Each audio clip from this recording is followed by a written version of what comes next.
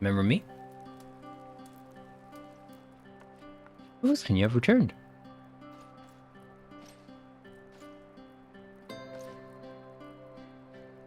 You've been well, you and the others? As well as we can be.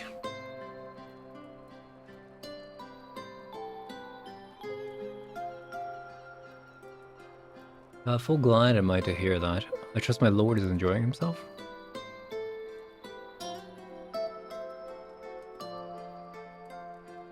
He said this to you? These exact words? Well, to know he's happy, it fills my heart with joy. Thank you, Voskin, for taking care of him. When next you see him, please tell him not to overexert himself, futile his request though that is. And tell him that all is well here. The peace you gifted us continues, and work hard to build new lives for ourselves. And the course of this we occasionally bigger, we've never been more optimistic for tomorrow. I mentioned one dilemma will be the question of our governance. Even as we speak, debate rages on over how we should run the city in the exile's absence. We started in mind that the Semblance Council should continue to oversee the general running of the Crystarium, while representatives are elected to determine policy and handle diplomacy. Thus far, nothing is set in stone, but whoever we choose to proceed, however we choose to proceed, we will not replace our lord. No one could.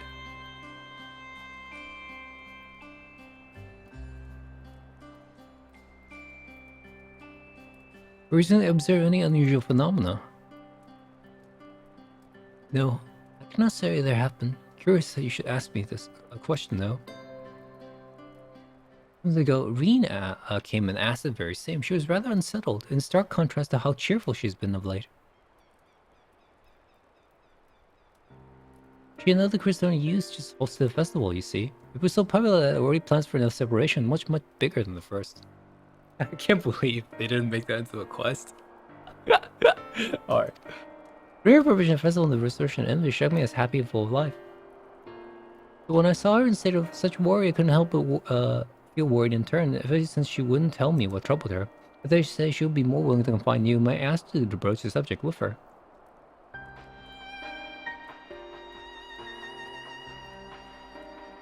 We should enter the Umbilicus? Very well, I should fetch your key at once and take the opportunity to find Reen. Please wait for me in the city in front of the Cabin of Curiosity. Shall we say, I'll be along as soon as we can.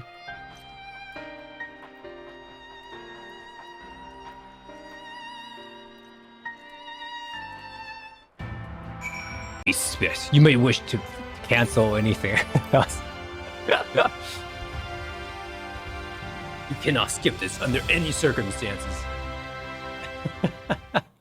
Alright.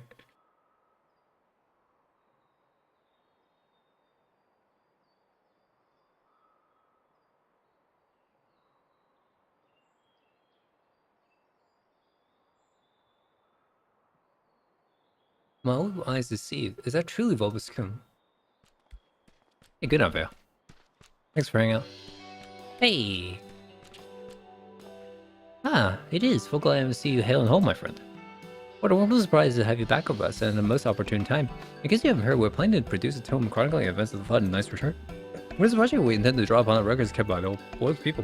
Historical and contemporary first-hand accounts will be the centerpiece of the tome. Yours will be the one to ground them all. I've been asked to contribute a chapter on the soul, a subject that is key to understanding much of your endeavors. In the course of developing the spear vessel, I gained valuable insight to traveling beyond the rift, knowledge that will allow me to test your existence and deeds.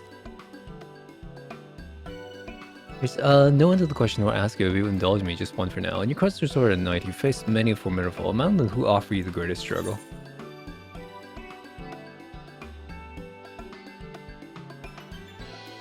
Wait, what?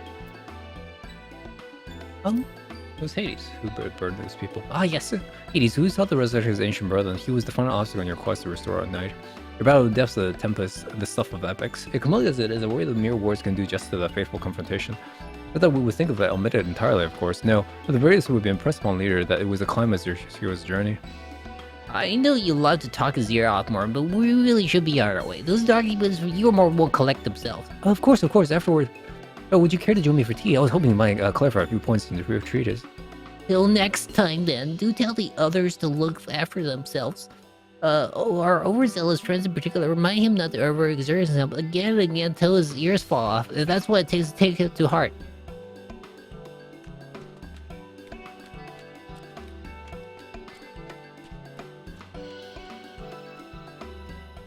A bit of like Heaven's Ward Foundation quest mechanics happening right now in first person. Is that the Warrior of Darkness? Yes, the Warrior of Darkness. Hey, little one. Sim is really him. What are you doing here? You're going to battle, give you some medicine. I made it myself. Hell, good job. Ah, best not, Ricky. You only give my stomach ache. We came to see more and to get his advice. One of the guards finally agreed to teach us how to fight, but first we need to choose a fighting style. Well, I know I want to be a mage. Akela isn't sure. Magic isn't really thinking taking up an axe or the sword, or maybe the bow. They all seem alright, but it's hard to decide, so I thought I'd ask more, and he knows about lots of these things. He isn't here? Aww. Oh, what do you have the Warrior Darkness choose for you? What do you think best suits Akela's axe, sword, or bow?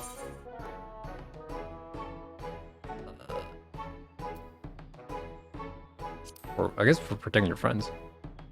Sword, if you took up the sword, you could just like...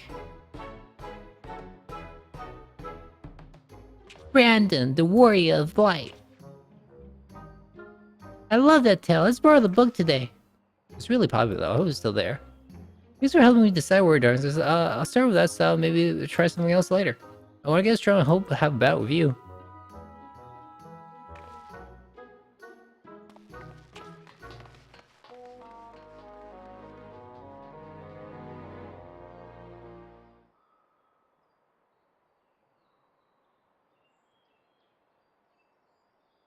We won't see the Yulmore folks, will we? Or even the Lolly folks?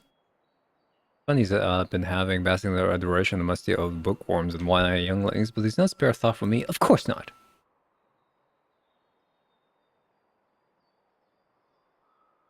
What? But you were always with me, Theo.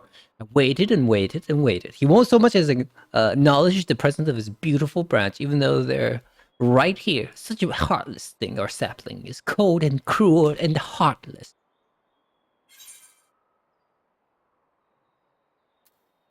Oh, faithful Theo, the loveliest branches, how I have missed you.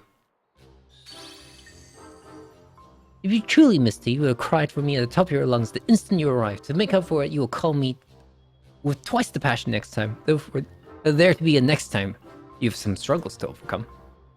But my Dorper sapling, the war is on the verge of destruction, isn't it? How do I know this? Join as we are, spying on you is simple as sliding down the back of a rainbow. Without an aid in your quest, but the fate of we faithful is bound without the star. Where there it goes, so too do we follow, such is our way. The most I can do for you is spare you your pain, by gifting you the sweetest of eternal dreams.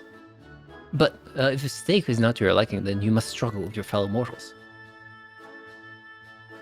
Well, here are the ones we're waiting for, I wonder. What manner of conclusion waits at Tale's End?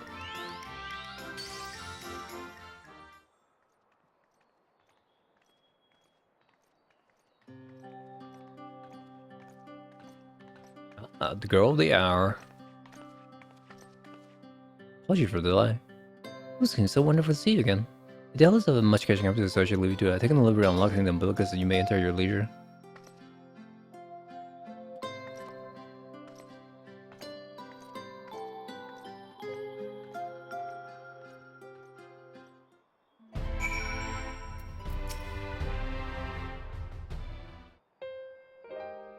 I'm relieved to hear that everyone's well. I had a feeling like a bit of my spunk that was afraid something might have happened. Remember? Maybe I'm overthinking things, but it's just that... I'm the Oracle of Light, but I've never spoken to Hydaelyn, never once heard her call. Even so, I've always had this feeling deep inside my connection to something immense. These past few days, though, the connection was wavered, and if that meant something that was distant, then close, then distant again. Then the other night, I was jolted awake by the feeling I'd been completely severed. Wanting some fresh air, I went to open the window, and to my horror, the sky was ablaze like during the star shower. Guess the echo as well. Then I blinked and everything was normal. The next day, no one said a thing. No one else had seen what I had seen. As far as I could tell, nothing was out of the ordinary. I began to wonder if it was a figment of my half-remembered dream. What are you not telling me? No, please. It doesn't matter how terrible it is. The final days.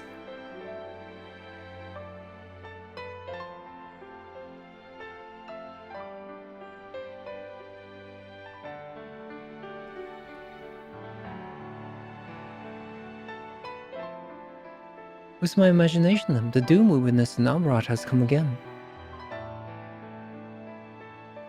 Can't believe it. Like I told you before, all is well here in the first, so don't worry about us. Please, look only to the threat before you. We're fine right now, and even when we're warned, we learned how to survive. If the final day reaches us here as well, we may be sure we won't go quietly.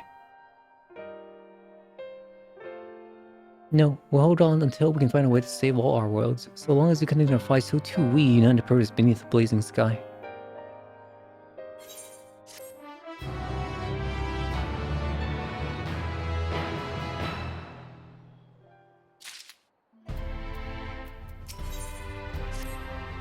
Flower. You headed to Endwalker to consult the Elpis, right? If this is considering my own speak of Lena, this is how we might best prepare for the final days. So it's farewell for now. We'll see each other again. I'm certain of it. Keep! I've come! Just reminded me of Diablo 2. You may enter the palace. You may not enter the palace.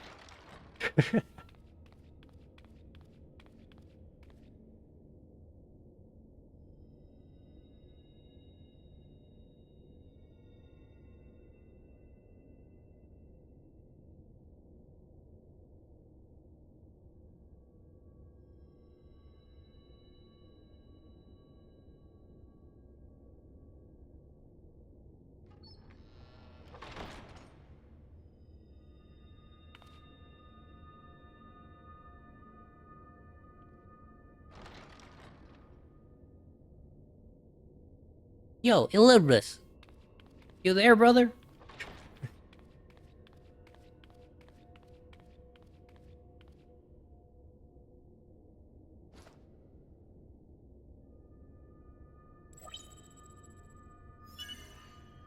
Biometric authentication complete. Please state your business. Oh, I'm looking for Elpis. Acknowledged. Reinitializing Circus Tower systems. Searching for Elitibus entity.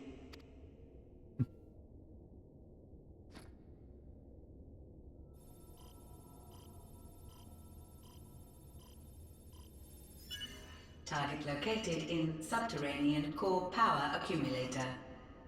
Projecting image. An image. My home. My friends. No more than a dream.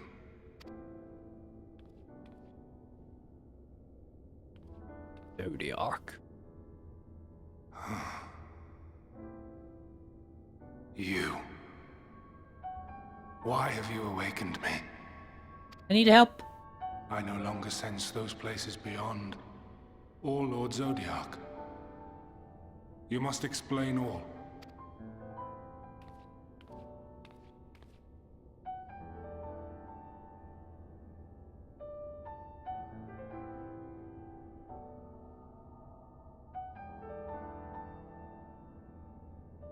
So, he is fallen, and my brethren's souls returned to the star.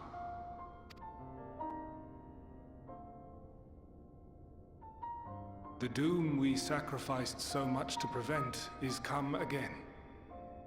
Old burdens now yours to bear. But if this is Fandaniel's design, then I, as Elidibus, have a duty to fulfill. Your unsolicited act has restored to me some few memories of the convocation. Such knowledge as I have, I will share.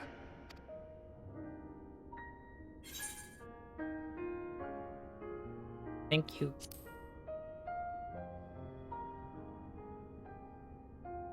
I do this not for you. I merely perform my duty, as I have ever done. Oh, come now.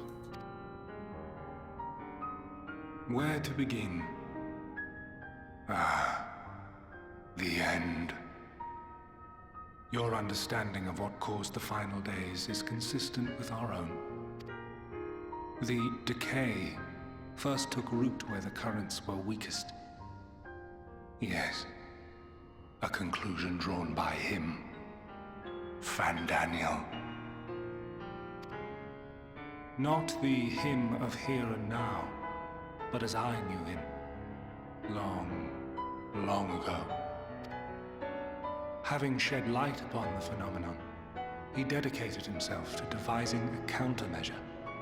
Were it not for his knowledge of the Celestial, we would never have made the connection, and thence forestalled the final days. And though he inherited that noble soul, how different this last incarnation, so consumed by self-loathing and hate.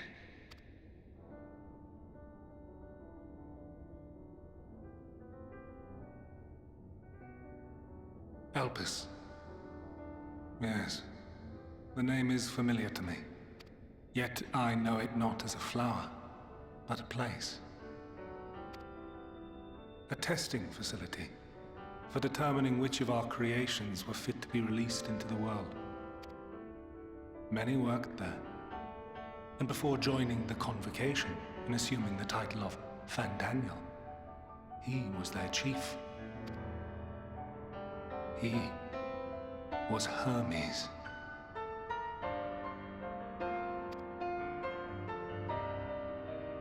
Didn't we hear that name in Eden?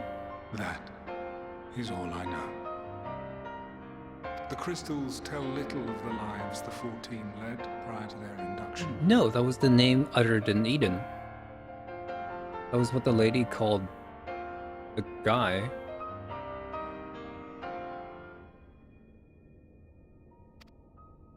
Elpis itself would tell even less. Nary a ruin has survived. Nenny? Wait. I saw you there. In Elpis. You mean you saw our Aman? Yeah. No. I did not. But I did. I did. A lingering trace of impossibility. And a truth that fills my heart.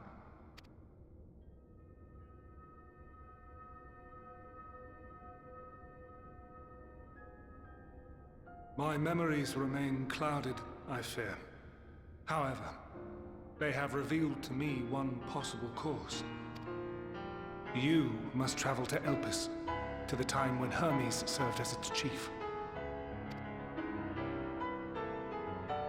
In glimpsing the Exarch's memories, not only did I make his summoning magic mine own, I also mastered the workings of this tower, which, having absorbed my empowered essence, now harbors an abundance of energy. As such, I believe I can deliver you unto the past, unto that place and that precise moment. Given the eons that must be traversed, the gateway will not be fully formed. Your form will be less tangible still than those warriors of light I had summoned. In all likelihood, none will be able to see or hear you. Yet even should you manage to interact with others, you will be unable to effect meaningful change. Alright, there's the narrative For the stuff out of the reality way. you wish to save, the reality to which you must return, exists as a result of the final days. You cannot reshape the past to undo the tragedies of the present. Cannot unmake the sorrow and suffering fated to come. In full knowledge of this, will you still entrust your life to your foe and make the journey?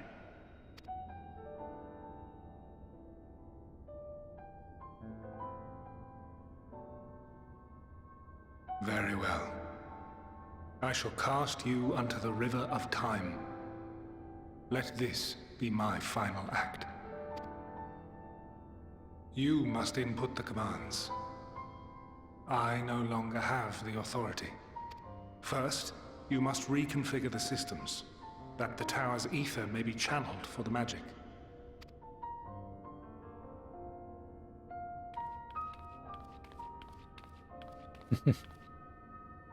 These are the rules for my tower. We can't do this, you can't do this, you can't do this, you can't do this. Okay? Okay. So you're gonna set my mind through time. The preparations are complete. The gateway will soon open. Return at once to the ocular. Hopefully you don't send time through my mind. Avengers of reference.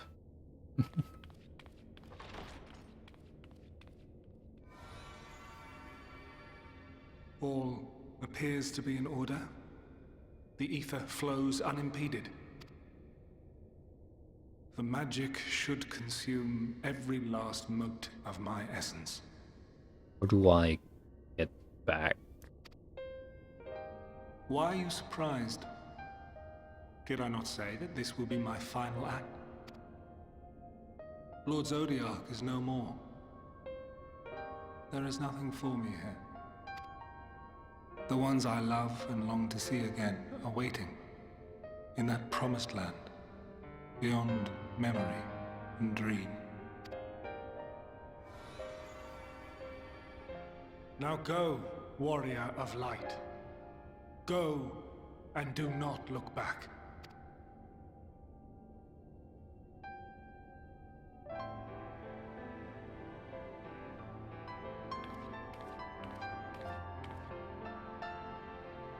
Well, Hydaelyn, I take my leave of you. Yours is the mantle of the last of us. May you have the joy of it, the burden, and the solitude. It falls to you now. You and your champion to save our star.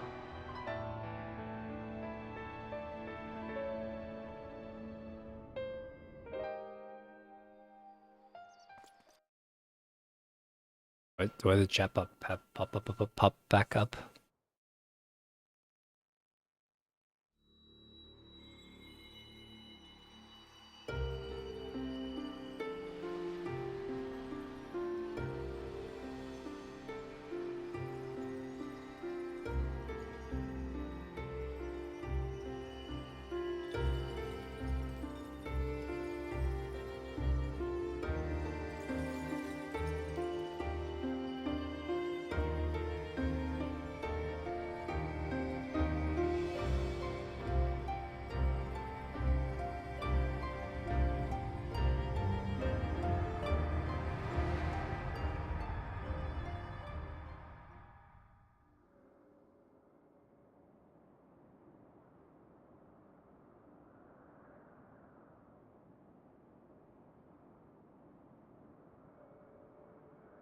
I'm a ghost. Ghost. I'm a ghost.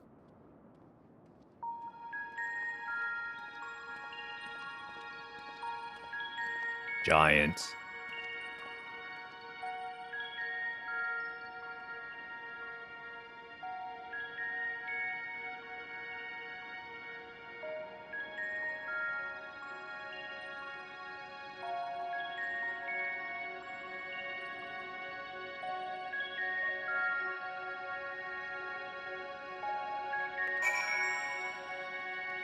It's like device.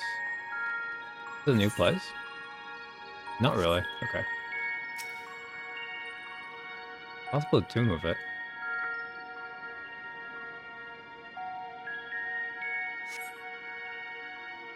If you fail, you can only assume operates differently.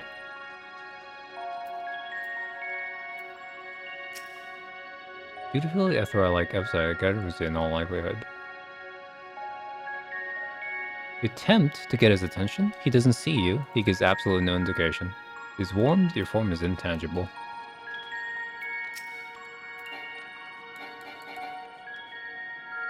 This is the right place? Propylion? The facility is called Propylion. Propylion? Attempt to prod to get their attention. Feel nothing, neither does she. I can't whisper.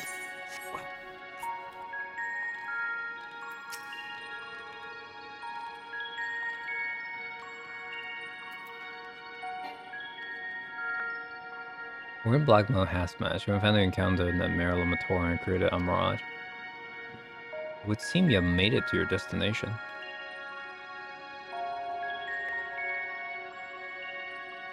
You just still just gesticulate wildly, shout all manner of greeting obscenities, but the man does not swing and glance your general direction. What? Oh.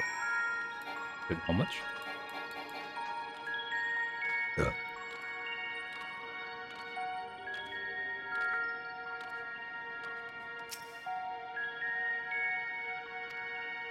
Can I open it? I can't open it, we're in big doo-doo.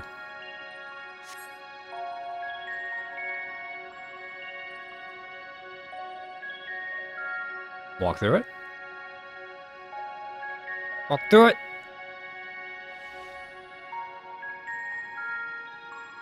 And here we are, Elpis. And Daniel? Well, well, how rare to receive you in person. To what do we owe the honor? Oh, just a few odd tasks. We'll be here a while. You're welcome to stay as long as you see fit, of course. As a matter of procedure, however, I must ask that you kindly remove your masks.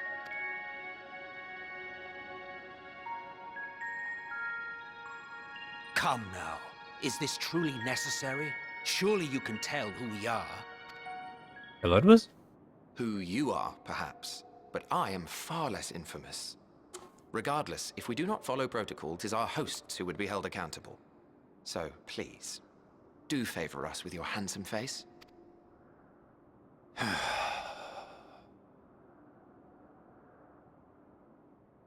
Lord Hades.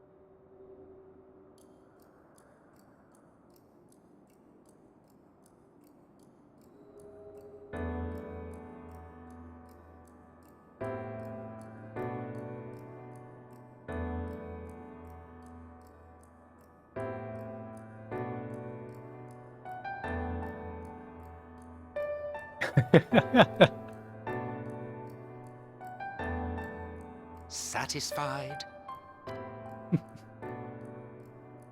I thank you for your cooperation. You are free to go about your business.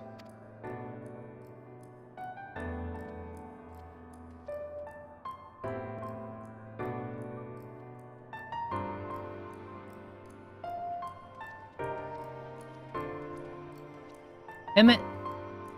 Emmett, over here! By the by, you see it too, yes? Huh?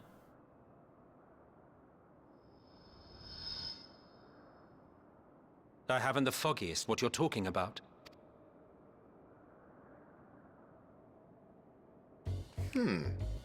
That's odd.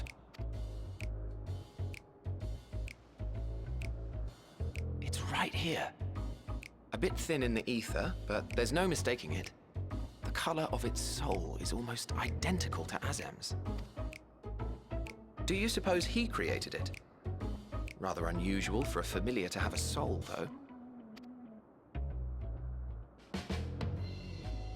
Emmett! Don't ask me. All I know is that it's trouble. Doubly so if it's his spitting image. So let's leave it be. Come now.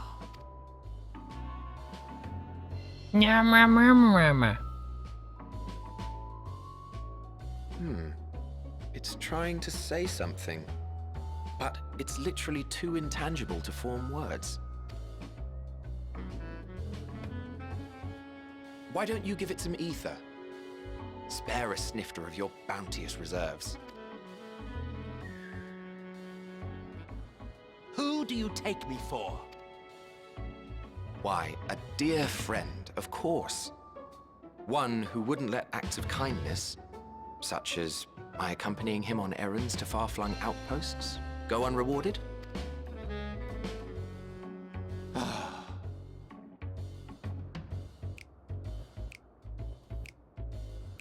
Either me.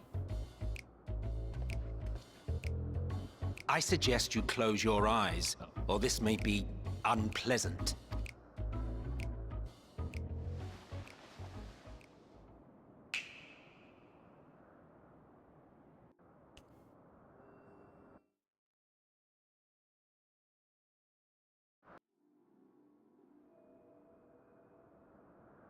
You may open your eyes.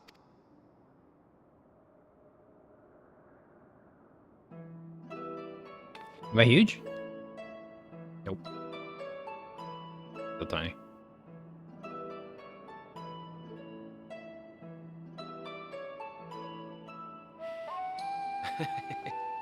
Still a touch small, don't you think? The size befits its proportions. Besides, bigger is not necessarily better. I will defer to your experience. Without further ado then. Oh. Greetings. I am Hydaelyn, Chief of the Bureau of the Architect. Sulking beside me is the most honorable Emmett Selk of the Convocation of 14. And how might we address you, my new friend? Murmur. A fine name.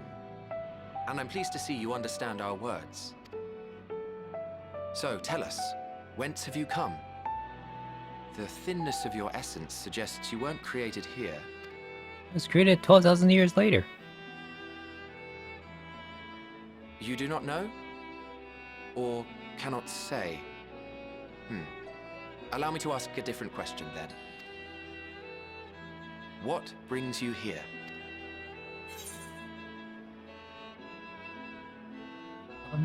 I want to learn about Elpis.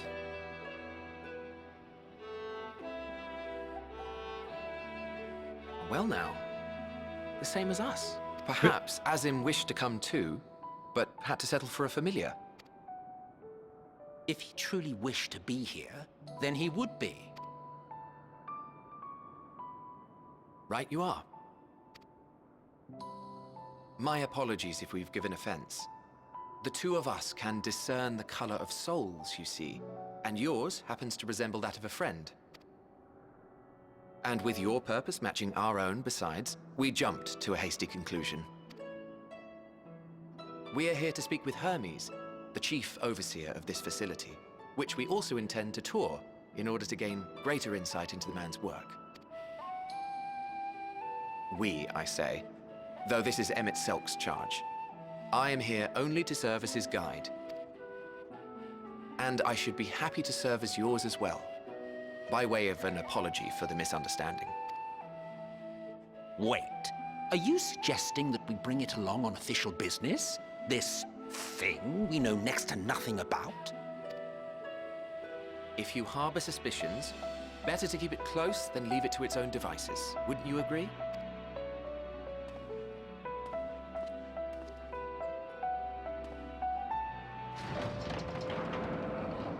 Besides, having a mysterious life form in tow is the norm rather than the exception here.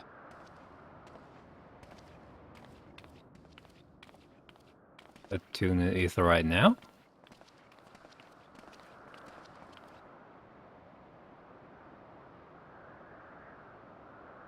Welcome, my friends, to the testing ground of creation at Heaven's Edge, Elpis.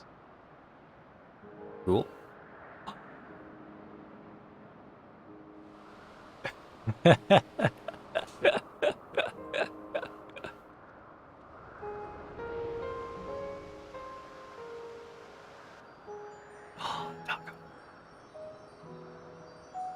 This presence. That's oh no. Extolos? Always Extol, yeah. Something. That Hermes? Hermes! Visitors! We Yes.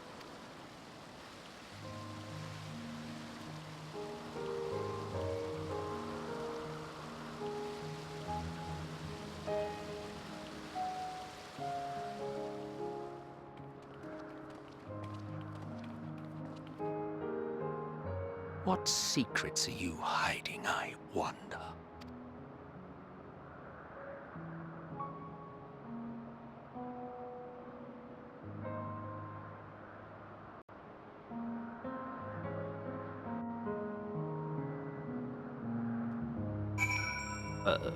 Oh, I guess. Oh, that wasn't a real room, technically. Okay. Oh, it is a real room? Oh, can I... Nope. Okay. It's worth a try. I can do stuff. Thanks, Emmett.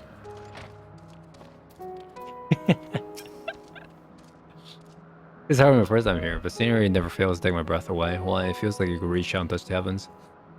Begin our guided tour. Perhaps you already know these things, but for the sake of thoroughness, let's just start with the basics. Using the concept given the shapes of ether, Magnetic allows us to bring forth anything we desire, be it nanobiology or living things.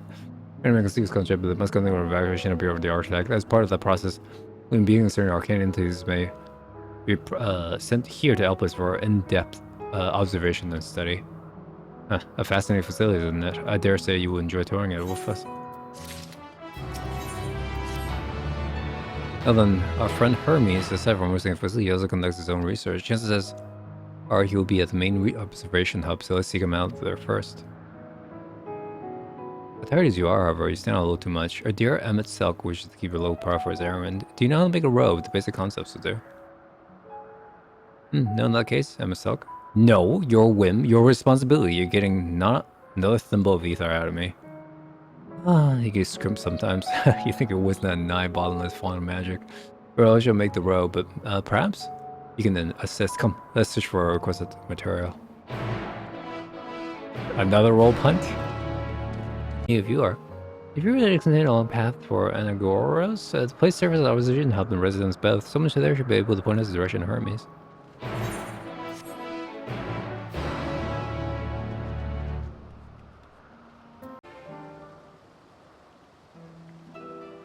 Yes, can I help you? I wish to speak to Chi Hermes. Do you know where we might find him?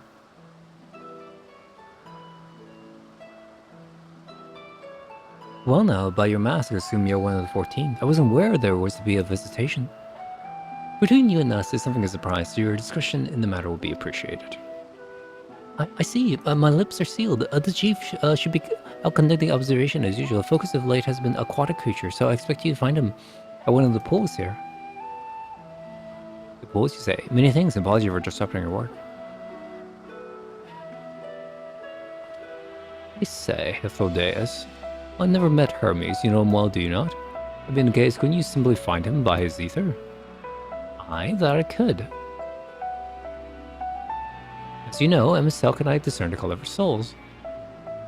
By the same token, we can also see ether quite clearly and from great distances. With this skill, I could really locate Hermes, but I felt that it would be a waste of an opportunity. We're here to perform an assessment after all. By searching the ordinary ways, then gain insight into Elpis, the man in charge of it. This is much for your own enjoyment, like it is not, but point taken. If you're going to accompany us, make yourself useful, and help us look for Hermes. According to his profile, he has short, dark hair. But you know, it's because we're in Elpis that we don't have our cowls up, a special exemption due to the need to be aware of dangerous creatures. Elsewhere, we do not exhibit our individuality. It's unseemly, this is all common sense, but I would not assume you possess any. Yeah, it's a rare treat indeed to be able to search for someone by their appearance, and I thank you for humoring me. Come, let's find our man.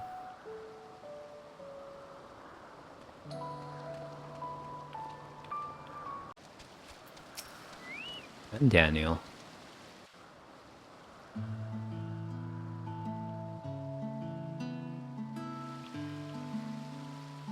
Axtolos.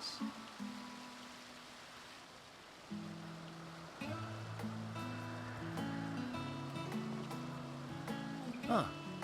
You are... Oh, Yes? different.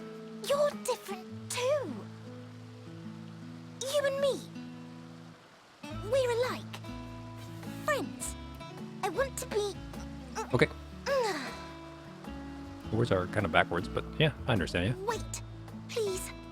Wait. Waiting. Greetings and salutations. Can you hear me? Do not be alarmed. I mean you no harm. I wish only to hear your words. I have no voice. Share your feelings and know your thoughts. May we please be friends? When? May we please be friends?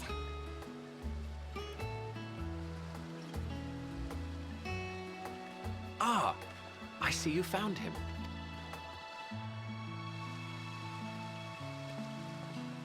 Hydaelyn. It's been a while. Too long, I think. Too long indeed for close collaborators. On this blessed occasion, I bring not only myself, but others who long to speak with you.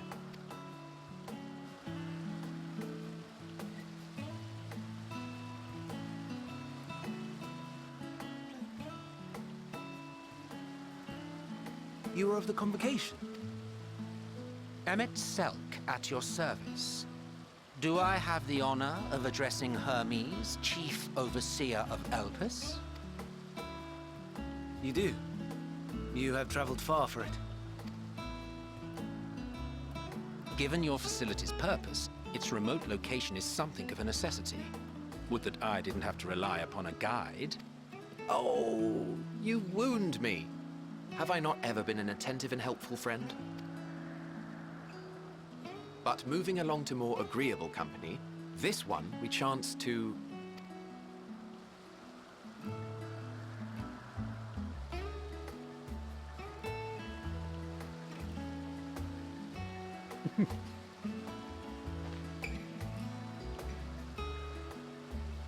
Well, you certainly have her attention. Is she one of yours, Hermes? Her name is Meteon. It means shooting star.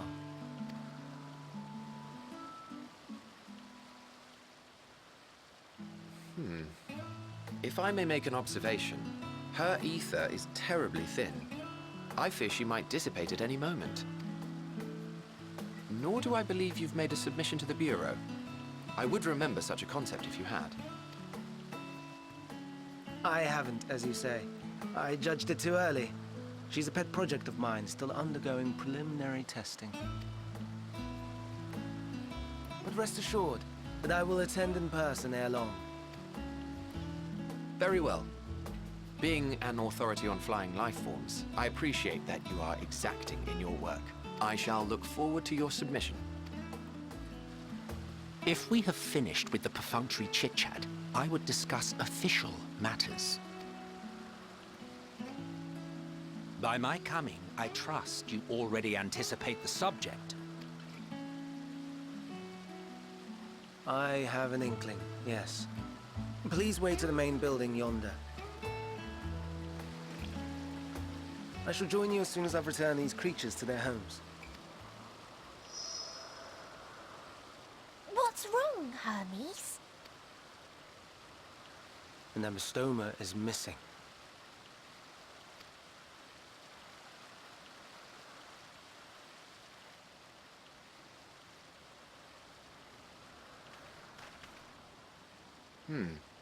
I may have found it.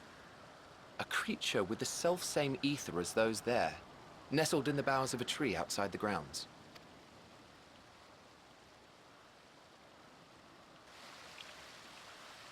You're saying they can climb, with their sorry excuses for limbs? The fashion has been to imbue aquatic creatures with the power of flight, ever since the words of Metron created a sky-swimming fish. The ambistomas too can fly, if only slightly, and they could conceivably climb a tree. Whether they can come down safely, however... Excuse me.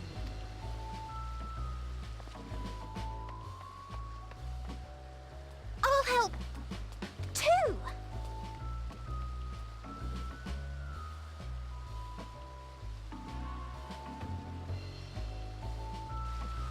And what are we supposed to do with this lot? May I suggest we split up? If you would be so good as to assist Hermes, Emmett Selk and I shall keep an eye on these adorable creations in the meantime.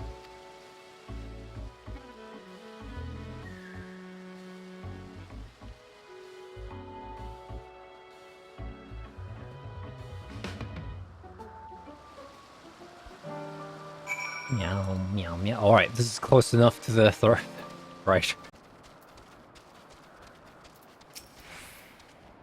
Found their quarry, a creature known in this age as the Ambystoma. It was safely extricated from a tree. Hermes appeared to have found himself in quite the predicament.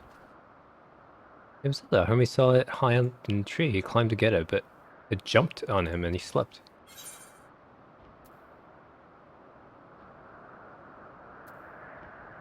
Do you need a hand? I'm fine. I feel a little embarrassed. You stand back.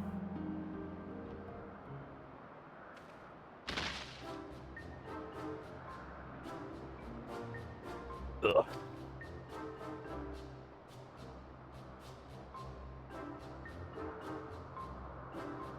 Are you alright? Been making a worry, Metron. About both you and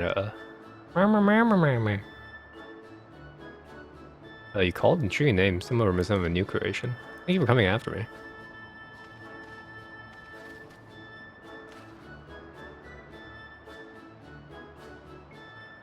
You must be more careful.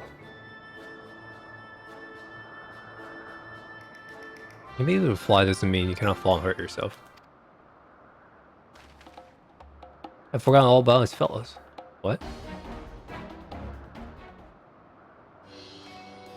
Truly what relief. I think I myself and Hydaelyn must have returned to them. First, the distraction out of the way.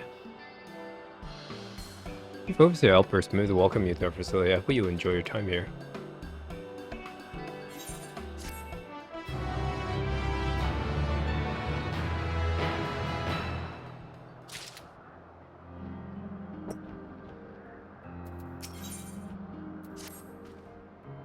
Let's keep the other ways. Then return to the Anagnorises.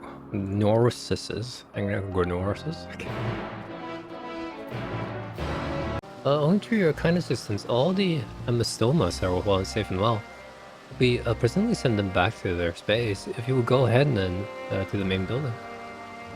Upon entering, you'll see a table and chairs, a meeting area. We speak there. Take care, not let the creature slip away again.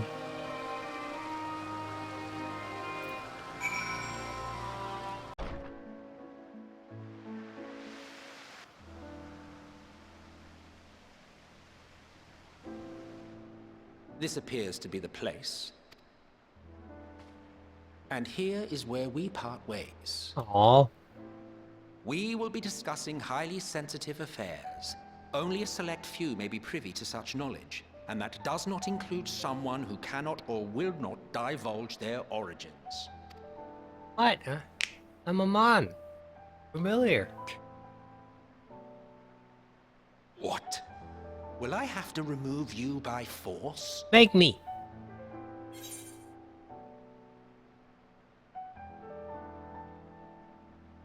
I got important things to say to him as well. Yes, I'm sure your business with Hermes is quite pressing.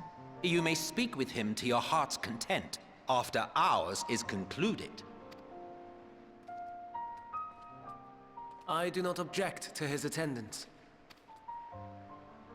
Hermes, this is highly irregular.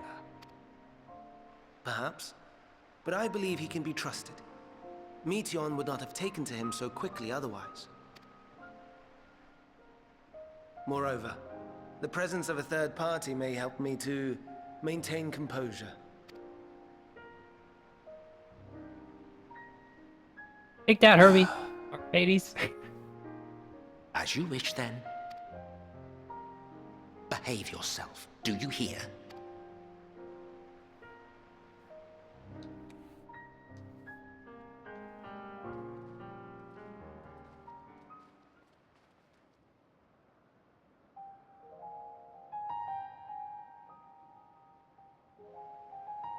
So, it's finally happened then.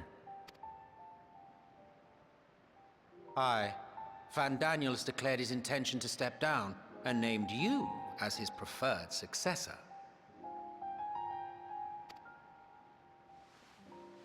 Oh, so the name Hermes is In transferred? recognition of your knowledge and your works, the Convocation is giving the recommendation due consideration. As one who does not know you personally, I am to use my impartial eye to take your measure. And above all else, to ascertain your disposition towards the invitation.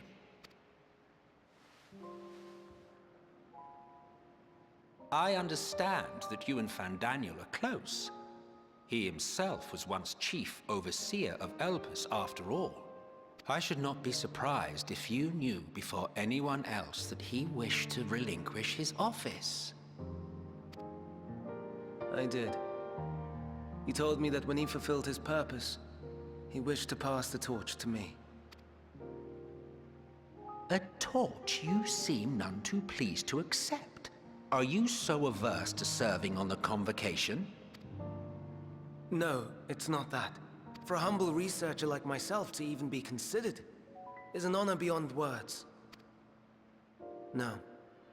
What troubles me, what I struggle to come to terms with, is the very fact that Van Daniel is stepping down. Does this not mean that he will return to the Star?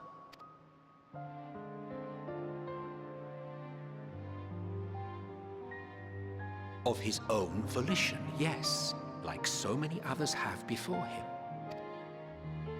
Return to the Star? Does that mean die? Well now, that's not a word I hear often. Is that what you say here in Elpis? Mankind is the life of Atheris. Each of us, a drop of blood flowing through its veins, bearing sustenance. In our finite time upon it, 'tis our duty to make it a better place, that all who call it home, now and in future, may abide in happiness. To that end, we have dedicated ourselves to the pursuit of enlightened creation. And by our efforts did we transform this once untamed wilderness into the peaceful paradise you enjoy today.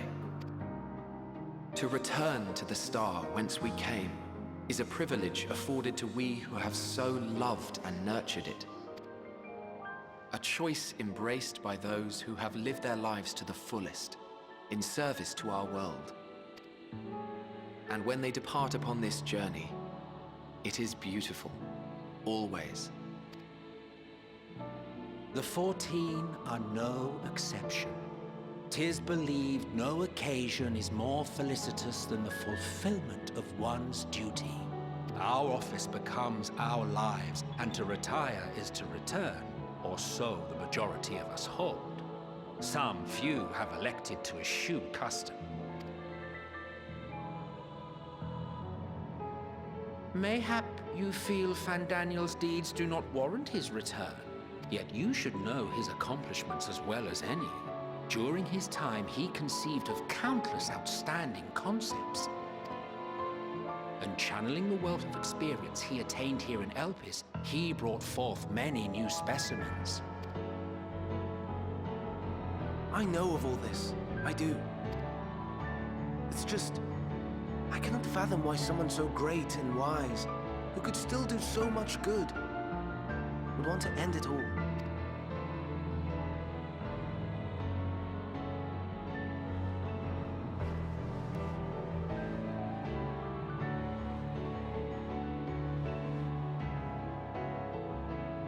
Oh no.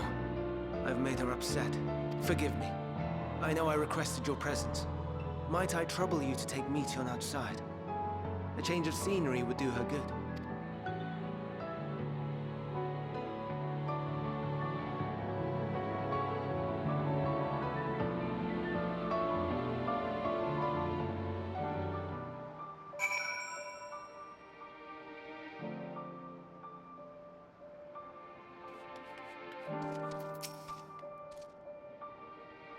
Didn't mean walk. Perhaps we can go for a walk.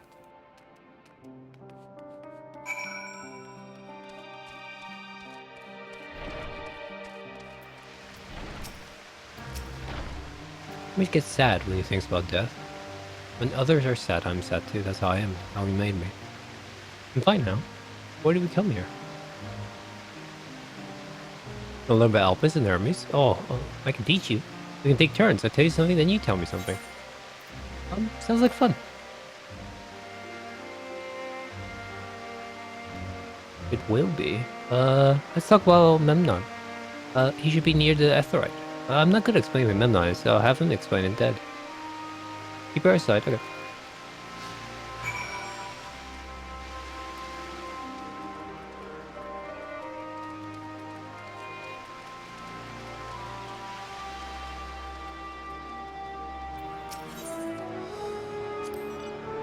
Anyone can use teleport anywhere. Maybe not anywhere. Not on the ground of the other house. For that, you need teleporters. Oh, and permission. Over here. If you look a person, you can easily pass for a toy. I assume you're familiar, or like a Meteon. Is there something you need? Can you teach him about Elpis? He only arrived familiar, is he? I should be glad to introduce our fair facility to him. It's mankind's duty to make the star a better place. As part of the duty, employ creation managers to bring forth new life. However, we cannot simply release our work into the world, for it will lead to chaos. No. Any and all life forms must undergo extensive testing to determine their fitness to exist. Testing which is conducted here in Elpis. Every candidate is subject to rigorous study, in which we identify the properties, surmise the habitat might be suitable, and speculate as to the effects they may have on the environment of the CC. Should it be judged a beneficial addition to the star, it will be allowed to take its place in the world. The two of you, too, were created with the hopes of making the star a better place. So heed your masters well and be good. Do you hear? We will. Thanks for a lesson. Take a turn now. I took a turn. Where did you come from? From the Crystarium, I guess? I've never heard of it. This place is important to you. I can feel it. Oh, my power. I haven't told you about it. A creation. Let's find a creation. One not being watched. Then I explain my power. Empathy?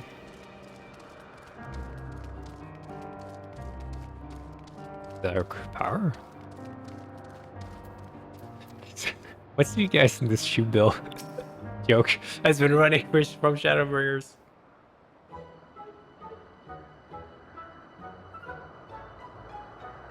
This creation is perfect. I don't remember singing before. Perhaps it's new? Maybe it didn't. I hope it didn't follow me. Anyway, I'll try reading his mind. That's my power.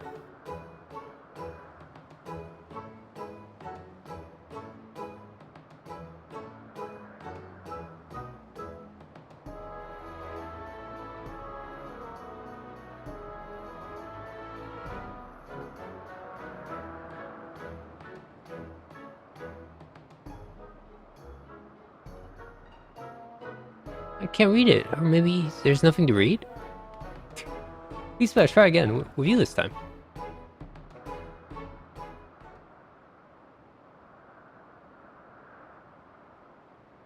Can you hear me?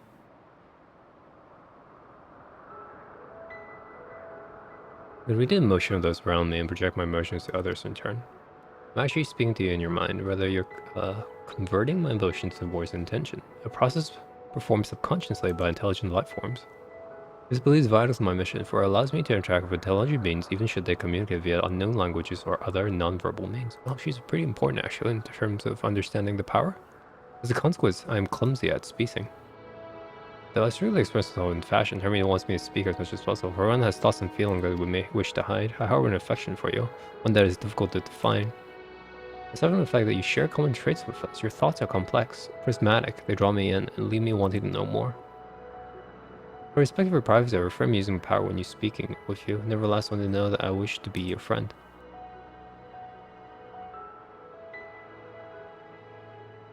Yep, heard ya. Now it's my turn. What are you good at?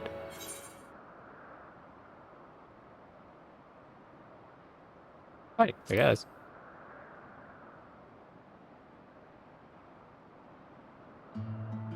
That means you're strong. Hermione is strong too. He doesn't like to fight. Even when creations fight him.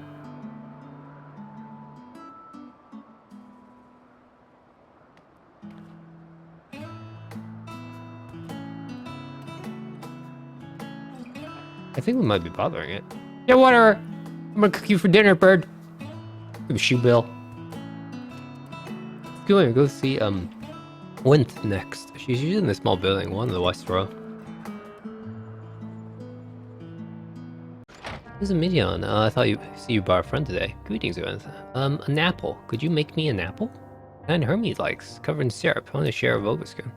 Oh, candy apple. Hermes is certainly partial to them, but you know you can't eat Midian. You weren't made to do so.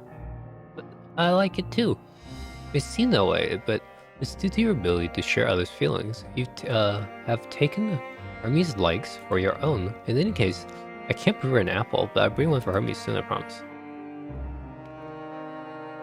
I want to show you my favorite thing, then I could ask about yours, but I failed. Start what I like. I like sushi. Oh, that's what you like? Yes, I can feel it. Your joy and happiness. It makes me happy too. Thanks for sharing with me, soon. Well, we talked a lot. Maybe Hermes has finished talking too. Shall we go and see?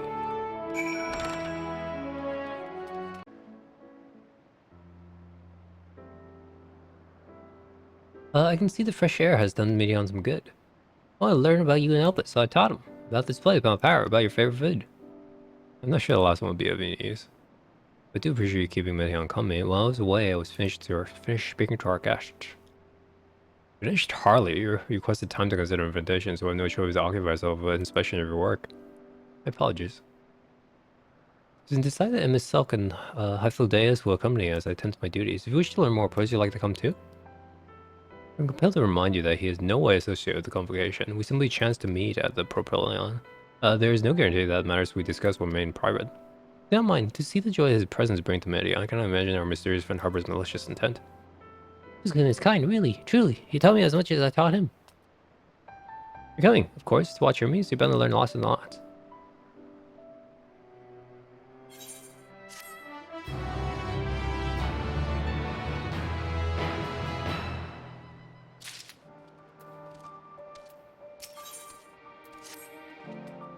If everyone's ready, there are a few questions I need to check on. First, we should return to the spot where we found the wayward Empistoma. Have a care when you step outside hub, for there are many unruly creatures about.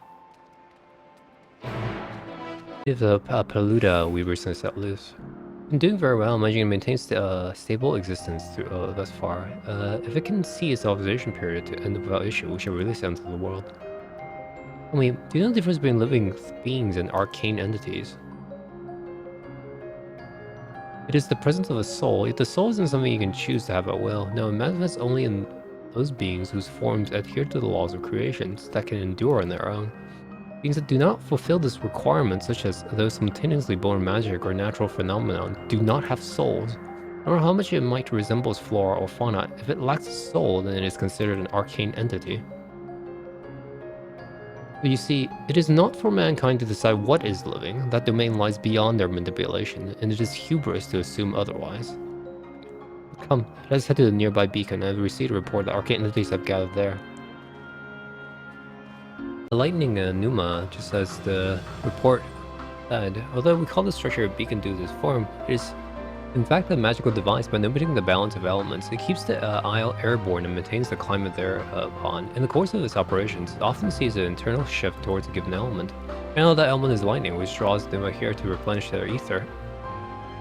It appears that Meteon is busy. Would you care to assist me in their stead and feed the Numa? Feed them? Okay. By using this lightning converter, you can harness the ambient lightning and focus it on as a ball. A veritable feast for our dazzling friends. Go ahead and give it a try.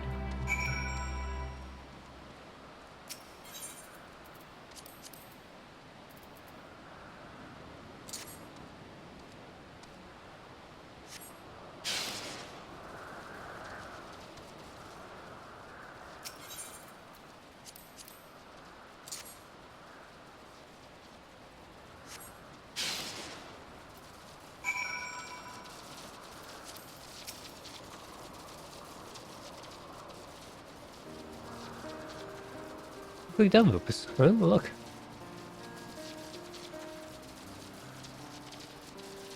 How they gather the feed, how they express themselves through their actions despite their lack of words. Speech is not the sole defining characteristic of a thinking, feeling creature, nor is silence indication they do not possess these qualities. But a soulless arcane entity such as Numa or their Thermal life forms such as the Petaluda all seek to perpetuate their existence, to survive.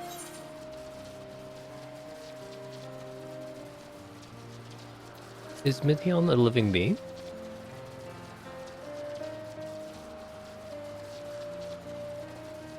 A good question. I can answer it from a theoretic standpoint, but ultimately falls on the Bureau of Architects' pass judgment. Those with external visions, such as Hydaelyn, may be able to ascertain her true nature. But to me, it doesn't matter. She is herself, and that is all I need to know.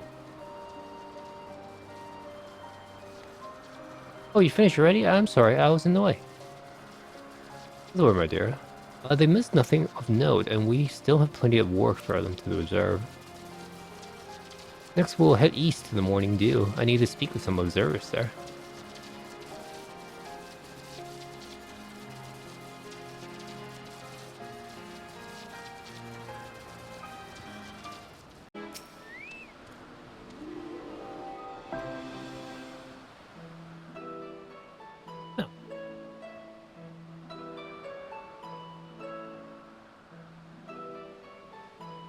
Amazing, is it not?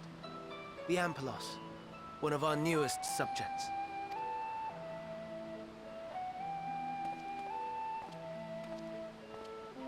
So, how are we coming along?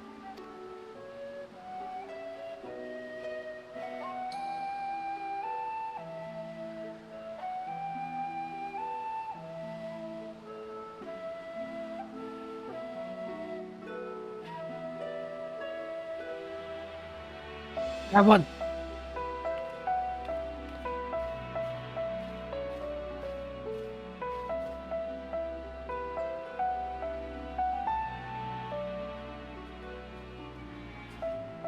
This place is Elpis. Those flowers. Elpis. Entelekis. Like me.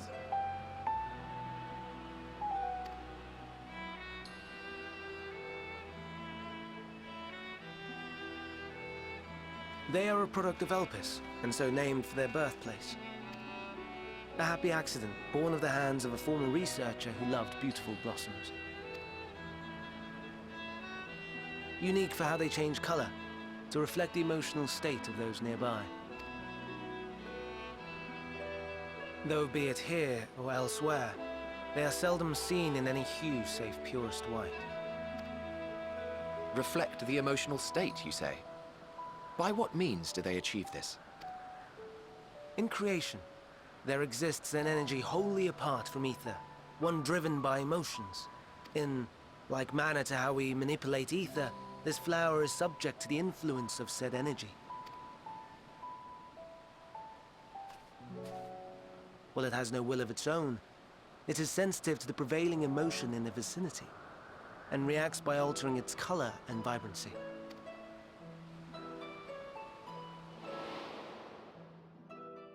Akasha?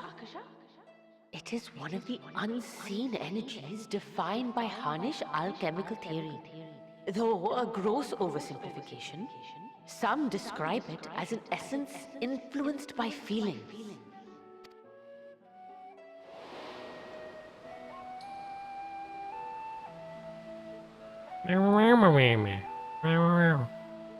Akasha. Though I'm not familiar with the term, your description suggests it is the self-same energy. Dynamis, we call it.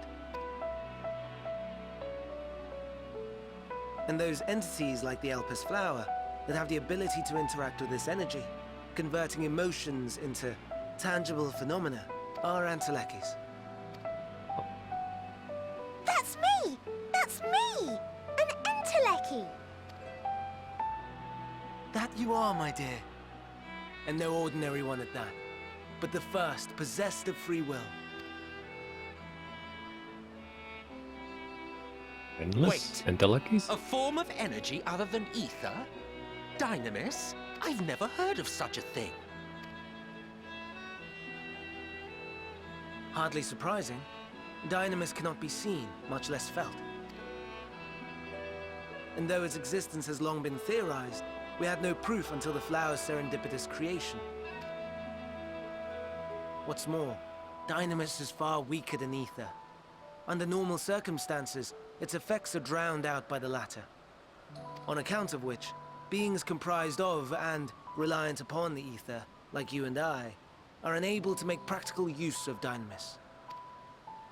'Tis a truly esoteric thing, known to but a select few scholars. Intriguing. Then, given the limitations you described, why create Meteor?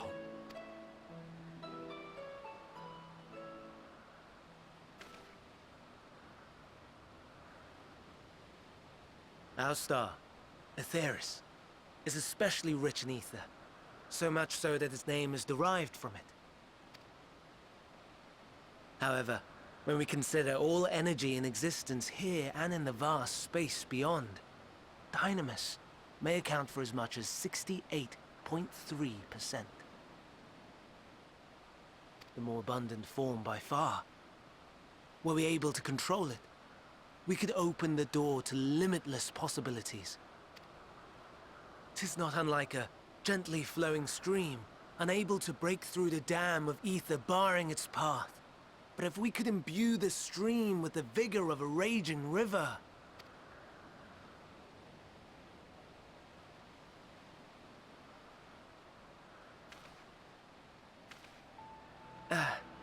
Not that I have such grand ambitions. Nay, I merely wish to create a being that could traverse the great expanse.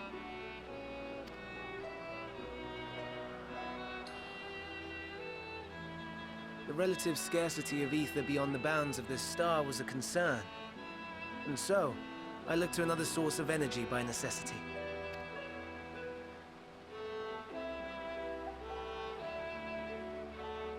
That being dynamis. No wonder her ether is so thin. Precisely. Yours is thin too. Like an entelechy. Like me. So... are we the same? Entelecchies.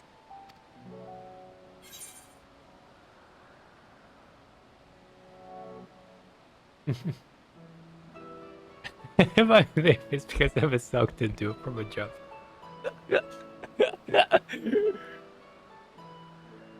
Well, I have been known to transform my limits with nothing but determination.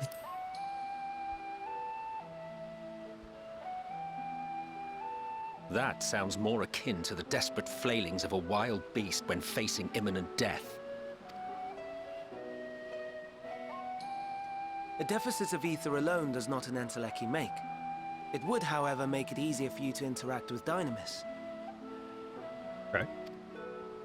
And limited though its influence may be, this quality could prove the difference between victory and defeat. You'd do well not to underestimate it.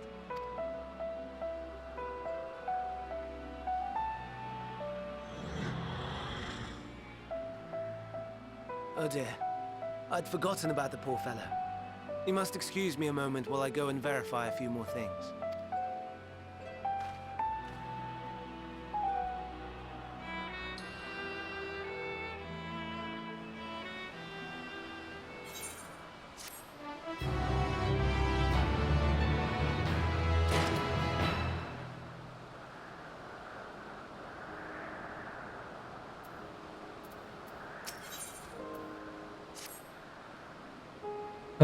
Not that I or anyone else would make sense of it, even if we knew, but it irks me to discover there is an entirely different form of energy, and no one told me. The personal annoyance aside, Hermes' knowledge is undeniably impressive, given that there are none among the 14 who specialize in the celestial. He'll be a welcome addition. Doesn't mean he can be persuaded to join, that is. I still can't understand his hesitation. Why did you join the competition? Oh, you wish to know why Sulk was chosen for convocation? I should be glad to share the tale. It began when... Not another word. You've forgotten to learn about Hermes, not me. The kick. My misspent youth is not your concern. Oh.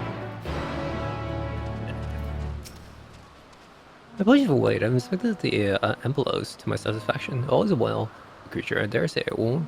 A belong area is released onto the world. Another creature, however, reportedly isn't faring so well. Carapathus? That is where we shall tend to it next. You've followed me, my friends. We should return to the main isle and head north.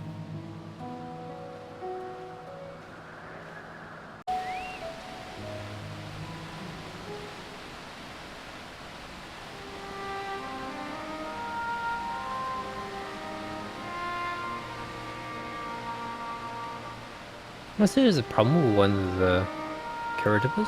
Yes? That's right. As you know, what? Is it Charidibus is based on a sea creature. Owing to the adjustment that enhances ability to wind, it is capable of flight. It's been a career from the concept, but all fly without issue, but a problem arose in subsequent generations. This 30-year creature was born with an etheric balance leaning strongly towards water. Its aquatic origin is reasserting itself. It would seem the result being its affinity to wind is diminished, and it cannot fly. No matter what we try, we can't get it to rise even the slightest bit. For such change manifests in so many generations, I fear they are too unstable, flawed. With your permission, I will revert the creatures and recommend the Bureau that the concept be revised. With its etheric balance leaning towards water, the Caridibus would indeed struggle to manipulate wind, yet it is too early to conclude that it cannot fly. Having failed at first, it may simply have developed the fear. I shall transform and fly with it, helping to manipulate wind until it finds its wings. What? You need to go to such length.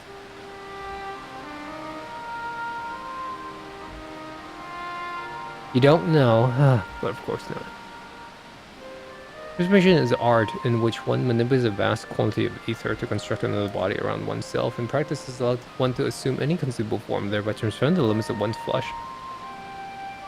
Convenient though it may be, transforming in the presence of others is considered vainglorious in the extreme, and uncouth and unseemly as running about robeless, shameful.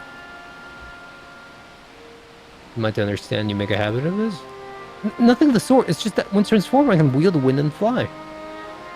It may seem excessive, but what is our shame next to the lives of those creatures? They deserve a chance, and we owe it to them to do all in our power. Be that as it may.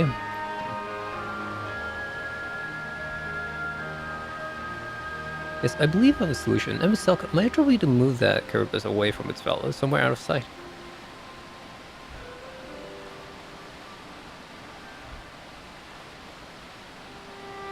Meanwhile, I'd like the rest of you to help me prepare here. Mischief's very scheming now. No mischief, assure you. I'll but spare you the need to report to your colleagues that Hermes committed indiscretion. So have a little faith and run along.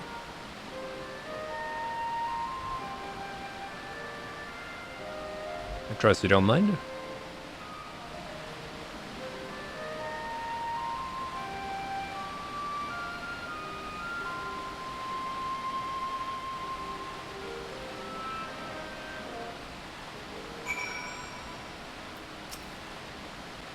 Emstock is outside. Good. Let's speak of then. It's stroke of genius, really. We have Emstock trained the curse for this.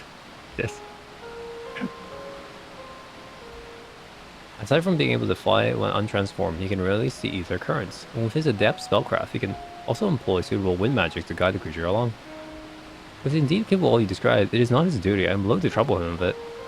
He'll be, as I mentioned, it will also be for his own sake. With that settled, let's begin at once. Why don't you go to this Emstock and tell him that you have a favor to ask. You'll be disinclined to cooperate at first, but you must be discouraged. With our friend, the trick is to be unflaggingly persistent. Off you go now. Good luck. I have a favor to ask. If Berger's scheme that is clearly not a scheme complete. Oh no, you don't. I'm not lifting a finger. Ugh, I don't know what this is up to, but I will not be made now. I will not be made to know. I refuse. Please, MXL. Please, Daddy MXL, help.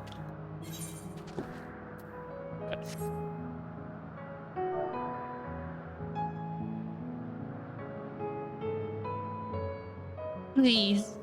Please.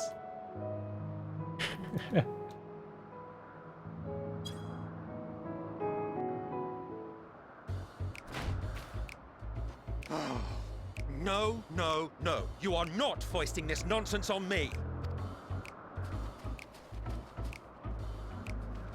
I'm given to understand you have the power to help the Charybdis, and should be quite willing to do so. Oh yeah, they did a good job of the foliage in this location. That's quite pretty.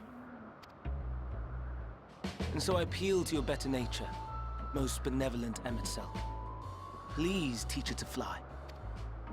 Or else Hermes will transform. Right now. Now, there's no need to go quite that far. Altruism is its own reward, as I'm sure he would agree. Oh, would he now?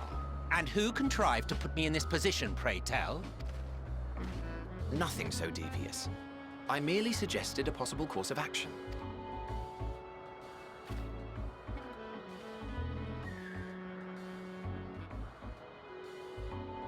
Please, Emet-Selch.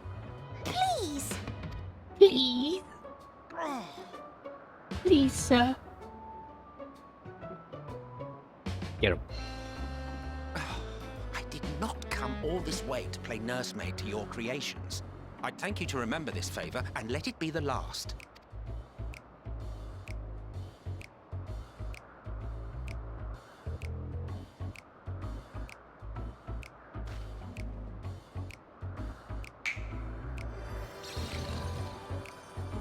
Ooh, look at you.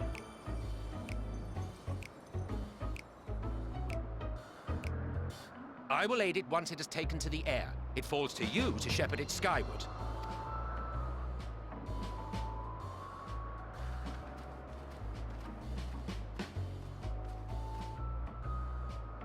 Well, let's relax and enjoy the spectacle, shall we?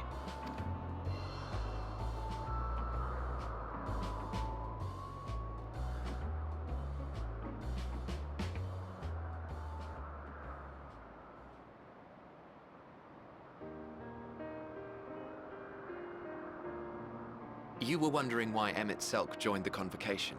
Truth be told, he wasn't the first choice for the office. I was, on the strength of my ability to see ether.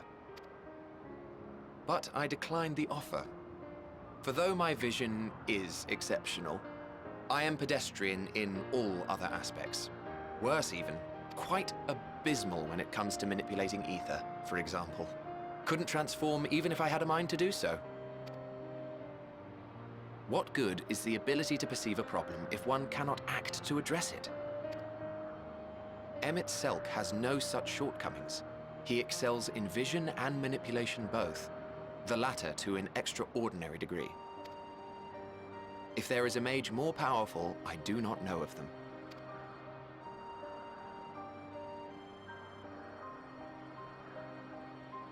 Thus did I recommend him for the office in my stead. And I wasn't the only one. Far from it. Countless others vouched for his skill and character.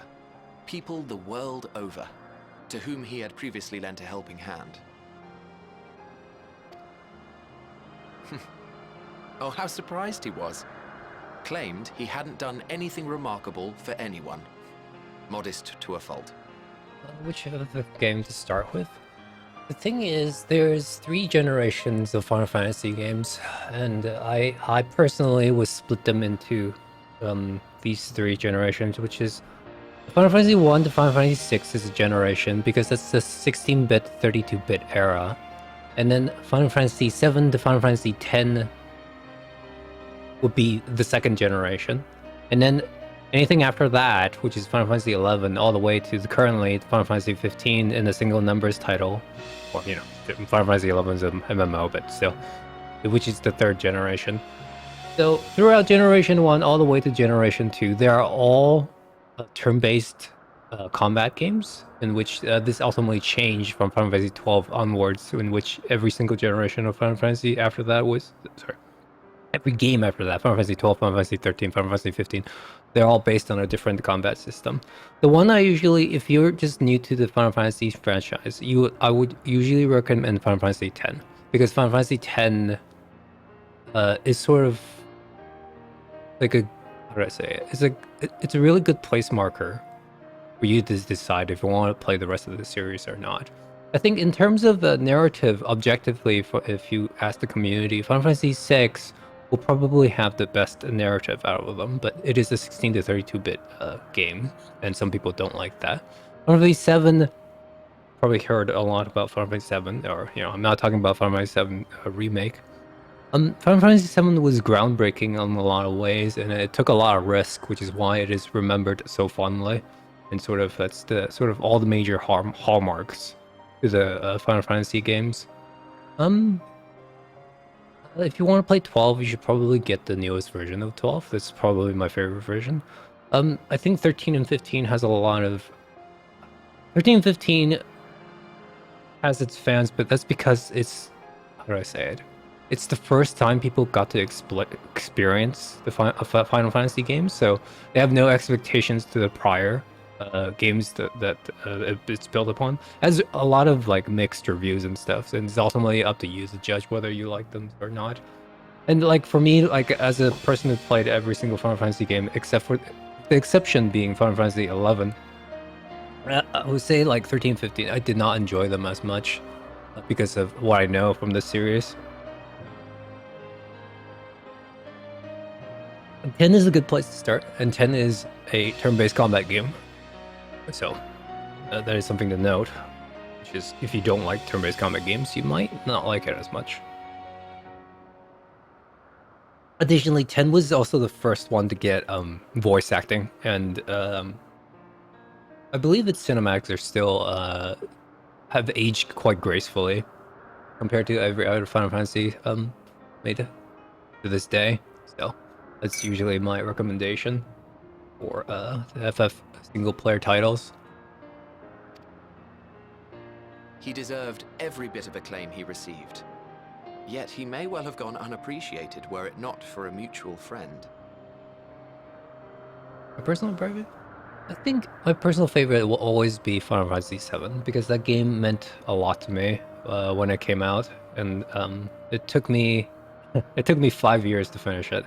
Not for the lack of trying, mind you, but it's just always, for some reason, losing the game as I kept playing it, and coming towards like the end of the 5 years, almost to coming to a realization that I may not ever finish the game, and actually, like, it's sort of like a miraculous moment. It's like, oh, I actually finished the game. It's like, oh my god. That was one of the first few times playing like a Japanese role-playing game I got to finish, so yeah. That's probably my favorite. And then like 6 will easily follow suit. And then I think 10 afterwards that. So. A singular soul who can't help but involve himself in the business of others. Where he walks, excitement is certain to follow. His antics irritate Emmett Selk to no end. But much of his grumbling stems from genuine concern. When our friend calls, he never fails to answer and lend his talents. And in the course of doing so, he himself came to be recognized and respected by those around him. They are truly remarkable individuals, and I'm proud to call them friends. To help them realize their dreams. This will be my greatest contribution to our world. And when they have fulfilled their respective purposes, so too shall I have fulfilled mine. And together we may return to the star. Look at me, spilling my innermost secrets. I can't seem to help it with you. I can only assume it is due to the color of your soul. I just don't understand how you can be so alike and yet so different. Well done, my pet. Well done!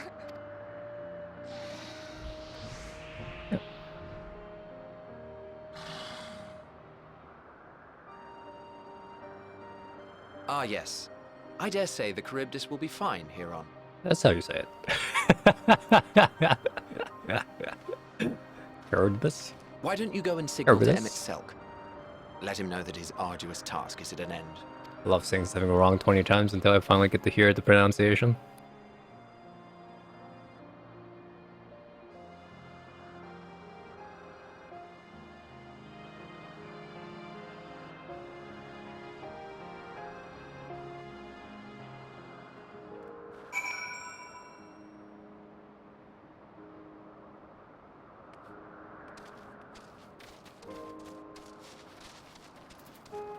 Flash wave. First thing you learn in this game. Did I click on him? Emerging from his reverie, he notices you and begins to descend with Elpis.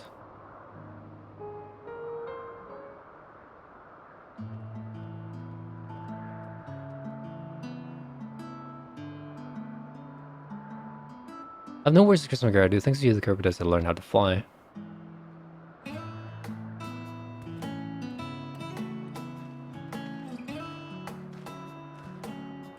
Oops, and I could relax and have a pleasant chat. I'm sure you did. Oh, because you needed some small assistance first. Someone was flying more or less on his own. I doubt you need to repeat the lesson. It was truly impressive. Look at this all from afar. The curve flies. With this, we've proven that even a creature with skewed etheric balance is capable of flight. But we helped it to achieve this. The Curvus is a herd animal. They will aid their straddling kin in the like fashion if and when the need arises. Even this is my ability to continue observing them, if that's what you want. If I'm still rather than hoping our idealistic possibility come to pass, would it not be simpler to have the concept adjusted? That way, we will guarantee the knowledge such as these summons are never born in the first place. These creatures are already here. We will not spare no effort in giving them a chance to survive. As you wish, Chief. As you wish. Gets more intriguing by the minute. How did this man become the nihilist that he was?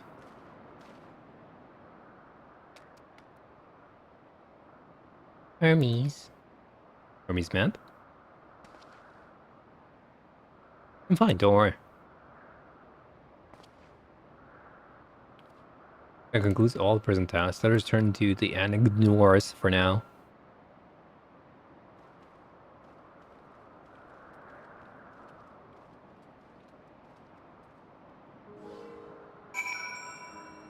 Here's your lettuce, Kenny.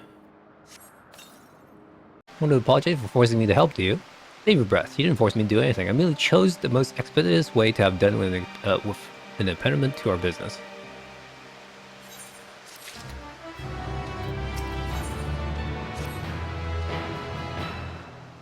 Taciturn, to say the least. Tell me, folks, in the course of watching me, have you learned aught of value?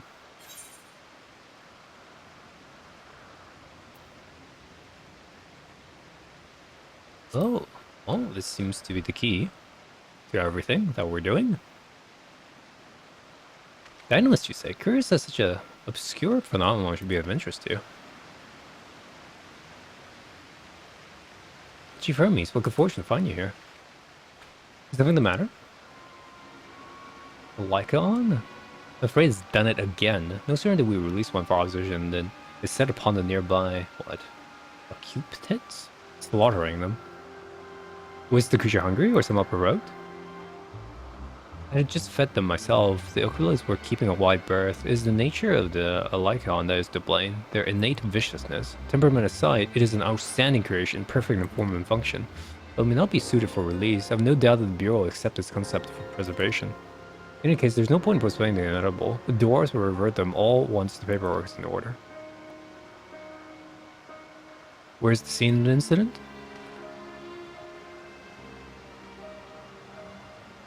Just off half the 12 Wonders. As you make your way, you should see it to the left. I don't know if doors is still there, however.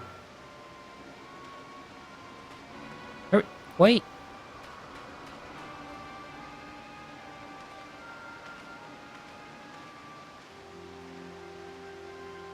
If this is part of his work, then I would deserve we follow. But... Well, searching person unmistakable. Lycaon was indeed responsible. There's nowhere to be seen. Doors might have taken away. The man makes his base at the 12 Wonders. Just go and seek him out there. Let's go search the area for good measure. Just to make sure the Lycaon did not escape. Let's meet the 12 Wonders when you're finished. Wait. It's down the path over the bridge.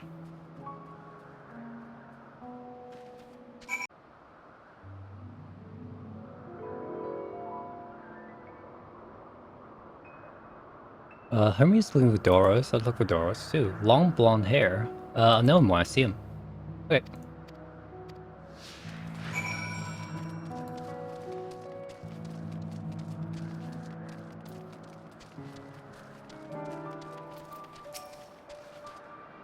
Median errands for Hermes.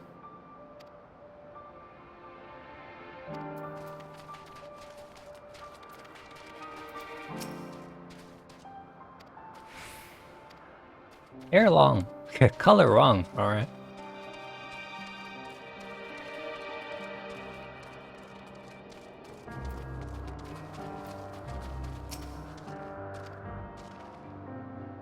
What brings you here?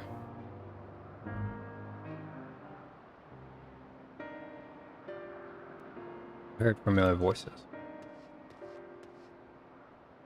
Does that help me search for Doros? Thank you. In charge of Lacones, I believe. Yeah. Lacones? Where are you now? On the fields and restraints, frenzy as they were, I couldn't well return them to Catissus.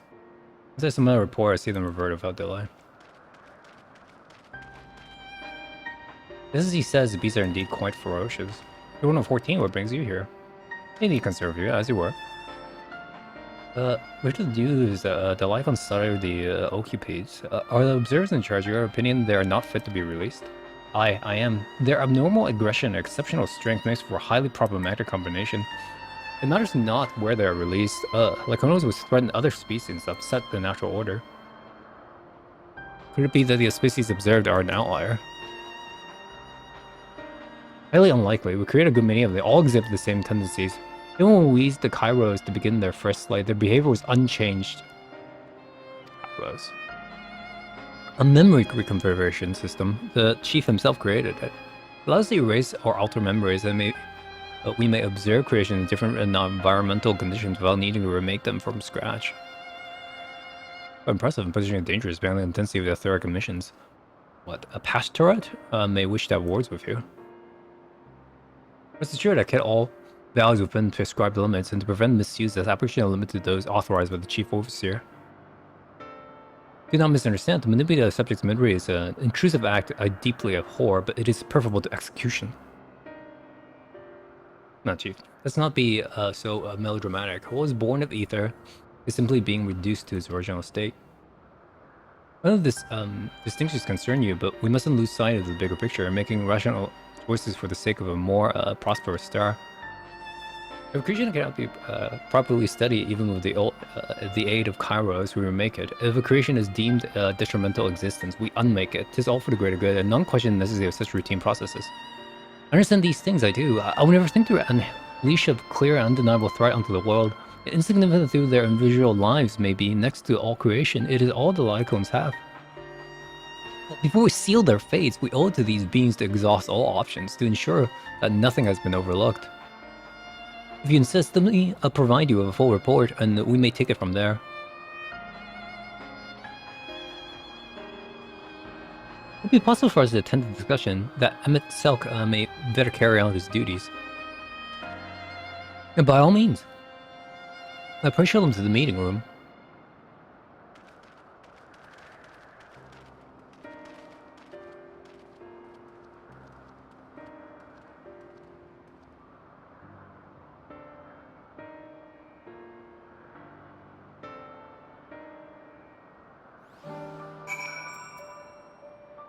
I'm afraid... because the flower withered in the presence of overwhelming despair, right? I'm worried that Meteon might come to an end in the same way. Other beings are just things. We use and control is like magic. That's what Hermes told me once.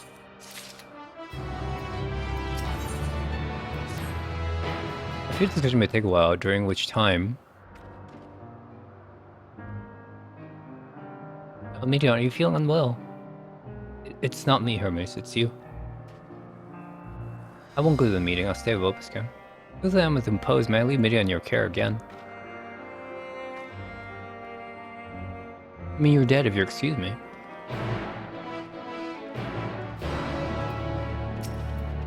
Can you help me with something, Elpis? The meeting will make Hermes sad. I want to cheer him up with a flower. Hermes like flowers the most of all the creations in Elpis. Most creations are expected to be interesting or beautiful or strong, better in some way, but flowers are different. They're designed to suit our emotions, what we feel and want to convey. Hermes like that. I can't make flowers, so search for one. I want you to search with me. Let's start here, the 12 Wonders. Wait.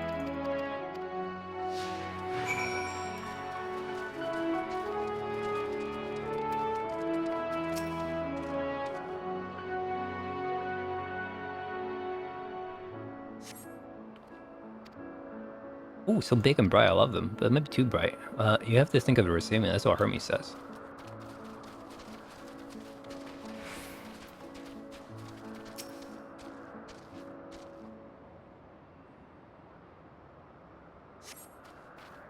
A tall cinder tree rises before you. You crane your neck to look for flowers. There are apples. We could cover them in syrup. Let's head outside next, but don't worry, it won't wonderful. Far.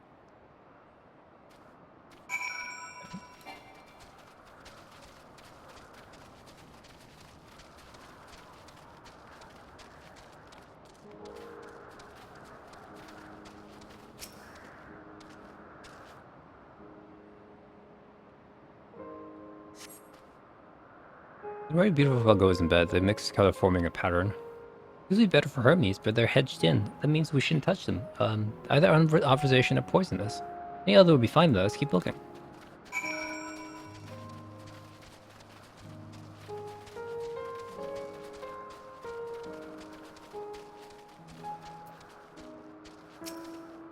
This one's dangerous. Nope.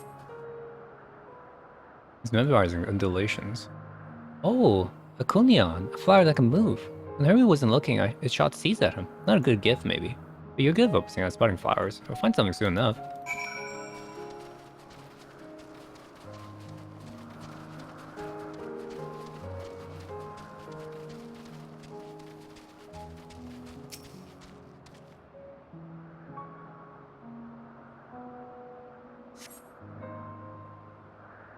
Common-looking grasses, some tiny flowers. Nothing around here. Over there, something big, huge.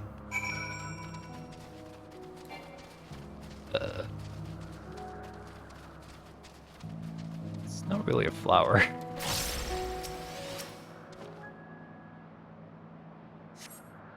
Terrible stench reminiscent of sodden old boots preserved the air. Without a doubt, the cover is a mobile-like creature before you. It's an Adonis. The thing around his mouth looked like petals, but the fire are the orbs on his head. When Hermes suspected it swallowed them up, he didn't leave his room for days. What do you think? Would he like it? It's probably not a good source for a memory.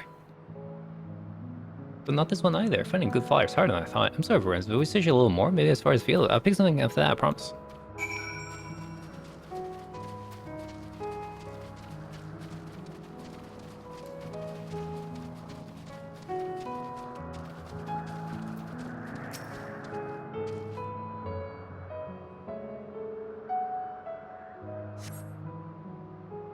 Ending where the sky begins. Oh, there's nothing. Shiny thing over there. What could it be?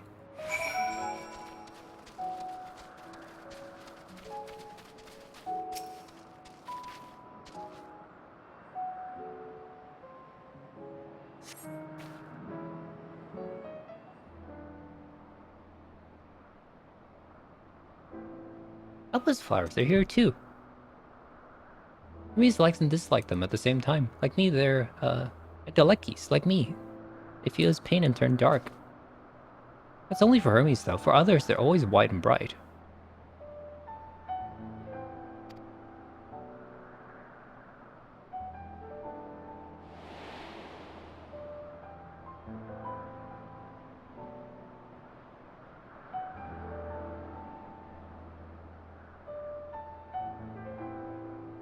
Truly, the flowers dark in your home? Then do you have it too, a dark emotion?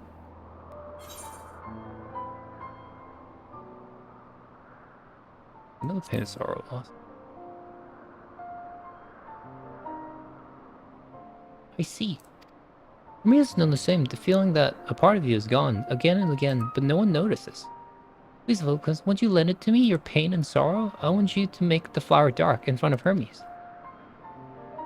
He has been in a dark place since before he created me. He needs to know that he isn't here alone, that others are sad too. Truly, you'll do it?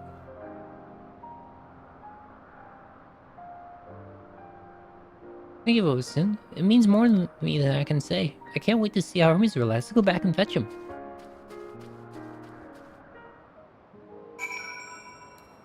Alright.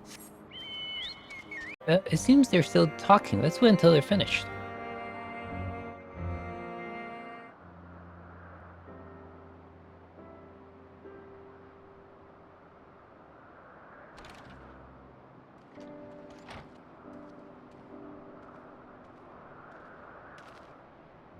Hermes!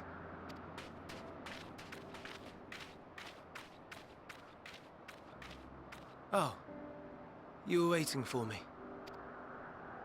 You've finished talking?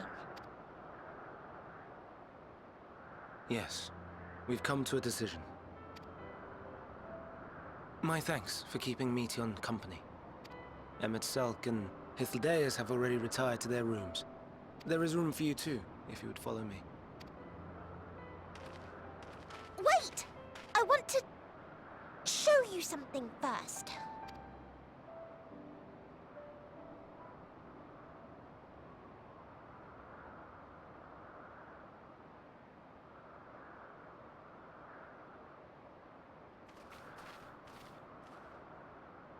Elpis flowers? Go on. I know, sad sods.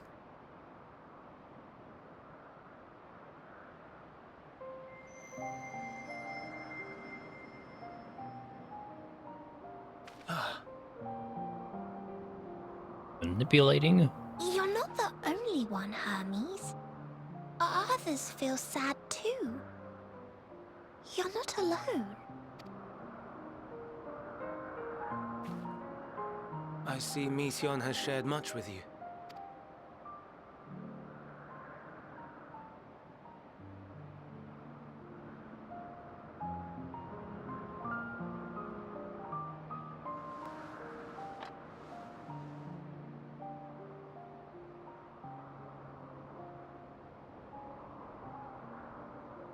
May we talk a moment? Sure.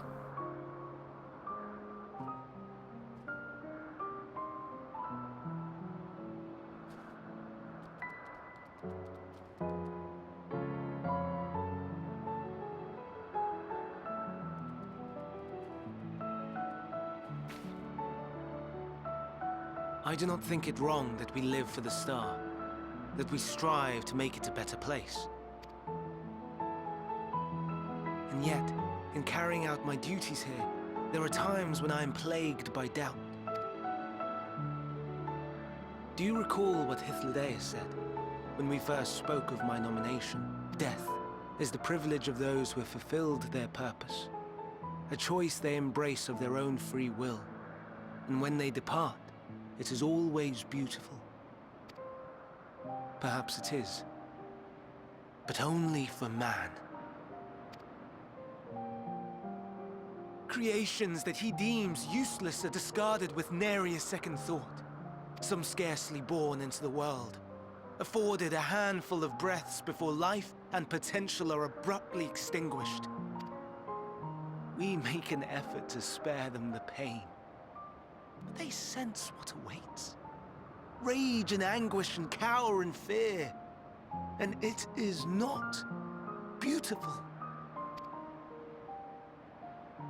Yet no one cares. No one. So fixated are we upon the duty that we do not pause to question the method. Pain and suffering, confusion and despair, writ plain in the eyes of those poor creatures. Obvious what Hermes' specialty really is. Yet no one sees.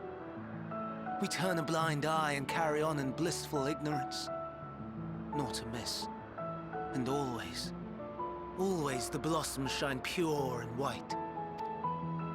A contradiction so blatant I could scream, want to scream. How can you all accept this The aberration! Then I wonder, am I the aberration for thinking thus? And I am filled with dread. But now I know I'm not alone. Not the only one for whom the flowers weep. I won't ask what you thought as you kneeled beside the Elpis, or if you only did it at Meteon's insistence. Nevertheless, I thank you. To know that you too have experienced suffering is a comfort.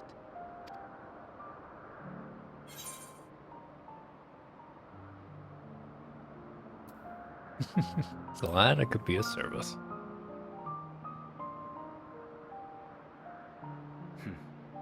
To so willingly lend an ear to ease my burden, you are a strange one.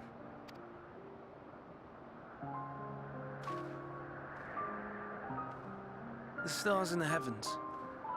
Know you what they are? Though it is too far to tell, each glittering light could be a world not unlike Aetheris. A world filled with life. So many stars, so many lives. For us, there may be no higher purpose than to live for our world. But what of the other living beings out there? What is it that gives their lives meaning? That drives them day after day after day? To pose that question to our undiscovered cousins, I created beings of Dynamis, who can traverse the vast emptiness between the stars. Meteon and her sisters. Sisters.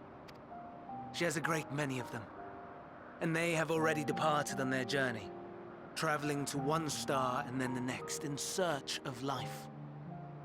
As one might expect, exploration on such a grand scale is rife with difficulties, and thus far I've naught to show for it. But I have faith that we will make some manner of discovery ere long. And when we do, I should be glad to share our findings with you, in gratitude for your kindness. It's getting rather late. We had best find our beds. It would not do for both of us to be sleep-deprived on the morrow. Come, Meteon. Let us head back. All right.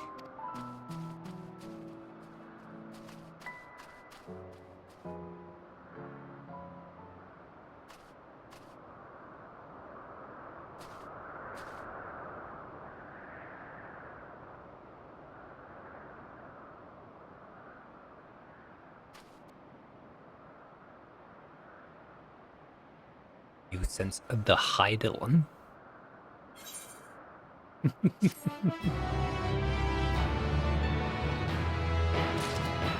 Hydaelyn was shown to be here. Granted, that's not her name now.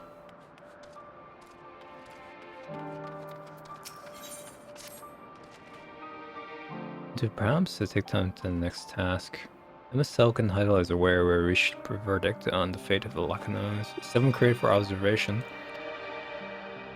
And all 7 must be unmade. Doris has followed the correct protocols. As Chief Overseer, I can find no fault in his judgment. The Lacanos will disrupt the natural world, ravaging and consume other species until they themselves starve and perish. They're going to be released into the wild. They're going to be allowed to remain here in Elpis. And to the petition for the Bureau Architect to have the concept preserved as a restricted purpose hazardous life form. Hydaelyn has pledged to support me in this endeavor. Yet, whatever the Bureau decides, the existence of the Lacanos have served their purpose. But there was a really isolated creature and is prepared to carry out the necessary measures. I would join forthwith. It is my duty to witness the conclusion to this study. If we're resolved, then we have but to accompany you. Of course, let us be off. We return to the main isle.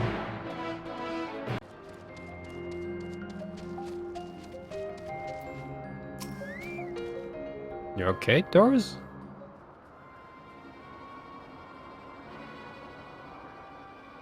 You heard what happened here. They caught me off guard, had them bound with their shackles, but they became frenzied, even more so than usual, and broke free. I was able to stop 4 of the other threats escaped. You see them. 2 have taken to the air above the 12 Wonders. blast is up ahead lurking in the fields. You can both handle that one. The pair in the sky you can leave to me. Does help must bend, so be it. I will render resistance to Emmet Sulk unneeded though it is.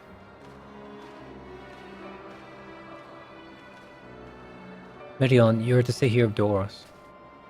But Hermes... Like it must be reverted, I would share you their pain and mine. This is my burden, not yours. If you're intent on helping them, please follow my light.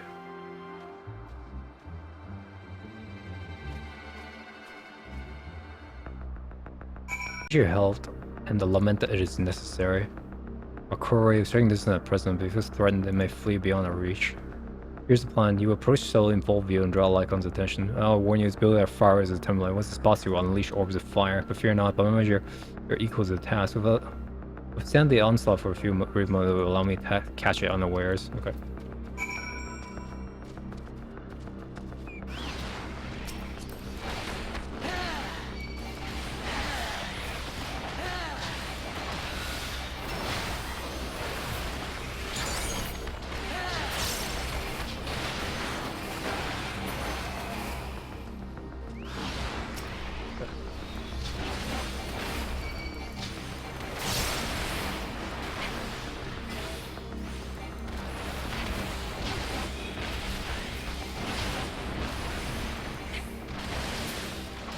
Bad.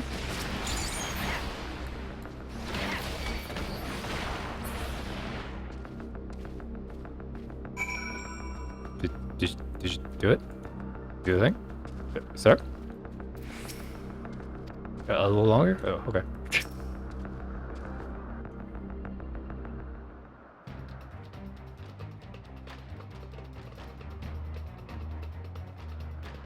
Now.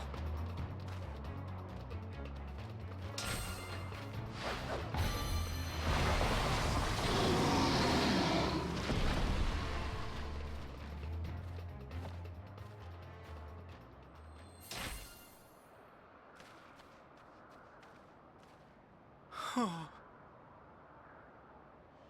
Forgive me. Please, forgive me. May you and your kin find peace. Wherever your souls may drift in the underworld, may you find tranquil seas.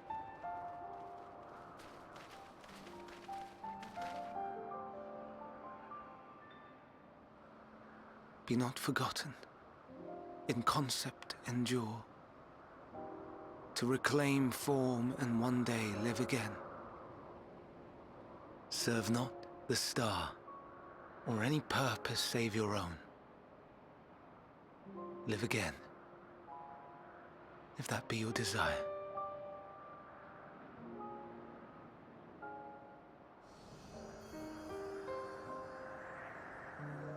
Hate, if that be your want. We are worthy. But leave your suffering behind. Lay down your burdens, be born anew. Fly high, fly free.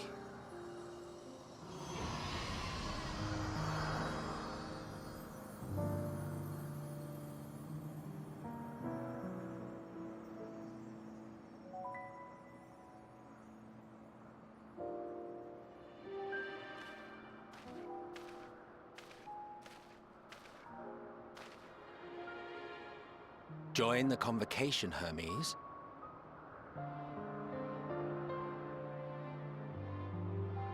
You do not belong here. Leave to replace another. To be replaced. It changes nothing. Tell me, do you think it right that we sacrifice all these lives for the sake of the star? And when the star has reached perfection, what then? If all who are satisfied choose to die, shall we all die in satisfaction?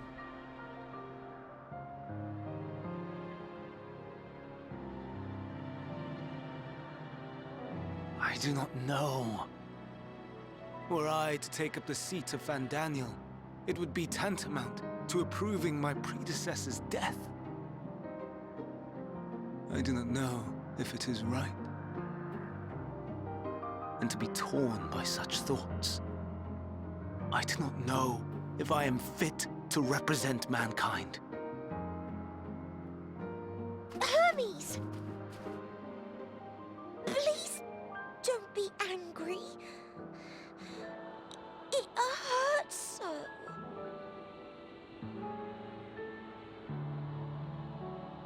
Forgive me. If you would still consider me in spite of everything, I beg some time to gather my thoughts. Like an extension? He has asked. Meanwhile, Hydaelyn, I fear I must trouble you to attend to the others. 'Tis no trouble at all. Take as long as you require.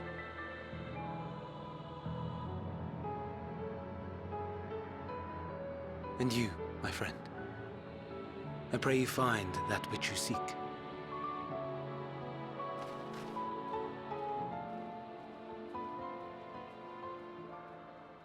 I expect we have some few matters to discuss. Shall we return to the 12 Wonders for a time? Aye.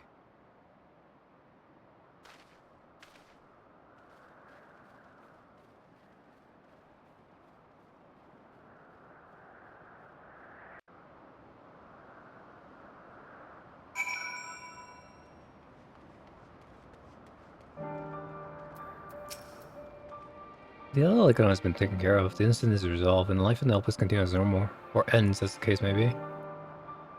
Rationally speaking, I understand Hermes' arguments, no matter how well deserves the rest. There is no pain and sadness when a colleague leaves us.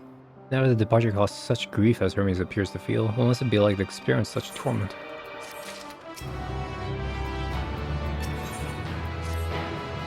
For to now, if there's anyone I'd like to visit before we leave, should be glad to show you the way. Or is not yet outright refused his position with complication, merely postponed his decision. As such, I may as well resume my assessment. If we cannot accompany him, I will content myself questioning his colleagues. If the ever to pregnant is allow me to be your combo guide.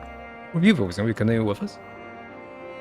Wonderful, our fellowship travels unbroken. I say we explore another part of Elpis and see the new encounters that we had. If you would follow me, we first head back towards Anagonorsis. Anagonorsis. There. Northward to Notonias? Then we'll find the, Nuas? Which will facilitate travel between the island and Elpis. For some reason, I must be accompanied by someone who requests permission, which have been previously granted.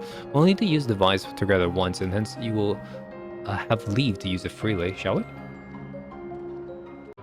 Here we are, Notonias. This Nias will take us to the Columelios Zephyros, the western island.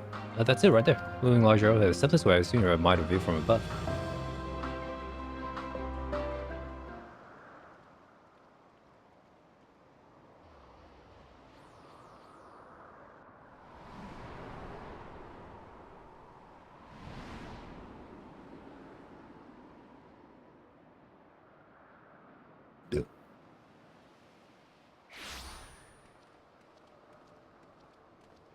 I present to you Columelios Zephyros.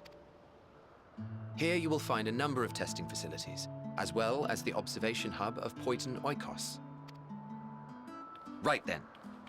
Let's begin by...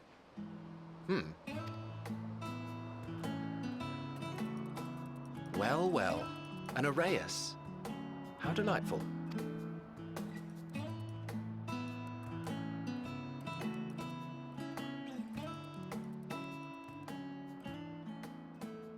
And what, pray tell, is that? Ah, that's a new species of shark. We approved the concept but a few days ago. Sharks are among the most popular sea creatures. Rare is the day when someone does not submit a new concept. At first, they were largely orthodox, consideration given to such things as size and environmental impact, and then a whimsical someone thought to bestow it with flight. Another, superior intelligence.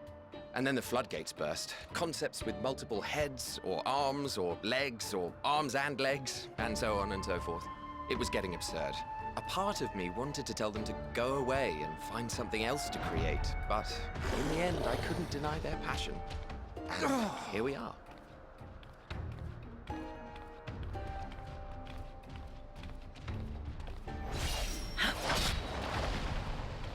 Hydaelyn?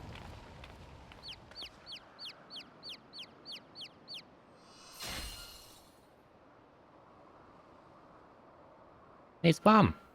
That was too close. Are you unharmed? Well now, if it isn't a pair of familiar faces.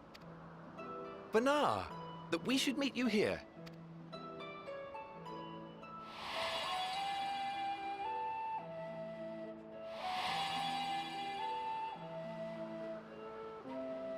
As I mentioned earlier, the better part of the convocation holds that when we retire is when we return to the star. Well, she is not among said majority. Even after stepping down, she carries on with her work. Vanar is her name, and she is the previous Azem.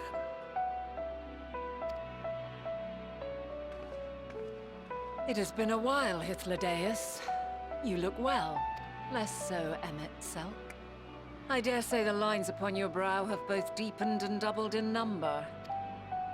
A shame for one so young. You must make an effort to frown less often.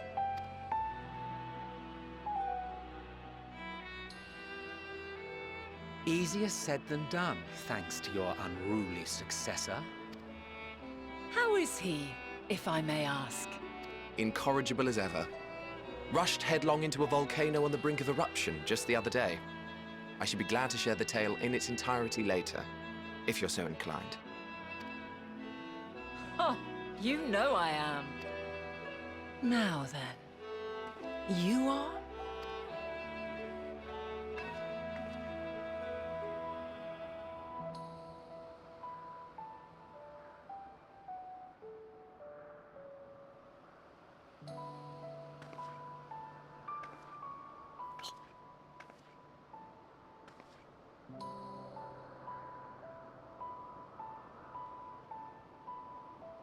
I say, have you perchance come from the future? Moms knows best. I do not believe we have ever met, yet I sense my magic upon you. Therefore, if I wove the enchantment, I could only have done so at a later point in time. What manner of magic is this, if I may ask? A traveler's ward, of course. It prevents the corruption of one's ether.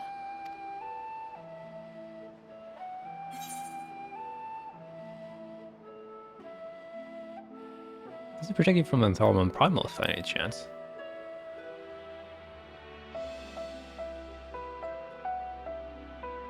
Primals, you say?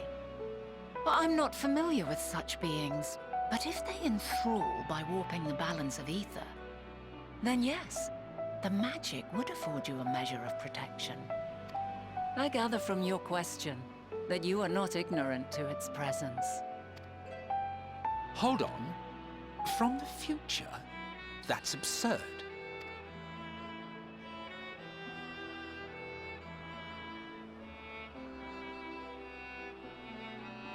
What is it? Are you unable to speak of the matter?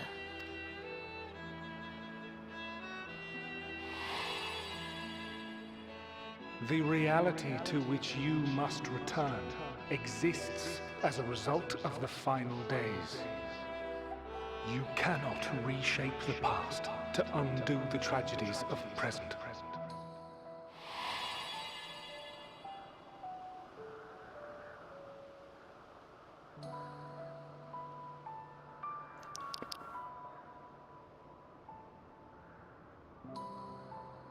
So, your actions here will not change your history, but they may yet affect the course of ours. Multiple timelines? How very exciting! I'm quite fond of delving into the unknown. And there's naught more unknown than the future. Until a moment finally arrives, we cannot know for certain what will come to pass, regardless of our supposed foreknowledge. So you needn't worry for us. More importantly, that you should go to such great lengths as to travel unto the past bespeaks the gravity of your quest. Will you not reveal it to us? Mayhap we can be of aid to your cause.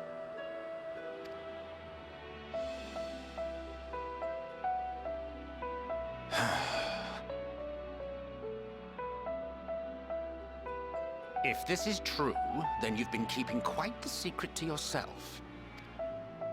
As a representative of the Convocation, I will hear it all.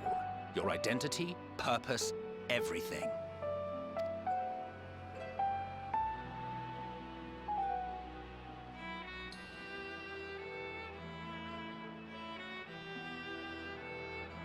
Why don't we move to a place more conducive to calm conversation? I've been working here for some days now at an old friend's behest. If it is agreeable, we may make use of my accommodation at Poiton Oikos.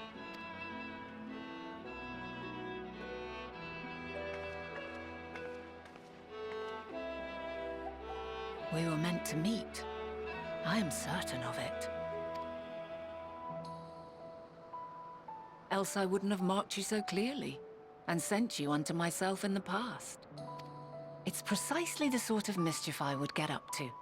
And quite inspired, if I do say so myself.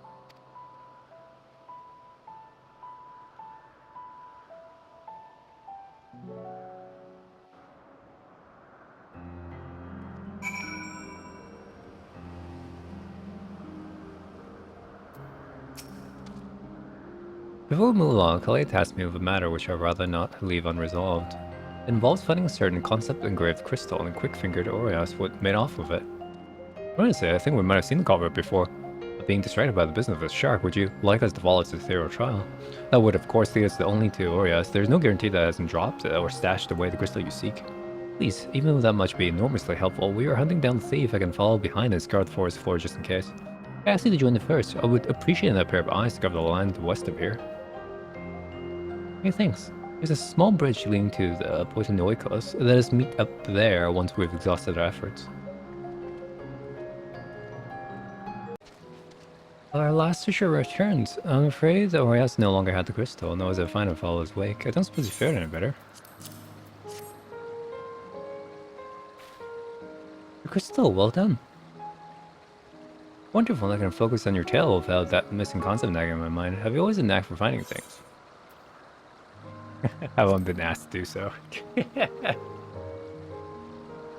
Oh ho, you too! Some of us seem destined always to be searching for ourselves and for others.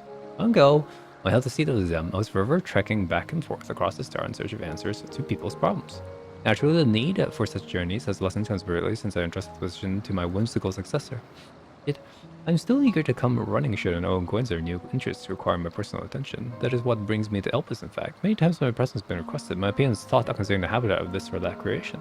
Going to help locate the missing crystal was a minor distraction, which now promises to become a major revelation. How strange and wonderful it is the way one thing leads to the other, wouldn't you agree?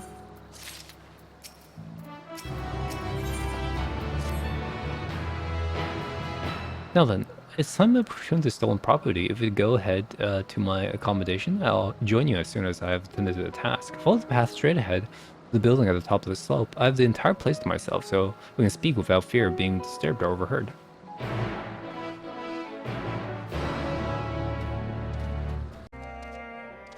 With my temporary abode, please make yourself at home while I put on some tea.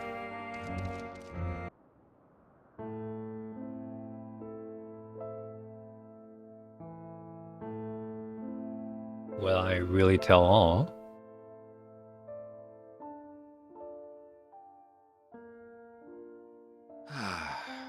A wonderful aroma. I feel more relaxed already. Would that I had sweetmeats to offer, but I travel light out of habit.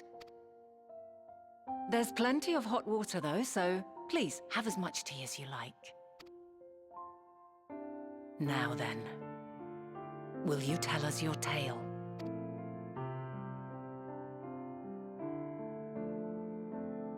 A lot to say. Hope you guys got time.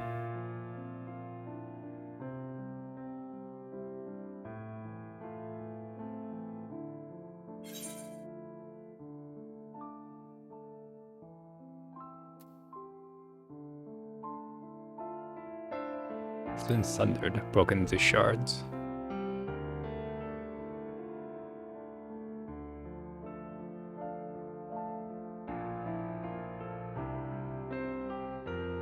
Why don't you start from the beginning?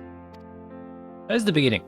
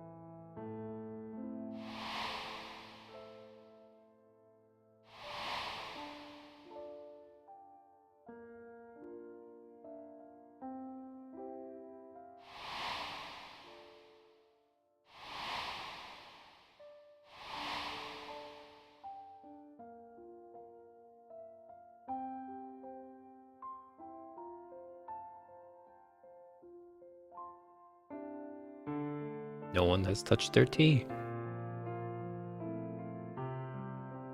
Preposterous. Utterly preposterous. While not the words I would have chosen, I too have my doubts. Much of it borders on the incredulous. What of you, Vanar?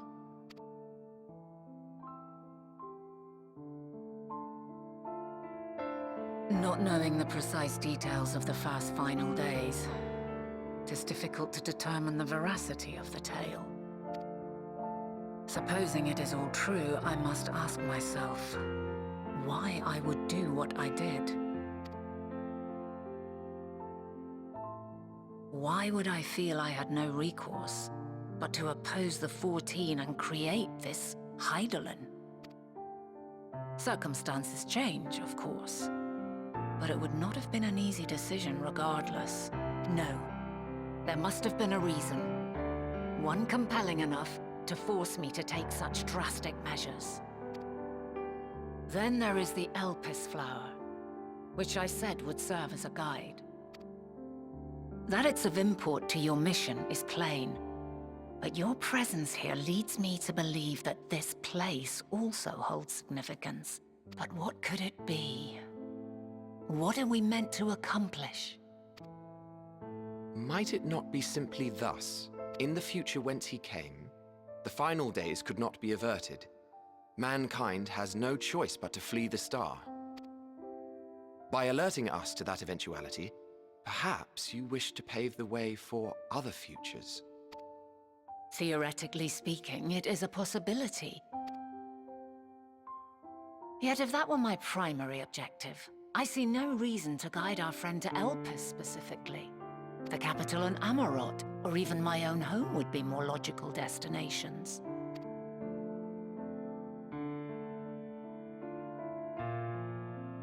True, true. I note also that Hydaelyn did not specify a point in time to which he must return. By this, it may be inferred that it was not critical that we should meet. Alternately, she had reason to believe that our paths would converge, coincidental though it may seem. This is quite a puzzle, and we do not have all the pieces. Hardly any, but we do have one immutable fact. If the final days are indeed as described, they will bring death to all that I hold dear. Yet despite being afforded long years of preparation, the only provisions I could make were For flight?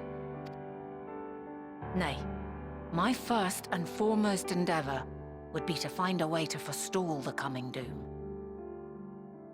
We did forestall it for a long time. Given that even the 14 failed, mayhap you deemed it impossible. Nothing is impossible. This I have always believed. And if Hydaelyn is indeed me, she would believe the same. Quiet, Emmett. Listen to yourself. Are you seriously entertaining the notion that you are a messianic figure in some far-fetched tale?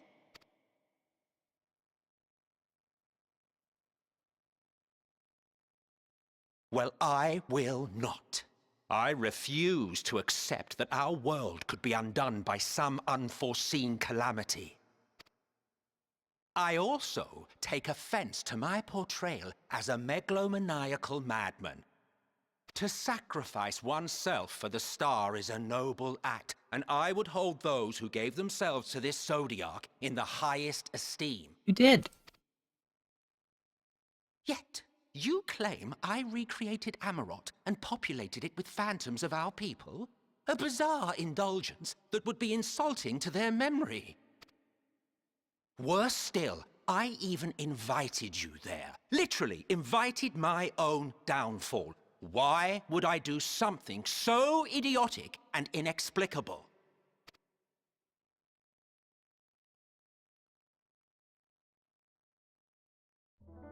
Now, I will allow that the hypothetical task of restoring our world would be daunting in the extreme. The thought of having to bear such a burden for 1,000 lives horrifies me. But I would never forsake my duty. I would never forsake my brethren. You didn't.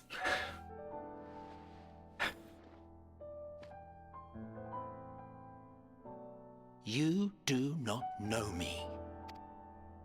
I've had my fill of your fiction. I will return to my duty, and you will not bother me again.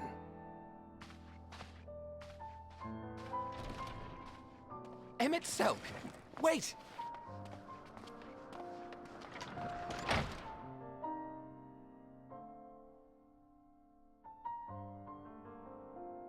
You've seen much of Elpis already. If you have any observations to share, I should like to hear them.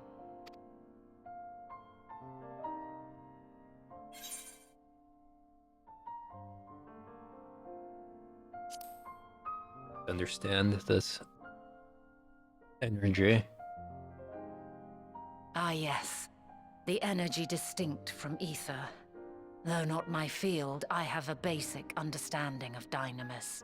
And you say Hermes researched the phenomenon in the course of creating Meteon? Yes, I believe this warrants further investigation. With that settled, tis time for action. The missing pieces of the puzzle are here, I'm certain of it. And when you find them, the picture my future self has painted will be complete, and you will have your answer.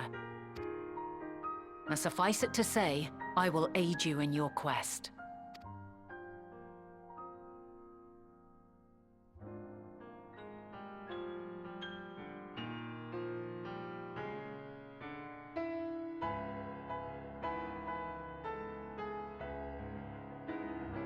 Have faith. If Emmett Selk is the man Azum described to me, we've not seen the last of him.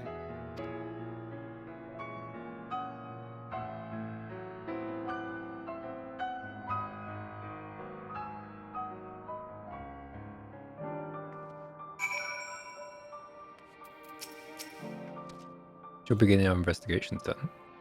I'm acquainted Hermes, of course, but only a visit received by the chief overseer of Elpis. Of the man himself, know only that which is common knowledge. Thus it's just we fall back and try to improve method conversing with the locals. The person who lives here can surely tell us more of Hermes and the Meteon. I have a good idea where it might begin. The woman standing in front of yonder, her name is Ismene. Ismene? She is the one who made arrangement for my stay in Elpis. For I recall, she was positioned here for quite some time. Just so she can provide some insights. Go and ask her questions. Well, I hope with drawing out the answers you need to be. I'll leave the choice topic up to you. Questions for me? Well, no other pressing duties at the moment. It cannot be skipped.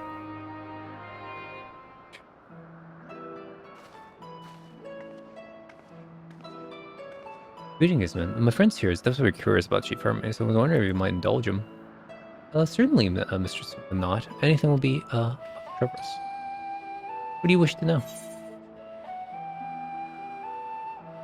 Good question. What kind of person is he? I can only answer by experience, but mental, empathetic. But describe him as a quiet man, reserved, you might say, and occasionally somewhat poor of his choice of words. His richness in nature, however, does not prevent him from carrying out his duty as chief overseer. The man is a walking archive when it comes to life forms. He can discuss any species in incredible detail, as leading authority on concepts with the powers of flight. Well, that answers your question. Was there anything else?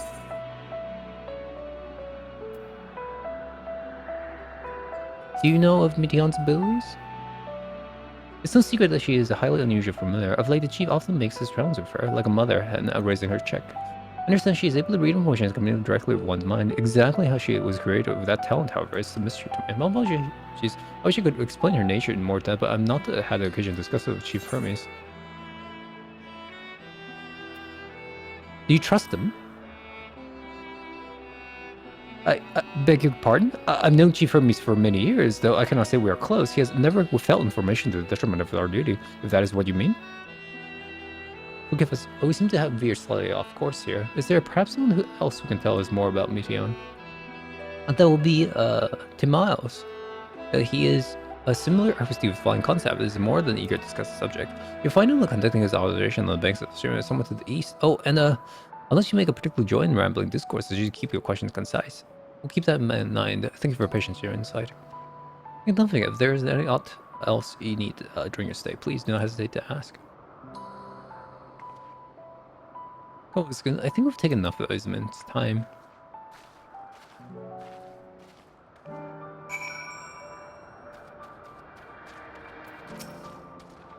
A vision is off to a fine start, wouldn't you agree? From here, I propose we split up. I should continue making inquiries for the resident aversion. If you could try down the colleagues I mentioned. But it did feel compelled to interject once or twice during the previous conversation. You seem more than capable of drawing forth the questions answers you seek. All I ask that you watch your footing around the stream. We can meet back here once you finish speaking with Timaeus. Yes, I am Timaeus. Please keep your voice down. You started birds.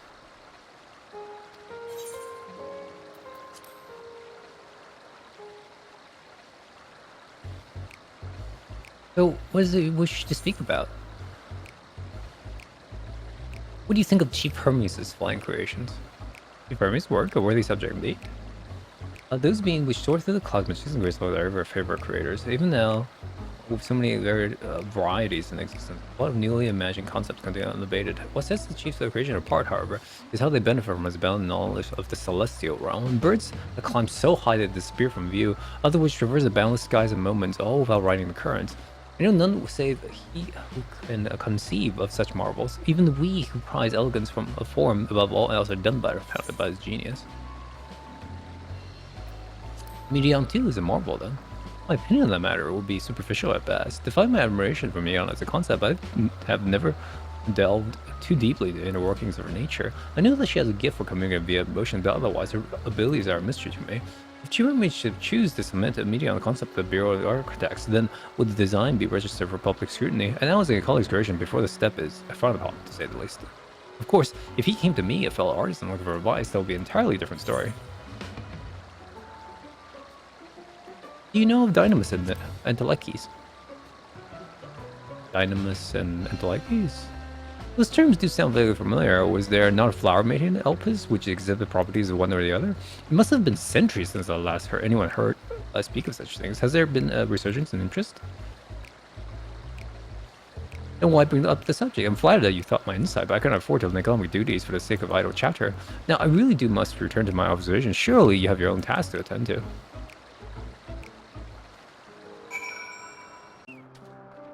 Back already. That was good work. You were obviously clever enough to head off any of that rambling has been mentioned. So have you any new findings to share?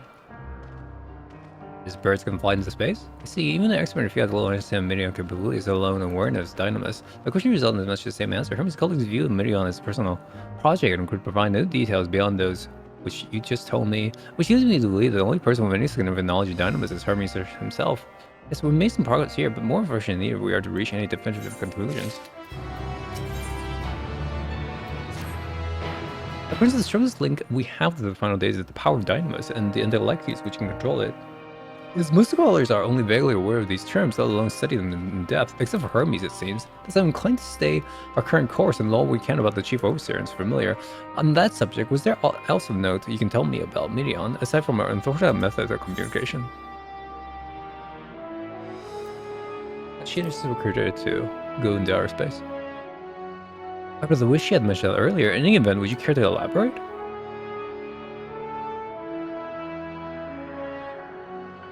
But these siblings of hers now travel the great expanse in search of deeper meaning. Thank you. Though the mystery at hand remains unsolved, I feel you touch upon a vital clue, one we should keep in mind as we continue. Next, I propose we take ourselves to the Pipertia Crystalline, not far from here. Just follow the path to the west. Tower 1 further along are part of the Pipertia Crystalline, the facility where they archive all Elpis observation and testing records. Does that help appear on the outside? The interior is actually a vast area of magically connected spaces, which, well, fascinating is not the reason we're here, is it? We should come like architectural lessons short and see what those two archivists have to share. If you find someone to speak with other than Tower, I should join you there anon.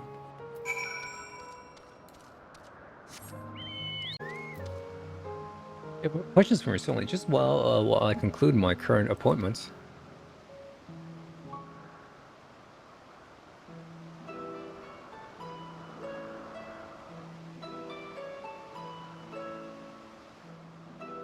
Indeed, so if you could provide a comprehensive log of these behaviors, we have sufficient data for our official records.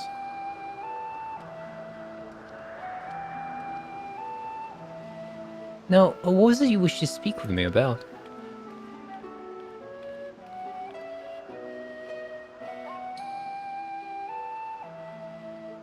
Chief Overseer Personal Research Project, and by that I assume you mean the Meteon? Undocumented studies are difficult to track. After all, hardly a day goes past without seeing research trialed by one creature or another. I'm afraid I cannot tell you exactly when Meteor appeared, only that she now spends much of her time at Chief Hermes' side. Although I do recall an interesting tale my dearest Galeen shared with me. Galeen's my partner, a fellow researcher here in Elpis. She was returning late one night when she caught sight of Chief Hermes sending Midian heavensward, a host of them. There's no day she would speak of the scene with wonder, discovering as one of the most beautiful spectacles she has ever witnessed. Sounds like a story I would like to hear. It's just not. I thought you already returned to the surface. Permit me to thank you again for your invaluable contribution to the placement proposal. We did not mention it. As you said, my original plan was to leave after that task, but it's become engrossed with Chief Hermes' research. Would you do me the favor of retelling this site which you so delighted your Galeen? Of course. Oh, would you like to hear her lips if you prefer? At present, she'd be observing a subject at the Metabasios... what? Balasai? She does enjoy her time there, watching the sea creatures hunt and play, gazing upon the salty walls of the world's ocean and recording in such sublime detail. I imagine you must find similar joy in indulging your boundless curiosity, Mistress Fanat. Even though such pursuit must continue and regretfully delay our return to the star. Indeed I do. This is a rest well deserved and long overdue, I should think. How greatly that we prosper for the wisdom you accumulated during your travels at Azam. And what would Elpis be without your earlier academic work? The theories developed serve as the basis of many techniques still in use today. Man is a creature of contemplation, but none embody that nature with as much enduring passion as you. I dare say there is not a soul alive more worthy of your return. I shall rejoice the day you depart on your final journey. I'll be honored. Well, shall we take this opportunity, meet Galeen in person? Then allow me to reconfigure the door of the archives here. It'll take you up to the skyway and spare the need for you to avoid hostile concepts on the ground. It'll be most helpful, thank you.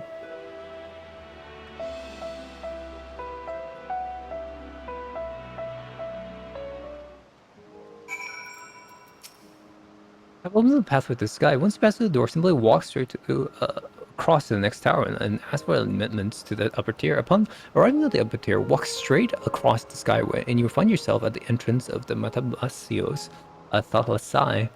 Galeen would be eager to share a tale with you, I'm sure.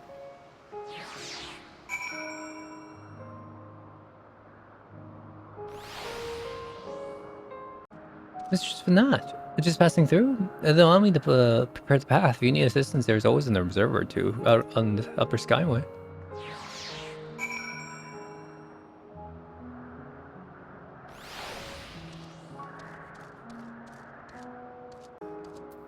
Mistress Manat, I was not to expect. We should have prepared an official welcome. Please, there's no need for fanfare. I only wish to speak to Galeen, if that might be arranged. Yes, Galeen, of course. I've informed her immediately. Though she may be engaged in the testing phase. You could be in for something of weight. Should I let you know your business is urgent? Don't be necessary. The lovely view will keep us occupied if she was ready to speak with us.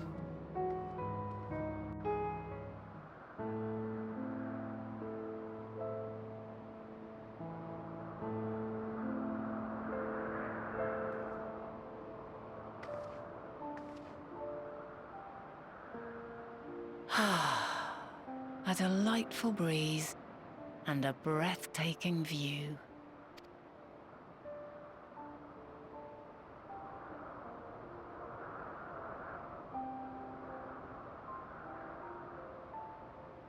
What is it like in the future? Is the world still a beautiful place?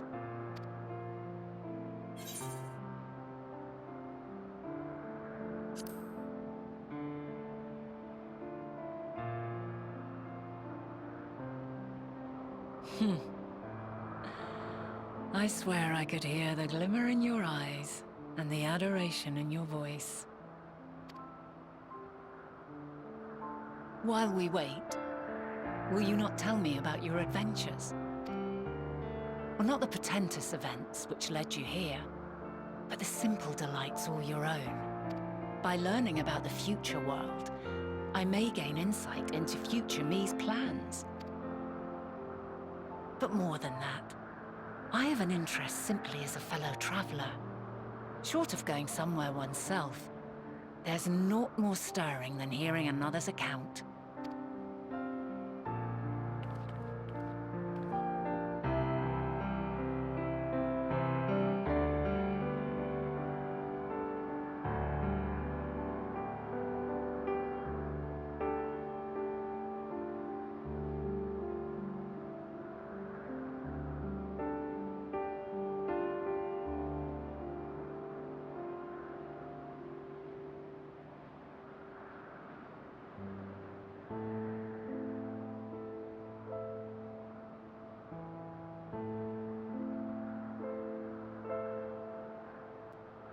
Incredible. Would that I could have been there to see it.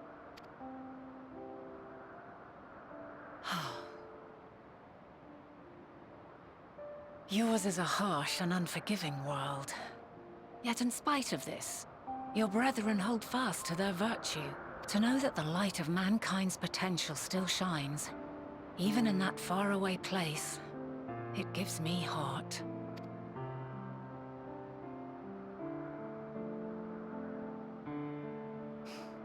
Thank you for regaling me with your tales. I will treasure every word. As you know, I was once a scholar. And among other things, I sought to understand the workings of the world. What exactly is ether? How formed the laws of nature? Whence sprung mankind? Riddles and mysteries beyond counting. Over the years, I have managed to find answers to some few of them. Yet rather than attain a sense of mastery, the more I understood, the more I came to hold the world and its miracles in awe. We too are miracles, each and every one of us, born of the warm breath of life that traverses the heavens, swirling through eternity. When I fully grasped the improbability of our existence, nothing felt impossible anymore. If it could be imagined, it could be done.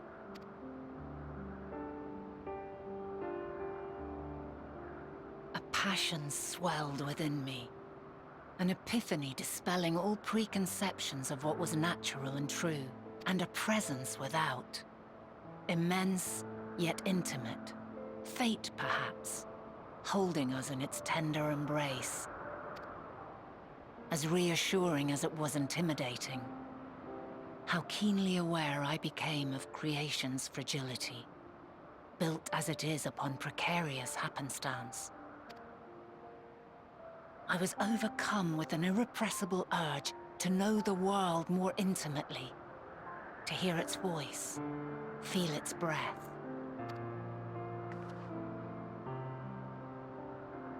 I ventured forth on a journey that very day, so very long ago now. Freed from presumption and prejudice, I saw the world through a newborn's eyes. Everything fresh and new, and so beautiful.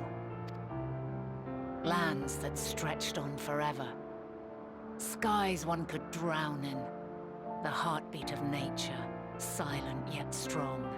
And amidst it all a people. Beacons of light and life. Laughter that warmed my heart like naught else before.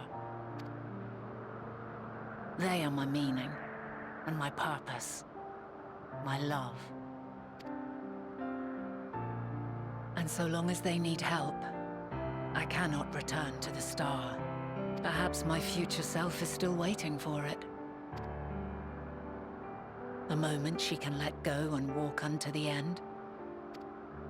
Safe in the knowledge that man will find his own way.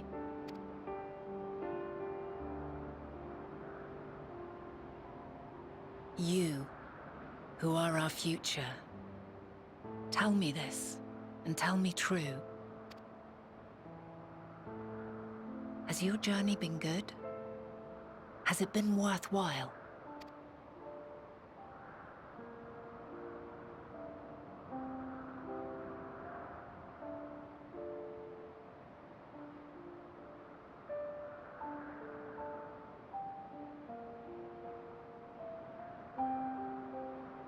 Pray forgive my lateness.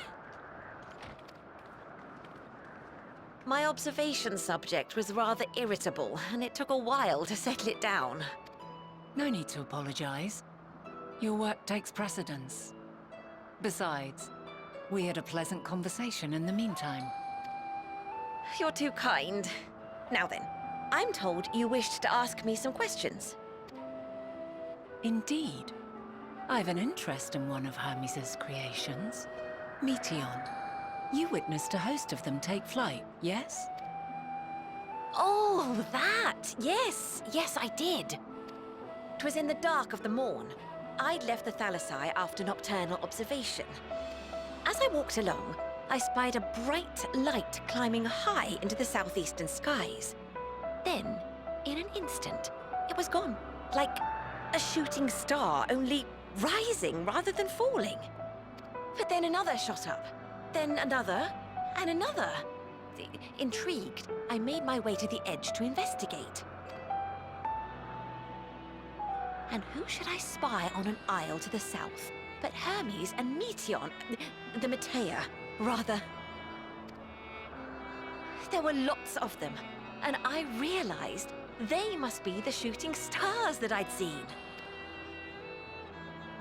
A dazzling spectacle indeed.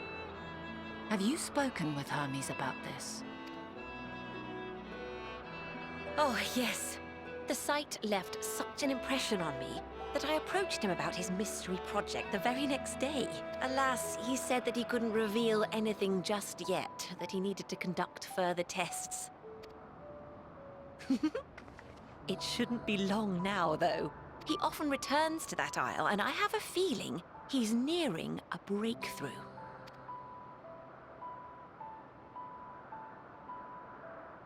Let's go. Splendid. We are likewise eager for the details. Well, that is all we wish to ask. Thank you for taking the time to indulge our curiosity. You're very welcome. It's always a pleasure to speak with other inquisitive souls. Oh, and will you be descending now? If so, I shall link the doors for you. Please.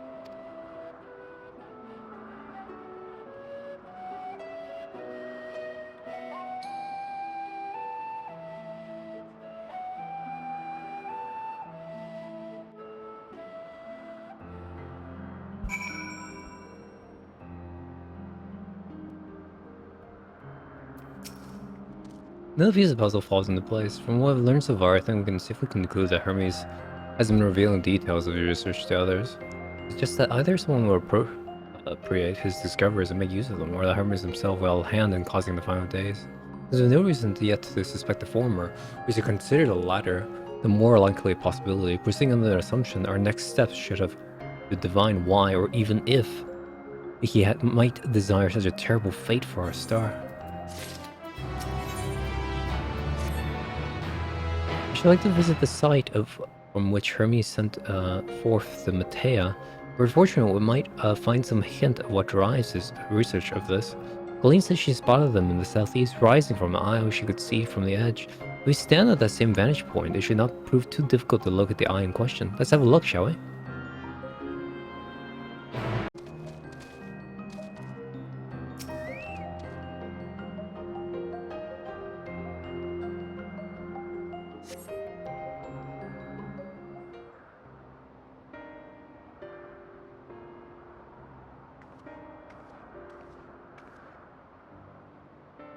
If I were conducting some mystery research, where would I go? What about that one? Have you the means to fly? This is quite a distance away. Inconvenient, hardly an insurmountable problem. Me, Argos.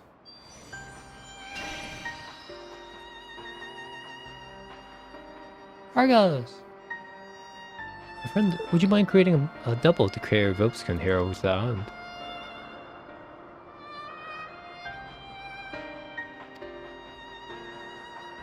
Different creature. There's no place on this great star we have not together traveled, and still he remains obstinate in the presence of strangers. Argo's rather exacting standards, I'm afraid. Wow! Argo doesn't like me. What? You've ridden him before? Ah, your before, meaning my after. Not at all confusing that. Interesting. This is certainly not unthinkable. Speaking of the here and now, the quickest solution is for us to face off in a sparring match. If you're saying that you are capable of holding your own against me in battle, you should convince Argos that you're worthy of his back. And besides, I might even teach you a thing or two into the bargain.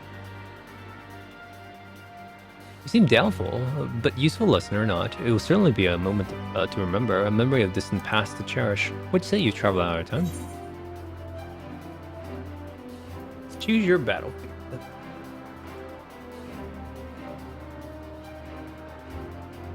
I admire your confidence. A clear mind, prepare your weapon. I will await you in the clearing over yonder. Over yonder? Rejected by Doggo. Now we have to fight Mom. Should begin, be warned, I'll not go easy on you.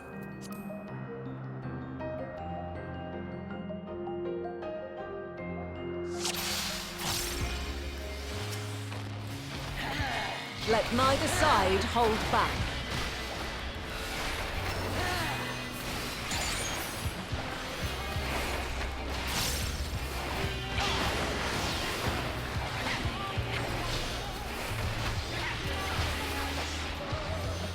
My blade sings!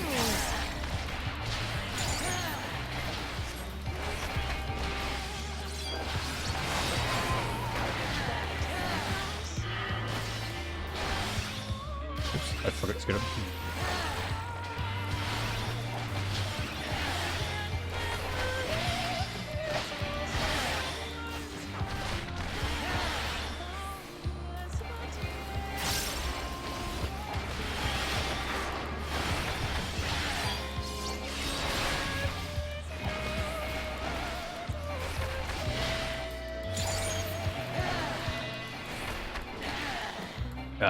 I don't feel like that was a good idea.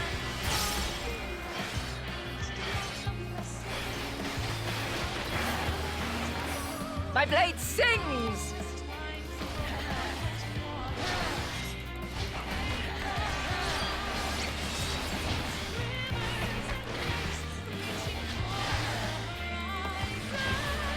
Impressive. I shall have to try something different.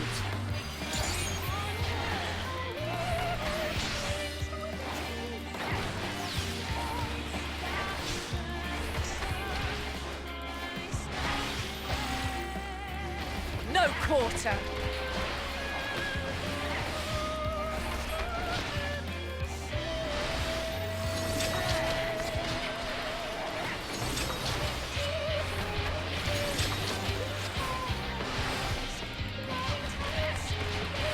Have a taste!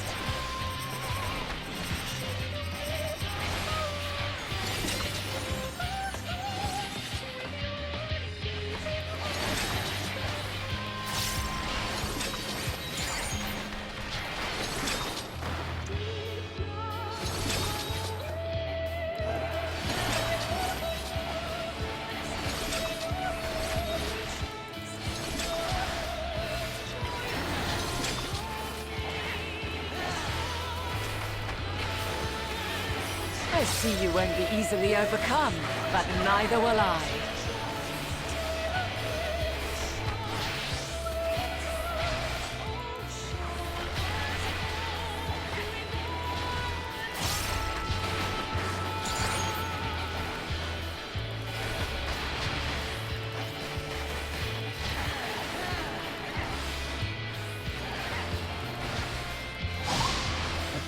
That's our warning, basically. Prepare yourself! Oh, okay.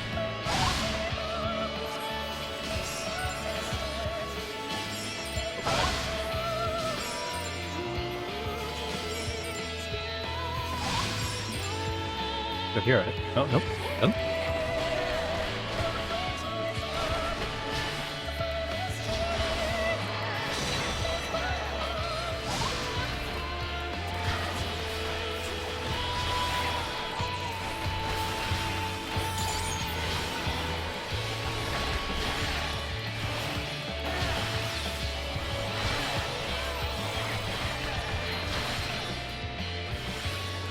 This wrong.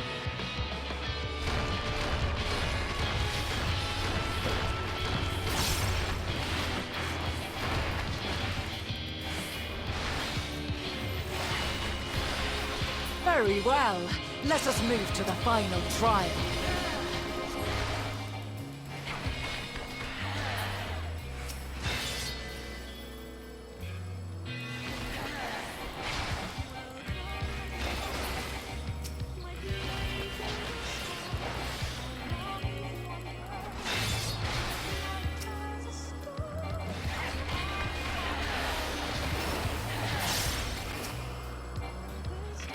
I'm out.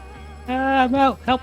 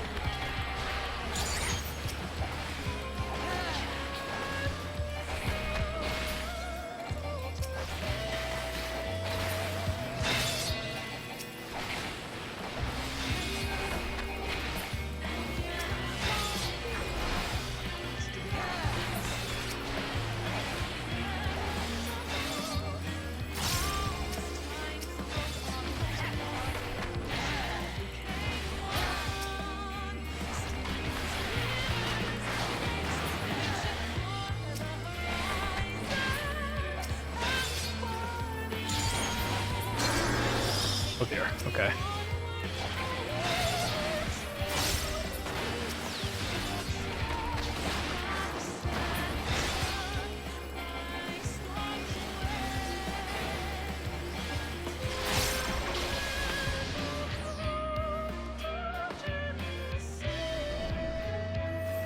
Break your chains, shed your burdens, and show me your strength of will!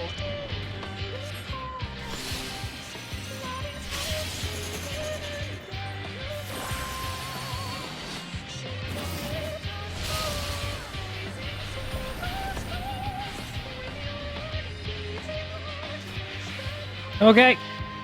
You still stand. The people of your time are more resilient than I had dared hope. I have seen enough.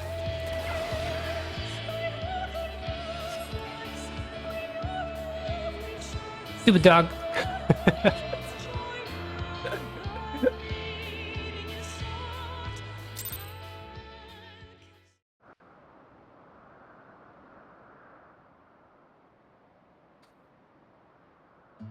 'Twas my intent to finish it, but clearly I underestimated you.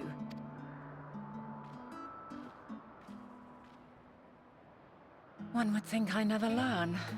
I made the same mistake with Azam when we first sparred. Despite being less than half my age, his strength was astounding. As is yours. 'Tis plain you have weathered considerable hardship. Far more even than your tales would suggest. It seems we have both learned much on our journeys.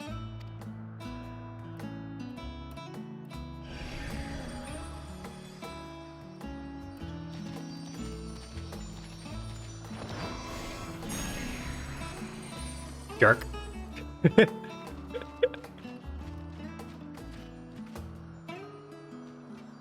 Well now, I dare say he has warmed to you.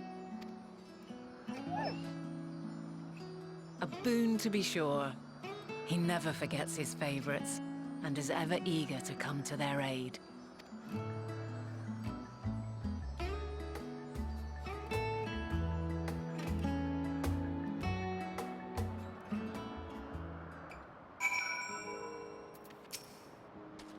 Augustum will soon have us standing on the very spot where the Metia made their departure into the night sky. With luck, we will learn something of our Hermes' intentions. My hope is that we find no connection, no festering wish for oblivion, and we might have Hermes and his considerable expertise working for us rather than against us.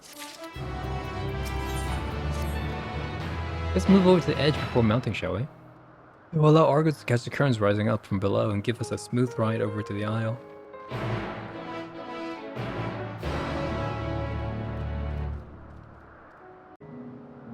As a motion to his back of his muscles, begin to give him the go-ahead to hop on.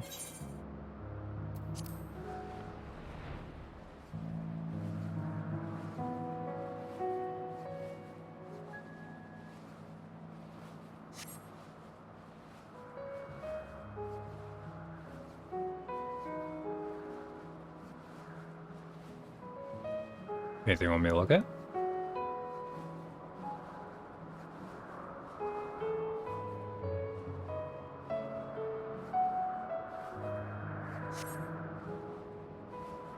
Do something? What?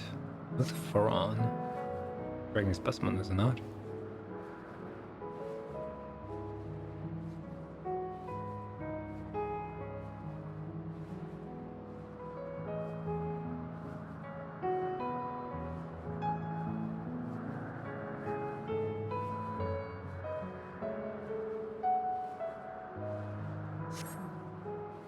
Brace myself. Not the first time we're on a mount. Much less this one for that matter.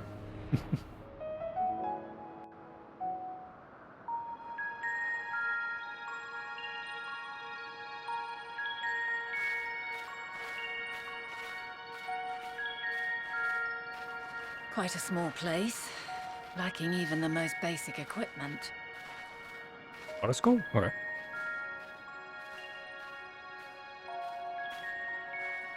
The present may yield no clues, but we may yet try perusing the past. Have you done this before? The echo? So you cannot control the power freely. Worry not. I shall assist you. That is your specialty. Come and stand before me.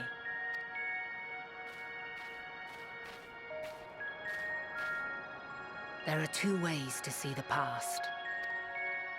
The first entails peering through the walls of the soul in the moment a subject is recalling a memory.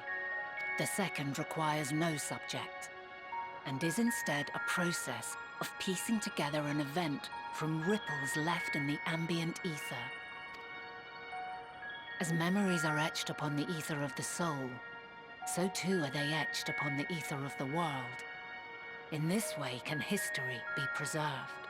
Such memories are given to fading, however, and can prove challenging to visit. But come, let us try. Close your eyes.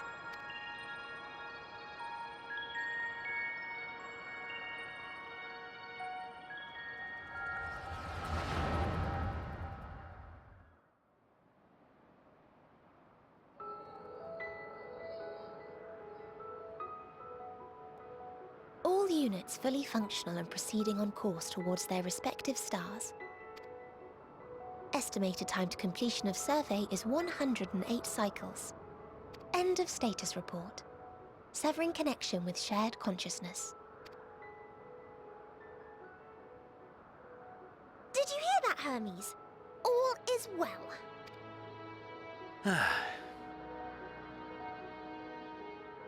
Yes. Good tidings at long last. Every step of the way, I've been reminded how little we understand creation. How the universe defies imagination. But soon we won't need to speculate. We'll know the answers. What others live for. Indeed. And we'll owe it all to you and your sisters. I wonder what answers we will get. Whatever intelligent beings that exist out there are bound to be vastly different from us. Diverse in form and culture. Possessed of unique ways of thinking. Their conception of life and its purpose will be no exception. Completely and utterly unlike ours. Utterly unlike... how? I have no idea. Yet whatever answers we receive, I will not dismiss them out of hand. No. I will think earnestly on them all, and I will share them with our people, that together we may contemplate our own existence. Perhaps then our star will become a better place. Not only for man, but for all life. Meteon, though I gave you wings to soar the heavens, I did not teach you how to walk the earth. So loath was I to bind another living being. In the course of your long journey, you will learn from those you meet. Learn to walk and run and so much more. And when you return, older and wiser, we will have a celebration to mark your homecoming and coming of age both. Will there be apples? Covered in syrup? And how are you supposed to eat them? Rather than food, perhaps a flower. Yes. Upon your return, I will gift you a beautiful flower.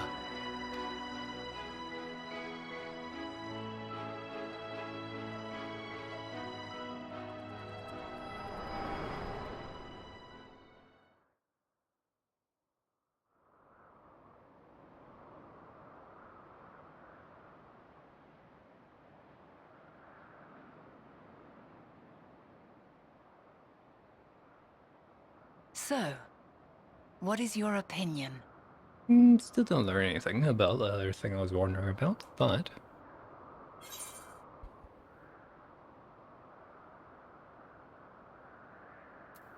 I don't think you want it at this point. Unless terrible things happen to his meteors. I'm inclined to agree. As we had suspected, the two are somehow involved. Yet 'tis difficult to believe that they would deliberately seek to end all life.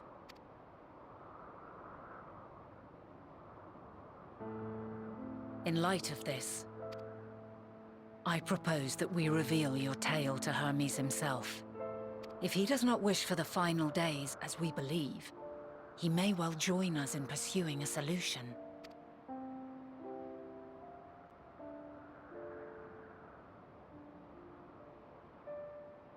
Then it is settled. Let us seek out our friend with all swiftness. 'Twould not do to let such a pure soul be blackened by tragedy.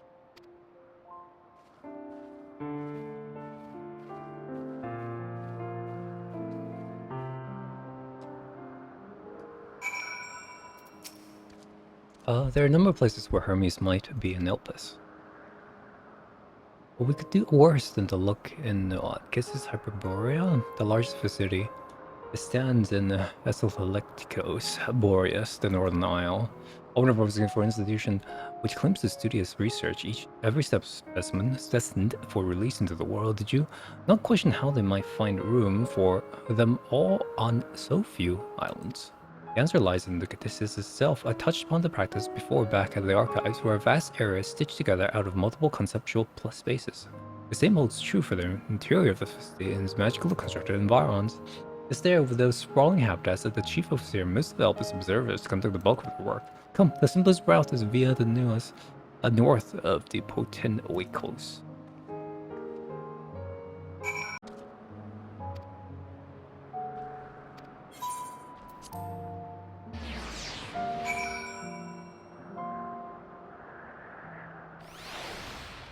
Oh, Nat.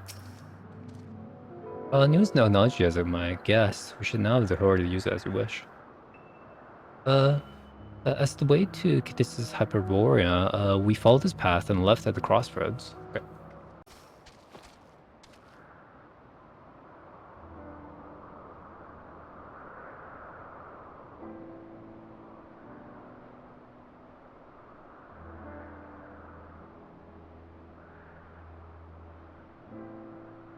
The Grand Research Facility in Elpis. We should head inside and ask after Hermes' whereabouts. Another facility, as we've just discovered. Emmett? Less annoyed with me. Furthermore, we confirmed that his study is into Dynamis as well as the creation of Meteon, or entirely private pursuits. No one else we spoke of appeared to possess the chief depth of knowledge on the subject, and neither do we hear any tales of stolen research. Which means that if Hermes himself harbors no desire to bring down an apocalypse, then he might be recruited to help prevent one. Or so says the illustrious Emmett Selk.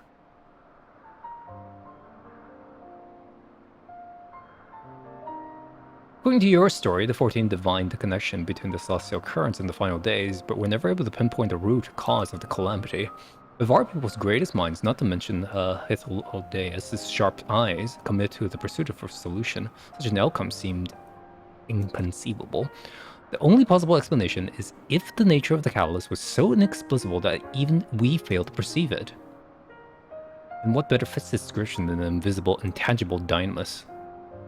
Which in turn leads us to our next question. How did Hermes, in his role as Vandaniel, not recognize the subject of his own research? We must assume that he either knew or was unable to help, or that he was otherwise prevented from identifying the cause in the first place. At this juncture, all we can do is speculate.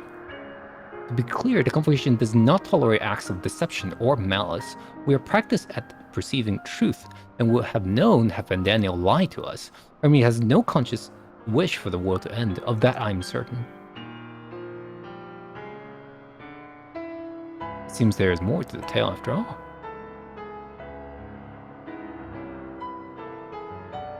We conduct an investigation of our own, you see.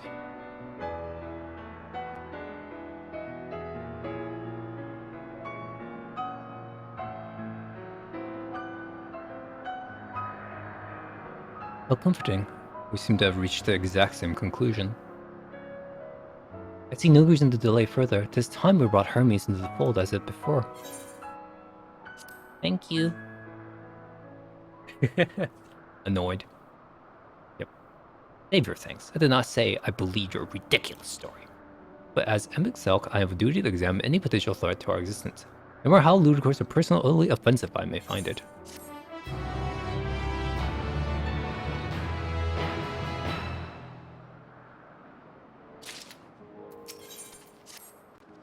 I think the time for leisurely exploration is past. Will I have a moment to adjust my vision? There he is. On the next over, Meteons with him. Hermes appeared to be in the midst of an observational study, but I suggest we hurry over before the venture elsewise. It's straight down the path. We can teleport to Miss Swaps's Euros from the device at the bottom of the slope.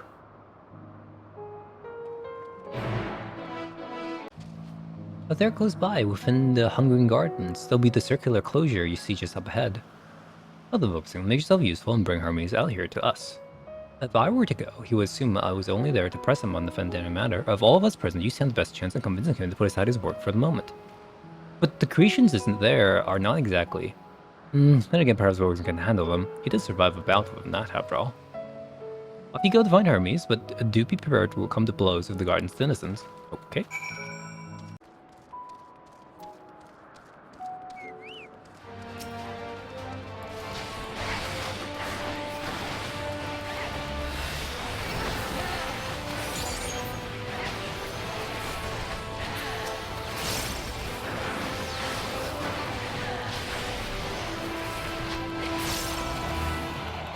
Oh, okay.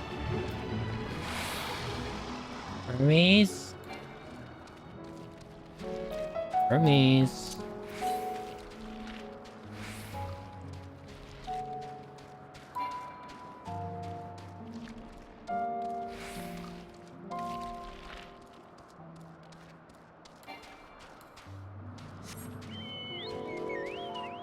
Ah.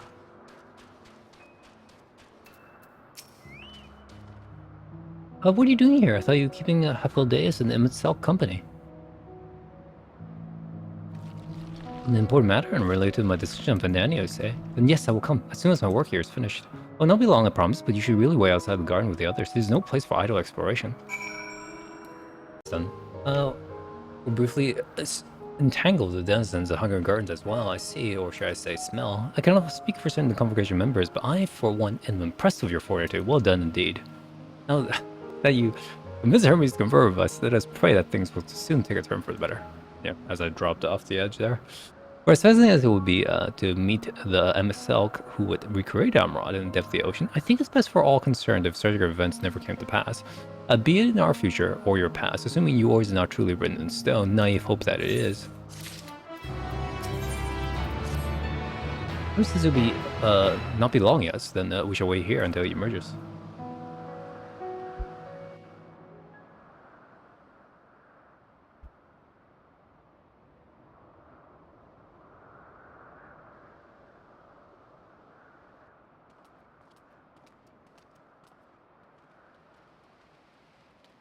My apologies for keeping you waiting.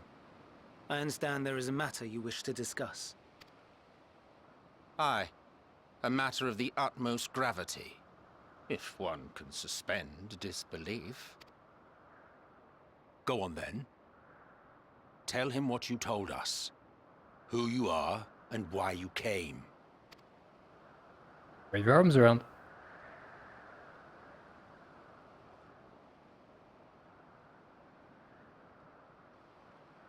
I come from the final days. Future.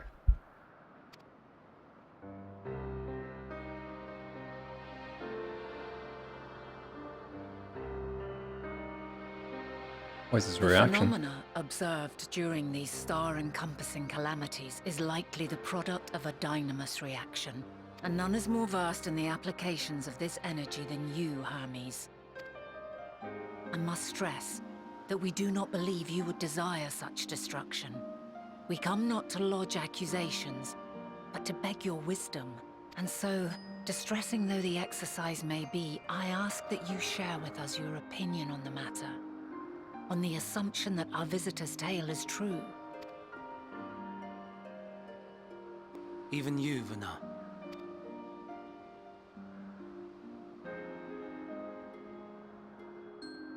As you say, the phenomena observed in the two calamities may both be attributed to dynamis.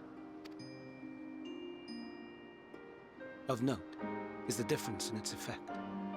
In the first final days, it warped creation magics. In the second, it warped the people themselves. The key variable, I suspect, is the etheric density of the men of each age. As you know, ether, in essence, negates dynamis.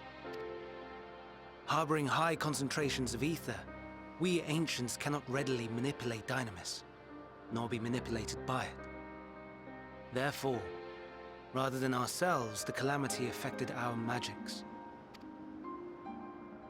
In contrast, having been sundered, the people of the future are composed of but a fraction of our ether.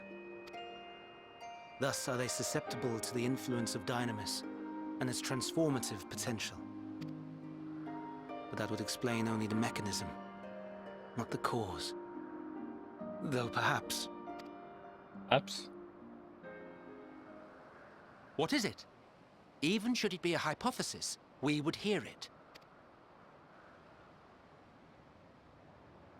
Dynamis is an energy put in motion by feelings. Feelings for which there must first exist a source. The source to which the victims must be attuned. One that harbors the selfsame negative emotions. Elsewise it could not be the agent of such extreme change. So it wasn't the stagnation of the celestial currents. Someone, or something, is instigating the star's demise.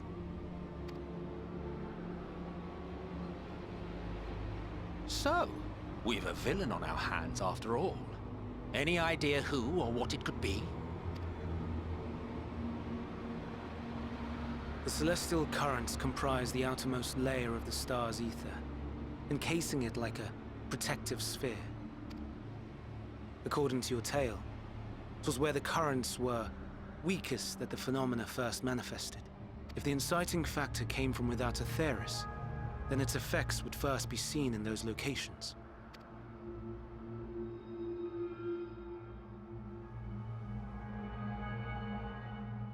Greetings. Can you hear me?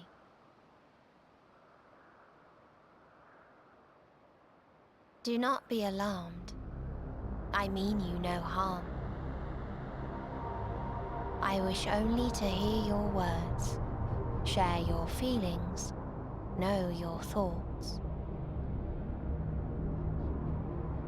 May we please be friends? Meteion.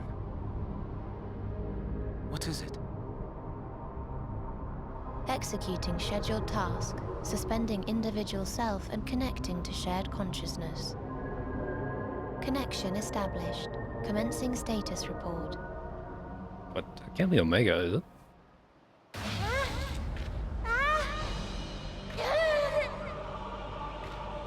It hurts! It hurts! It hurts! So hot, so cold, so sad. I don't understand. Make it stop. Please, make it stop. Steady, Meteion. Steady. So scared. So lonely. The pain. It's too much. Why? Why? Why do we? They hurt. Hurt. Hate. Hate. This is wrong. All wrong. She's gone? But how?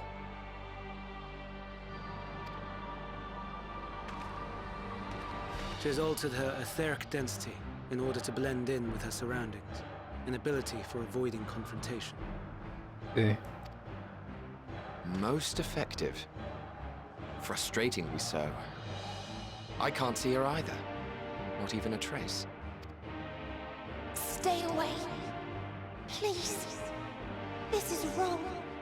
My mistake. So please. Are you all right?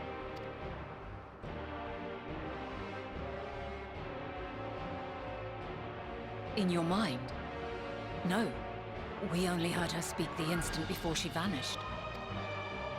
Of course. When communicating without words, Meteion also employs Dynamis.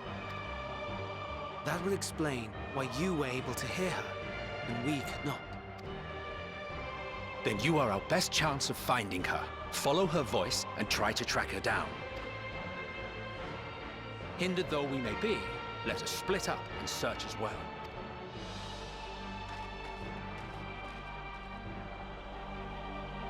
Could it truly be so? The only reference we have to this is Omega Midgarsomar.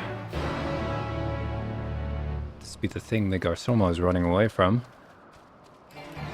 the doom of his world. Because that's the only party that I know of, unless there's some weird blue quest I've never done in my life before.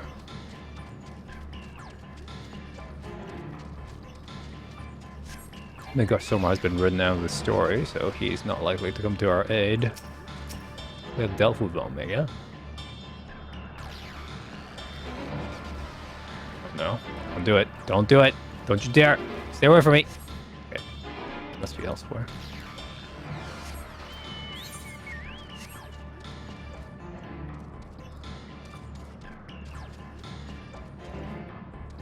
Don't see interactable down there. Might be wrong though, so. Ah, this it is above. Well, awkward. Now I gotta find. Listen, you killed me last time, alright? The way up is this way. Oh, I think so.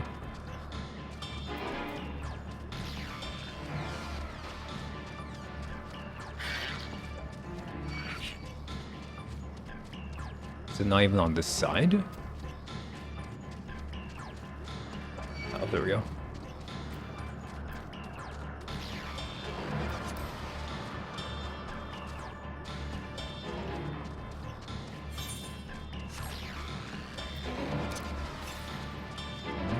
But yeah, Omega was not a hateful creature.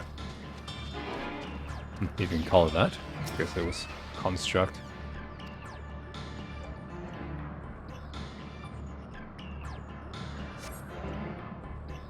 Our voice is reporting. I have to run to hide. Down the slope? Okay.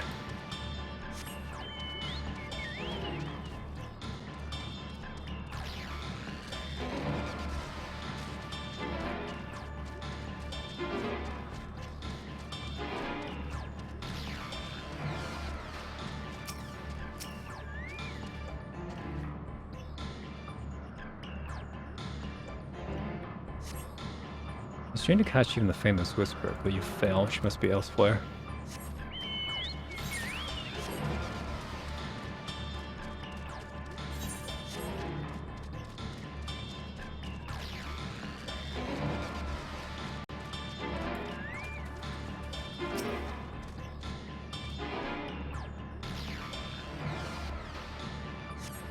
I was trying to catch even the famous whisper, but failed to hear her voice. She must be elsewhere.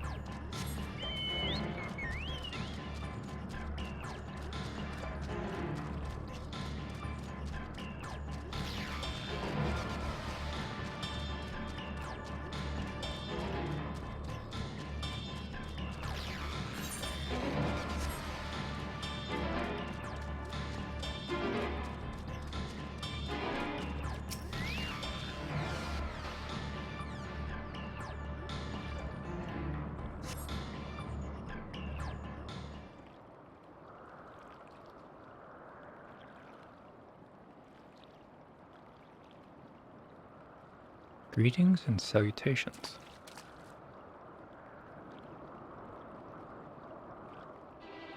Commencing report. Must run away.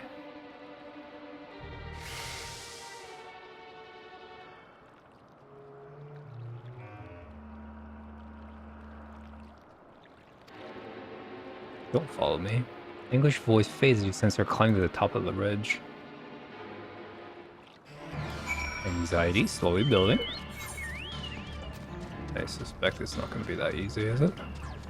Oh, not that bad, okay.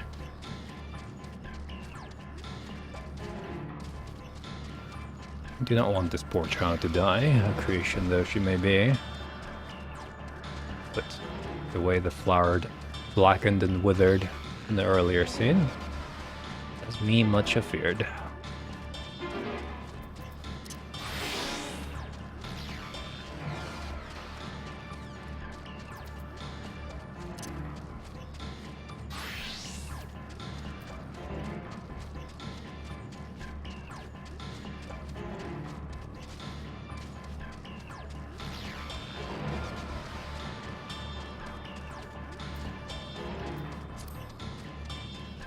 That'll be too easy.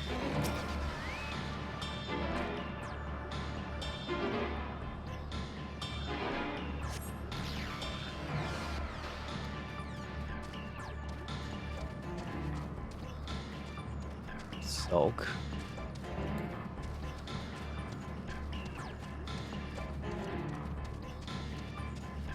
You boys are huge.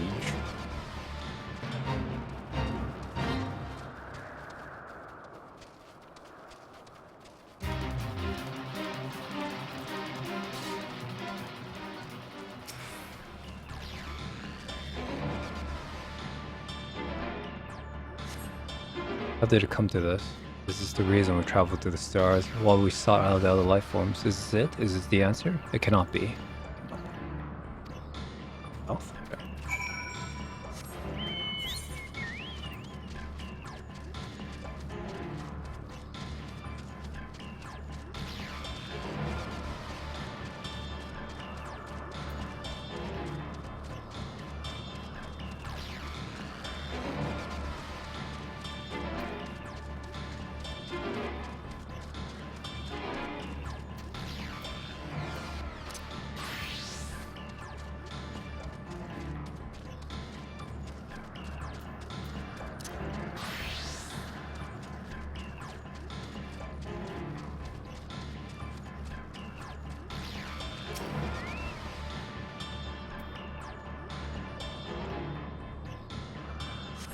He's trained to catch in the famous whisperers, but failed to hear a voice elsewhere. Blow me.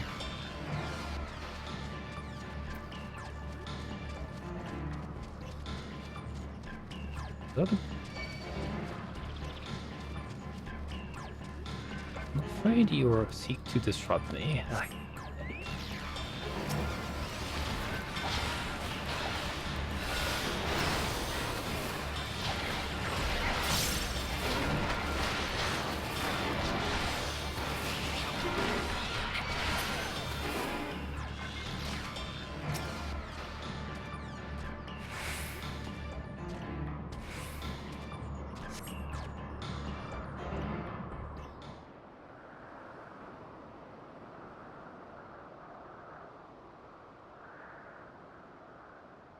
Compiling a report for dissemination to Hermes and all peoples of Atheros. Word to Hermes because Hermes is attuned to this. Will be deeply affected. Processing acquisition data. Preparing profiles on intelligent civilizations. Formulating answers to the question. Finalizing a report. I mustn't. Come on. Child, stop this.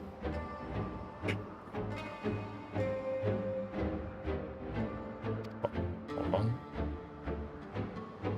English floats towards the lake. Any sign? Panicked and confused, which would make it all more difficult to predict their movements. What do you make of the situation? The media are linked to a single mind, a shared constant which connects them across any distance. I suspect something has happened which disrupts his usual harmony. Shared consciousness of theirs. Much as you would approach any sentient being directly, in the media escalates that means speaking to any incarnation within physical reach. Unless we can track down the medium we just lost with no means to communicate with them, no way knowing what befell our sisters, no way to provide directions or guidance. Then we best set ourselves musings aside and consider how we might find her.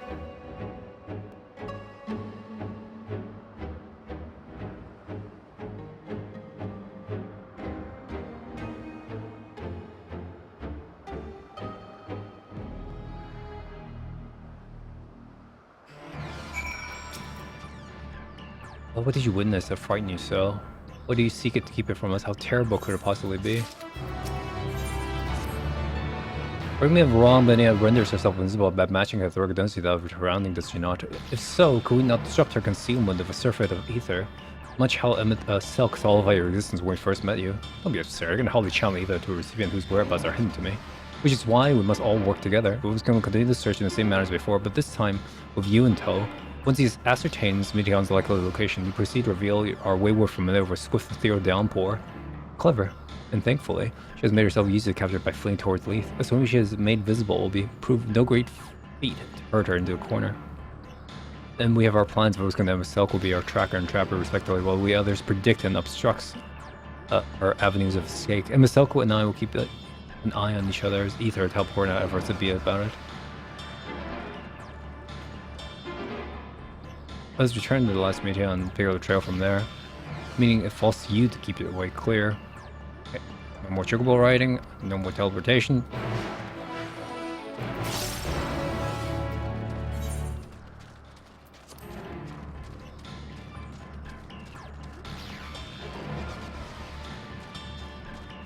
Happy. Calm, questing for her presence.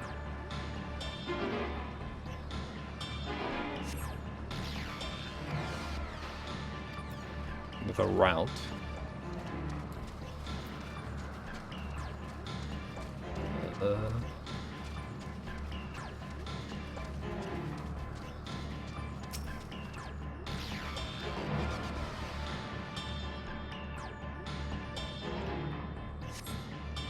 Why can't I fly? Are my functions being restricted?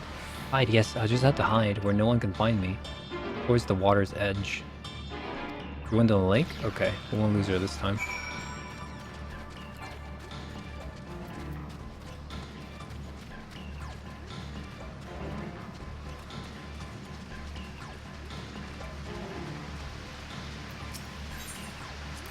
You should be able to reach the bottom of this drop by climbing down the rocks at the water's edge. Don't even think about dragging me over the falls. Find a days or no. If I end up drenched ahead, I swear I'll feed you to a remora.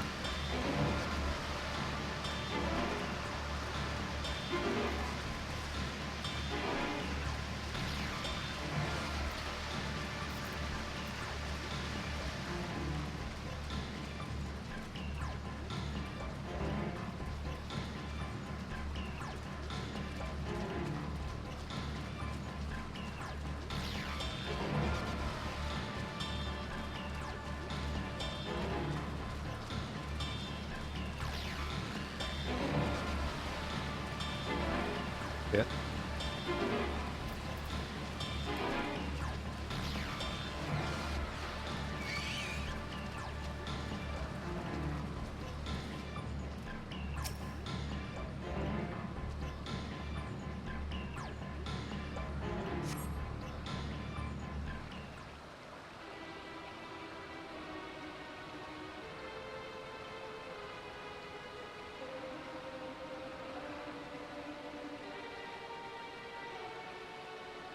I'm not here, please.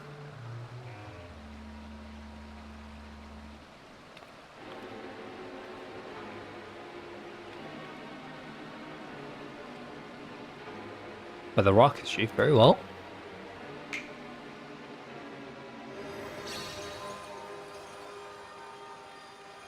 Why can't I hide?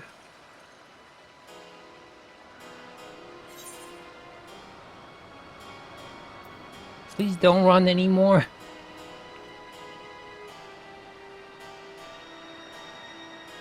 What are you trying to say?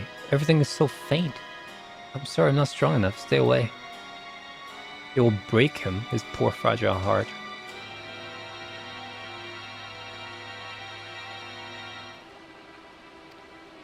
Once the other is in position, two of us can herd him into the mist.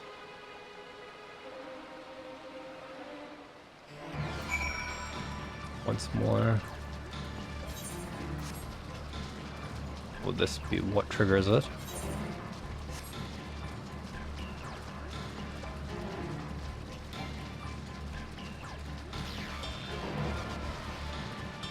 Just on top of the cliff.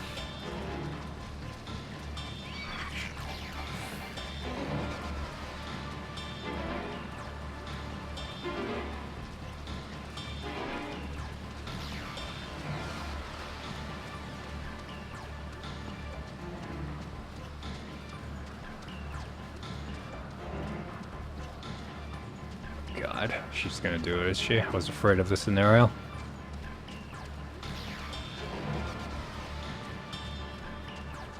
Okay, she's not here. That's good.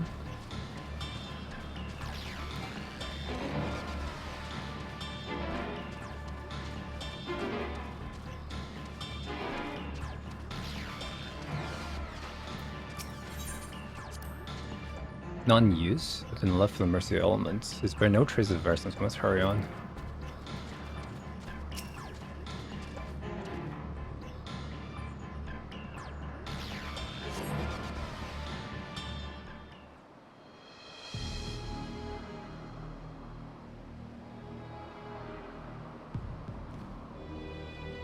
Here.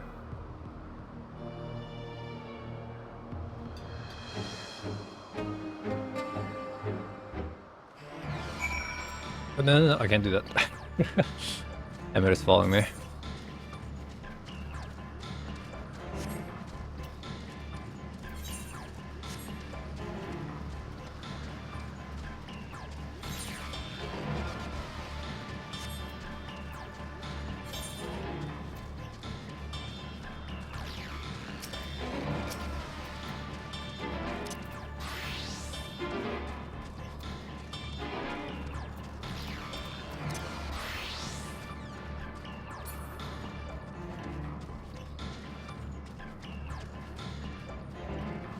Gotta check. Nope. Okay.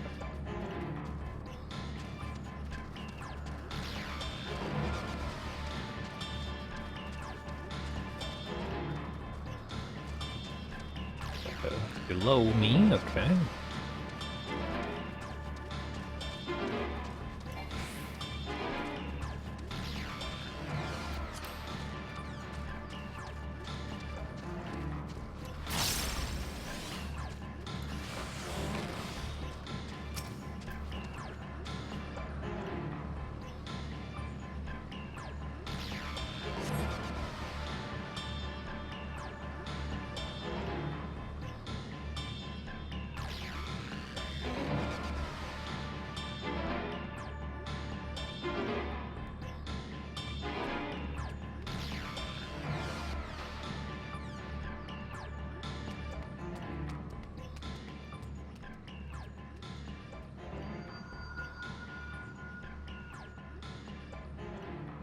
Aha!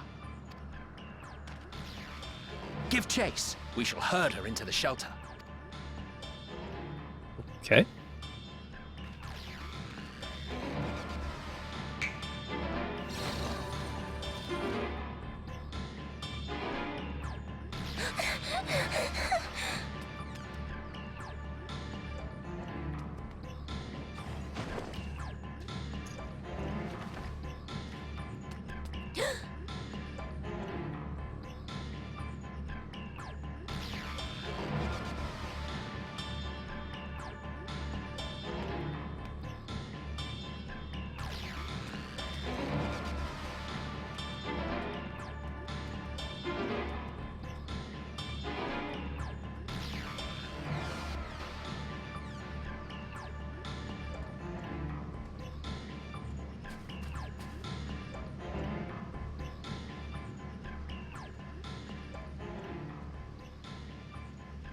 Please, Mission.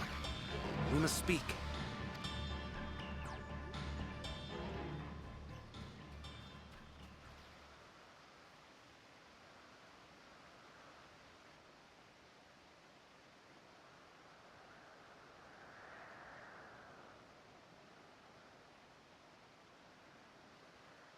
I'm sorry, Hermes.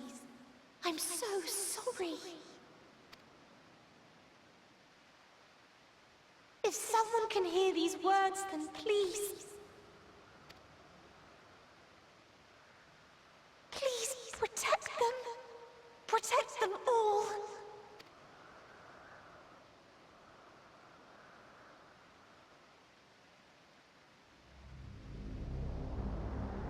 Individual self-suspended.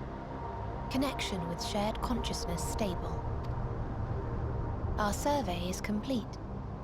We shall now report our findings.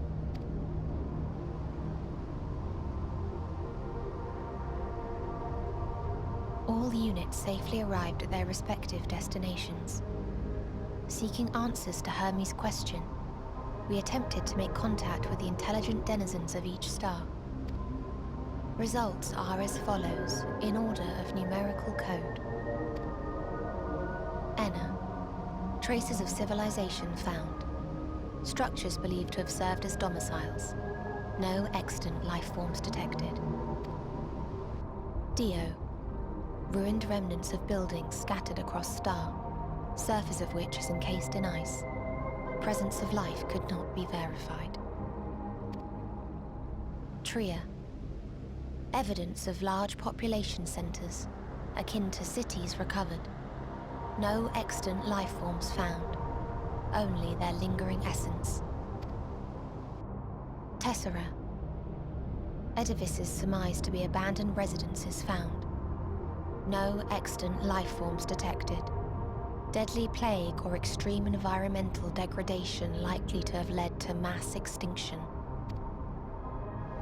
They are all dead. Octo. Star found in state of violent conflict. Contact successfully made with inhabitants, but deployment of weapons of mass destruction resulted in total annihilation of local population shortly thereafter.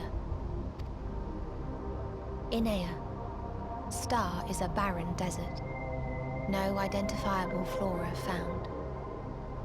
Bones of living beings resembling men discovered beneath sands, but determination regarding their intelligence inconclusive.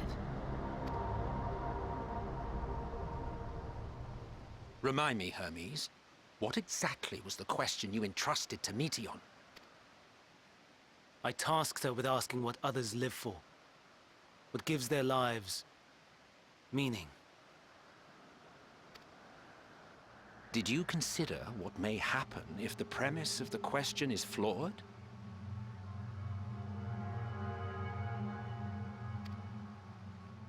To be able to answer it, one must be living and desire to continue doing so. But if Meteion finds no living beings in the course of her journey, or none who desire to live, what then? What answers would she derive from their silence?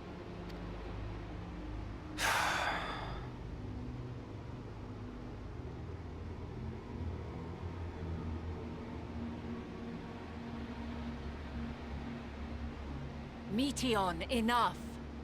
Suspend your mission and return hither at once. Don't think so. I think she's attuned. Decapente. Local civilization once flourished under auspices of higher power. Said power later laid waste to civilization in fit of rage. Upon revealing this to me, entity elected to self-terminate in lieu of providing answer to question. No other intelligent life forms found. Turning a deaf ear, are we? We are taking Meteion back to Amarant. As I understand, we will need her if we are to bring back all of her sisters. Yes.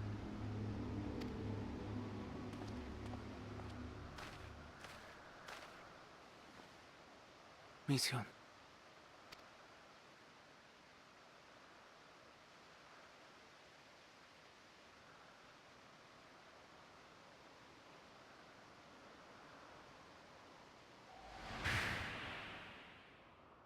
It isn't right, is it? It isn't right to turn away from the answer. Even if the answer is pain.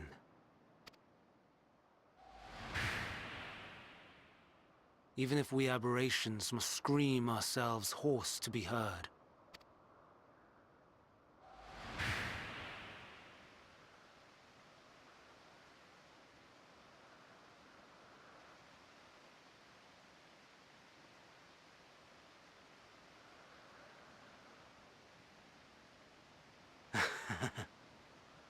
Aye. Whatever answers we find, I will not dismiss them out of hand. These words I said to you, and I will hold myself to them.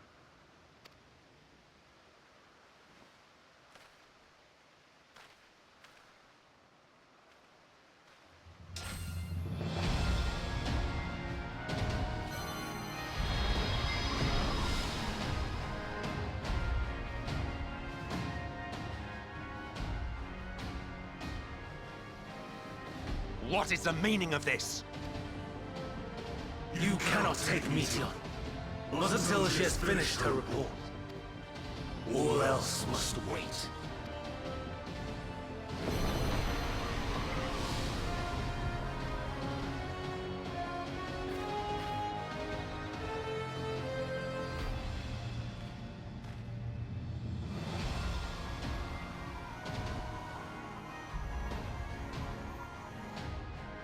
You fool!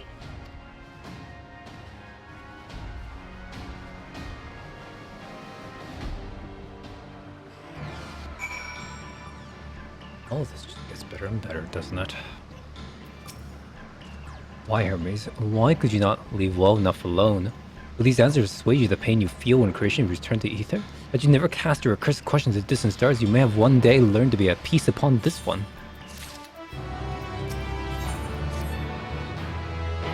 Hermes is headed to Catissus.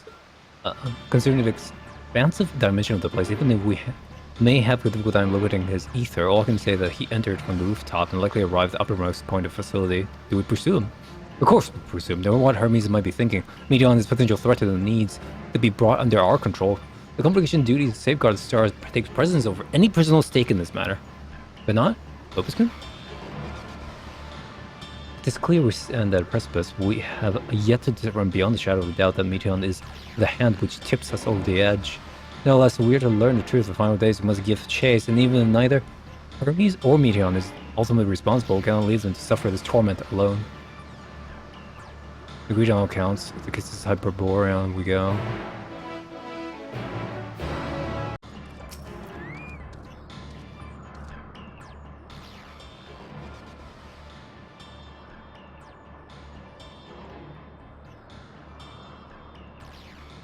We're here. Excuse me, has something happened to Catissus? Catissus? If it's just Renat, I'm so glad you're here. No one knew what prompted the alarm was sounded and Catissus put into a state of alert. It's ridiculous that we evacuate immediately. I've yet to investigate further. This is Hermes doing, obviously. What's the state of the alert entail exactly? A field of damping magic is draped over the entire facility, usually in response to escaped entities and the like. Because the scholars and the preservers are infected by everything, everyone else is weakened by a fraction of their usual capabilities. And consider us forewarned. We do, however, have urgent business with Chief Hermes, who must enter the premises regardless.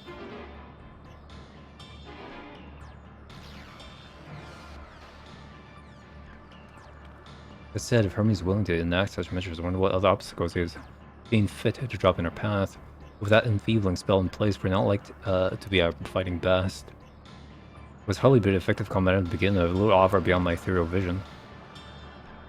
And you'll be put to talent's good use. You are fairly skilled at spotting weaknesses, if I recall. Fairly skilled is not begun to raise everyone's expectations. You will need to only make the most of your strength. I'll fill the gaps as required.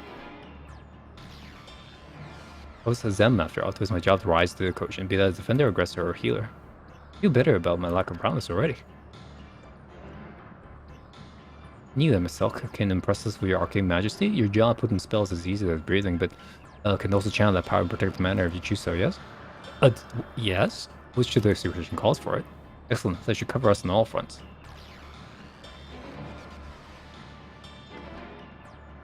You tell let us hear, Vosen, so 'tis only right that you lead us now. No matter what lies ahead, we will win through Hermes and Meteon. And then we will face the future together.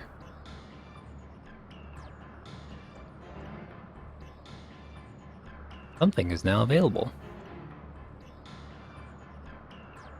Yep.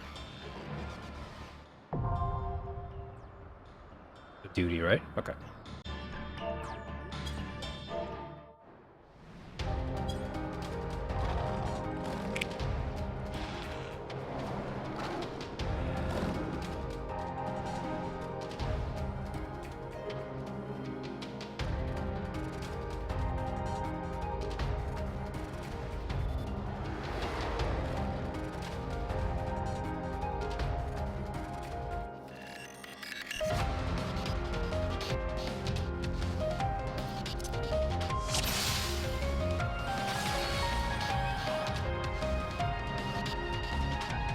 Please, turn back, else I might be forced.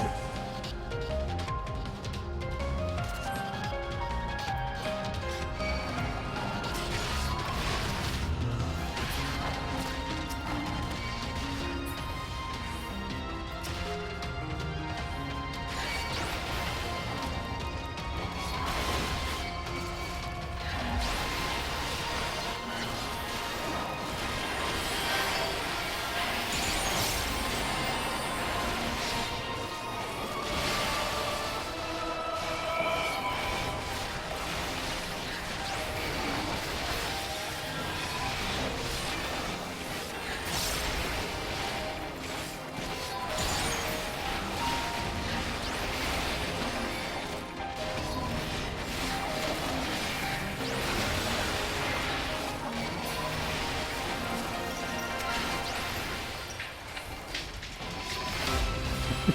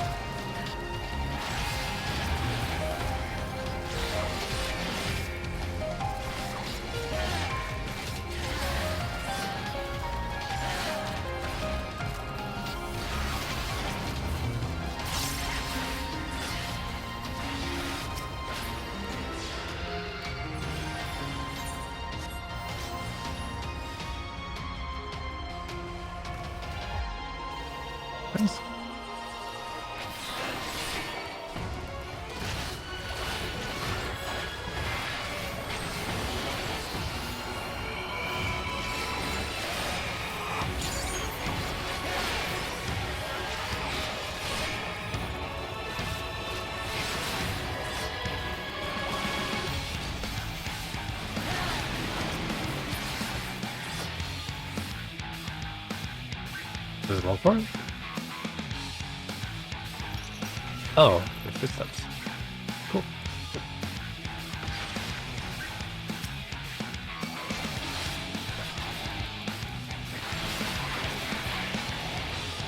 God damn it.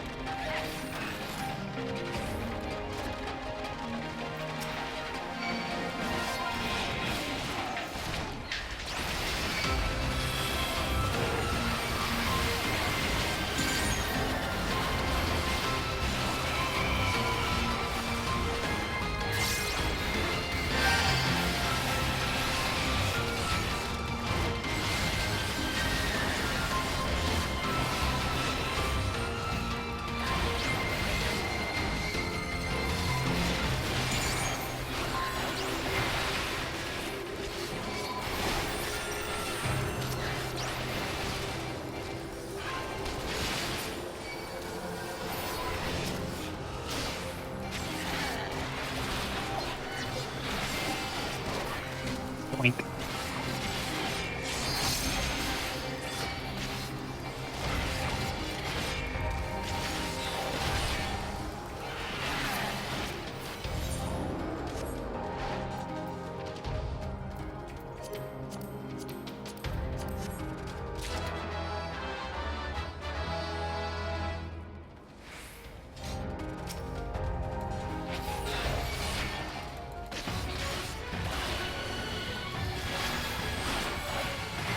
Hello to you too.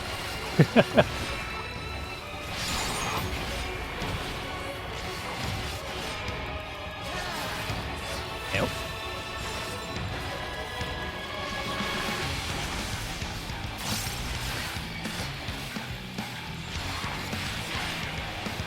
Damn you.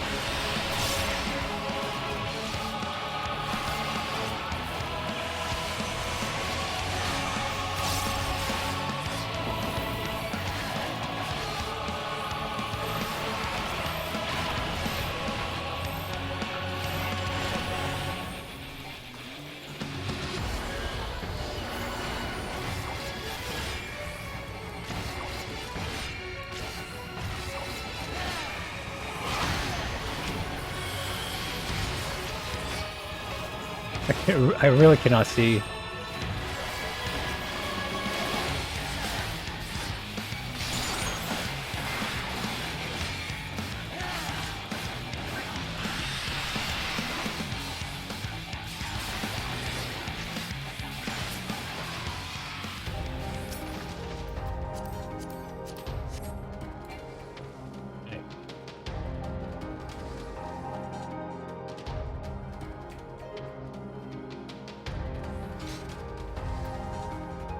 I cannot let you take Mission. Not yet.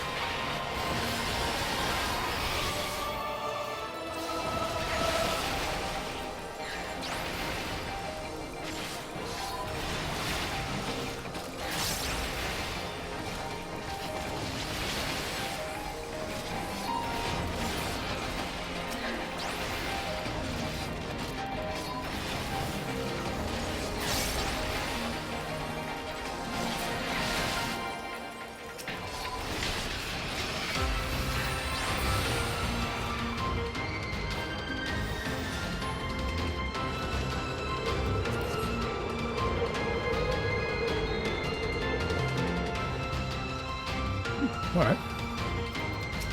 I must hear their answers before they're expunged from existence.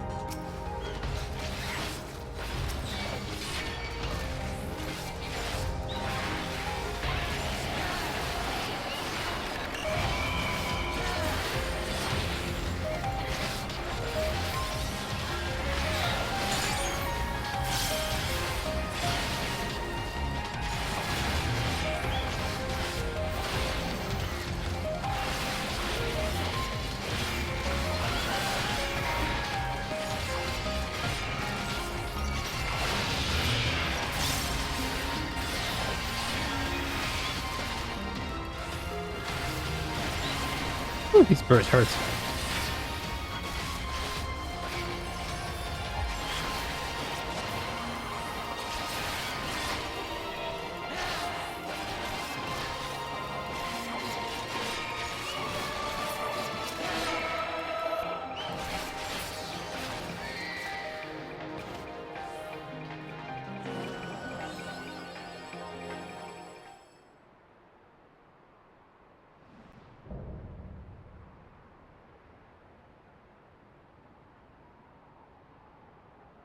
So, it comes to this. I have no wish to fight, but this time, I cannot yield.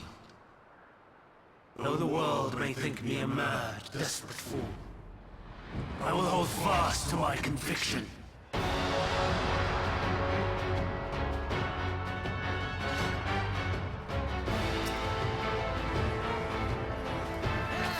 I will have the time and tranquility I require. Gust and gale, gather to me!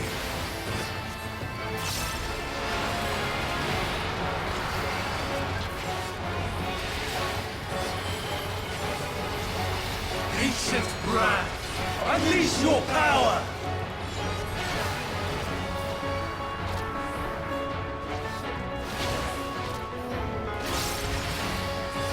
Dancing winds, pierce my foe!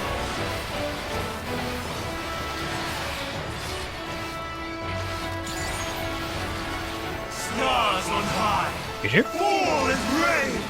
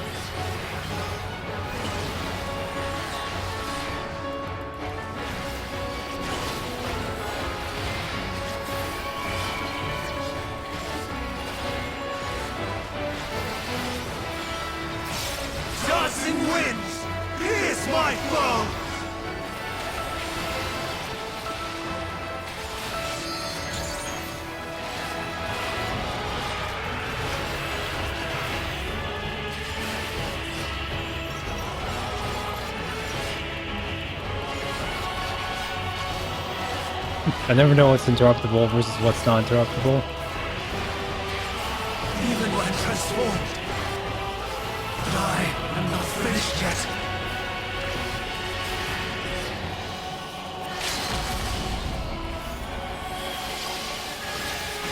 Stars on high, fall as rain.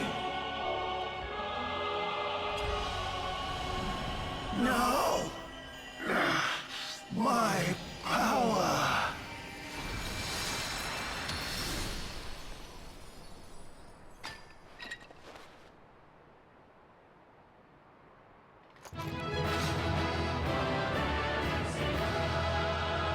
I haven't seen the yeah, we did it one in a while.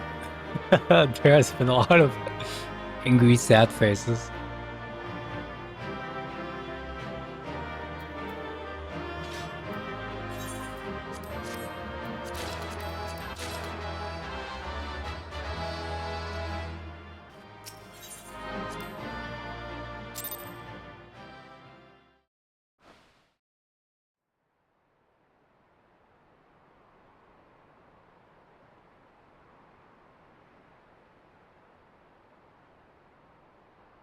It's over, Hermes. In the name of the Convocation, I hereby take Meteion into custody. And setting aside the matter of your nomination, you will come with us too. We require your knowledge to assess and resolve the situation. Come on, Emmett. Be a little kinder to the lad.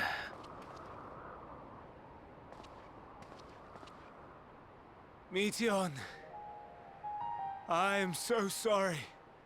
Would that I could have listened to your report in full. Reflected upon its meaning and conveyed it to others. That they might reconsider their chosen course. But I have failed. And that wish will never be realized. However, ere our fates become the province of others, I bid you tell me just one thing. Was there happiness in those distant stars? Was there a reason for living?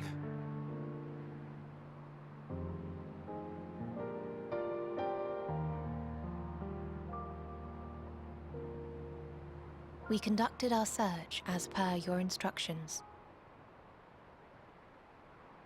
We scoured historical records, communed with the spirits of the deceased,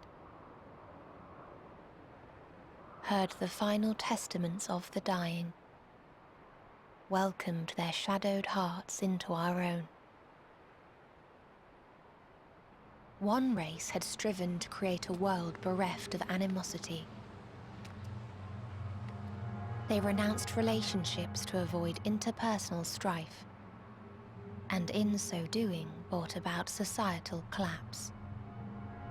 One race had renounced war and devoted itself to the enrichment of its people. Oh. They were conquered. Though they destroyed the enemy in reprisal, they could not regain their former glory. Gotta say something. Come on. One race had concluded that finite time was the root of all woes. Aspiring to shatter its shackles, they went in search of infinity. They discovered nothing is infinite, and that neither time or death can be cheated. Disillusioned, they gave up on the future. Universe sucks. And themselves. One race had discarded all things that gave rise to sorrow, hoping to have only joy. They found joy lost its savor in the absence of sorrow, and lost their will to live. Though worlds apart, these peoples shared a belief. The belief that they had tried their best, that they had tried to fulfill their potential with every step and success. Better go find a flower real quick. No. In the course of which, they learned the truth. That they would never be free of fear and sorrow, anger and despair, of loneliness, so long as they yet lived. Even now their souls cry out for oblivion. And to this song of anguish, I lend my voice. We lend our voice. Oh, beloved mankind, shimmering jewels of beautiful Atheris, rejoice, for we will free you from the cruel yoke of existence. There is no need to struggle in vain, for in nihility awaits salvation. You will know peace and serenity, and it will be beautiful. We will make our nest at the edge of the universe, and there in the dark of dead worlds hoard sorrow and suffering. There we will sing, our chorus ever louder and ever clearer, that our song may reach even this ether-shrouded star. Such is the answer we have found in the stars. Such is the gift we now offer to Atheris.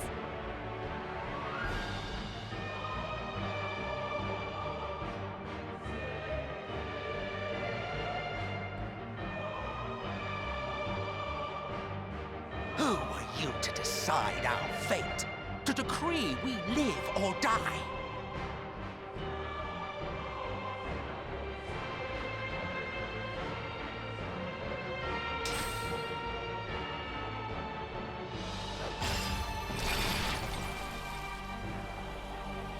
Have you lost your mind? You heard what she said. She means to destroy us all, yet you'd still take her side? In the name of the star, we have discarded those creations that we deemed flawed.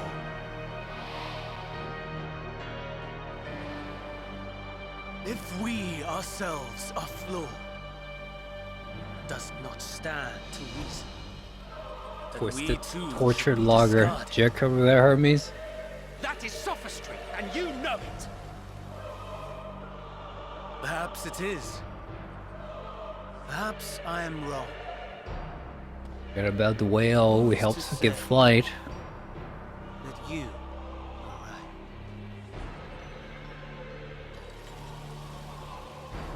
Let us settle this with a determination. In my authority as Chief Overseer of Elpis, I will make a judgment on man's fitness to exist.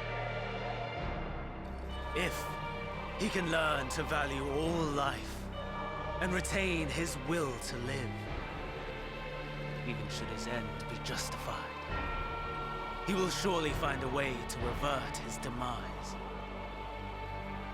If not, he will perish from the start.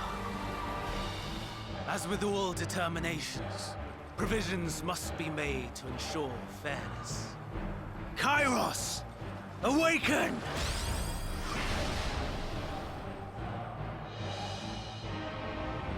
Memory reconfiguration system Kairos activated. Awaiting instruction. Command. Universal memory alteration. Target area. Catesis Hyperborea. Starting point. Arrival of Emmett Selk of the Convocation at Propylion. Endpoint. The present. Erase the memories of all events and replace with a vague recollection of the following. I was here, preparing to demonstrate the functionality of Kairos to Emet-Selch and Hydaelyn.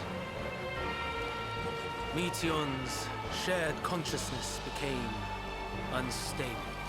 She and her sisters could not sustain their existence, and all dissipated with a burst. The resultant shockwave accidentally triggered Kairos, which erased several days of memories from all present. Execute. Command acknowledged. Initializing. 3 processes remaining to execution. Bravo. I dare say one would be hard-pressed to make it fairer. Everything that you told us, everything that has happened, the fact we've even met, it will all be gone.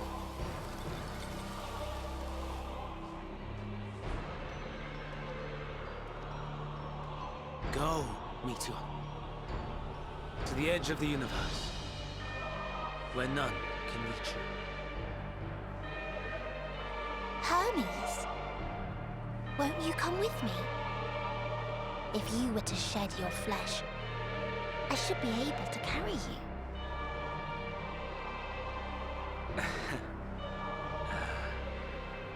I will remain. As a man, I will oppose the oblivion you bring. Silly fool. Had you said yes, I would have granted you the gentlest end.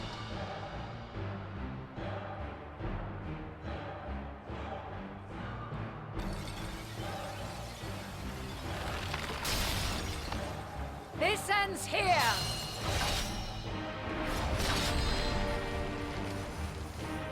Fly, Meteon!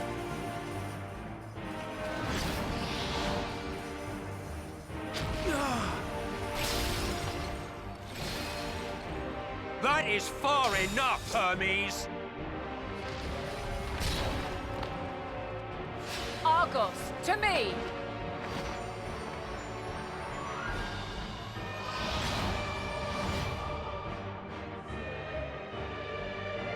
First process complete. 2 remaining to execution of memory reconfiguration. As if we needed more pressure. I think I could get out of here.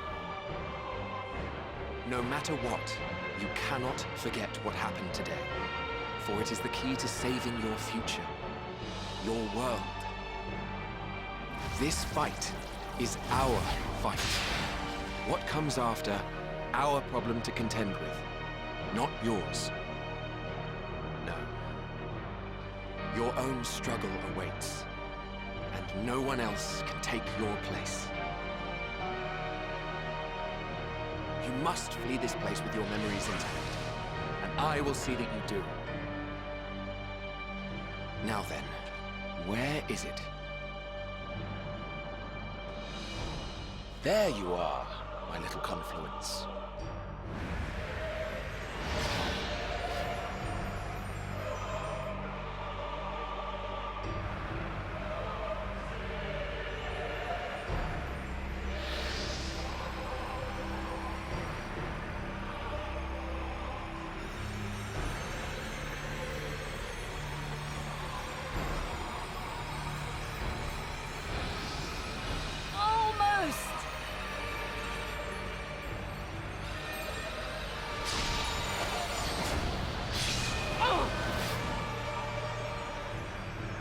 Very well, then.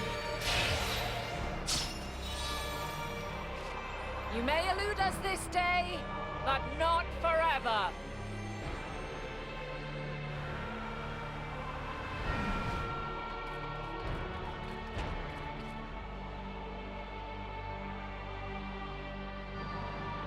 Meteon's gotten away. Second process complete. 1 remaining to execution. No time for brooding. Listen well. Beyond lies a spatial confluence that connects the interior sections of this building. I will destroy the confluence and force open a way outside. When I do, you must jump through.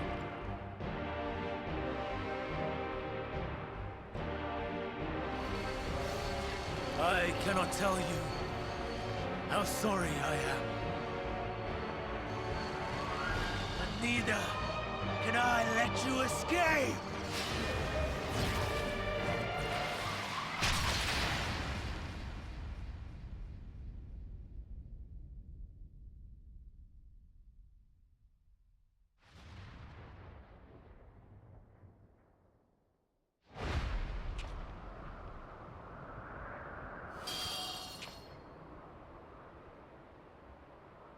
Too brave by half.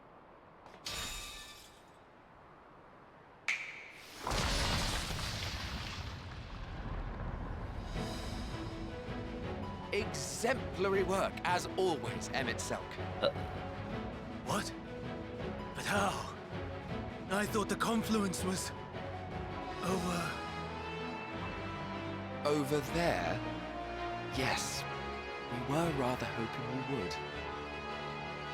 It was never anywhere but where it is now.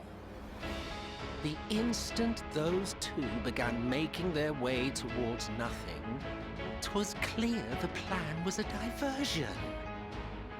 I'm quite incapable of destroying a confluence, I must confess. A gambit brazen beyond words. Though we've grown accustomed to reckless improvision due to the antics of an incorrigible associate. Though, in the case of certain present company, incorrigible is an understatement. Honestly, I'm beginning to suspect it's a requirement for every Azem.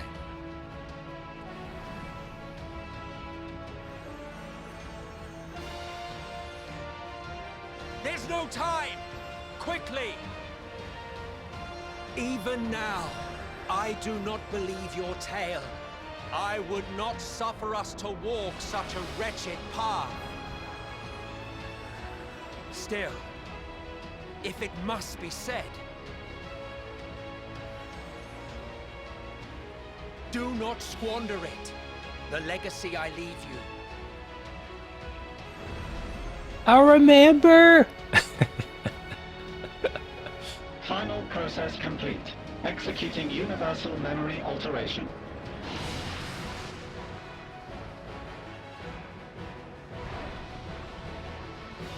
Go, Argos!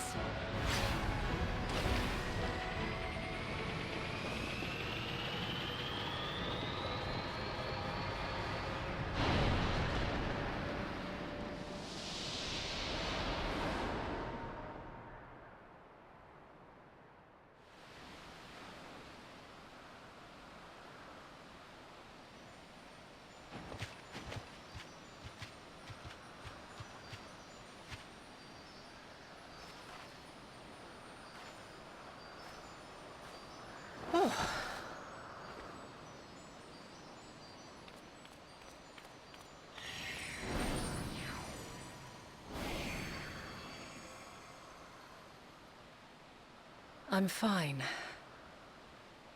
Just a little tired. Can it be true? Are we the only ones left who see beauty in the world? In life? Are the stars above no more than husks of fallen civilizations?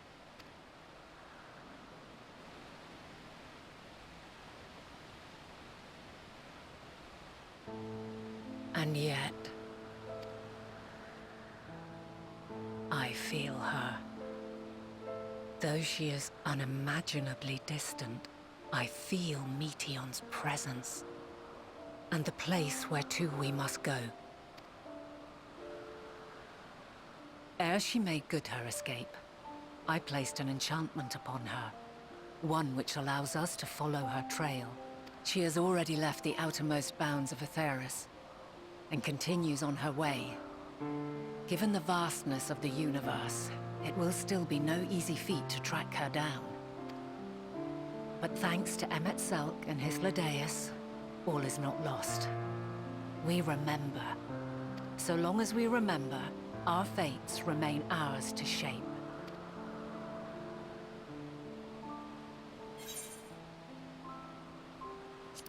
Could be the others.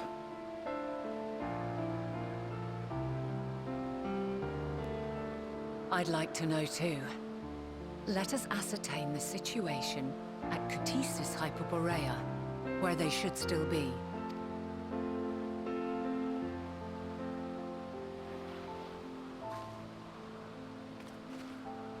Given the likely state of their memories, however, it would be imprudent for us to approach them directly. In which case...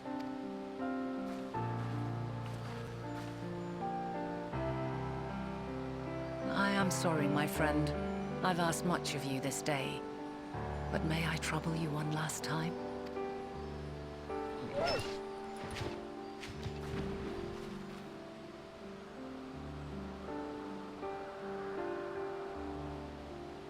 Argos will investigate in our stead. We will share in his consciousness and see and hear as if we were with him. Now, close your eyes and open your mind.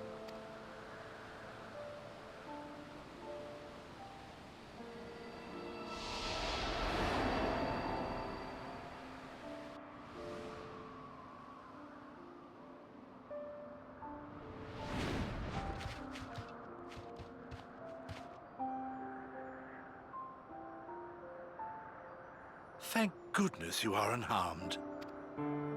Unharmed? There is a gaping hole in my memories. I can scarcely remember arriving here in Elpis. Forgive me. I was preparing to demonstrate the functionality of Kairos to our guests. But Meteon, her shared consciousness became unstable. And she... So, that's what prompted the state of alert. And when you went to investigate, you were caught in Kairos' accidental operation. Accidental.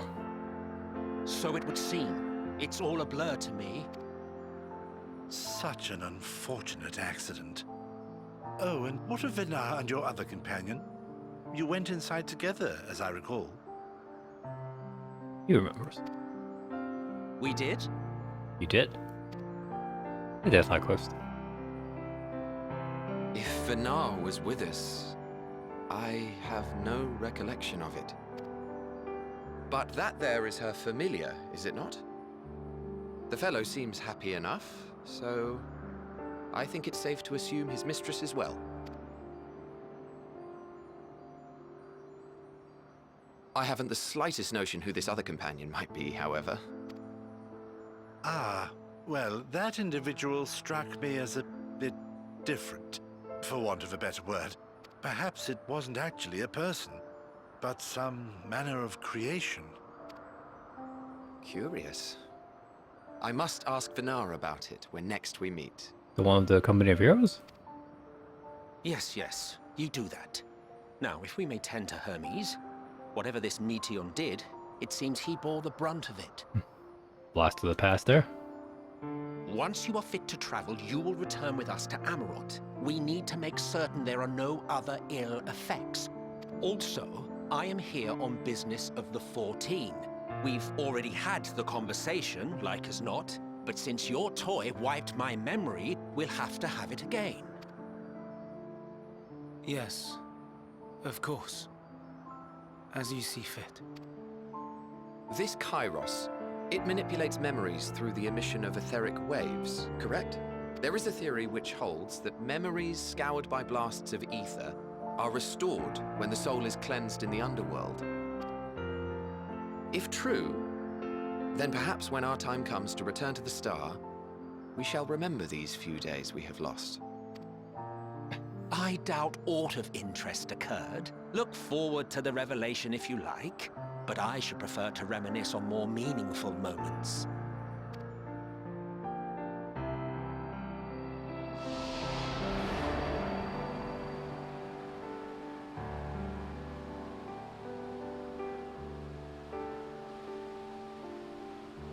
Let us rest. If only for a while. After all, you and I... Oh, we still have a long, long way to go. So much work just to facilitate the fact they don't remember. Like, all that telling from the very beginning in Charleon with the lesson the professor gave, and all the way to here. Good work as a narrator, but narrative. I think the recover and your excursions were more than purely physical, but resting one's body, if only for a moment, is never without merit. As for Hermes, I think it unlikely he will create more Endwalkers. He poured much of himself in Meteon, and now she and her sister have dissipated. In his mind, the grief must be unbearable. He will blame himself, will believe that he never acknowledges the satisfaction of the world, then Meteor would never have been born to suffer and die. To offer to join the 14 will be a welcome distraction, and one day hence we will face the advent of the final days in the role of Daniel.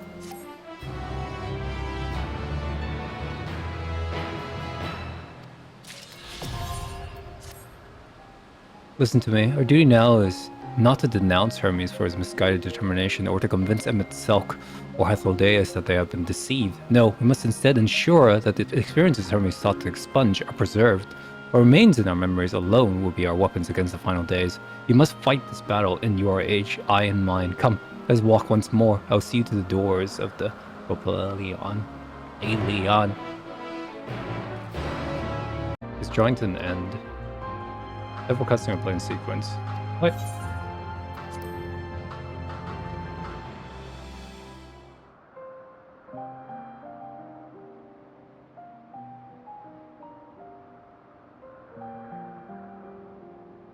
So, it is within. The portal that brought you hither, and will take you home.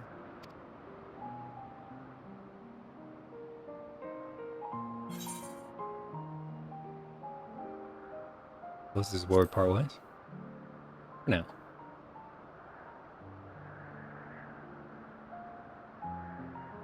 May you and yours emerge triumphant. Make use of the knowledge you have gained. That your days in Elpis and our friend's sacrifice be not in vain. With Meteon free to pursue her designs, 'tis only a matter of time until the final days are upon us. We must be ready. From fortifying our defenses to securing our escape, there is much to be done. In spite of this, we cannot allow the report that set this calamity in motion to become common knowledge. Were the masses to learn the fates of the other stars, I fear the situation would spiral out of our control. I must carefully consider who can be trusted and bring them into the fold. Ordinarily, I wouldn't hesitate to call upon the 14. However, it was the desire for a fair determination that drove Hermes to attempt to erase our memories. And were he made aware of his actions, there is no telling whether he would remain a friend or become a foe. Alternately, we might try to alienate him from the convocation. Yet in doing so, we would deprive ourselves of a brilliant mind who would be invaluable in the crises to come. Quite the dilemma. Which is why I must work independently of the convocation. Regardless of how we proceed, if we are to permanently avert the final days, we must be equal to Hermes' challenge. We must prove that mankind is worthy to exist. And this hinges, I think, on how we confront the all-consuming despair that accompanies a senseless and seemingly inevitable end. Bewildered and divided, we would perish like the peoples of those celestial ruins. We could not hope to survive the final days, much less take the battle to Meteon at her nest. We must find a way to defeat despair, to unite and prepare as many as possible for the struggle ahead.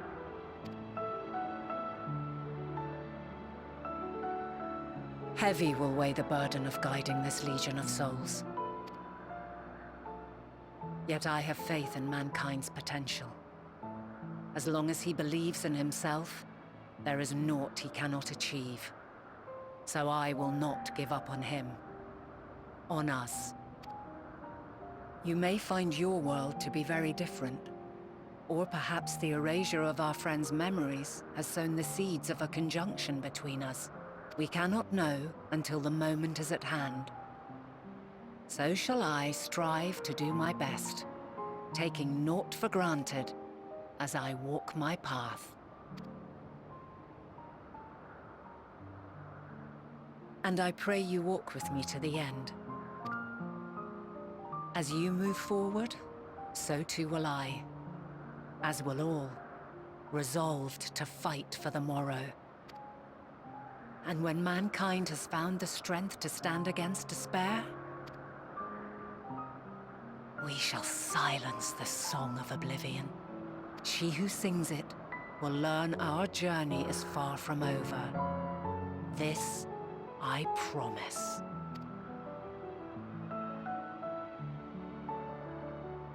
Fare you well, my light of the future, till we meet again.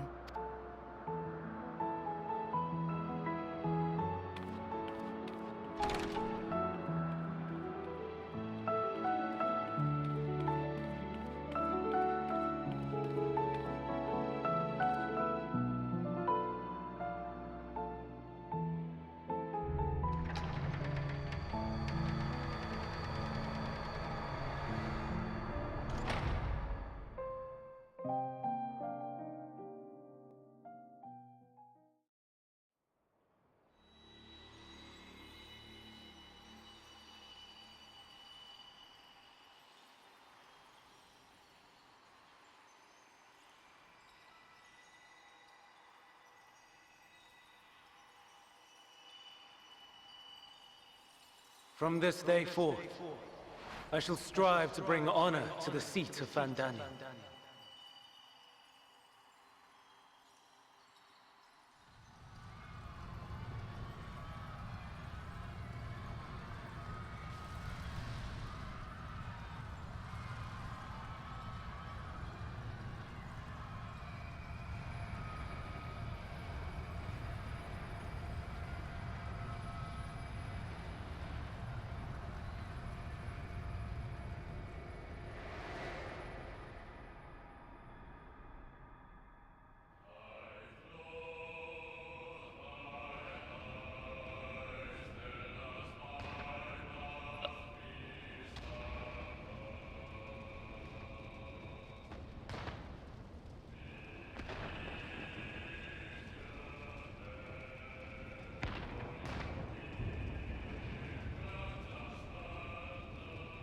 Even now, I remember standing there, locked in a moment where the sky is aflame.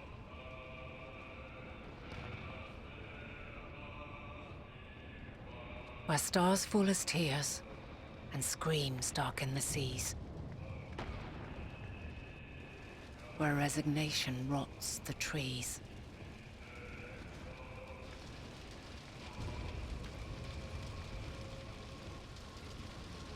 Where terror twists magics into abominations.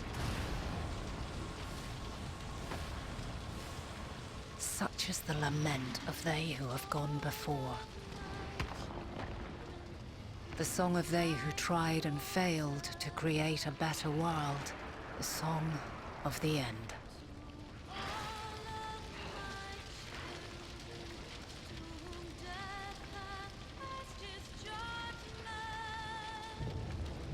Just moving memories. That which hides at the edge of the universe is no longer Hope's creation. That's why she does nothing.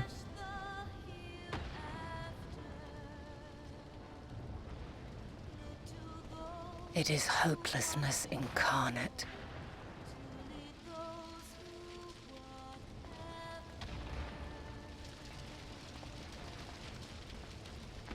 That day, mankind saw half of its number sacrificed to bring forth Zodiac.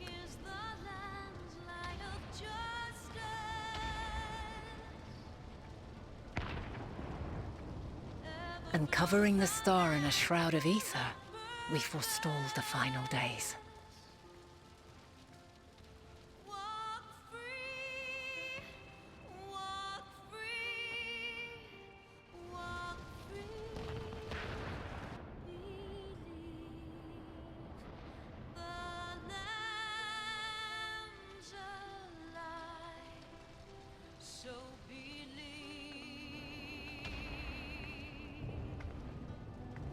Yet the cries echoed still.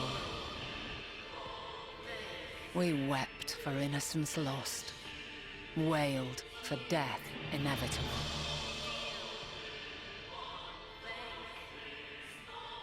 A reality too terrible to bear. And for too many who sought comfort in gilded memories of joyful days and tranquil nights.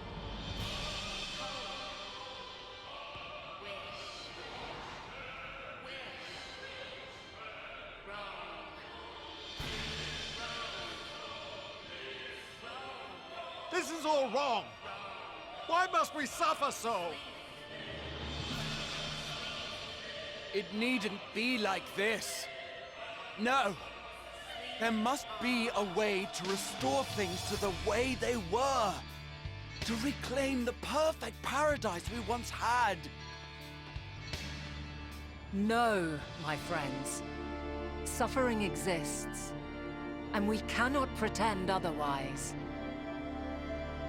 No civilization, however great, could eliminate it. If we would live, we must accept it as our constant companion. Let us not seek to forget this tragedy. Let us carry it in our hearts, that we may grow stronger and know true happiness. We can't accept it! We won't accept it! It will be ours again! A world free of sorrow! No, it will not. For there has ever been sorrow. Mankind was but spared its biting sting for a time.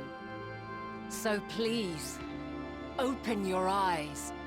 To try and reclaim those lives we lost by sacrificing yet more isn't wisdom. It is weakness. No paradise is without its shadows. If we cannot accept this truth and learn from our pain, then our plight shall be repeated.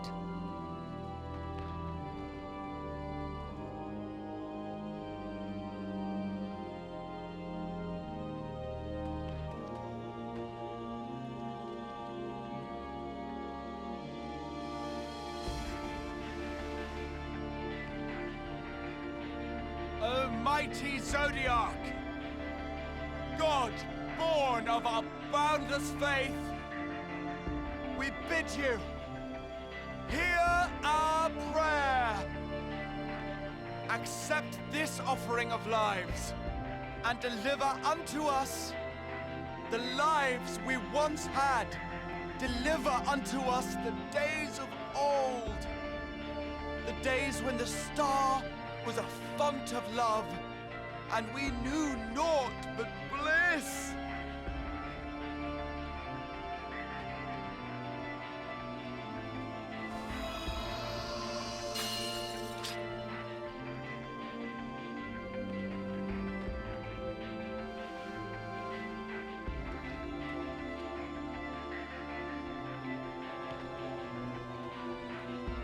You would destroy it?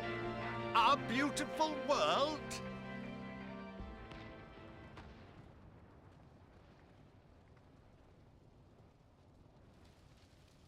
Lands that stretched on forever. Skies one could drown in. The heartbeat of nature, silent yet strong. And amidst it all, a people. Beacons of light and life. Laughter that warmed my heart like naught else before. They are my meaning and my purpose. My love. In spite of, or perhaps because of this, I choose to believe in mankind's potential, in his ability to find a way forward. So let there be no way back. From that temptation, I sunder us. No more shall man have wings to bear him to paradise. Henceforth, he shall walk.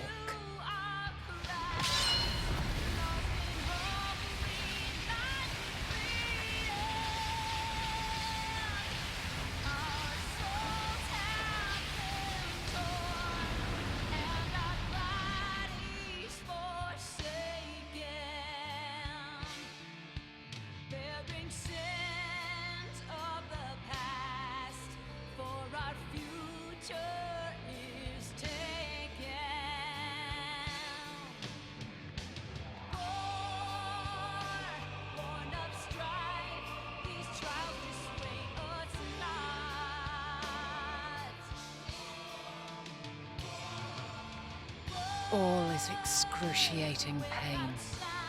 I breathe fire and torment.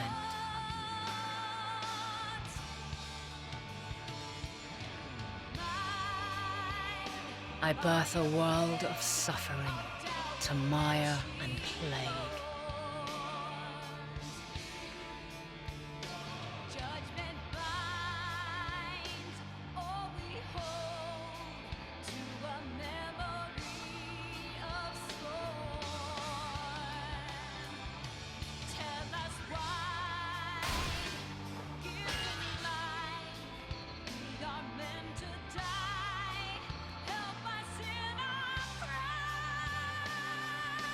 In one fleeting moment, lives come and go, ever moving towards the unknown. And in that fleeting moment, they cry for the answer to the question. Why, given life, are they meant to suffer, to die?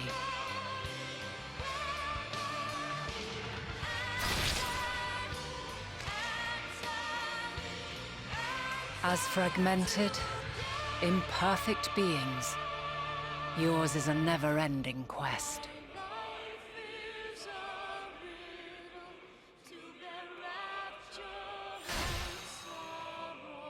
A quest to find your purpose, knowing your end is assured.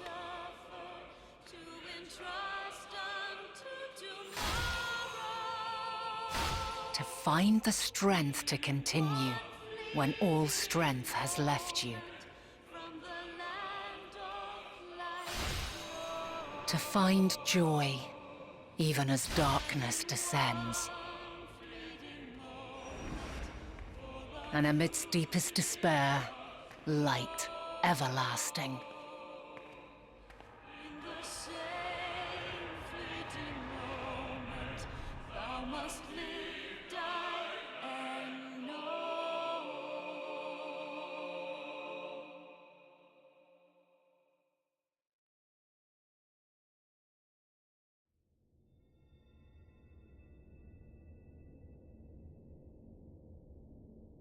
A conjunction has begun to form, an intertwining of your time and mine.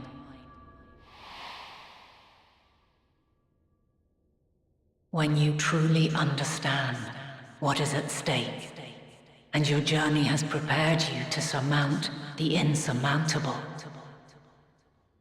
then shall I honor the promise made in another time, another age.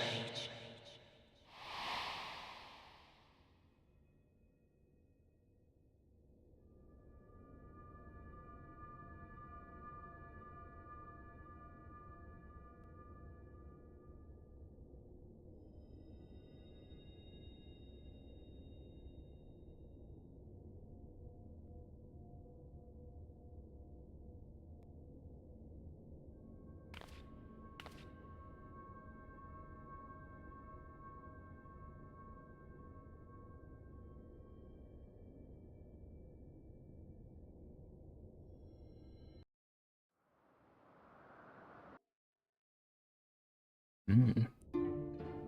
Alright.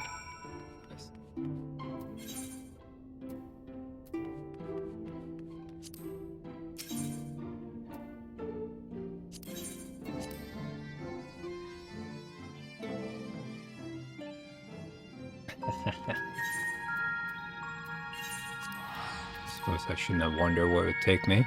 Right? We get the achievement, or we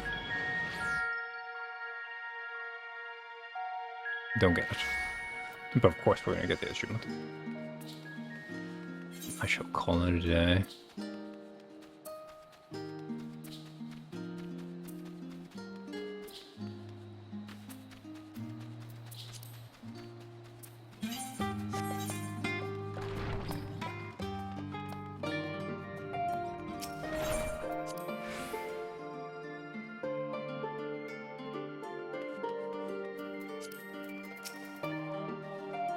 Impeccable timing. We are off in the first as part of our efforts to investigate final days. So it seems to be the case. While you were away, we had some few developments, which we can discuss in just a moment. For now, however, I cannot tell you how wonderful it is to have you back.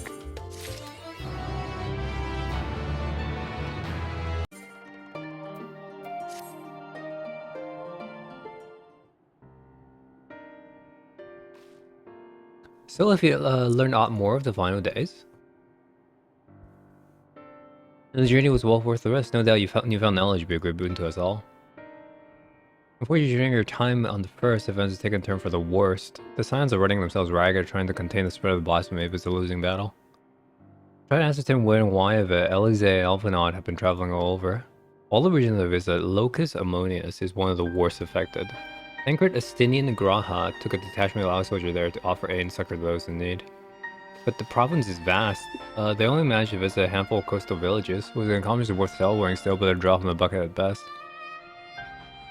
In the meantime, Yshtil and Mesopotamia have been making a conceited effort to establish contact with Hydaelyn in the Ethereal Sea, but to no avail. As with Tatharu and I, we've been keeping a close eye on the forum. When we gather, we've been constructing a vessel to ferry people to the moon. Ambitious projects that has likely been years, if not decades in the making. However, there's no sign of it thus far. Its effect is still incomplete. That's not good. You also recall the proposal issued by Master Fortunato to the people of Razahan. Following their discussion, Vitra declared his support for the plan and urged those who wish to evacuate to accept the foreign's invitation. So far so good, but that's where things get so little strange.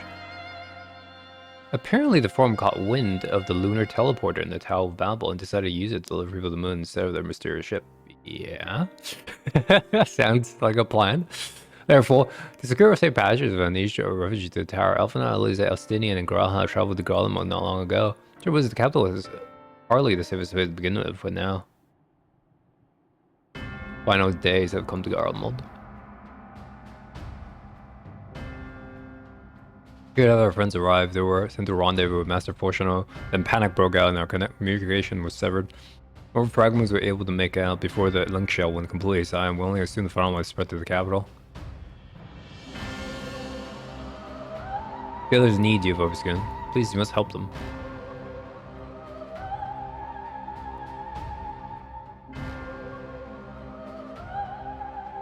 Even they would make all the difference, I'm sure of it. And broken glass is first port call, so best start there. Hopefully they will know where they are. There's no telling what you walk into, so best take every possible precaution. Not a moment too soon. The skies were ablaze with events on the ground that concern me. If your files have arrived ahead of you, cut the customary reading straight after we received our troops from Metagladius. A foreign airship had landed. It was then the heavens began to burn. Decide your friends at once to ensure refugee to come to no harm. I'll have them join them immediately. Additional support is en route, but we discussed with another. So you're ready to depart? Yeah, okay. Yeah, sure.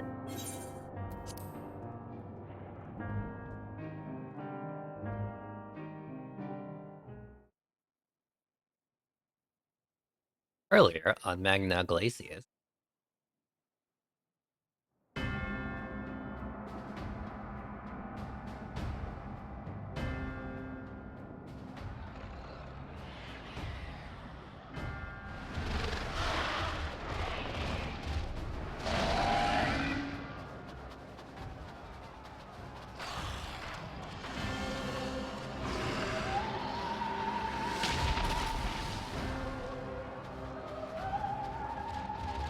No.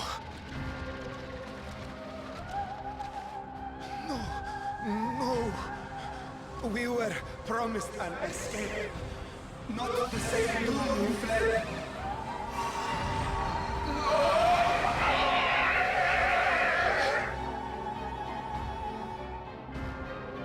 I shall not meet my final days here in this blasted waste.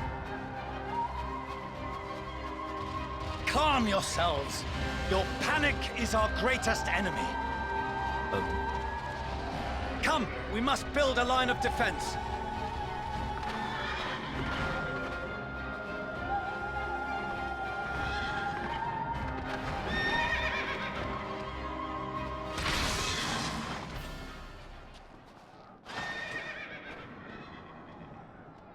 How? Leave the fighting to us, Father. You must lead the people to safety.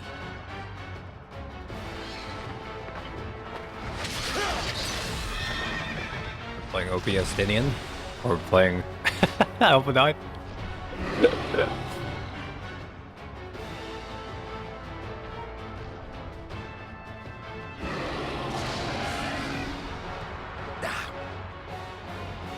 I can handle this pair. You shall tend to the refugees. Let us be about it.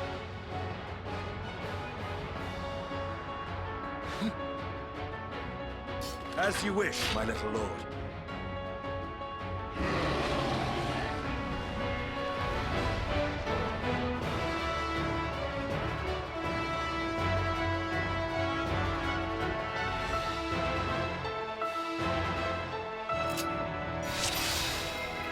Move? What? I'll command the beast's attention. See to the wounded. Help is at hand.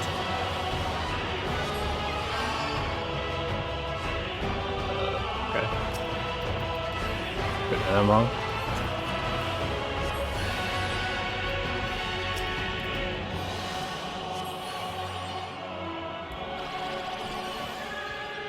Big heal, unnecessary damage, and then over time to all enemies. Okay.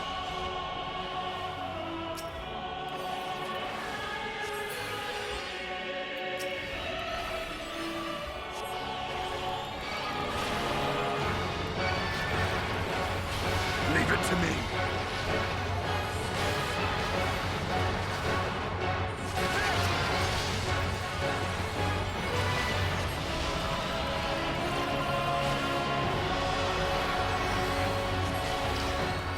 Fucking Gundam class right now.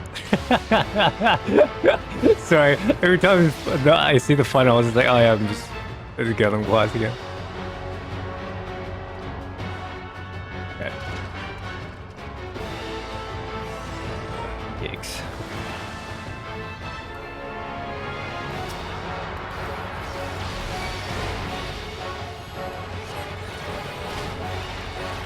Those who can stand, come with me.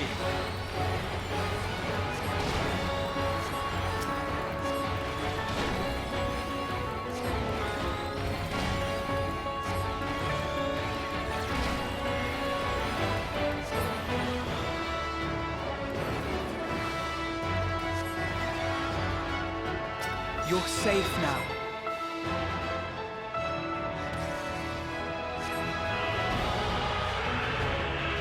Easy now.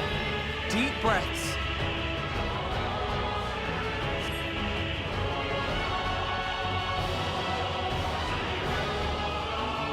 Worry not for the refugees, but for yourself.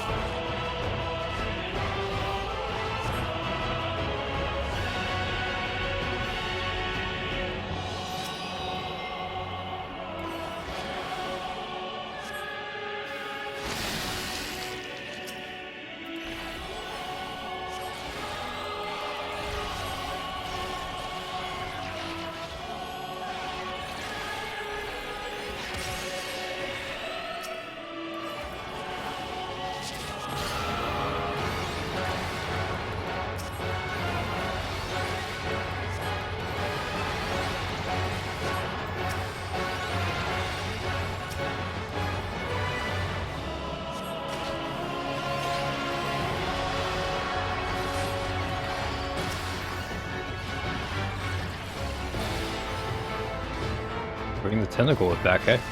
Okay.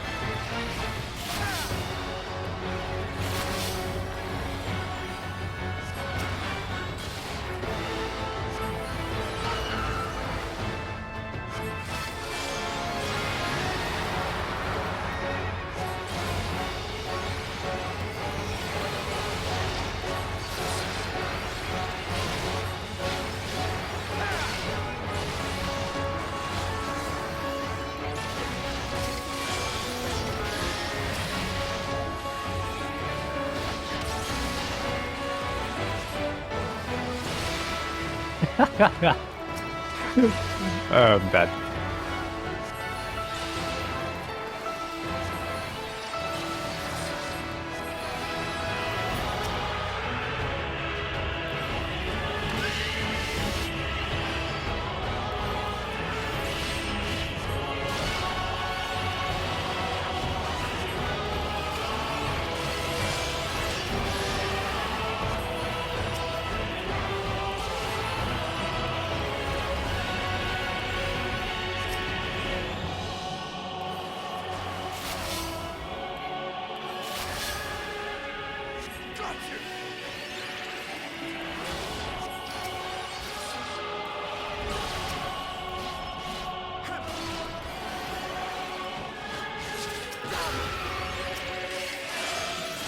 Hard, but not hard enough!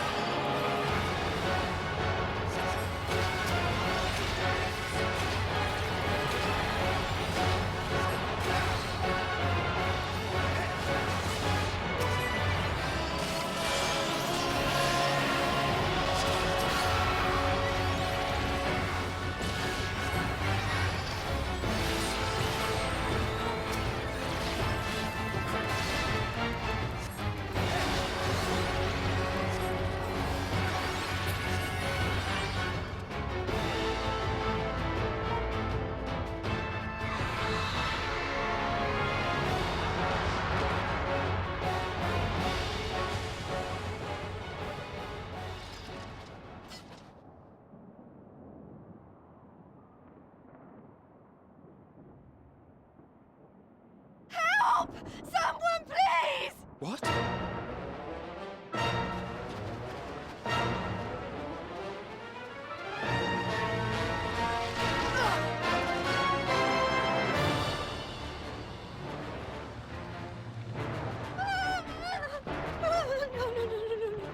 Don't.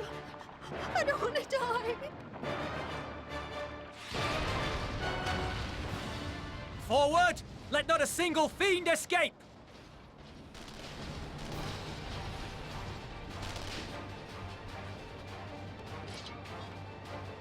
Wait, that's... Euless and the army. So, you've recovered then? In time enough to be of aid, for once.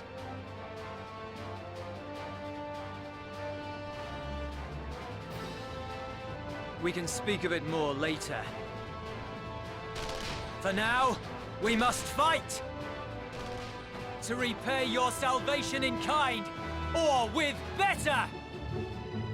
For Garlemald has her pride!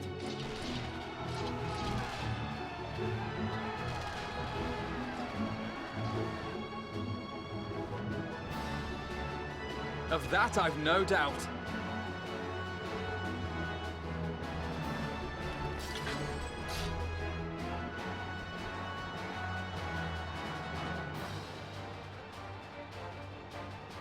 Good gods.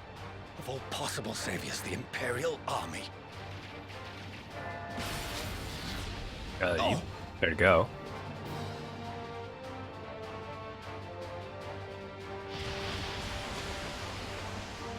I had hoped to take all of them down at once.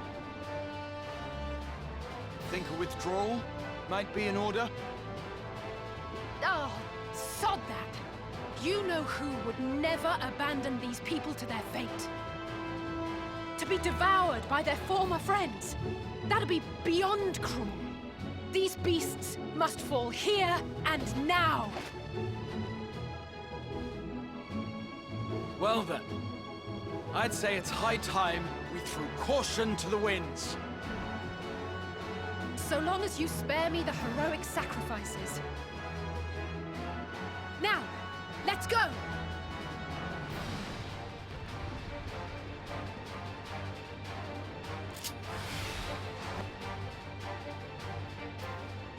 I was a strange much? ABCD. She's basically the same.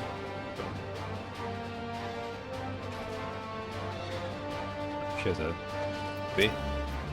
This is spam. Never.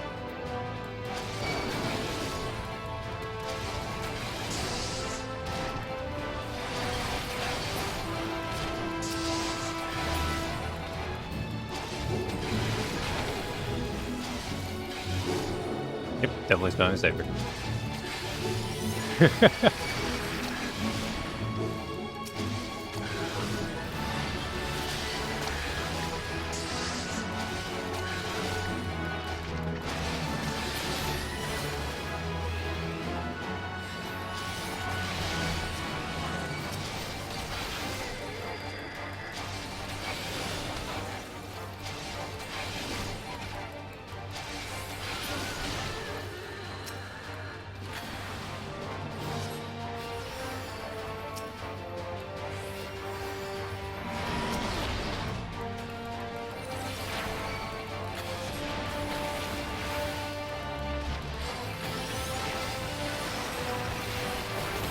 I'm fine.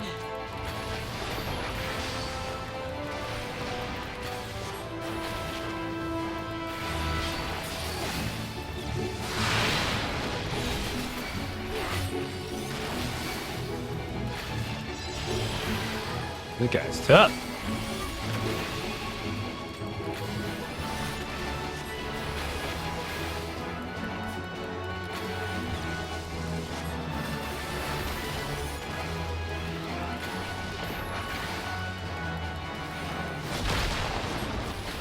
Not today. Not today, my man.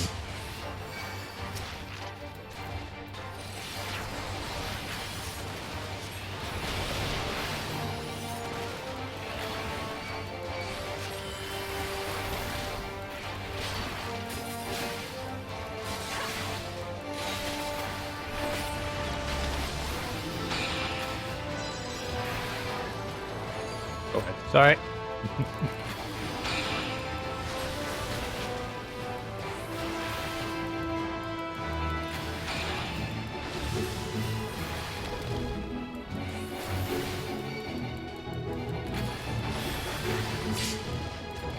That's a chance? To do what?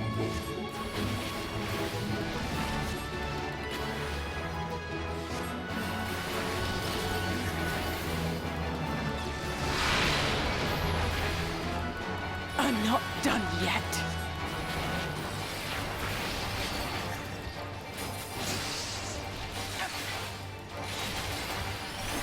Nothing to worry about. Got a shield for me, bro? Nope. You just get hit? Alright. The air crackles with energy. Find cover!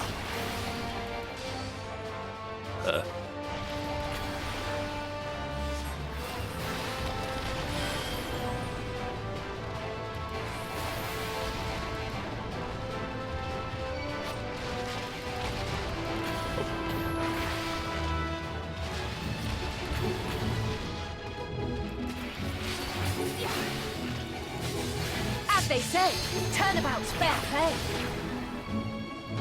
On guard. It's not dead? Okay.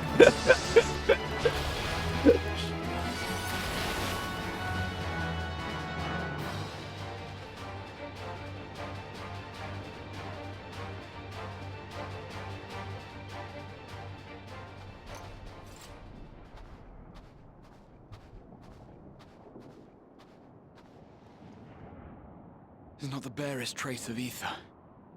Maybe there really is no way to bring them back.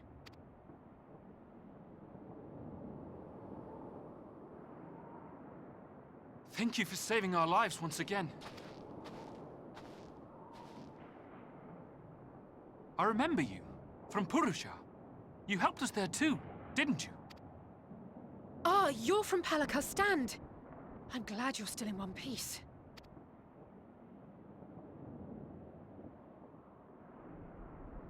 Or you will be, once I see to that injury of yours.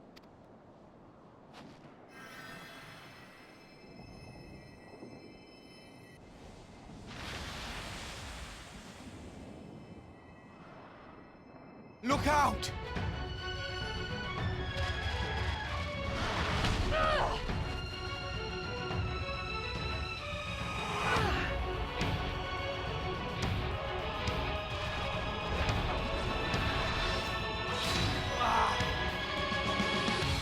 Hey, that was me.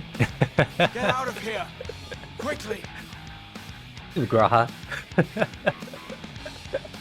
Pretending to be MC. I won't lose them. Not a one. This will be a brighter future. I won't let a madman's apocalypse ruin everything we've fought to achieve.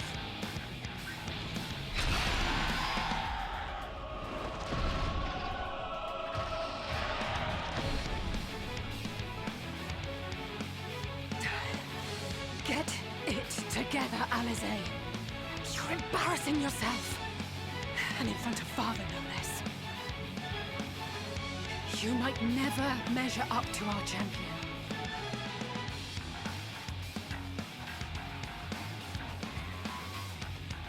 But we ask too much of him as it is. You mustn't let our sword in the darkness fight alone.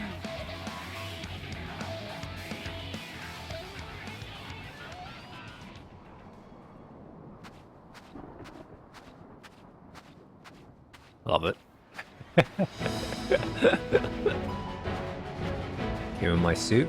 I'm ready to go.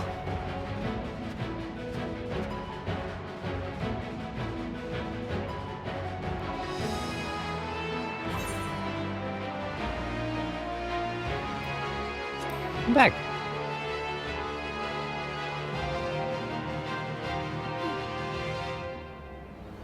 I can look after myself, you know. Oh, come on.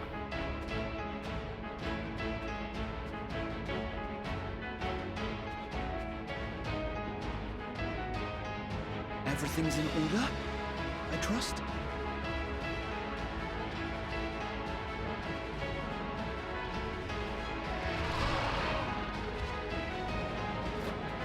I've had enough of this rabble!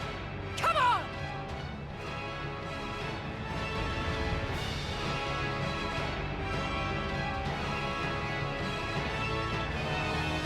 What? Parece vamos convocar. Oh, a trio for the ages.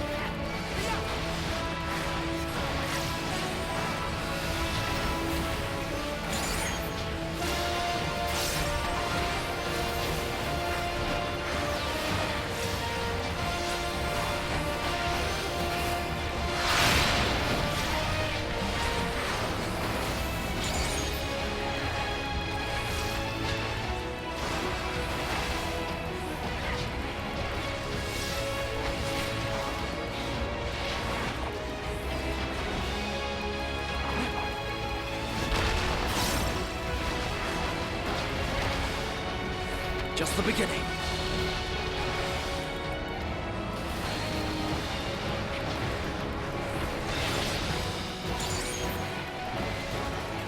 Still only at 13. Okay, cool. At least finish the combo.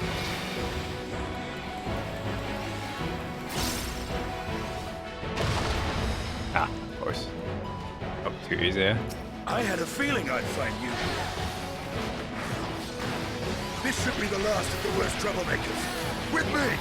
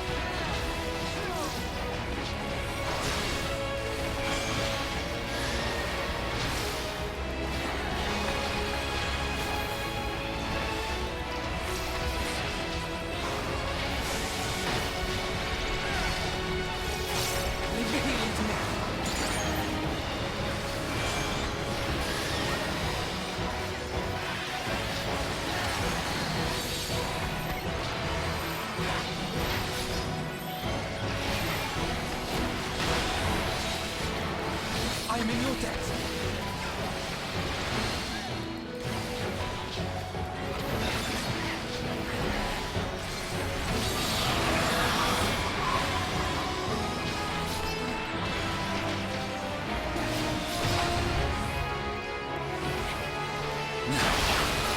Where were we?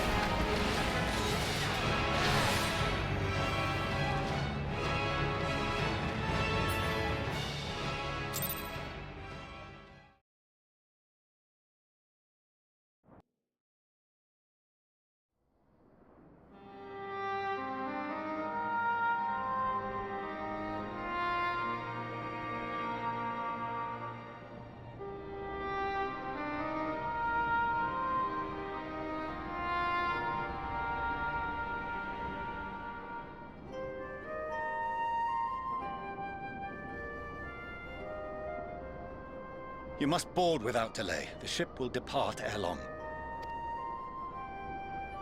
Your offer to host us in Hydaelyn is most appreciated. But will the final days not soon fall upon it as well?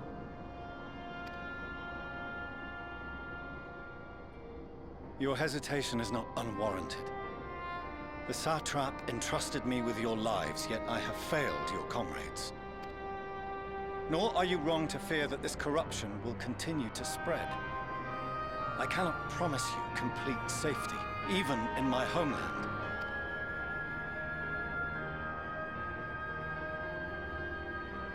What I can promise is that I will do all in my power to protect you.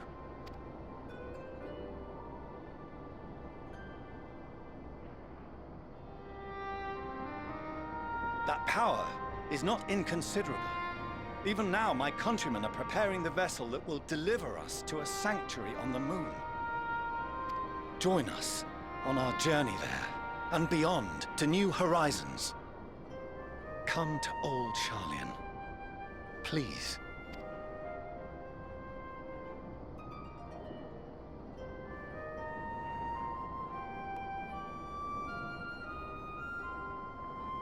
We would be fools to refuse such a generous offer made in earnest.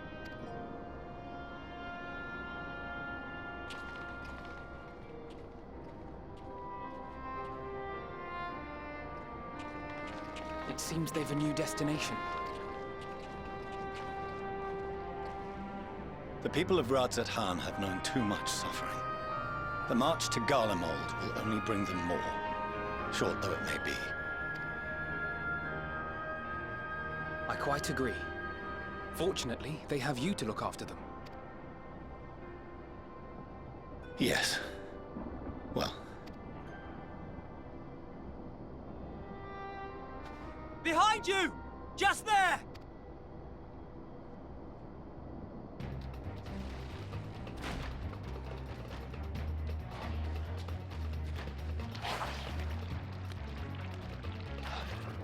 More of them.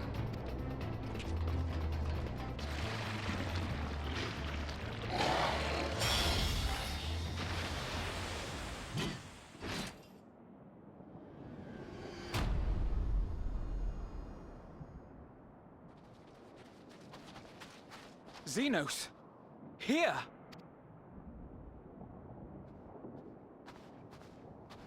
You'll be all right. Hurry to the airship.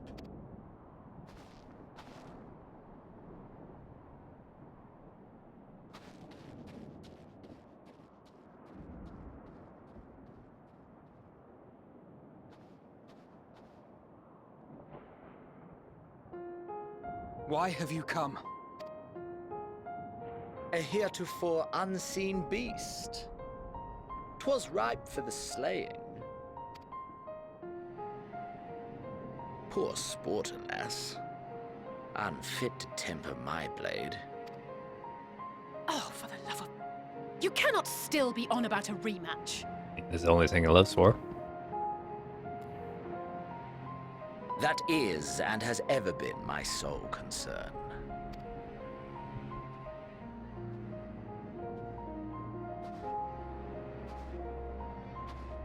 You, on the other hand, are fixated on a different quarry.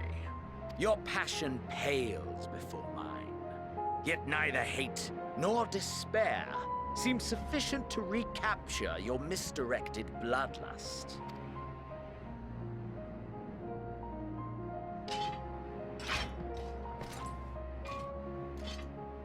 So, I hone my blade, and I wait. That's it. That's all you care about. Yeah.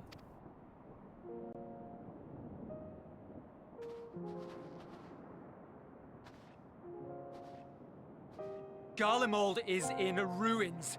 Our homeland, the nation you rule, is as good as gone. Along with so many of its people. Not just soldiers like us. Not only those who fought and killed for power and duty. Innocent civilians. Murdered by their own flesh and blood. Lost and confused as they breathed their last. While we who survived with our lives and minds intact were left to freeze to death. The Eorzeans tell me all this was your doing! You slaughtered your countrymen! You did! For what? For nothing, in the end. So much wasted effort. I don't think your plight gonna fall on his ears with any kind of attack.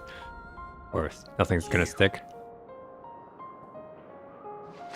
You bastard! But don't throw your life away. For your own sake, Eulus, you must control your anger. It will serve no one should it consume you and see you transformed.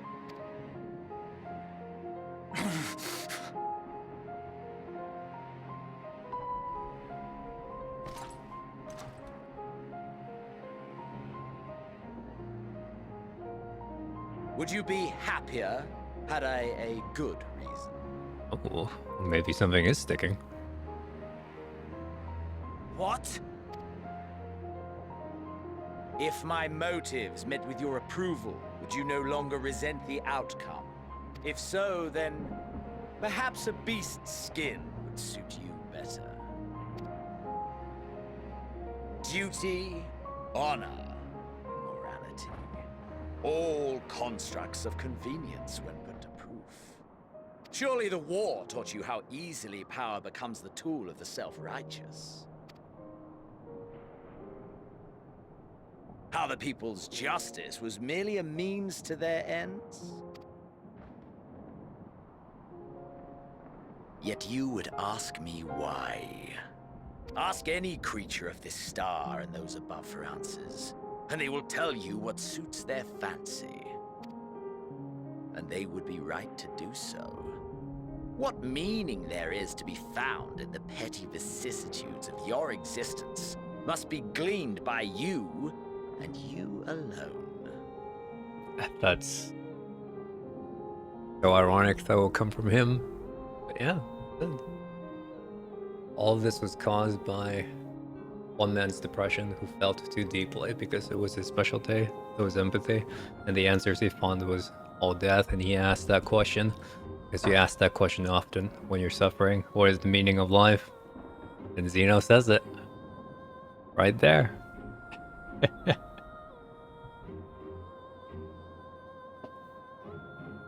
So, as basic as Zeno's is, you got a point.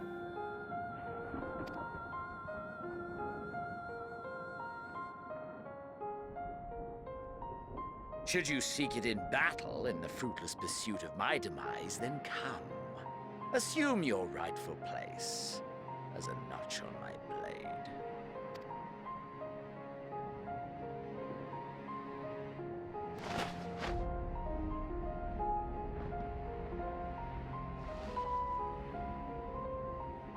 That's not your purpose, Julius. A blight on the Garlean race, and there would be no more satisfying way to expunge it than by beating you to death.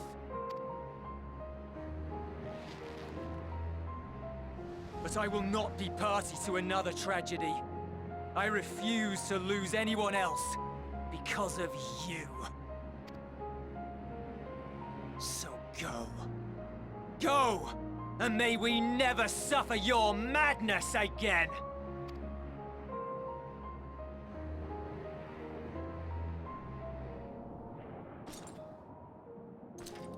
Xenos!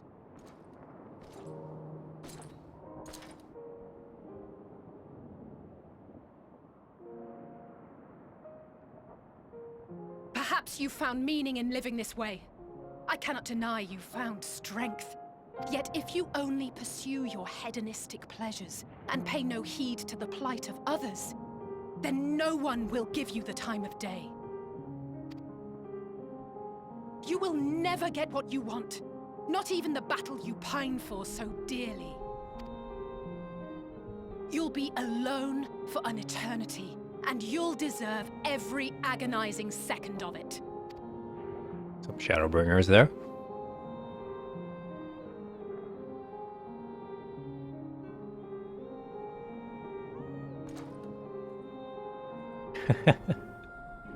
Xeno's become the edgy anti-hero.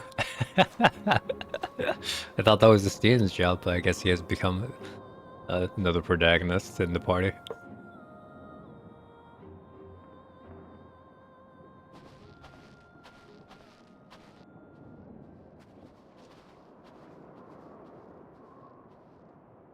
We're ready to depart. The refugee ships will be leaving shortly, but I've asked mine to remain for the time being. There's room enough for you to join me on it, if you wish.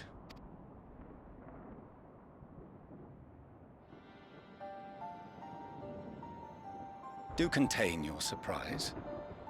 I needn't agree with the Scion's methods or intentions to acknowledge that their deeds are deserving of gratitude. We appreciate the offer. But might I ask why you are delaying your departure? I presume it is not solely for our benefit. I must visit Garlemald ere we return to Sharlayan. Having caused such an uproar, 'tis only meet that I explain myself to the Ilzabard contingent.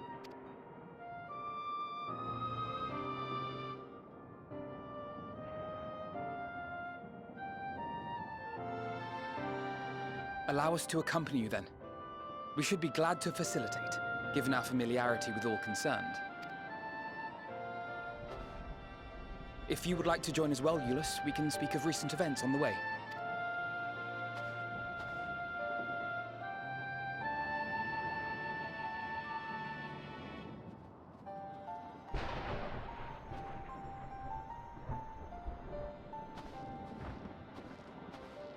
He'll be after your seat on the forum next.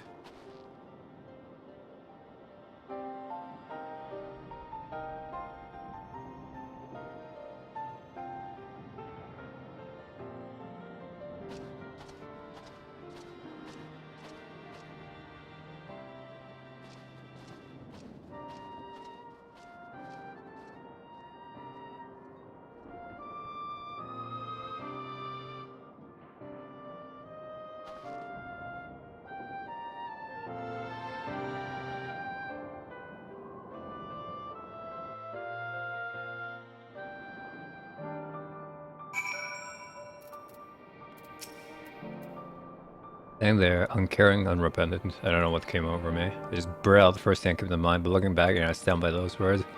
I say I hope they won't incite me to further Vina, but to be honest, I doubt even he remembers what I said. You know about that, it's good to see you again.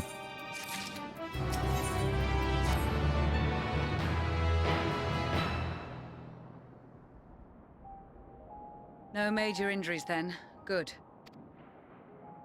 I briefed the recovered soldiers and sent them on their way as quickly as I could, but nevertheless feared they would not make it in time.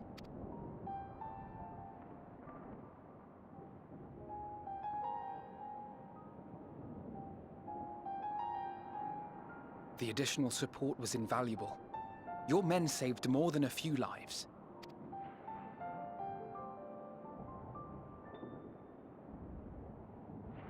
though not all, I regret to say.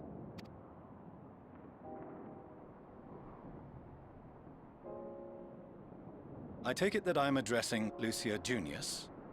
I'm the Forum's envoy, Forchano Leveilleur. And you are owed an explanation for these most dire developments. I still haven't told them what I learned, right? Okay.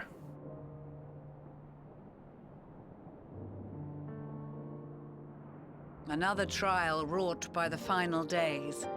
I was beginning to suspect as much. You doubtless feel some consternation having been forced to abandon your original plan. But trust me when I say you were right to send the refugees elsewhere.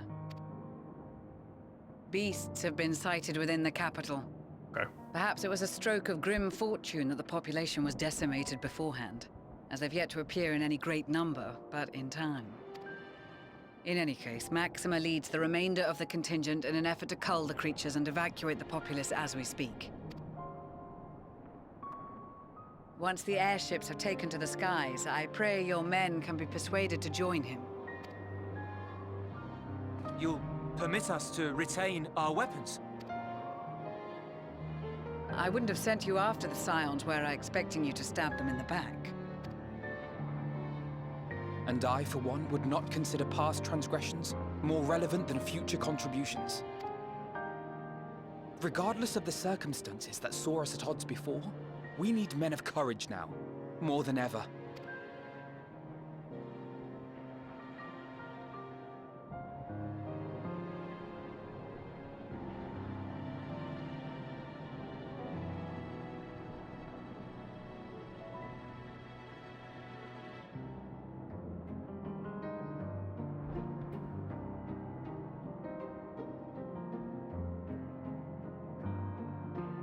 We swore to defend Garlemald, and so we shall.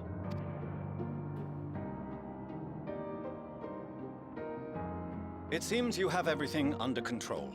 You will excuse me then, for mine own duties await. A moment, Master Forchano. You did desire to express your appreciation for services rendered, did you not? Huh? I did. Though if you intend to again ask that Hydaelyn alter its course, you will find my gratitude insufficient. 'Tis nothing so onerous. I wish to hear the details of this grand endeavor of yours.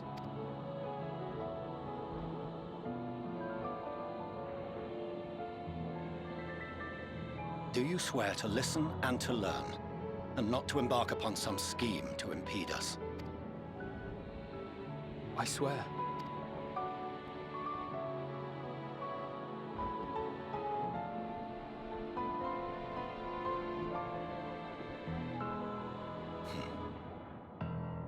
Any other, I would doubt. But you, I trust to keep your word. For not once have you broken it. Very well. I will request that the Forum make you privy to our plans. You may await our summons at the Baldessian Annex, assuming the decision is in your favor. Does that suffice? It does. You have my thanks. Excellent. You can regale us with tales of your most recent sojourn to the First while we wait. Didn't just go to the first, my man. Uh-oh. Did you hear something just now? Any? Oh. They're here! But, oh, wait, what? Isn't that like the Hydaelyn eyes? What are you... Puddingway? Puddingway? What are you doing here, Puddingway?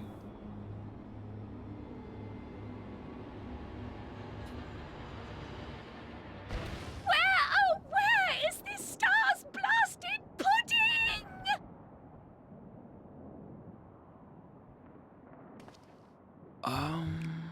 Oh, I see Uranja has convinced you to come down. That's great.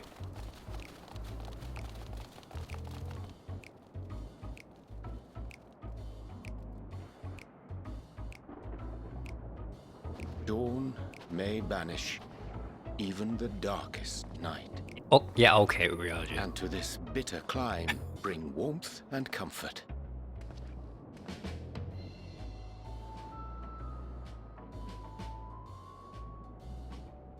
'Tis heartening to see such an assembly upon my return.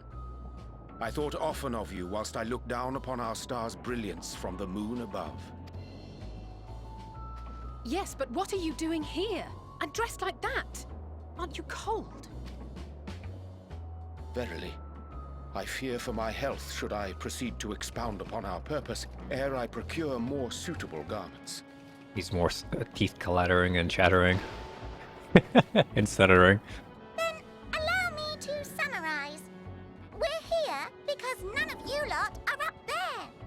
Nor has anyone deigned to send word about any changes in the plans.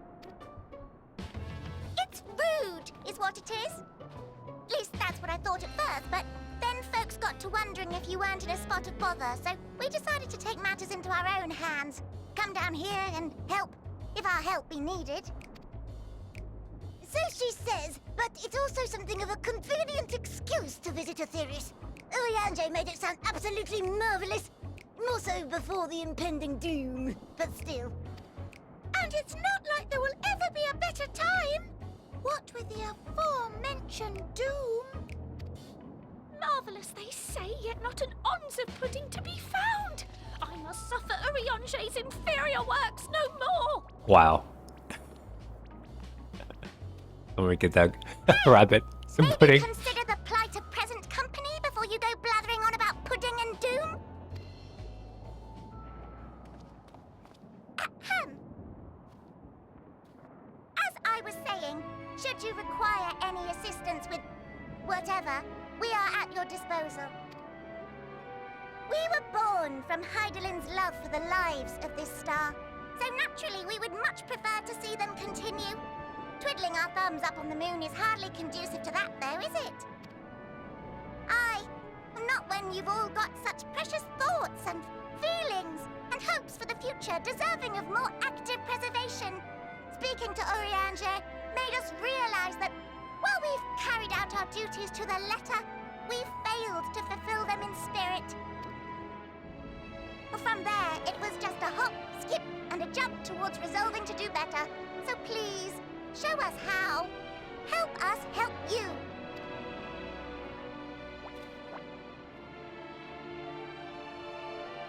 You ever met them? But are they... You never met them. Thy distant collaborators, indeed. Hail, fellow, well met. You'd be a member of the Forum, would you? It's an honor and a pleasure to meet you at last. I'm Livingway, Hydaelyn's right paw. That last bit is very important. As am I, if I may humbly say so myself. I bid you welcome to our star, Livingway. On behalf of the Forum, I thank you for traveling such a distance to meet us. As you have surmised, preparations for the Exodus have not proceeded as smoothly as we had hoped. I should be happy to personally escort you to our headquarters in Hydaelyn, where you may advise us as you deem fit.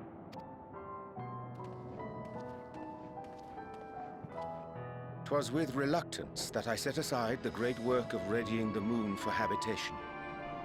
Be assured that I did so only after the Loperids made plain their earnest desire to come hither, and I myself felt a growing certainty that their contributions here would prove invaluable. 'Tis trite, perhaps, but I followed my heart.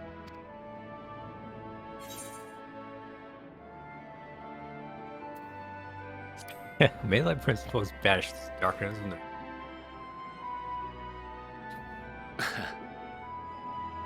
I am no esteemed philosopher of Eld. Nevertheless, 'tis my hope that what little knowledge I shared shall serve them well, and perchance help save us all. Wilt thou attend us at the Forum and lend thine own wisdom?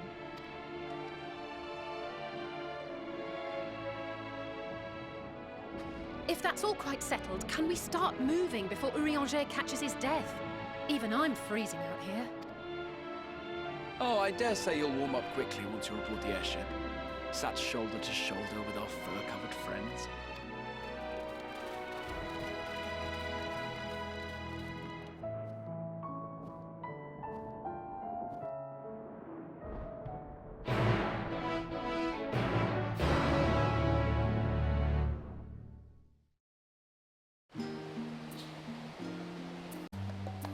Dare say, Master Fortune always a nonplussed as way to learn the identity of Hydaelyn's Lunar Custodians. She soon discovered they have much more to offer the Forum. I suggest we return to Annex forthwith, and we have time to discuss like recent adventures here.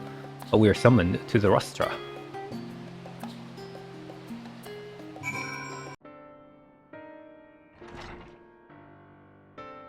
Oh, okay. Sorry, wasn't expecting the instant cutscene.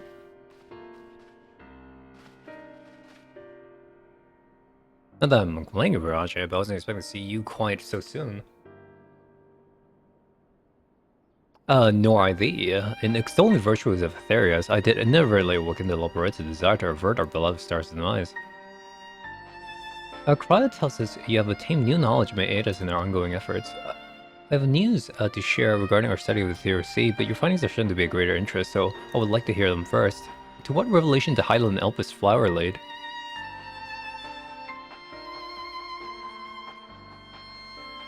I got a lot to say, alright? Buckle up.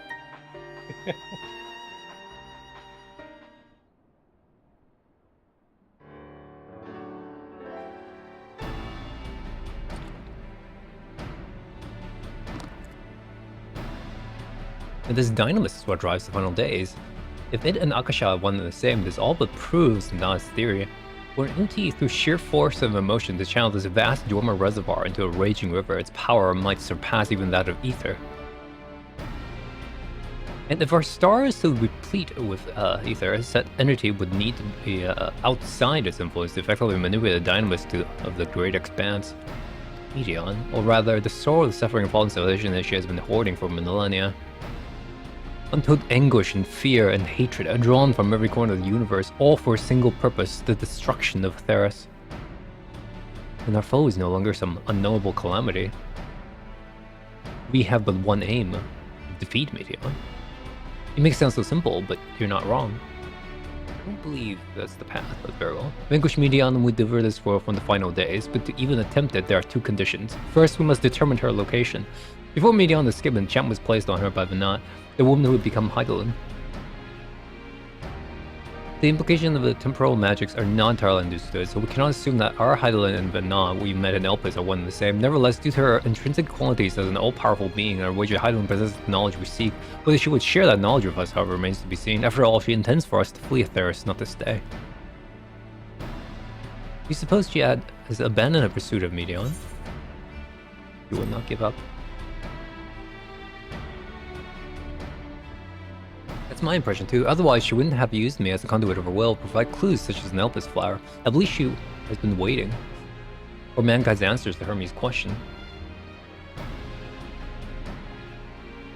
So what's the second condition? We must find a means to reach Medion. Naturally, our chosen method would depend entirely upon wheresoever she had made her nest.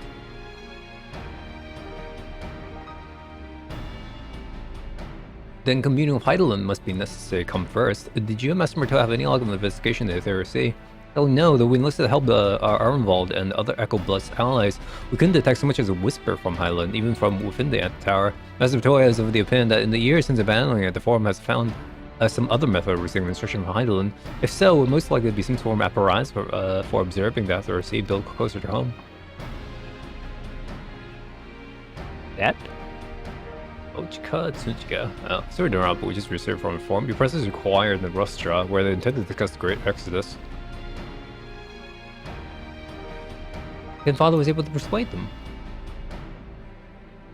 They're finally taking us serious. Let's hear what they have to say.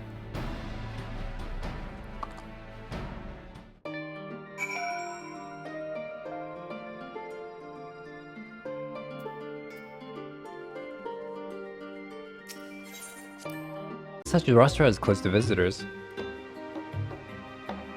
Stand on the 7th dawn, farewell may you wait in the corridor. Of course, entry will only be permanent on the condition you leave your armaments at the door. At least you read the sacred institute hosts the rational discourse and the highest influence of wars are expressly forbidden. Alright.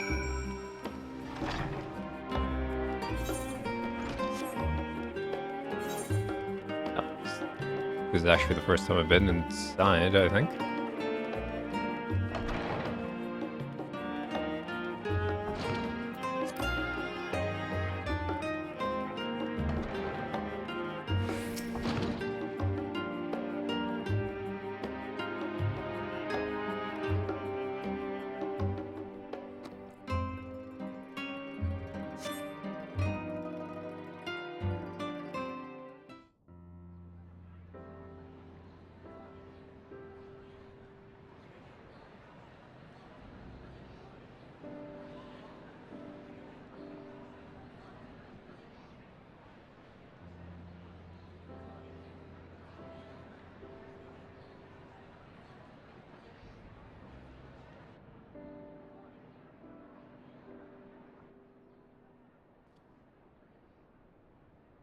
There is a matter I wish to raise with you before we enter.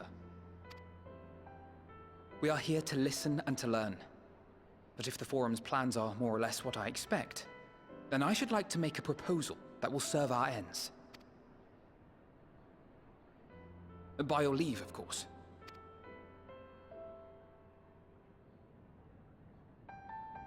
I don't see why not. Your words and wits have gotten us this far. Agreed. I will present our queries so that you may consider the most advantageous way to advance your proposal without distraction. Thank you, everyone. If I may have your attention, the ad hoc session will now commence. The purpose of today's assembly is to brief the Scions of the Seventh Dawn, at their request, on the Great Exodus. You may enter.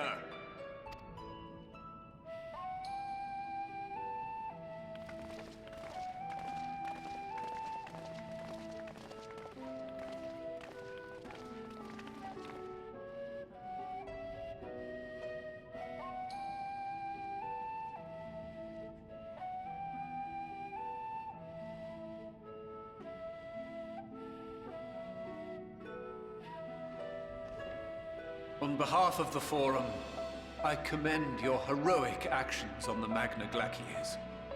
We shall not soon forget your service to us and the people of Radzat-Han. The Satrap, whom we have informed of the refugees' new arrangements, sings your praises as well. As an expression of our gratitude, we will endeavor to answer your questions as fully and openly as we are able.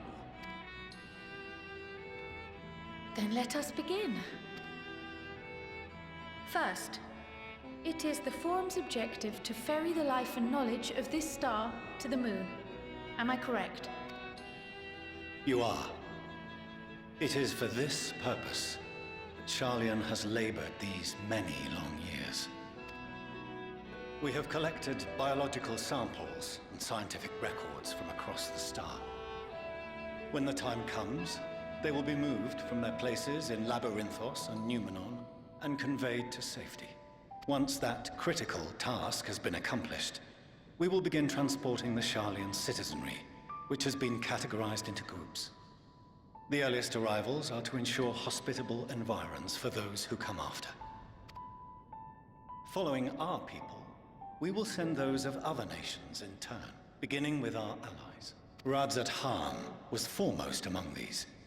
But since the final days have already come to Thavnair, we saw fit to include the refugees with earlier groupings. An ambitious plan. You have accounted for the safety of all nations and tribes, then? As many as we can. What about the first? And how, pray tell, do you decide who to leave behind?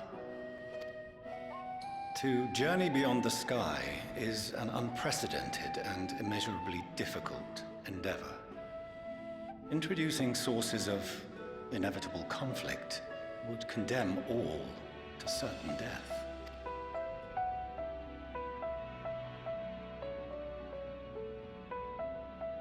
questions as to the validity of that approach aside, are your plans proceeding apace? We're under the impression that your primary means of celestial transportation is incomplete.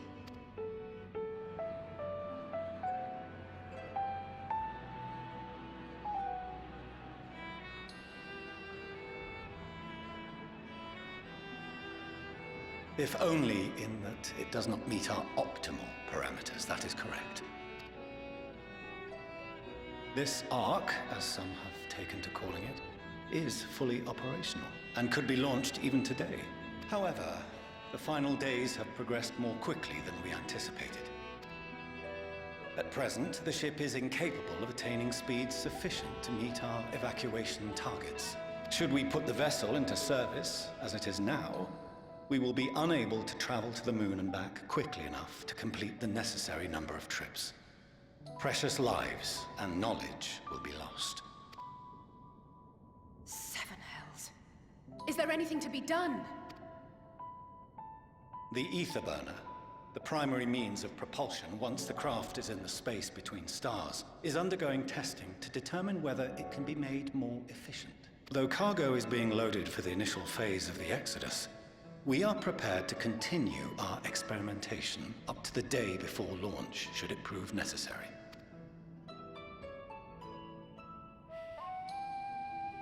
What if the Scions were to solve your problem?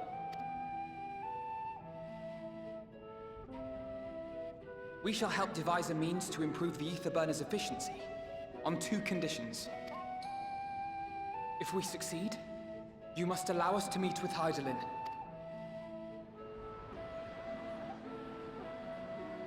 "'Twas simple enough to deduce.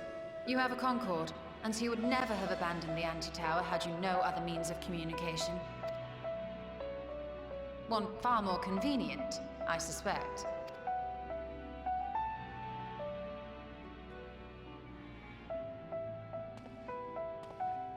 The second condition, also to be met upon our success, is that we be permitted to propose another use for your Ark.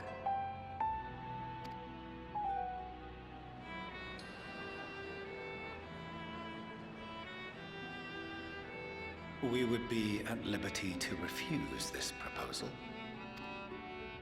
Of course. If we cannot prove its merit to the 99 here, who are we to stake on it the lives of all peoples of this star?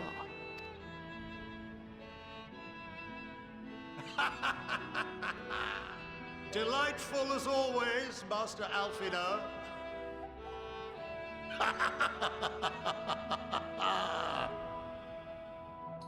Oh, we couldn't have asked for a finer plan.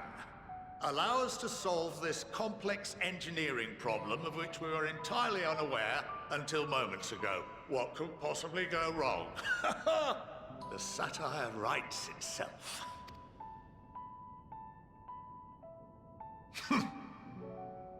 Yet, what field has not benefited from a change in perspective? When we are at wit's end, what we need is not the same dry theories recited ad nauseam, but fresh inspiration.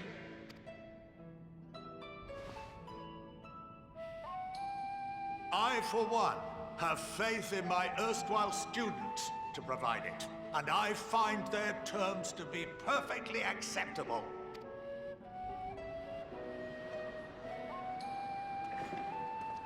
Order! Order! We have no time to waste on debate. I call a vote. All in favor of agreeing to the Scion's terms?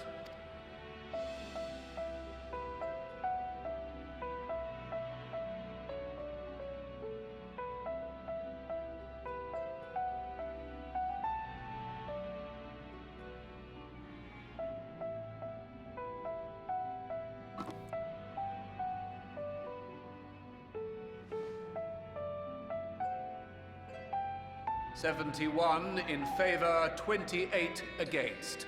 The ayes have it. Fortuneau, as the architect of this project, you are the best candidate to show them its current state.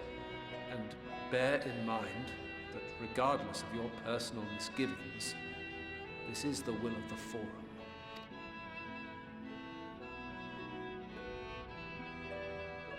Very well.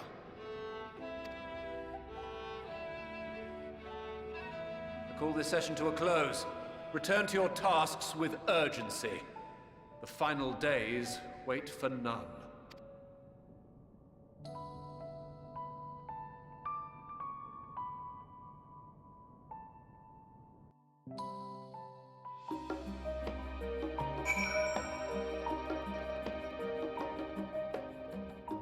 Oh, where are we going? I still better not letting us on the plan. I was admittedly thinking on my feet for the most part. Since we require both the means company Hydaelyn region and Midian, in the spirit of the moment, I saw involving itself with the completion of the arc as a way to work towards the objective simultaneously. However, must first keep our hand in the bargain by solving the problem of the Afterburner. I like to think it's not a challenge not beyond our combined expertise, or at least the expertise of our extended circle of associates. It must behoove us to learn how the Afterburner actually works before attempting to prove it, though.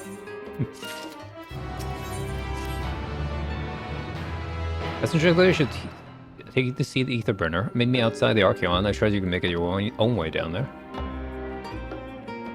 So the arc is being built by Labyrintho, in the Labyrintho. It's hardly surprising what else we can see of such a massive undertaking. Alright, back at it. There's any lines in the lower levels. The Foreman's wisdom has granted you access to the Archeon lift. Step inside and the Hydaelyn will take you to the medical circuit. Medial circuit. I did like this. Probably not gonna finish today, to be honest.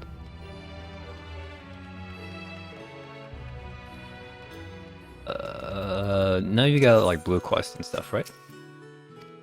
Yes, I want to use the stinky lift. Why are you playing the cute music? Uh-oh. Why are you playing the cute music? I've sent your associates ahead to the Con Alpha on the other side of Mega Aeronautics. Actually, there's something I've been meaning to... never mind, I can wait. That's the 10th matter at hand.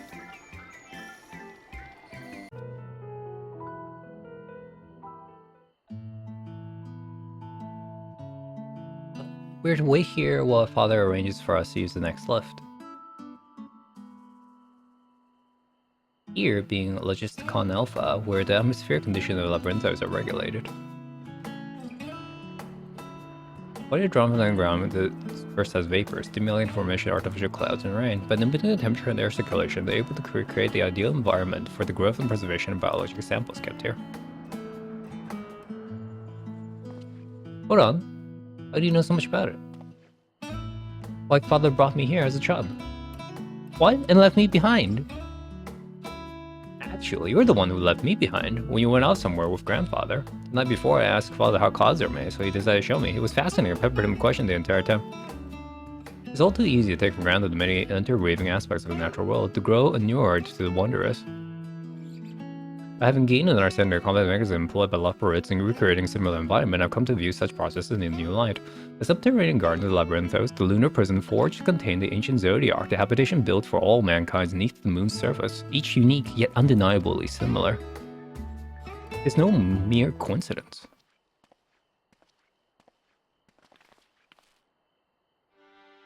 Since Hydaelyn unfolded as a grim fate awaits Atheros, every essential resource we could spare has been delivered to Labyrinthos in preparation of the Great Exodus, but that is not all. It is also a testing ground for the technologies that will allow us to set on distant stars. Though the Loporits have endeavored to make the room a moon inhabitable, that is not our final destination. Mankind must learn to propagate life where there is none, to thrive where all is barren. Alas, time is now on our side. I arranged for you all to enter this central circuit. It is the most that is there that the most of our preparation of the Great Exodus to carry out the construction of the Ark among them. Though our plans have been made public, access remains highly restricted. You, however, will not be subject to set restrictions. There will be free reign to come and go as you please, such is the will of the form after all. We will prove ourselves worthy of your trust. Your trust.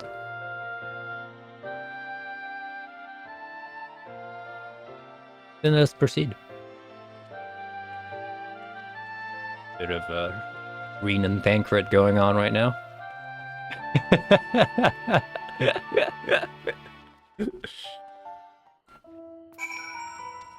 Stubborn dad won't say you love your child.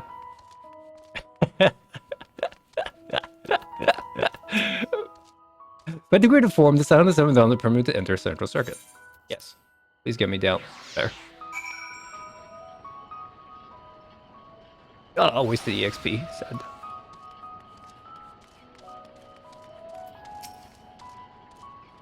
The Aetherburner has been constructed not far from here. Overseeing the work is the kobold Dankol, after whom the forge is named. Once the necessary introduction has been made, I will leave you with him to discuss particulars. This way.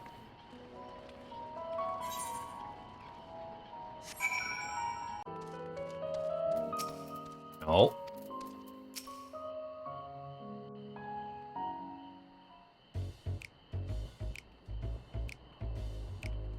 I could swap them out. No, been there, done that. Damn near lost me eyebrows. Think, Coco, think! We'd be well on our way to paradise. Visionaries patting themselves on the backs for their grand accomplishments if you'd only think! Yes, that does sound rather lovely. Wow. Yeah! I mean, Master Force, you know, what a pleasant surprise. We're not blasting off already, are we? The schedule remains unchanged, for better or worse. Which is why the Forum has elected to accept assistance in resolving the Aetherburner conundrum.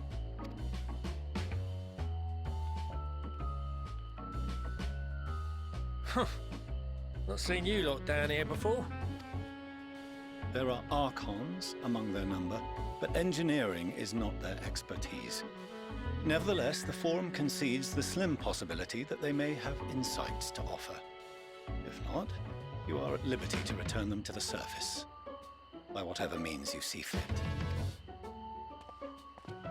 I assure you that won't be necessary. Now, about your troubles with the Aetherburner. Aye, aye, I'll walk you through it. Suppose I could do with a change of pace. As the name ought to tell you, the ether burner burns ether, ambient or otherwise, and transforms it into motive force. Think of it like a giant bomb that never stops exploding. Even out in that black void where the ether's right sparse, it's strong enough to move our arc. And it probably won't kill you like an actual bomb. But it ain't perfect. According to my calculations, to travel to the moon and back fast enough for the Forum's liking, the conversion rate needs to be 6% more efficient. A measly 6%, you say? But if I could have squeezed even another 0.6 out of it, don't you think I'd have built it that way in the first place? Alright, alright. Hast thou consulted with the Loperids? Yes, they too are conducting their own research, for lack of a ready answer. The moon's propulsion systems are considerable, naturally, yet they are commensurately massive. It is no easy feat to convert their technology into an efficient means of propulsion for a teeny tiny toy boat, as they say, and as I most certainly do not. Yes, exactly! Damn it all, I asked for refined adamantite and they send me uppity rabbits with inscrutable, ancient, incompatible technology! You're trying to drive me mad! Do you speak of Allegan refined adamantite, perchance? You know of it? Only in the most general terms, I'm afraid. 'Twas an alloy of Allegan make, but the secrets of its production were closely guarded. As I recall, the record stated it was vital to Dalamud's construction and launch. Aye, that's the stuff. No material more conductive far as I know. Slotting some ends like blowing up a dam and watching the river of ether come rushing through. Ain't a living soul that knows how to make it though. We were fortunate enough to salvage some for the ether burner, just a wee bit, mind, from a chunk of Dalamud that came hurtling into the northern empty during the calamity. With more, well, that extra 6% efficiency would be child's play. It's a crying shame that we've no other sources. Surely the many shards of Dalamud scattered throughout Eorzea would suffice. Why not get the refined adamantite from them? Oh, we tried, believe you me. But only a few specialised pieces would have had any in them to begin with. Drive calls from Ragnarok-class internment hulks. Those are the prize bits we really need. Damn, that's a reference. According to the gleaners, getting to them means delving deep into the shards. And the defences are still very operational and very eager to blow them up. It's rough going in there, even for the cream. Not sure they'd make it out alive. Weren't we near that part of the Ragnarok when we went to destroy Bahamut?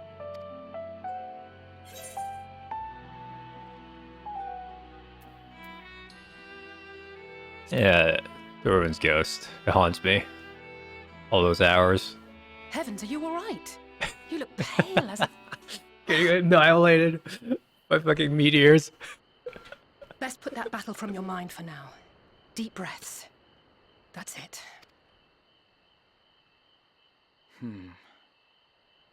There are multiple internment hulks in Eorzea alone, so handling this ourselves may not be the most efficient option. Rather, if we could salvage adamantite from the shards simultaneously... Thancred, is the link shell we established before you went to Garlemald still active? Of course. The floor is yours.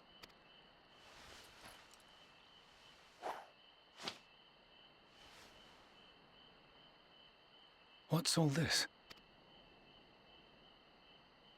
Gathering firewood, so to speak. We alone can accomplish little, but joined by others, we may yet build a bonfire to carry us heavensward. Hey, he said the word. This is Alphino. The Scions have need of you.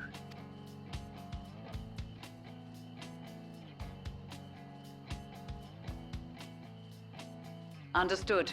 I will contact the Lord Commander and dispatch our finest at once. My sisters are somewhat preoccupied with the final days, so I will lead the 12-foot expedition myself. Are you aware of any other sources of refined adamantite? Logically, such an invaluable alloy would have been utilized solely where absolutely necessary, in components intended to conduct or collect surpassing amounts of ether. As is law? Any extant instrumentation or devices would have likely found their way into the hands of etherologists or enthusiasts. Or as is law.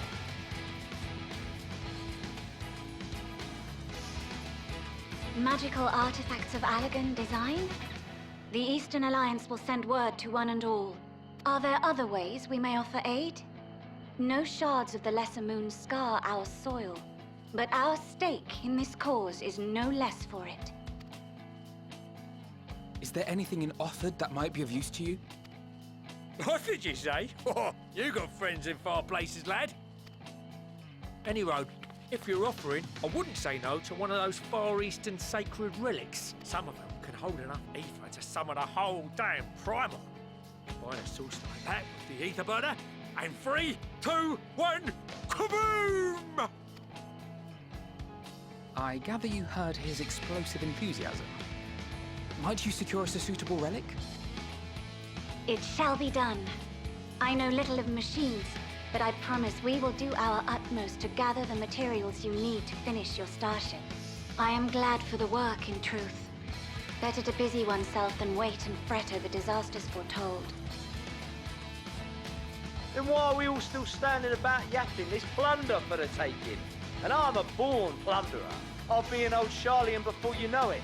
Start mixing the grog. I'm certain that can be arranged. Thank you all, and do be careful. Just like that. Aye, just like that. Our refined adamantite is on its way. Now let us consider our next steps, shall we? There's yet much to be done.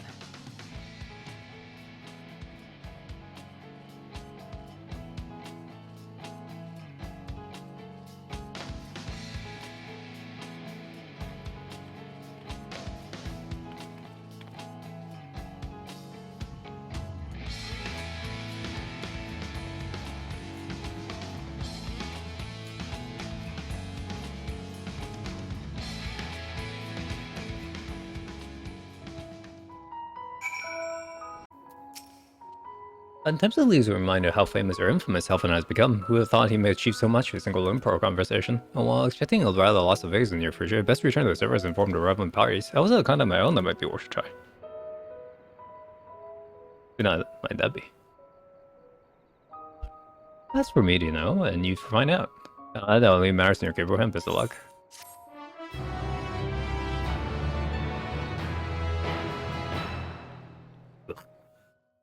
Not understanding the Eureka references hurts my soul, but I can't do it. Takes too long. Meanwhile, in the Oda.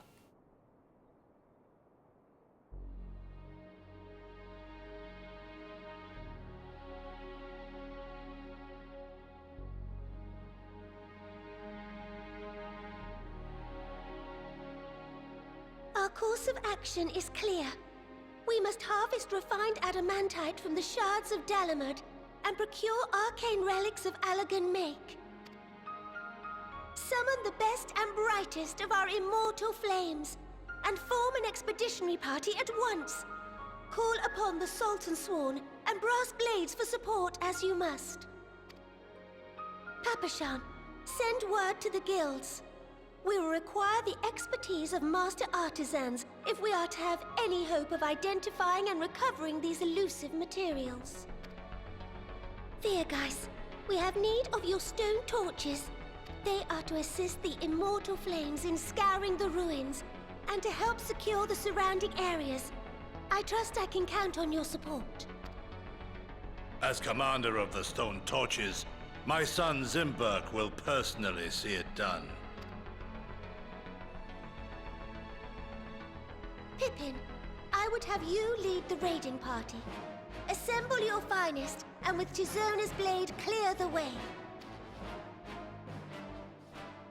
Lord Lolorito, I pray you take charge of the search for Allagan relics.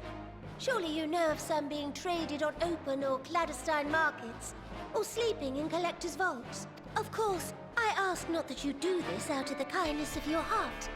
By all means, profit on the transactions. I wish you the joy of it.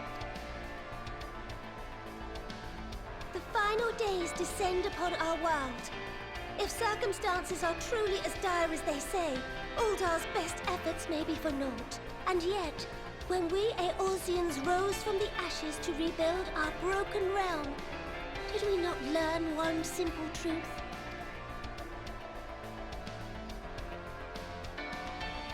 That which seems all but impossible to overcome alone may yet be possible if we stand together. It was the Scions who united us then, and it is the Scions who call upon us now. Uldar will answer that call. We will summon our courage and join the fight for our world's future. You know your duties. I, Nanamo Ulnamo, 17th in the line of Ul, bid you good luck and Godspeed.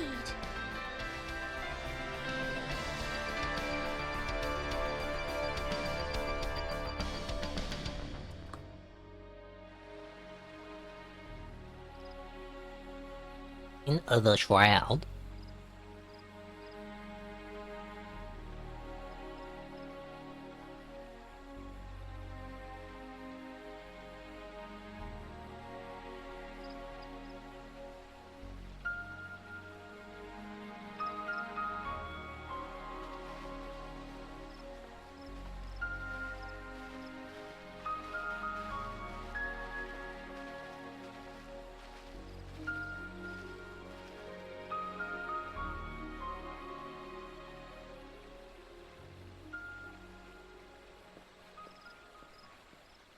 We fielded a goodly number, but our ranks are heavy with healers, and an abundance of restorative magics will be of little help in destroying Dalamud's defenses. Still, it has ever been thus with Gridania. We must steel ourselves for a protracted engagement. Nani? In that case, might I suggest taking us along?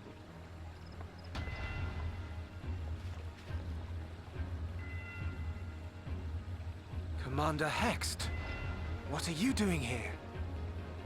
None of the shards in Girabania are big enough to hold an internment hulk. So we said to ourselves, why not lend our neighbors a hand? We thought you might be short on people with a talent for breaking things. While it pains me to admit it, you are right. Our deficiency so plain to see.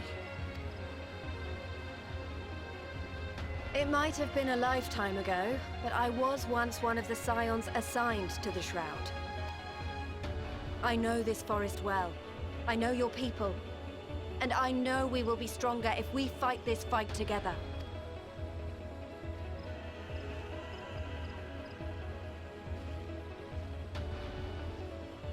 Then I will impose upon you with a clear conscience. Come, let us speak of how to integrate our forces.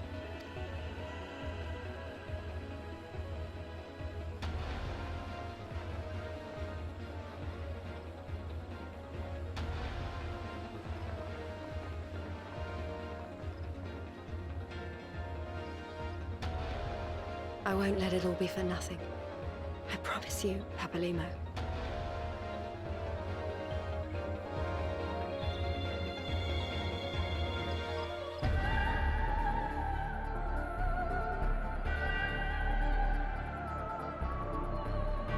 Porthos.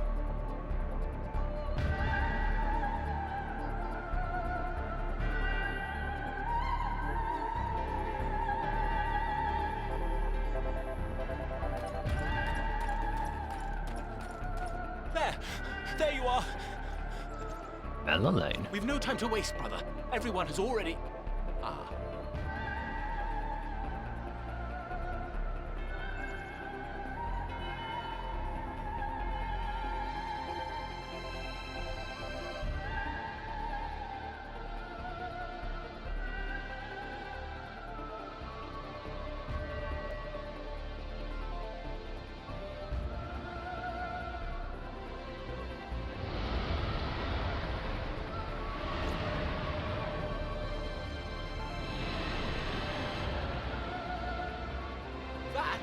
That was a roar.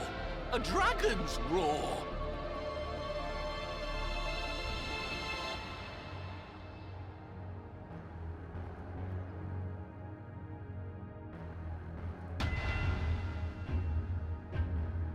The Ruby?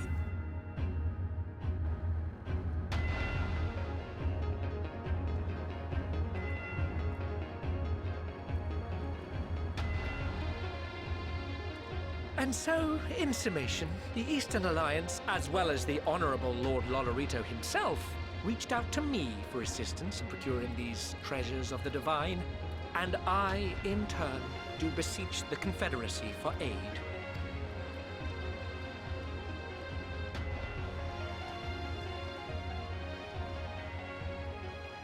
Hmm?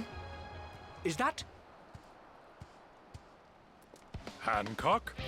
What a surprise this is. And a fortuitous one at that. I have a favor to ask, you see.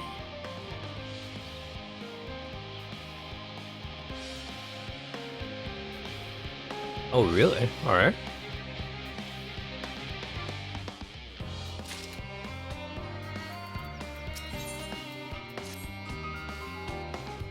Though our friends are searching for refined adamantine sacred cargoes, we'll only know immediate requirements once they have arrived. In the meantime, is there aught else we might do to be of service?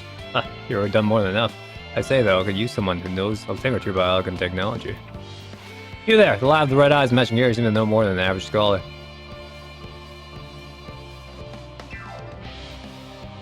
Told me Master Quill knew how right he was. Well, he and Grana stepped into rapport accordingly.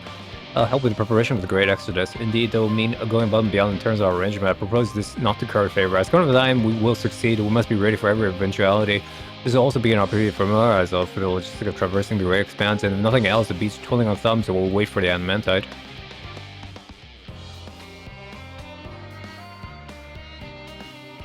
Well, ain't you a bunch of helpful buggers? Leave in mind the line of hand, I know where you ought to go. Charlatan's helmet is lousy with research and scholarly ties, busying themselves during the Exodus. Pah! They all need all the help they can get. Off we go.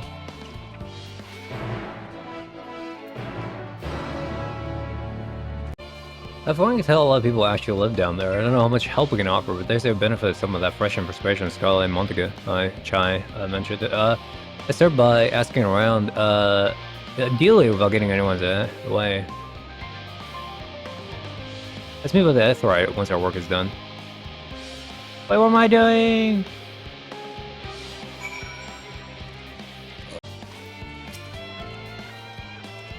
Nice to meet you here. Friends are from to see the tiny toy boat, which was quite impressive considering I didn't use any creation magics. But we're really interested in Theris itself, though, how we find ourselves in a sort of funny underground Mineras Chai's version of it. Probably everyone will give us a guide to it, but our peers are quite rather preoccupied. Honestly, all that time prepared, they're still not ready. I suppose it's just to show ourselves around, or at least that's what we're planning to do until the chance to wear Andre and your good self. Since you're both dawdling about, engaging in idle chit-chat, perhaps you could share a few point of interest. Won't be fun? Would that be fun? Before 11 minutes, don't expect yet prudent suggestion, given us merely predicts the artificial environment best ways. Alboro, to be in our best interest that the operators acquaint themselves with those conditions deemed optimal by Charlotte and collaborators. I fear, however, that continued reliance upon my limited knowledge would be risk narrowing rather than broadening their perspectives. May perhaps now art better suited to lead this venture. What a marvelous idea. May we begin with the great big what's it over yonder? Oh yes, the what's it. I'll have to leave the explanation to Vocus good. The what's what? This means build something so large about creation magics is positively stupendous. Perhaps you could drag our attention to the most important features? Okay.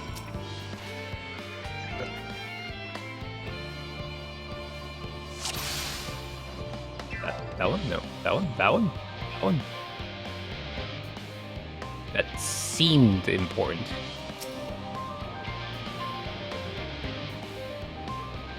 It's a little hard to see from here. Is the golden pipe connected to the top of those tanks? I see the window and the other pipe on the bottom. Oh, this must be purified water drawn up from below.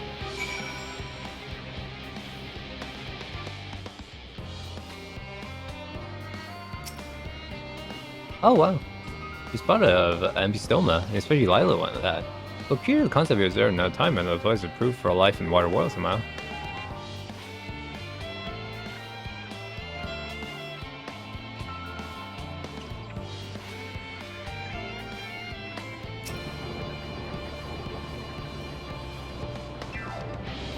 This water here inside the great big tube, it must be because of those cogs and the giant wheels at the flop. Oh, I see, that's how they draw the water. It's only some sort of spiral-shaped mechanism inside it too.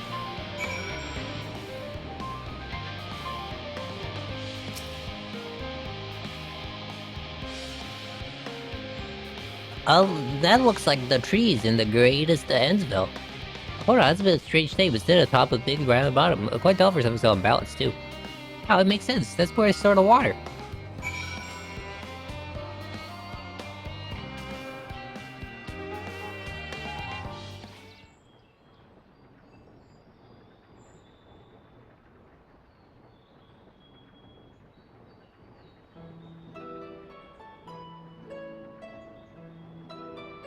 Well, if I were hazard gas, water dropped on the ground, presumably some other mechanism is purified here and stored in that tower before being distributed elsewhere. I'm right, aren't I? I knew it. A design brilliant in simplicity. I dare say it will take only a moment to install even this harshest of environments, for us Loperetta, that is. Indeed, securing this Bravosaur's water is the most important for any fledgling settlement. We have read, however, that people of Theris sometimes make their homes in the arid desert as such. How are they able to survive? I mean, Minnesota's telling them to build it here in those oasis.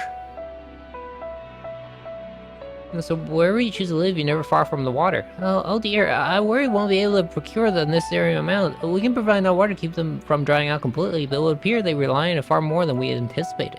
A few adjustments may be in order. Once we calculate the average red consumption per individual, it'll also be worth thinking about how exactly to obtain their water in the first place. I still often expect the machine responsible for that feat during our journey through the Logisticon Alpha, do you not? As the Loperitz would share his appreciation for the engineering marvel. Oh yes, that sounds absolutely splendid. Once journey beyond the sanctuary of Charlotte and Hamlet, I shall lead the way. You mean we'll have to brave the untamed wilderness?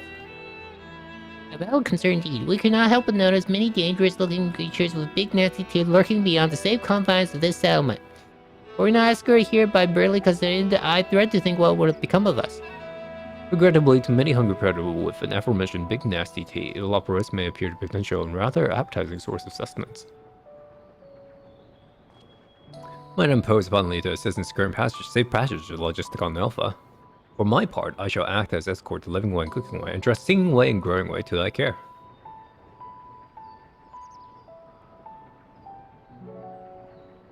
More valiant protector they could not wish for. Godspeed.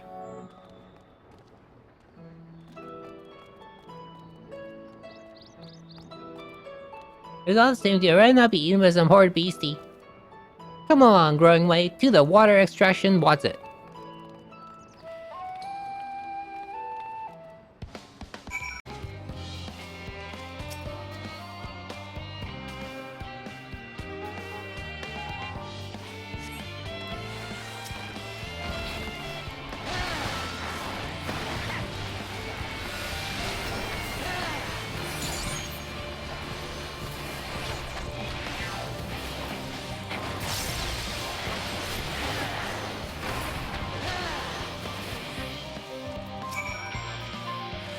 Thanks so much. I really hope this water extraction was as worth seeing these harrowing experiences. A part of fun, some might say, but I'd rather not be burned to the crisp. That's all the same to you.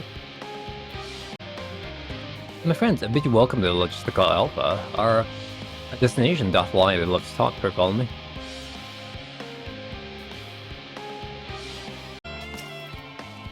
Marvelous, simply marvelous. So this is where the magic, or science rather, takes place. The perfect environment to stay like artificially created. The knowledge we'll gain here will be substantial, where we start looking for new stars for your kind to inhabit. Apparently most of them don't even have the air for you to breathe.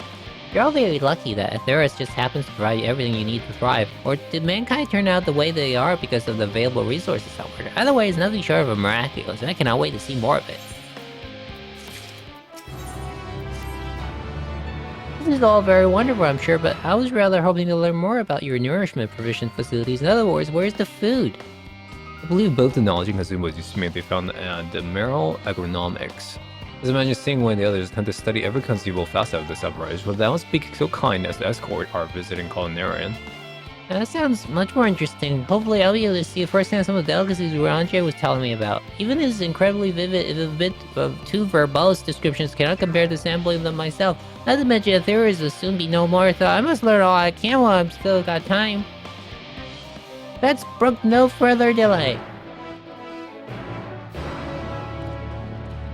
Yes, the heady aroma is enough to guide me here, and I've saw several of the fruit and vegetables featured in the compendium. I'd dearly love to try some, but rather those who help themselves to the farmer's crop with permission are to be caught and put into pies. Perhaps we could ask whoever is in charge will willingly depart with a few samples? Okay.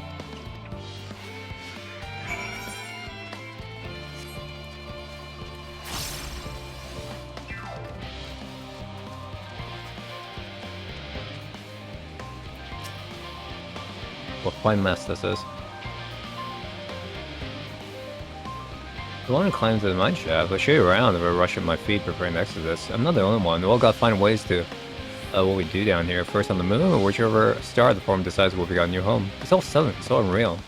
Don't you want to go to the moon? Well, it's better than waiting for final days to climax, but no matter how carefully it's planned, we'll never be able to take every variety of flora and fauna with us.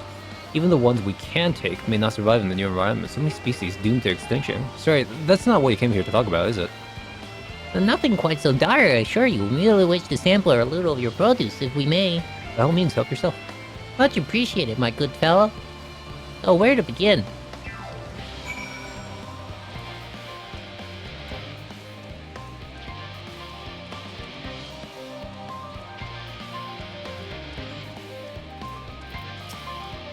Oh, I know what these are. Grapes. Yes, I see them as delicious as they look. So sweet, so sour. The taste is much like a ripe philosopher carrot. The texture is entirely different. The contrary to the outer skin of the fruit is most peculiar, though far from unpleasant. Yes, I think I'll try another. Well, that's certainly giving me food for thought, though in far less visceral manner than any philosopher carrot. But tell me, what is your opinion of grapes? Meh. I am neither plus or non-plus about it. Meh, an expression of endurance. I assume in all fairness, our compendium didn't know that they're valued more as ingredients of spirituous beverages rather than the fruit for regular consumption. Anyway, that's enough about grades for the time being. On to the next street.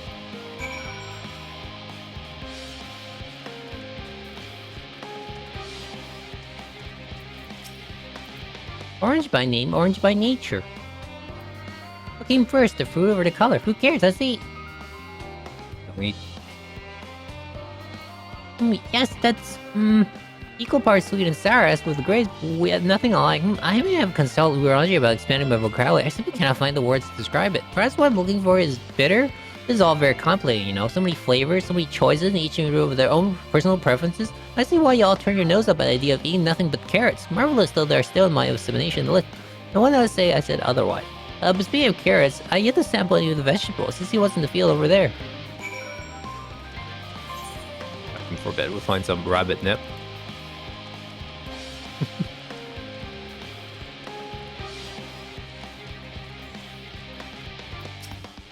The color, that extreme... Are they some sort of enormous brown carrots? No, in any case, proper non-clementure is less of a concern than the taste. The flat is so hard and flavorless, might as well be chewing a piece of wood. That all but concerned, they are nothing more than misbegotten failures masquerading as godly carrots. Stop, can you see these are pumpkins? And no one of any sense will be eating them raw, you're supposed to cook them first. Do you not find it an awful bother? Well, permanent cooking is joy in itself, and what's more, it broadens the range of ingredients that one may safely eat. But if all else cooking allows to draw out the full potential of produce, pumpkin stew has been one of my favorite dishes for as long as I can remember. And perhaps even these hard blocks of plant matter can become as delicious as the orange I just sampled. I wonder though if there's anything more delicious. How about yellow fruit over yonder? Yellow fruit? Are these lemons? What a wondrous fragrance. With luck, it'll have a flavor to match. I have no idea what these are eating. I'll just bite into it. My tongue, is this poison? A lemon? You mean it's supposed to taste like this? How can something so similar to an orange be so revolting? Maybe sometime before my palate recovers from our ordeal. As such, I best call an end to this round of sampling. Let's say our farewells and return to the others.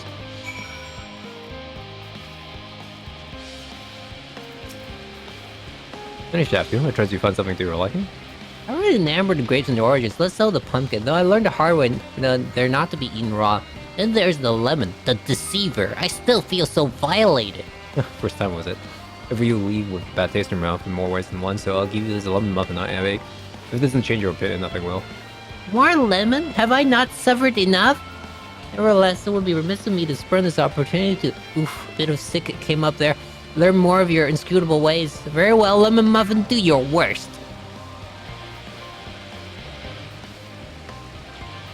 Yeah, your Q's gonna pop now.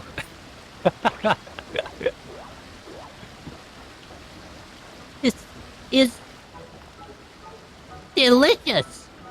Wow.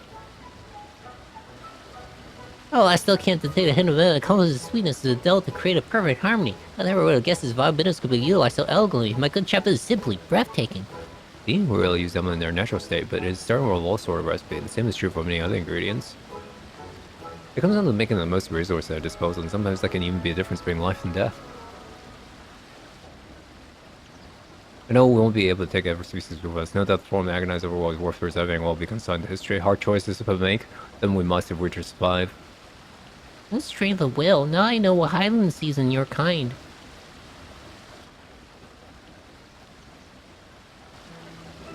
Mankind, the Loperids, we are both born from accumulated knowledge of the ancients. They learn all there is to learn about the nature of sentient life and the fate of the stars themselves.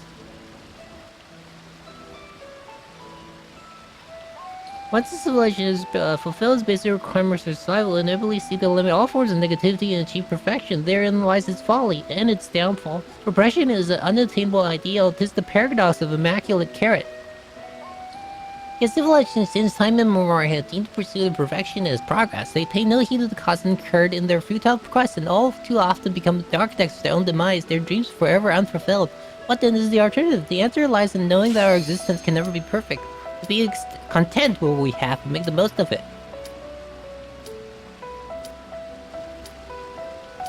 When life gives you money, lemons make lemon muffins. Part of my always knows something hard about. Who are you, anyways? I'm cooking away at your service. Prepare a trip to the moon. Once you get there, we'll be trying my carrots. We'll be growing all different kinds. Don't worry, if you're up to the challenge.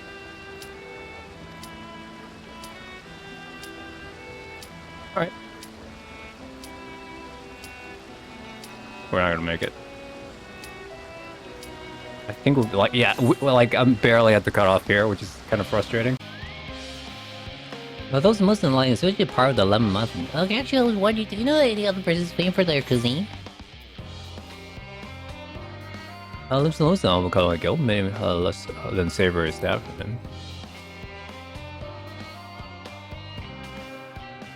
But I had time to visit. The more I learn about the series, the more I wish you could spare it from the final days. Last Headless orders are to flee, not to resist. If only there was some other way. I trust like time in Meryl economics did bear fruit. Did you really do that? All right. Our efforts too were rewarded. We now possess an embarrassment of educational riches. Did you say? Wait, did I read that wrong? Yep, that's what he said. No doubt, our guest's relentless pursuit of knowledge grew occupied them and us for a fortnight. Alas, time is of the essence. Let's return to Charlotte and Hamlet forthwith. I shall gladly attend to each and every right here. Should further questions within my power answer arise.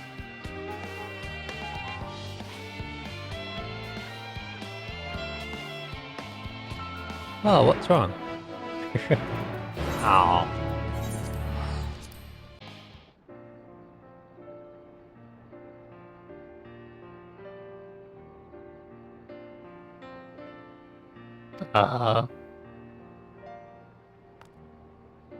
Yes, Tune, that was indeed me verbalizing a sigh to express my emotional state. Do you want to know why? Because I saw the reconstructed environment data at Theris and Logistical Alpha, that's why. A forest so lovely and so leafy. Are your forests like that?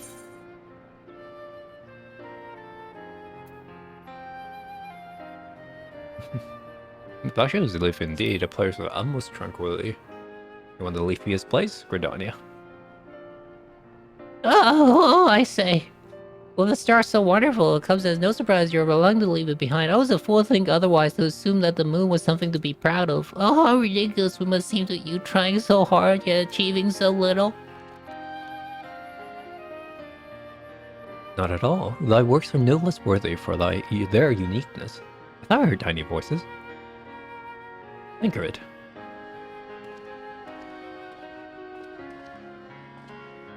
Oh, this is Laufair. Oh.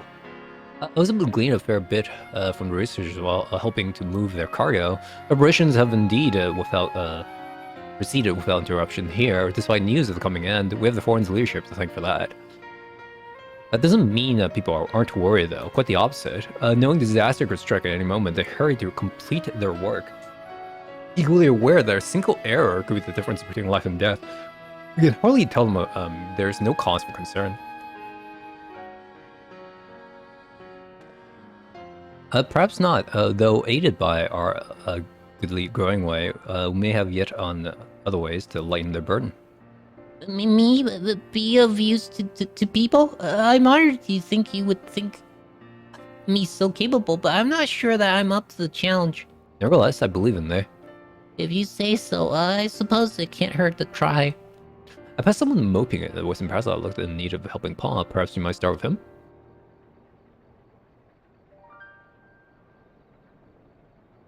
Is this as good as a place as an income?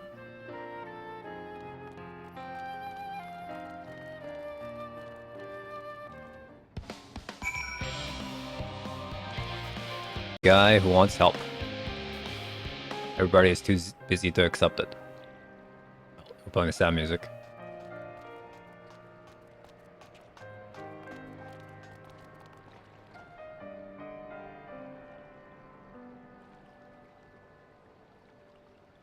Can I help you?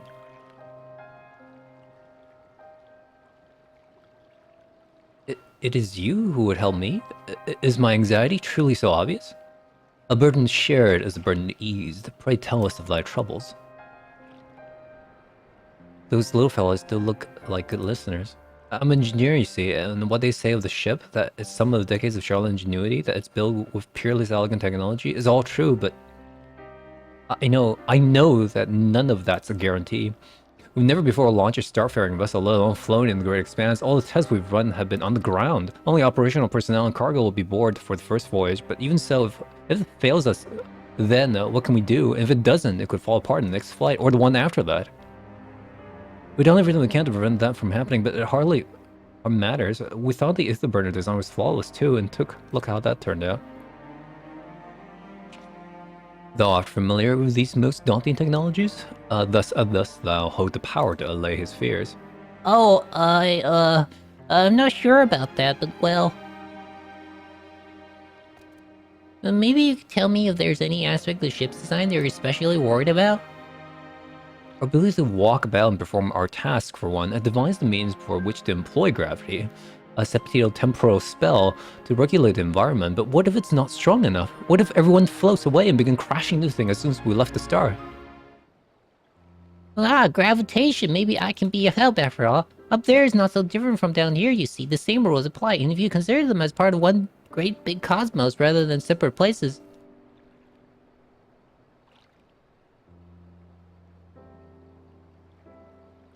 I suspect both parties shall find comfort in this conversation. Yet if think tale be true, still others have benefit from insights born of thy experience, might prevail upon the Loporits to attend them. An excellent idea, if I do say so myself. There is naught we like more than to ease the hearts of the fine people of Theros and learn more about them while we're at it.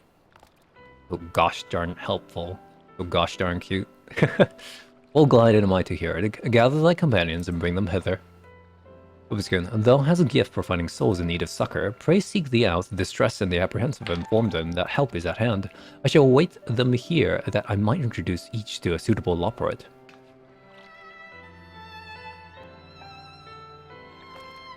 Oh, I just so look forward to that. A place for every Loporit, and every Loporit in their place.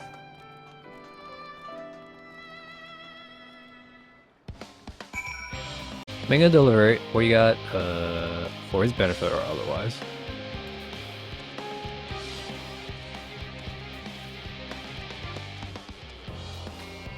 Come right outside. Oh. Come on, Kenny.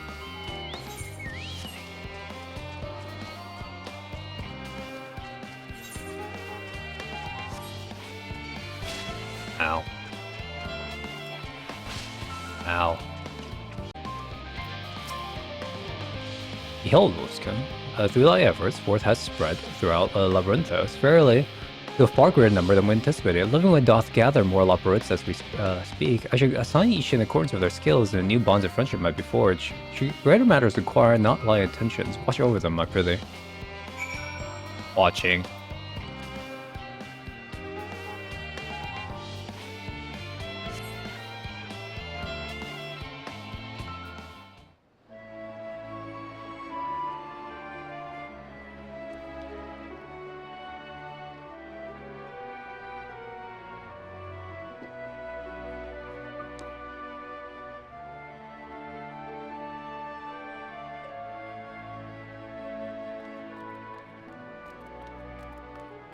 Phew!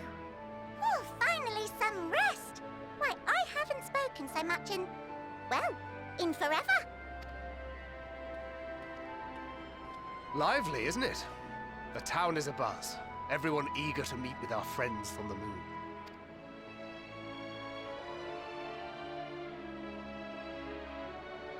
Twould behoove you to consult with Sleeping Way. As our moon's pilot, his advice should be most pertinent. He's the pilot? We're doomed. I'm impressed. Truth be told, I struggle to tell one from another. No offense intended, of course. Putting one, Sleeping Way is pretty easy.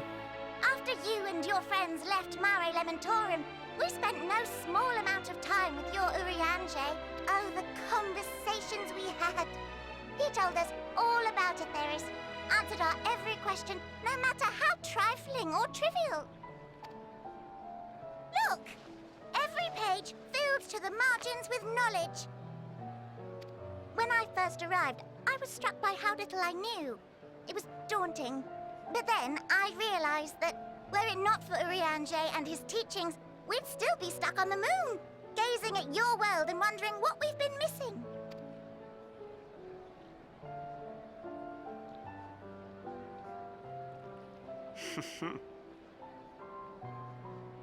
What would they think if they could see Urianger now?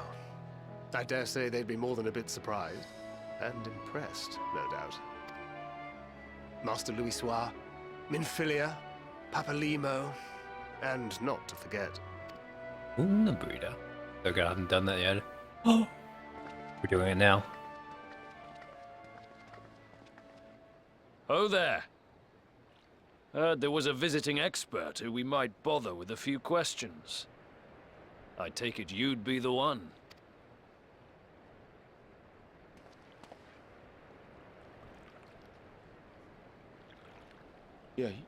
Yes, I am.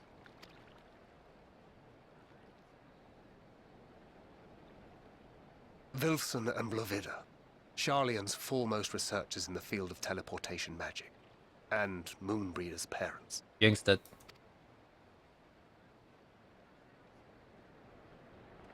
It hath been some time.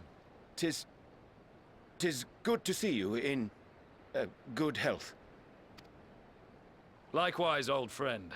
Blovida and I were most honored to answer the call. Never expected this reunion, though, did we, dear?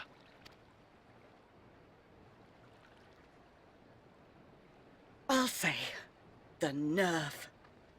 Sending that letter, then running off to the gods know where.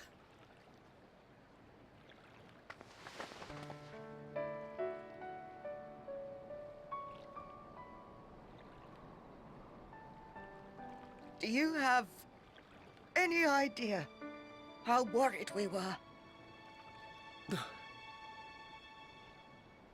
I'm sorry. 'Twas remiss of me not to deliver the news in person. No, more than that. 'Twas I who... Our daughter was disillusioned after Master Louisoix left her behind. The day the Scions called upon her was the happiest I'd seen her in years. She made her every choice of her own free will. No one could have ever forced her to do otherwise. Don't blame yourself for her death. Celebrate her life. You know that's what she'd want. If there is one thing we resent you for, it was that we could not be there to mourn her with you. Reading the words you penned in that shaky hand, we must have cried as much for you as we did for her.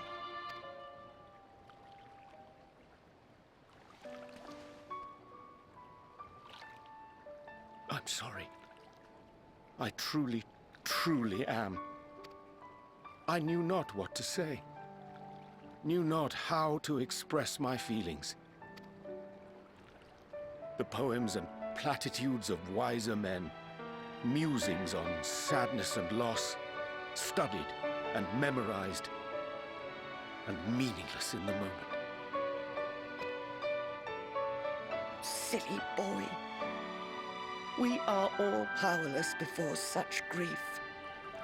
Even now, try as I might, the words escape me. But in our hearts, we know, we always know.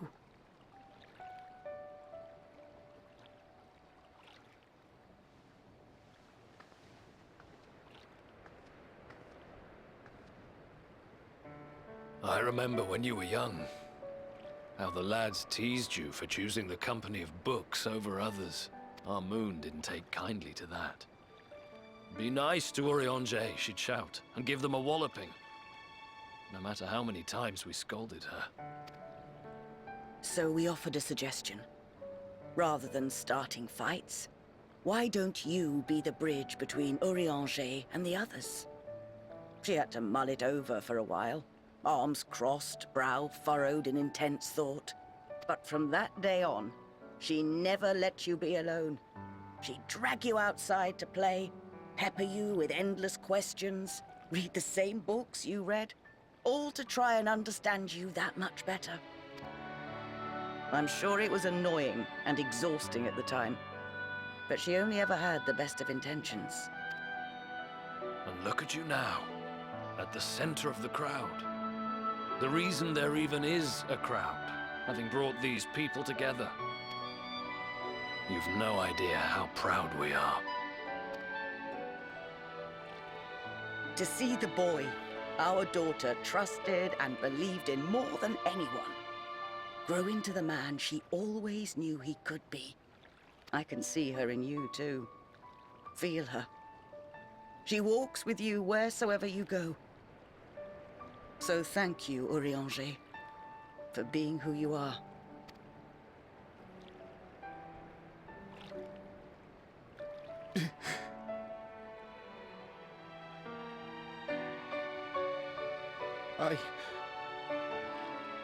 I think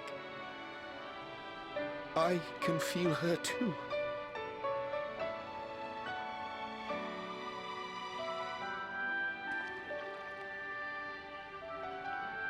The truth of her life. Not sorrow, but hope and love.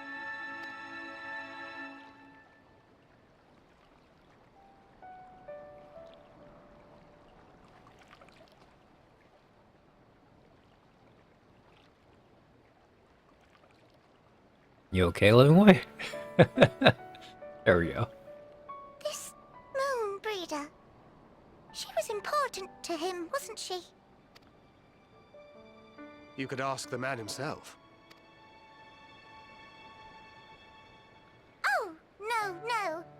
But watching this exchange reminds me how much I've yet to learn about your world. And its people. You can live here your entire life and hardly learn a thing.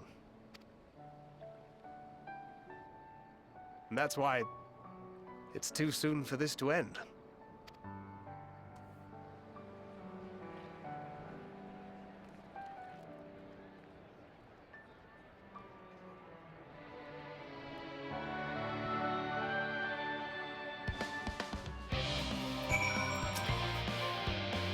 Oh, was come. Be sure I feel fine. I'm fine. I'm so glad to see them too after so very long. Gladder still that it was in your company. As difficult as it was to accept their kindness, it would have been far harder had I faced them alone. Thou has my gratitude for lending courage to the Loporats. I'll dispose to rest on their laurels. Some of our guests have elected to accompany my countrymen to their stations. Some few may still come hither seeking counsel, and so shall I remain to aid them as need be. If they are needed elsewhere, do not let me detain thee. As a matter of fact, I was hoping you might check on Alize. Last I saw, she was struggling to carry an enormous pile of boxes out of the West Gate. I could go myself, but we well know whose help she was less like scorn. Not to mention that, much to my misfortune, I could think of several other things I ought to be doing. Until later. Wilquist, see lady. Luskin, what are you doing out here? No, I don't mind if you help with boxes, but it's far from the most exciting of tasks. Are you sure? I appreciate the assistance. We need to get this to Aporia. Time's short, of course, but they're full of organic specimens and samples, so try not to be too rough with them. Elfina should be waiting for us when we're right. I'll see you there. A race against time.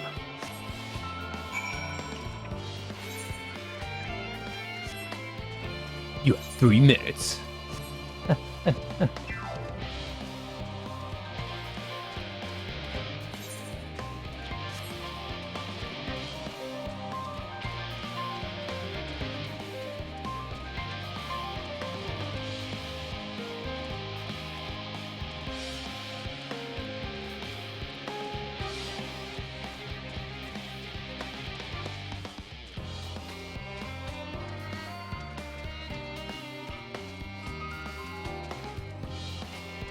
I don't like this formation in front of me.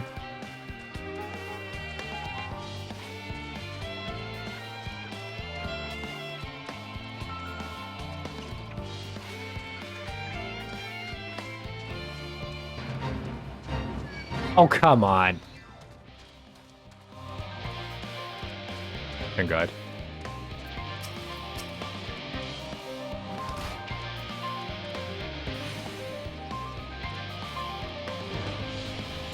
At least it doesn't make me drop the box. Leave me alone!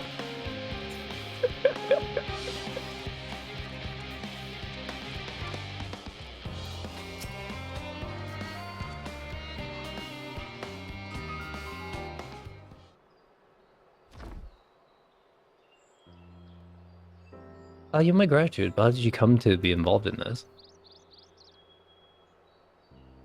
I suppose I have thank her to thanks as well. If you're wondering why we are tasked with bringing these monsters to Aporia to begin with, so was I. Turns out that this is a basic operation of the source. Those with final say as to what is included in the ship's manifest could be found here. Water included, I suspect.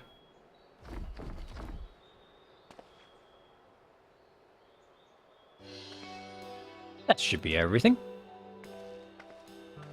You carried all of that at once. Are you trying to injure yourself? Oh, hush, delay and they luck. And now everyone has your delicate arms. I suppose we should let someone know that we're finished.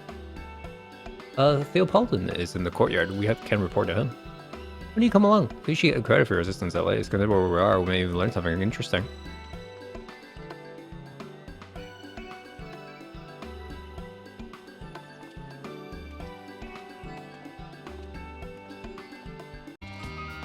God, it never ends, does it? What can I do for you? Raw sample is from Charlie Hamlet, Series 110. The crates are by the entrance. Oh, thank you. I'd expected one of my colleagues, but we're dreadfully short-handed. Just a minute, you're a fortune lost children, are you not? Alphanaud and Elza, at your service. You're a well-acquainted father, I take it? Point, I've been friends of your parents since our day at the studium. I remember when you were a ye high, wildly hither and thither. Clearly, it's been quite some time since we've met. It's good to see you again, wielding your father's newless, no less. You knew our parents when they were young? What were they like? Pray, spare no detail. I shall like nothing more to regale you. Alas, I am meant to be in charge here, and realm paperwork wants for submission. We can help with that, and exchange some sort of stories our parents would never willingly divulge, of course. Very well then. There happens to be 3 sets of documents needed to over, so how about you each take one?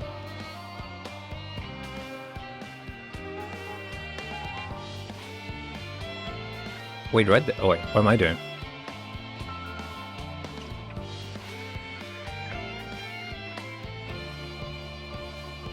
You'll find a foreign representative waiting to collect these near the southernmost structure. I hope I haven't kept her waiting for too long. Never mind Elpis and Alize, I'm certain they'll be back soon though.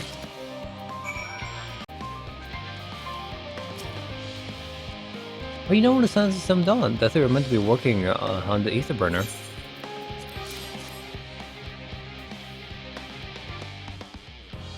Oh, Theopoldin's paperwork. I was beginning to worry he had misplaced his quill. I appreciate your help in seeing the document in my hands out for other tasks. Pray keep this between us. I sincerely hope you set us to succeed. Because this is without a doubt the most monumental undertaking in the history of Forum, so must be circumspect in all respects. Risk is a privilege we cannot afford ourselves.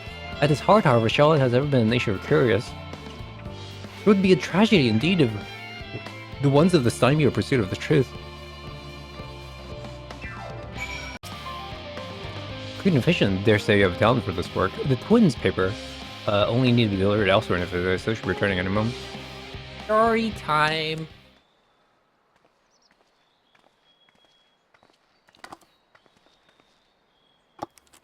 Return. With not a scrap of paperwork remaining on a person, as you will know. I need both of my thanks and my pleasure for sending you on the errand with far below your ambitions. Why, even as a babe, you struggled out of your swollen clothes and... That is quite enough of that, thank you. I was coming from my story of our parents that we had to hear to... Alright? Of course, I've known your father for long, I must have something. Well, as you know, part of Levior's name garners such respect in Charlotte as your family's storied history. You two can trace your answers directly to those who came aboard in New Kremp's Hope, a lineage few can claim. I never thought much of it myself. It's not as though our forebears founded the nation, they were simply there when it happened. Nevertheless, it has traditionally been a point of pride. Like this wine in Kemp's pronouncement, renounce the ways of war and pursue enlightenment through knowledge and reason has ever been our family's creed. Until your grandfather's time, Archon Louis looked not to Nunkef's words but his deeds. He asserted in defiance of his peers that choosing to save the great and the small from the rising tides was the true mark of our founder's virtue. Perhaps it was his expertise, his knowledge of ancient prophecy, and the fall of civilization that led him to conclude that the acute conflict at every turn was to consign mankind to his doom. Cosine. Though there will ever be conflict and calamity to follow, thus, to ignore the plight of those one might conceivably save is not wisdom, it is indolence. He remembers the words well, indeed. Archon Louisoix lived by that personal creed and used every means at his disposal to bring the succor to those in need, Charlayan or no. No one loved and admired your grandfather more than his son. Yet Fortunato could not reconcile Louisoix's deeds with the philosophy of their forebears and his peers, a philosophy in which he believed so fervently, yet made a pariah of his father. Fortunato agonized over the contradiction for much of his life. His father. A son may carry his father's blood, but his choices are his own to bear, as it not always does. Gods know Fortunato is a cranky old goat, so I'm sure you butt heads often enough. Yet even so, you must know that you're constantly in his thought every moment of every day, and that is an exaggeration, not an exaggeration in the least. You should know, you should have seen him when you were born. Barely recognizable he was, with a kind of dumbfounded grin I had not seen since he first took a fancy to your mother. He was practically skipping when he told me the news. Take my word for it, he loves you to an embarrassing degree. But he's also frustrating single-minded. Once he decided the given action is for the best, he will stay the course no matter who or what opposes him. Profoundly annoying habit when you're at the other end of it, as I'm sure you will agree.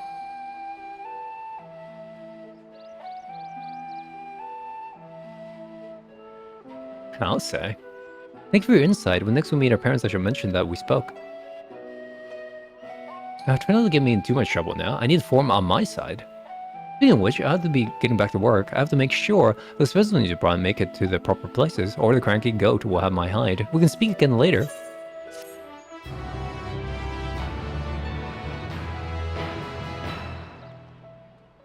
Hail! You three! Grala, surely Kokoi, Coco hasn't driven you out of the forge already. Oh, for better or worse now. However, he has sent me a task that requires more than a single pair of hands, and here you are. I could use at least one of you, but I won't object to more. Unfortunately, as I have prior commitments, and we have a delay too long as it is. How about you, Elpis? Can you spare the time? Perfect. This shouldn't take long.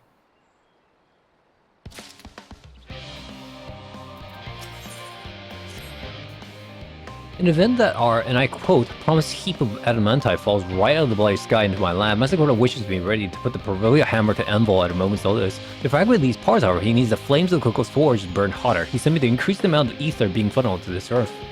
Furnaces. The full of fire aspect of ether and labyrinthos is regular about an elemental reactor self-repair, to which I have borrowed the key. It just may require 2 people to carry out safety. I can explain the process when we arrive. Oh, we're far away then. We'll see a Charlotte and Hamlet once the adamantite arrives, if not before. This way then.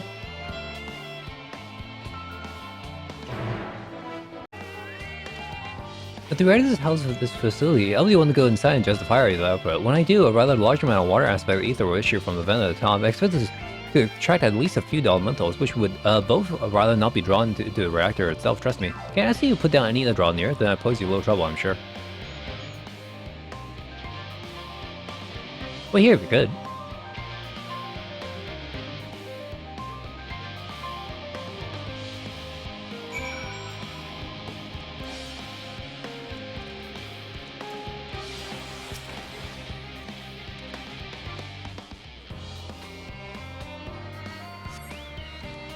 Oop.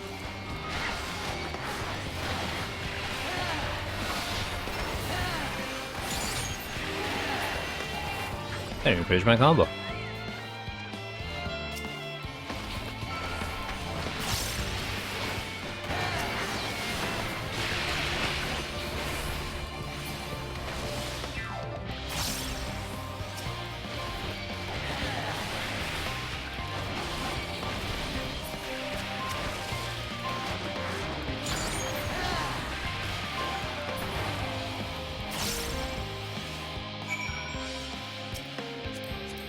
That.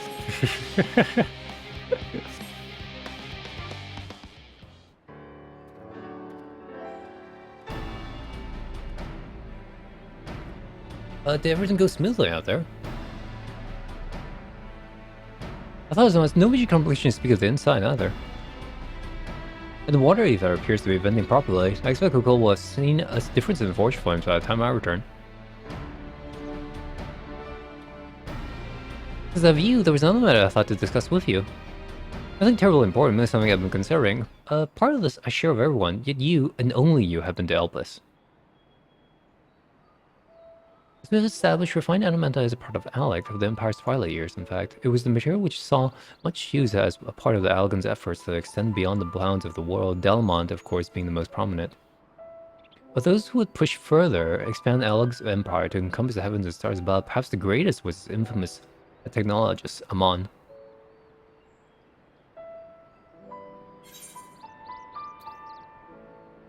I wonder if he'd remember his life as Hermes. I believe he had his own reasons. There is no evidence to suggest that he retained memories of his former life. He only joined the Ascians once the Empire was all but dust, as you know. If not his memory, though, what drove him to pursue the idea with such fervor? It may seem far-fetched, but what if souls like minds have a personality, so to speak, a natural disposition towards which they are inclined? We know with relative certainty that it was the gross decadence and inexorable decline of Alec that moved Amon to resurrect Emperor Zhang. And the Empire's people spoke lightly of death and destruction, experimenting on those they deemed beneath them to fill the emptiness in their hearts. In facilitating Zhang's return, Amon provided these languid souls with the means to free themselves from the mire of their own indolence. Or would have, had not Zhang been convinced by his own death that life itself was meaningless. Amon's desire for his countrymen to conquer the heavens could only be a means to the same end, to instill in people a new purpose.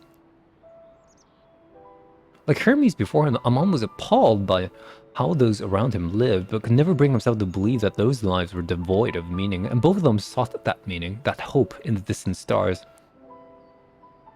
That's just my theory, anyways. Ultimately, it is the consequence of the action which matter. The motives are of no moment, and yet reach those stars on wings of adamantite, to travel to the ends of creation and beyond, to promise of hope everlasting. That much I do understand.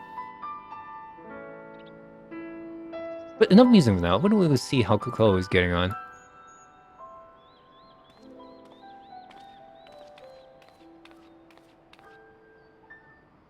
I can feel those flames ablazing from here. Glad you found someone capable, Garha, but there's not much left for you to do. Unless you can job that refined adamantite and faster.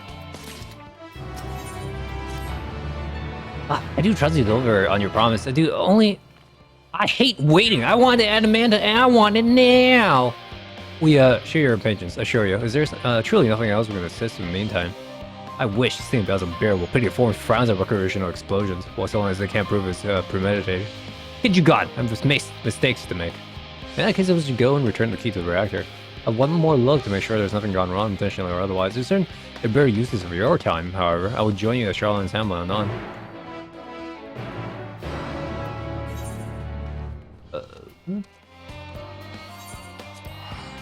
Waiting.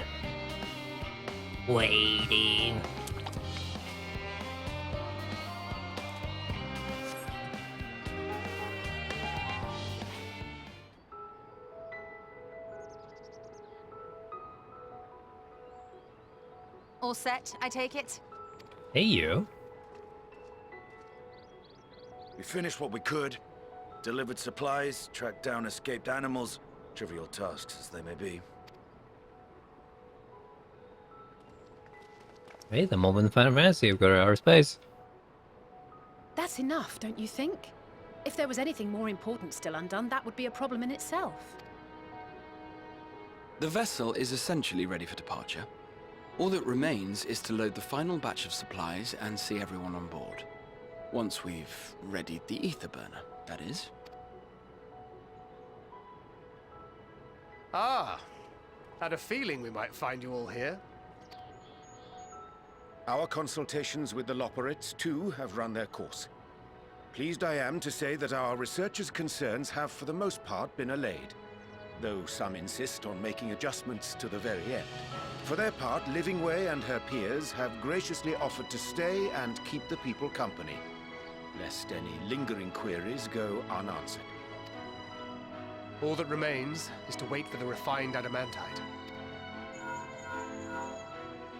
Alphino, are you there? It's me, Cryo. Your special delivery has arrived. Round up everyone and come to the harbor at once. Speak of the devil. Let us go at once.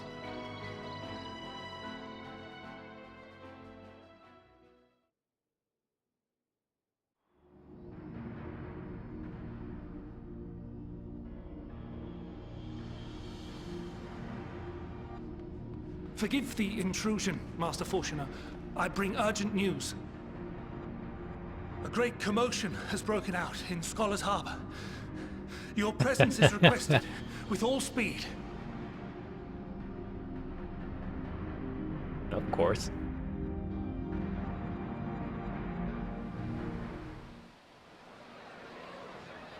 Now, where might this delivery be?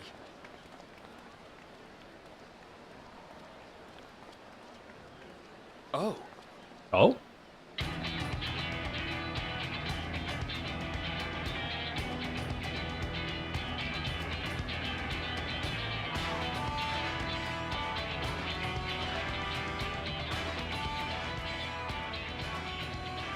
I'm sure it's very important, but we cannot accept these without the proper permits. By the 12! Surely, these can't all be.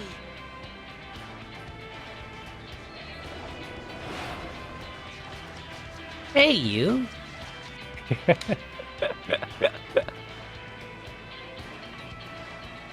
Bleeding hellfire! They're bringing them by sea and by air. All these folks in these crates.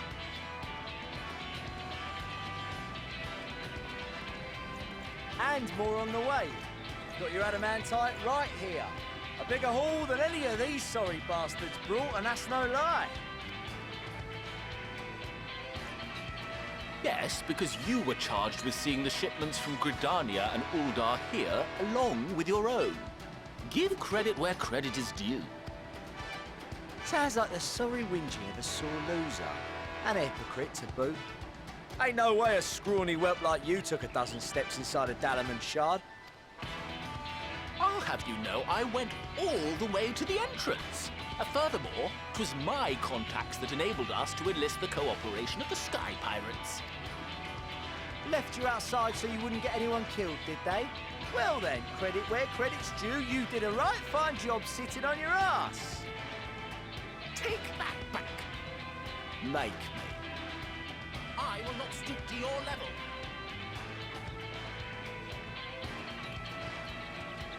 My, what a grand welcome party. Hancock and Saraban. We come bearing relics both sacred and elegant, as well as a few other gifts that may be of help, to be presented with best wishes from the Eastern Alliance. I myself have come with a sacred relic of Rayson Temple. 'Twas passing fortunate that Senri's dango craving brought us to Kugane. We arrived precisely as Hancock was making his arrangements. Upon learning of your need, we made haste back to Hell's Lid, with our dango, never fear, and consulted with the other auspices. All consented to the lending of Tenzin's legendary Phoenix Blade for this noble cause.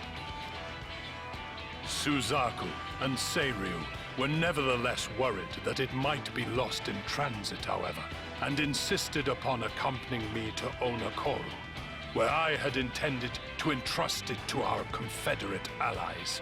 I thought instead to give it over to Hancock when we chanced to cross paths yet again. But alas, Seiryu remained ill at ease, and ordered me see the blade into your hands personally, or die trying. I ain't a blade user. We did, of course, need quite the impressive vessel to get it all here in time. Ramza? Fortunately, our majestic associates have been more than helpful. 'Tis an honor to join the Warrior of Light on another adventure, they tell me.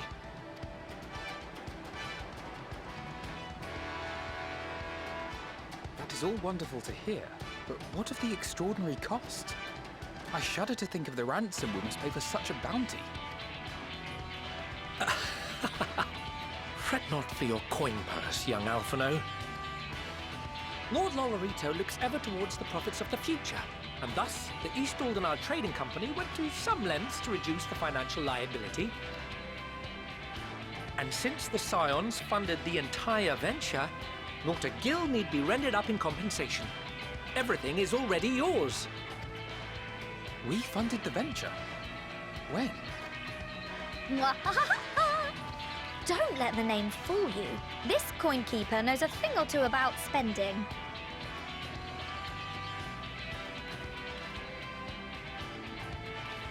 When it comes to capital investiture, a sprinkling of gil here and there will not do.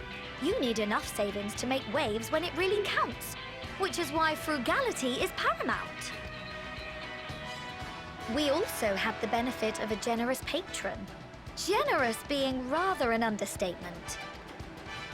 She has supported us from the shadows since the very founding of the Scions. We even had coffers to fill. Ah. Mother!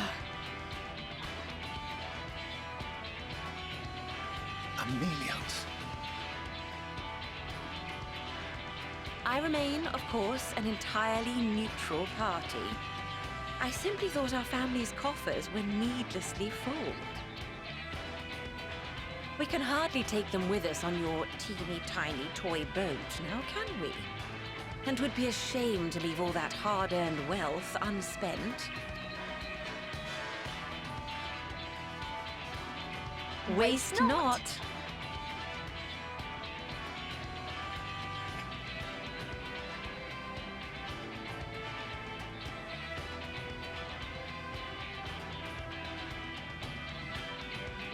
However did you manage so much in so short a time, then? We expected word to reach only a fraction of our allies. Did I not tell you I have my ways? Erenville, you were involved too. I received a letter from Cryo after we parted ways in Labyrinthos. She explained what the Scions were trying to accomplish, and why you might soon require the services of the Gleamers, spread across the world as we are. I pray you do not interpret this as a betrayal of Charlotte. I accept that the Forum's aim in pushing us to our limits was to preserve what knowledge we have, and I bear you no ill will for it.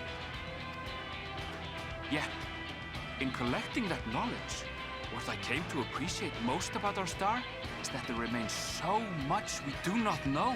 That is why I chose to help the Scions, to combat the obliteration of those countless undiscovered wonders.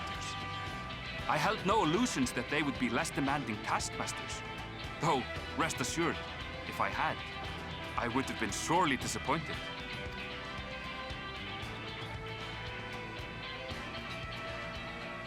To make a long story short, the whole of the guild ship cooperated to ensure your call was heard far and wide.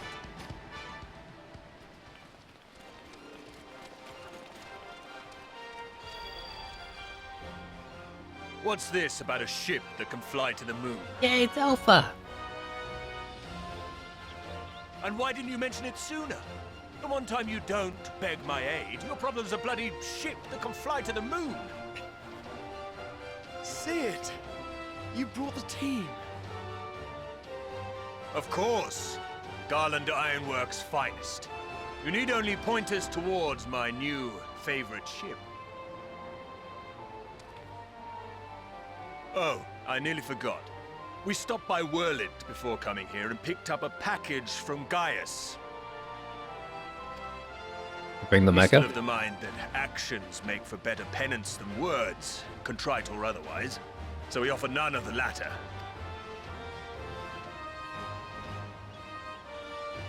What he sent is an Allegan relic Valens used in his weapons experiments.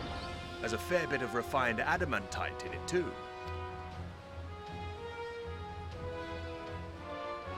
As you like us not suspect, we've also brought adamantite from Mordona's Dalamud shard.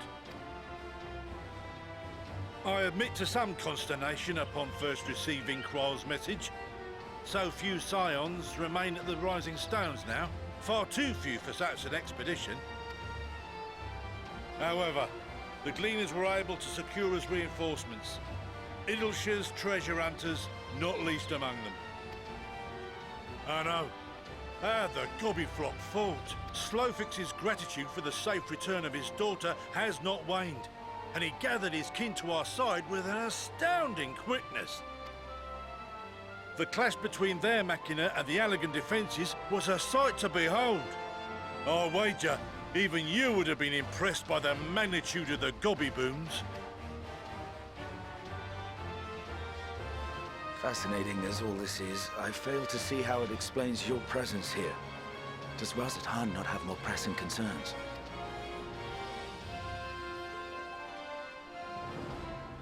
We do.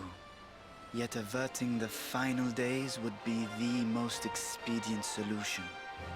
That, and I am indebted to you.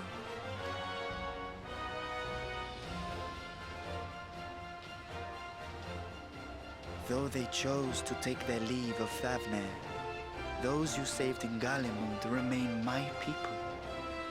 My gratitude is beyond words. 'Tis appropriate that I aid you in kind. If in the doing we bring salvation to others of this star, so much the better.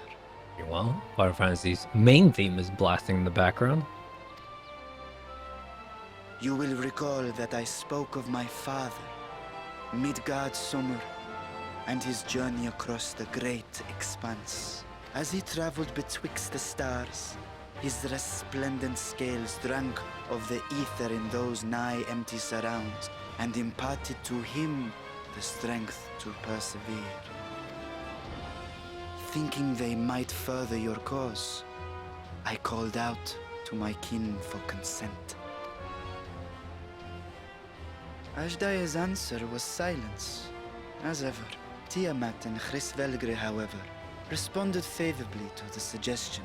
My sire, too, stirred from his slumber long enough to speak and say, "Very well." Thus have I brought you his own worm scales. Yeah. Fit them to your purpose, and seek a worthier fate for us all.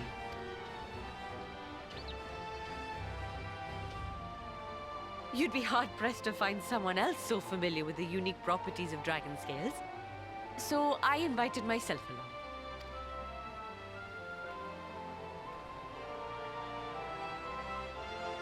Bugger me, this is so unbelievable. I've gone right back round to believing it again. Forget a 6% gain, I should say. With all these goodies, we could get 7, no, 10, no, 14 bleeding percent. Think of how far we could go! What we could do with that much power! What we could blow up! If Kokol is duly convinced, then it must be true. In which case, the Scion's end of the bargain has been fulfilled. Would you not agree?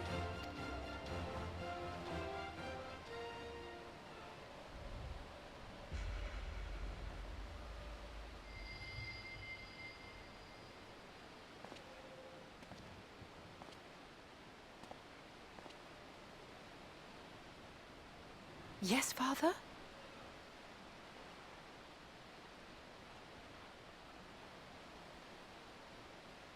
I know not what you seek of Hydaelyn, nor for what purpose you would take command of our ship. Yet this much is certain. To do so will be to dictate the fate of this star and the lives upon it, the lives of each and every creature, in their magnitude and their fragility. Do you understand? And are you prepared? We have seen and we have felt how much each life shapes this world. And so we are determined to abandon none. We understand what is at stake, and we are prepared to bear this burden.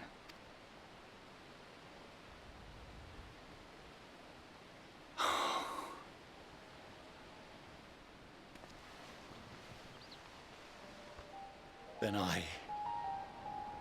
I will bear it with you. I beg you, share your struggles with me. As family. Oh, not disowned. Re-owned.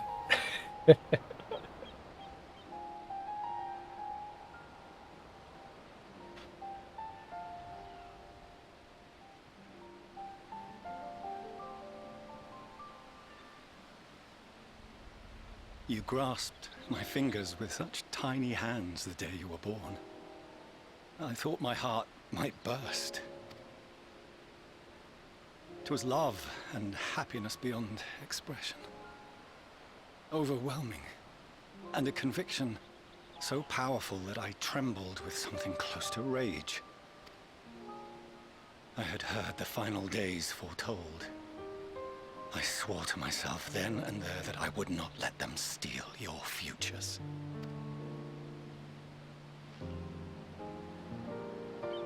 The great exodus would succeed, must succeed.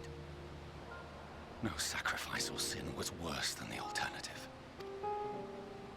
If anything gave me pause, 'twas mine own father. The Archon Louisoix openly decried Charlian's policies. A perspective which I regarded with increasing disdain as I grew older. Yet even as part of me thought him a fool. Perhaps I also hoped that he, of all people, would devise a brilliant means to save my children. A naive hope, but stubborn enough that I could never bring myself to keep you apart.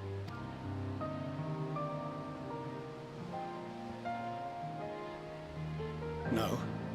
That was his doing, when he perished at Cartano, as we pulled that twisted slab of Dalamud from the sea.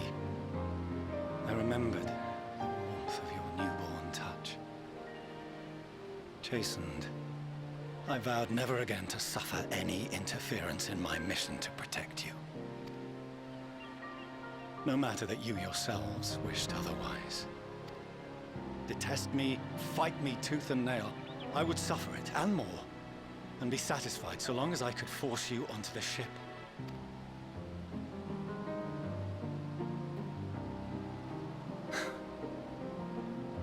I was wrong. You two have grown so much stronger and so much wiser than I dared dream. You have earned the right to walk your own path. And already begun to do so. Good. Because there are things we care about, and people we love, and none of them is replaceable. Not a one.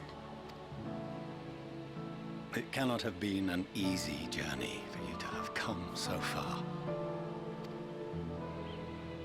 We shall be glad to acquaint you with the finer details someday, once this danger has passed.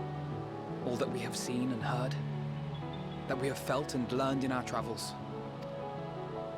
Ours is not a kind world, but it is beautiful. Always. Oh no. Are you quite sure that's wise? After all, someone turns pale and flees the room when he sees so much as an envelope containing word of your adventures. Whatever will happen if he learns what you were really up to? Amelians.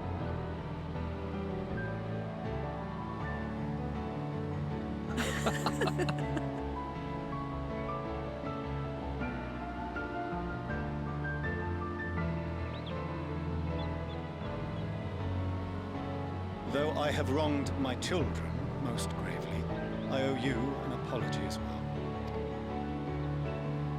I assumed that it was the Scion's influence that made them so keen to charge headlong into danger.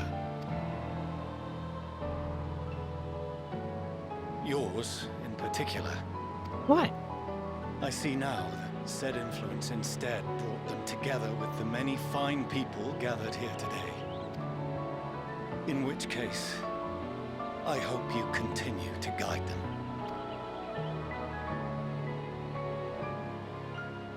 If we've finished loitering about the harbor, might I suggest we put our plans into motion?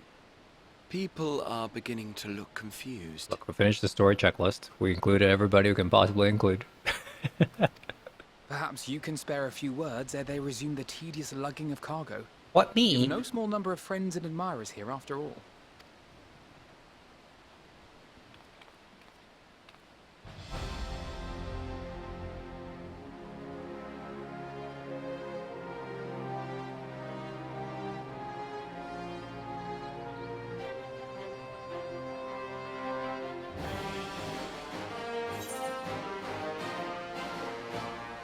Moment trans goes ahead.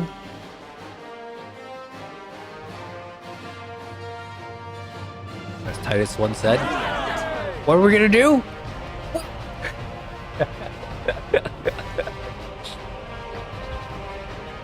We got head into the game with the right mentality. Your assistance is appreciated. Now, in an orderly fashion, if you please. Orderly? Oh dear. You guys should be stuck here for all time doing bureaucracy. Or the world comes to doom.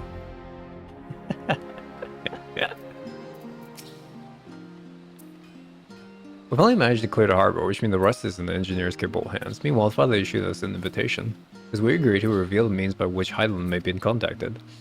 We're here to meet him at Aporia when we're ready, given the vital knowledge he holds as just we leave without delay. It transpires, however, that the foreign method for speaking with her is not without risk. I'm curious to hear what this might entail, but regardless, be warned. Most of the Orions and Mentai offer to stay and see for to any remaining tasks that he's doing. Foreman has already asked for my assistance in the overseeing process, so you needn't worry about a thing. You can tell her off to Aporia.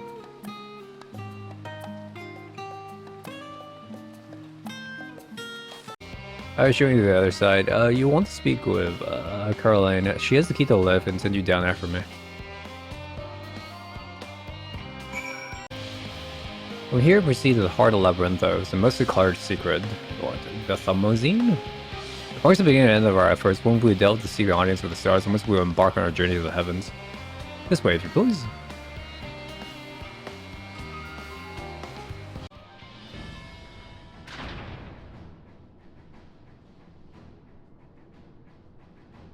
Any? Rocket ship! Rocket ship! Spaceship! Get our space opera one way or the other.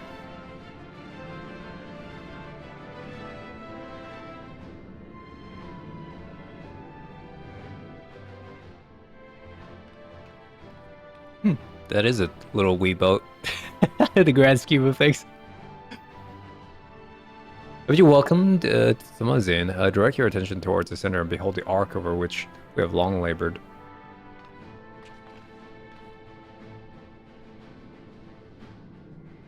As you can see, it was designed as a medium-sized craft, the better to reduce fuel consumption. Mineralizing magic has been applied to its interior to ensure that the thrust-to-weight ratio does not place too great a limitation on its flight capacity. The ether burn, as you know, has been removed for further modification, but we shall reattach it soon enough. I received word that Coco and some of your allies are already working on it with intense fervor. They're sure to see it done to us, but the expertise that many a prior disaster was averted. If anything, I fear they will not afford us much time for speaking with Hydaelyn ere they finish. Point taken. Let us move on. I must warn you again, however, that even with the benefit of our device, to treat with her is not a simple feat.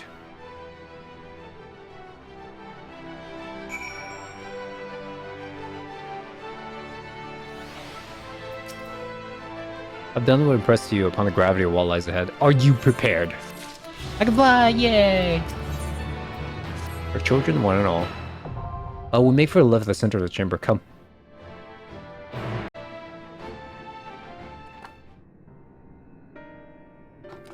As you know, unless our physical worlds of the ethereal plane, what we refer to as the theory, at the heart of the star and physical ethereal are one and the same. Thus, the deeper we go, the easier it becomes to pass between said planes. We utilize the principle in constructing the anti-tower, and once more, there is a Thamozine. Originally, the Foreign decided to withdraw from Aurorza and begin work on this facility. Our work contemplated a device that allows us to peer deep into the ethereal sea than ever before, in search of Hydaelyn's ever fainter echoes. With the Altea scope, and you communicate with her through this device. For a time, yes, but since the 7th Umbral Calamity, it's been rare to hear even a whisper. If you wish to reach her, you must journey closer to the center of the star than we have ever dared beyond the telescope. Even so, I made no guarantee that you will find her, nor for your safety, not so deep in the ethereal sea. We understand, but we are delivered this way, have no choice but to try.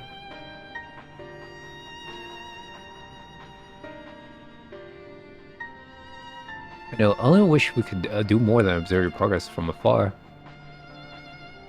The telescope's ocular lens, by which we may peer into the ethereal sea without placing ourselves at hazard, lies above us. Through it, we can watch and guide you.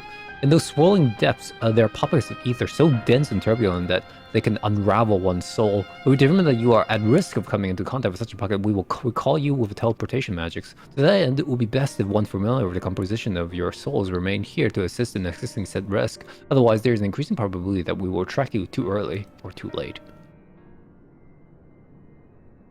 Trial? I've thought upon this much, and in truth, I don't believe that I'm fit to join you in the trials ahead. The events at how Babel drained me, as but even before that, your capabilities felt our trip my own. There's no time to have a weak link in our vanguard, no matter how much she may wish it were otherwise. If I assist in the manner of Master Fortuna has laid out, however, I may still be of use. Will you trust me in doing so? Absolutely. I think of none other I trust more compared to all our efforts you put in keeping us alive while our souls were in the first, preventing us from dissolving the ether on a single expedition ought to pose no challenge at all. And even if we did, I expect you hunt us down and restore us to health somehow. You flatter me, but rest assured that I will be keeping close eye on all of you. There's one more thing. Those in ages past refer to the ethereal sea as the underworld, our final resting place. In its embrace is memory washed away, leaving only the purity of one's soul, or so we believe. Yet what of these memories? Few think to ask what becomes of them, cast adrift in ethereal tides. Some theorize that they linger for some time, those associated with strong sentiment in particular. Ooh, gotta meet a lot of dead people then. In those dead memories of the departed may even coalesce around you for hatred or for love. Thus do I caution you to be wary, but also to have faith. Remember those who did gladly extend a hand to you, that they may lift you up once more.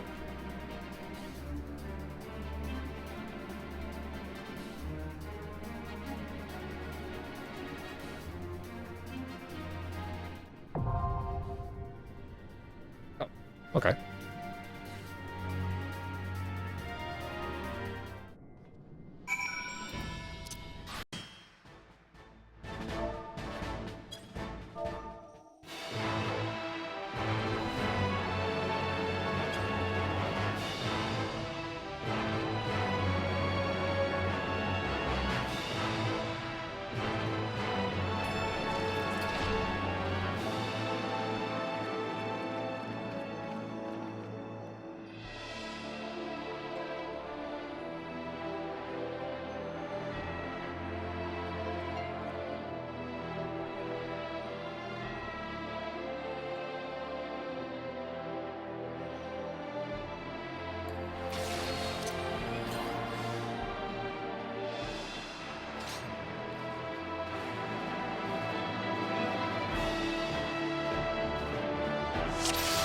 Seems in order with the lens, and I trust you can hear me. Those things are pure malcontent, the residue of lives unfulfilled.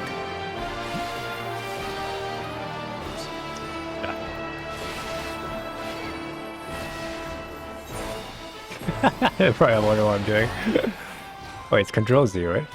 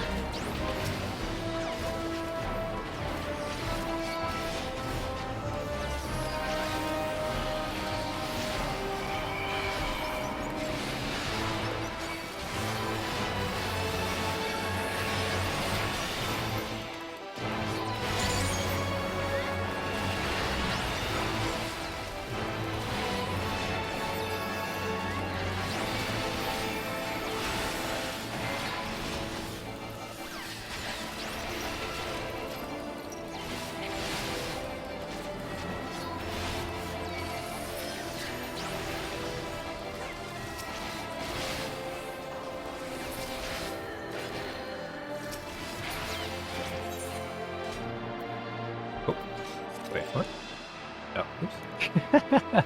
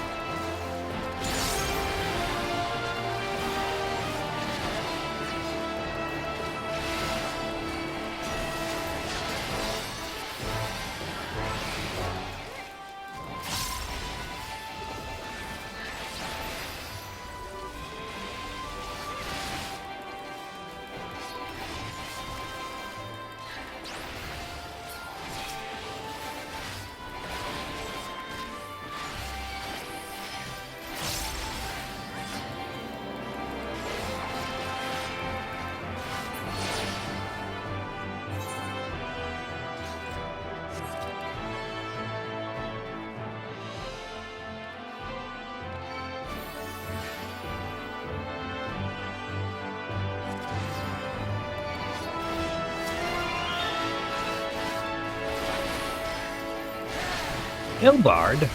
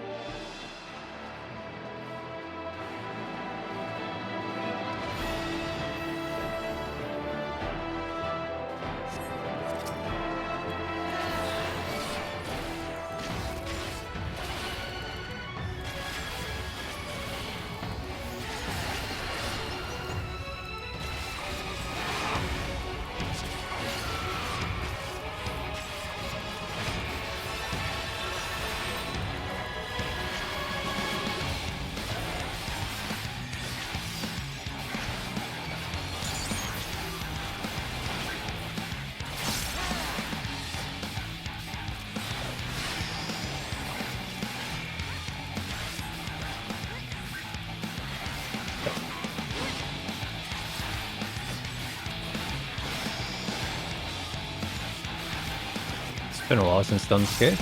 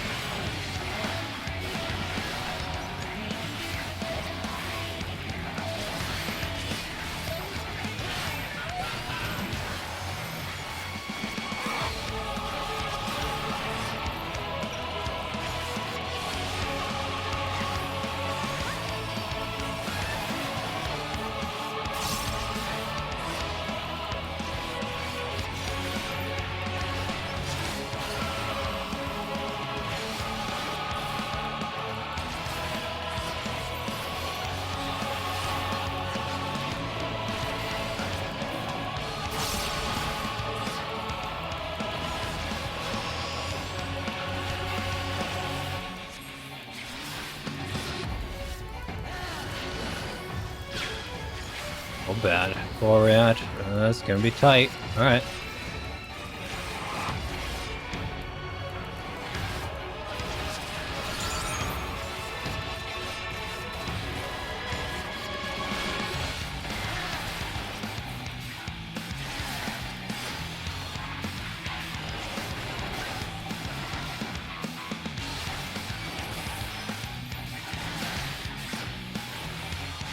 Okay, alright.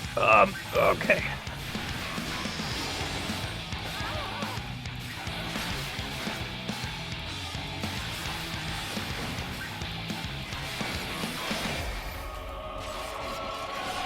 Come on.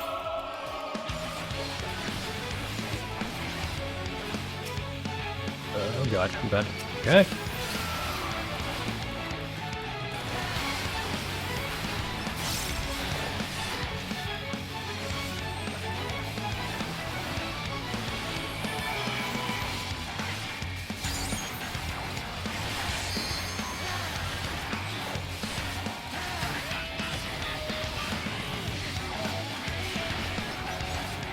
Astro Weaver, get out of there!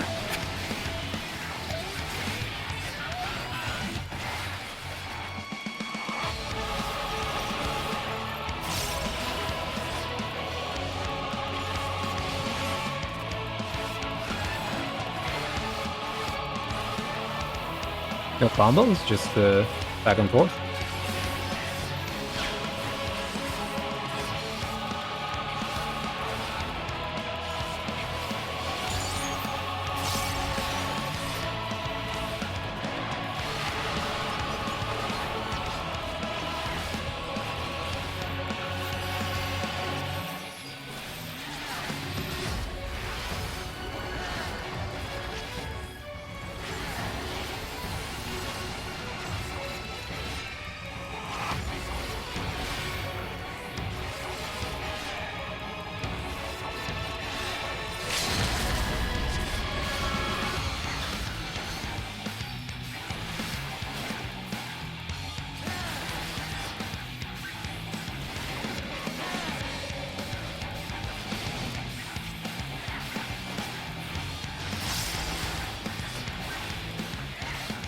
No fuck. Bonk. Alright, good. Follow the flow of ether. It will guide you. Okay, me what? Oh, that. The ether is too dense. Ah, I'm losing you.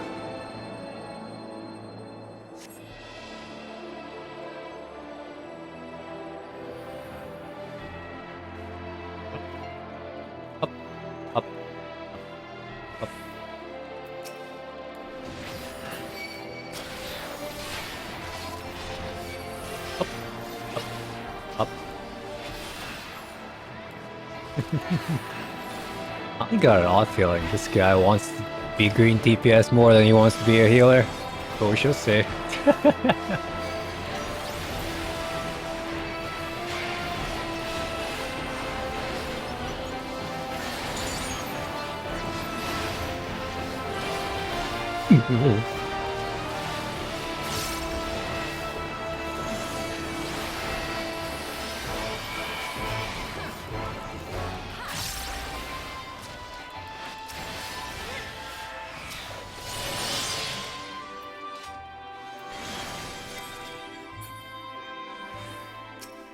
Hey? Is that Hydaelyn? Aw, that's awesome.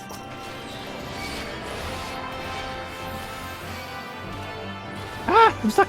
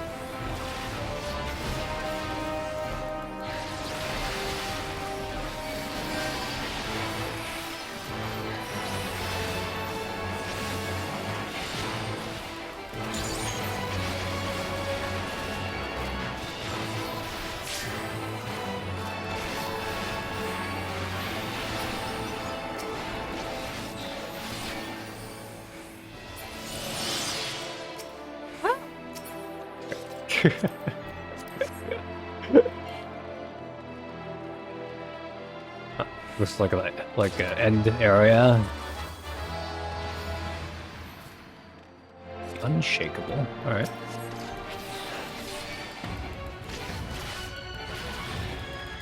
This guy's big.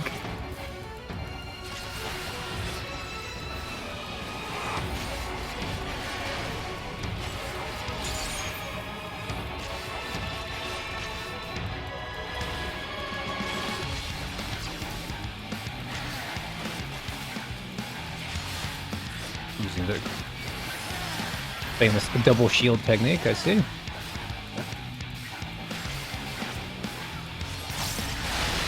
Just more triggery to it, I guess. So, what? What?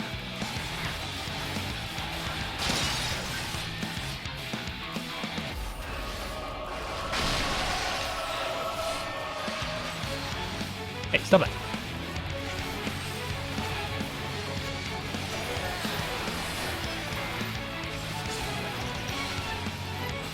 Oh, didn't get it off? Oh, I ran out of MP. Okay.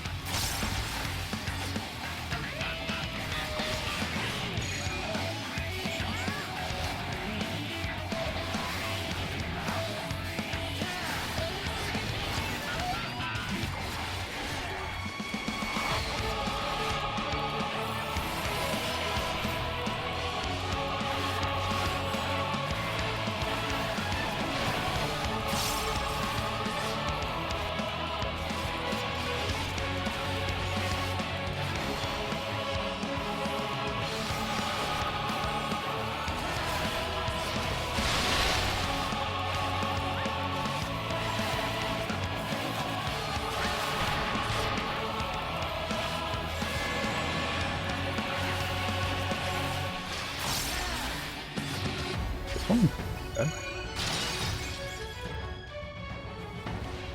Get out of there, dude!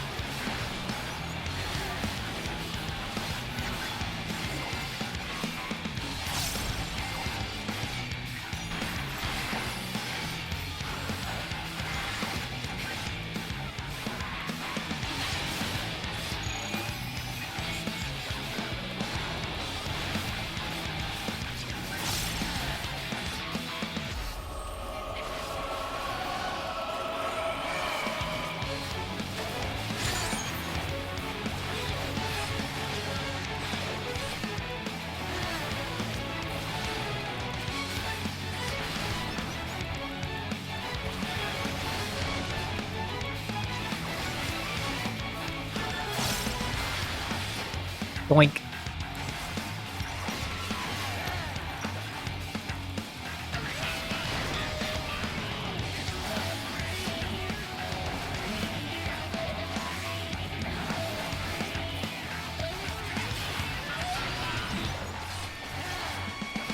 Yeah, I am.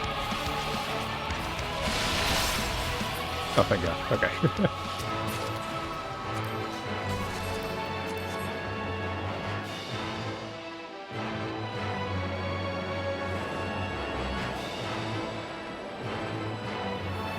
Final Fantasy 9 life.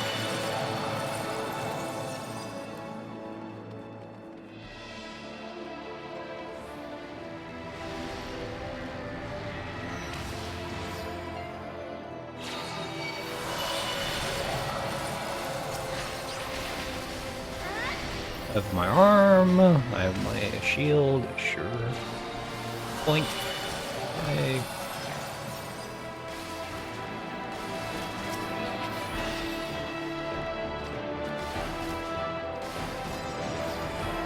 Hey.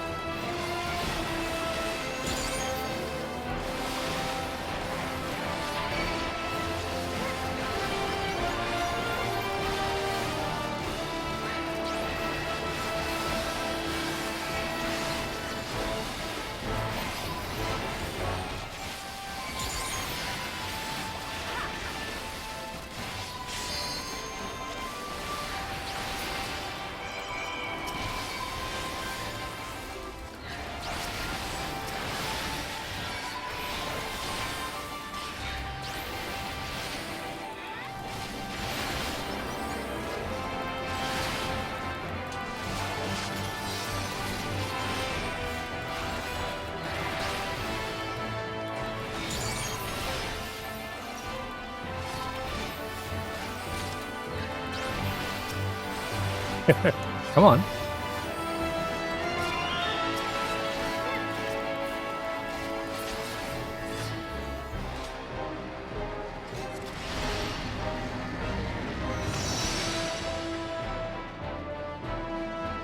Oh, she's gonna follow us?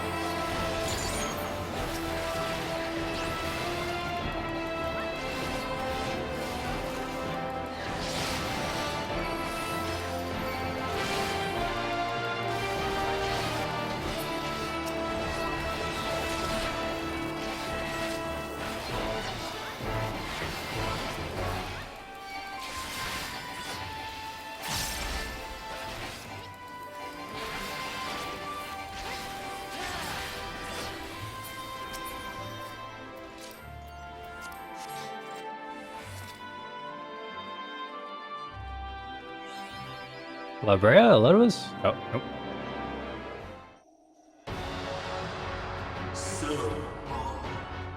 So headstrong, stubborn to the last. Arby's? The Daniel boy? It is. This is as far as you go. Oblivion beckons! Strange. Does he not remember? The Undying, oh.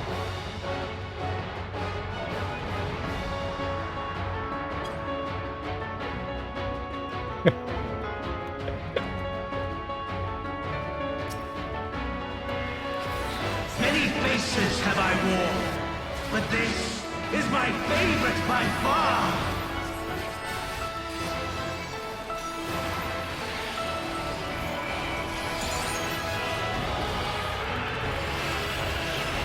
You will persist in this folly no longer. Guys?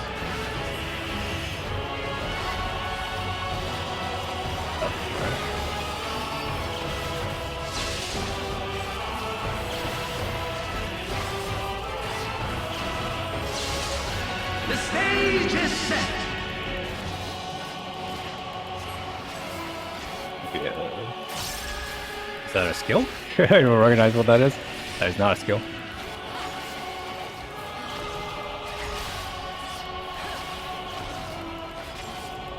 Okay. Left. Oh, okay.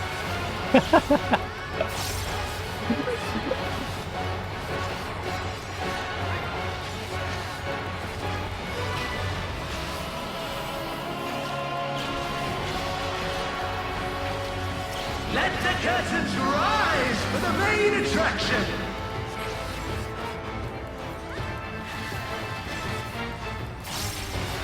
Okay, everybody's got a stack. Somebody's got 2 stacks.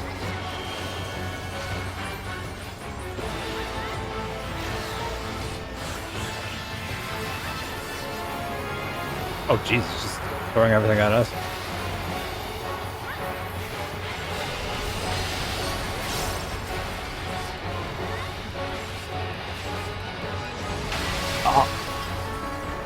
My, what a boorish audience you are. Hold! Hold!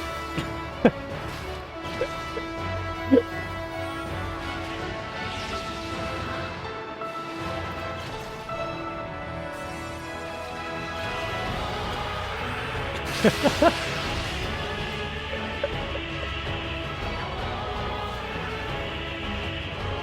god, that cast.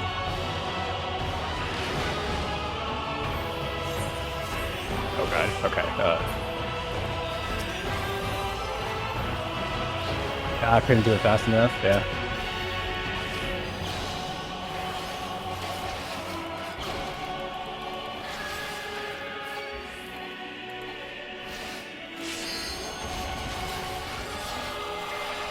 But the one that explodes, it's...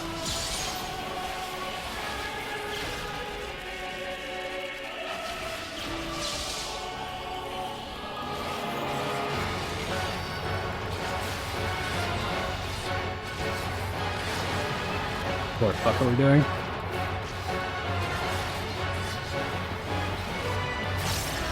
We're done.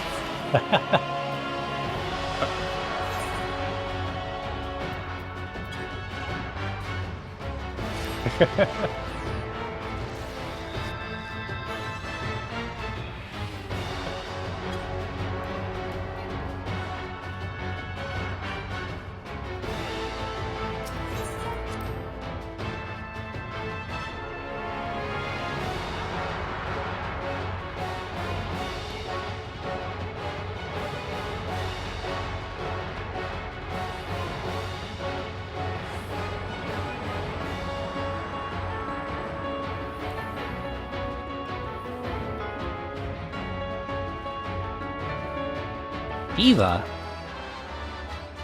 Do you not mean Ysael, who tries to protect us?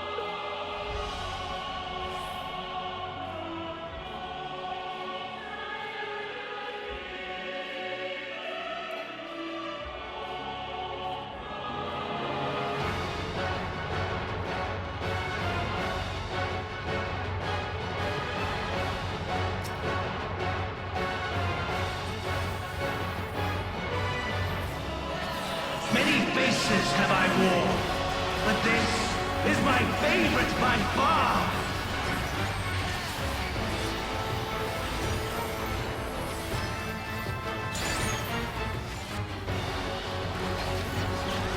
You will persist in this folly Where are we no going? longer. Oh, just leaving. Alright. Once the break. Oh, okay, it's like a speed thing. Okay, got it.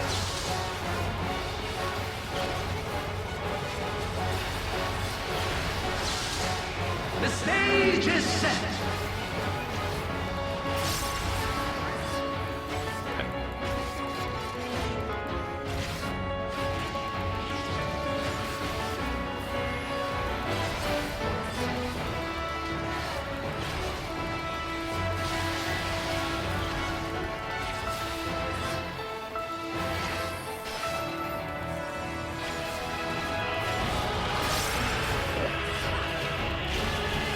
Not paying attention? Bad.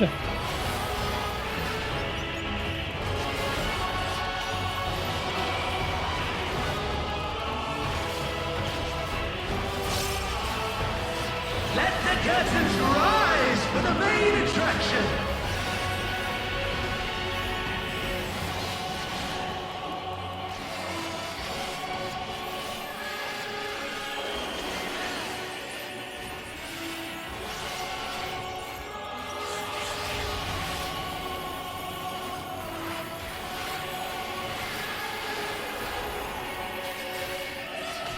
Oh, timing's so tight.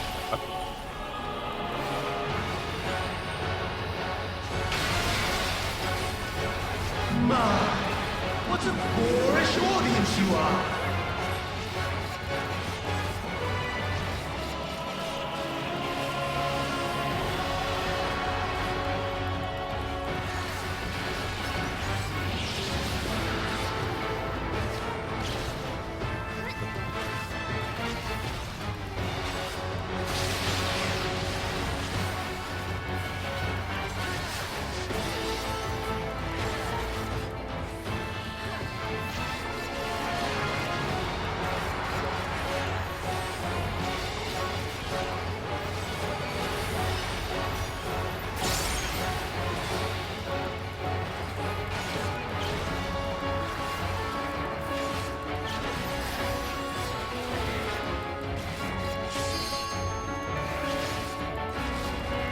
I don't shoot myself.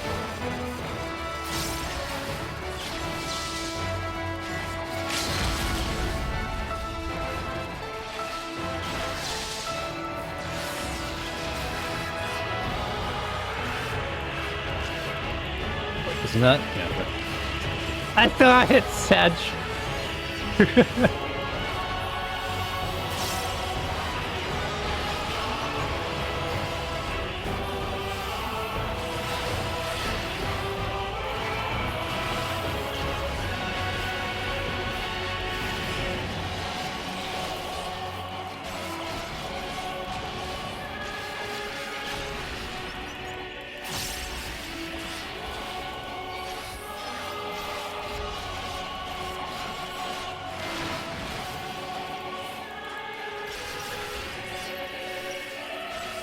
Left again? Alright. Reaper, no!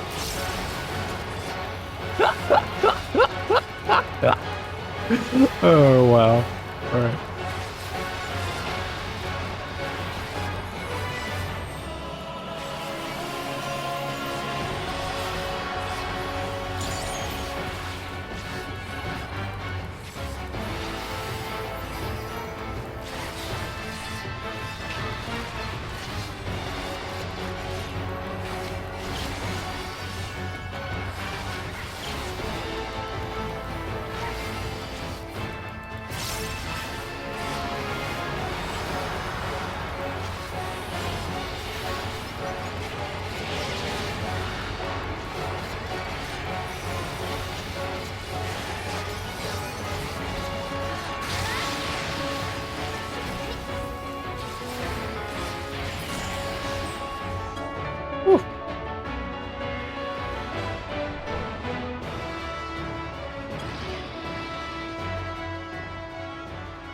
Lies! All lies! Your dreams, your hopes, your futures, delusions and lies!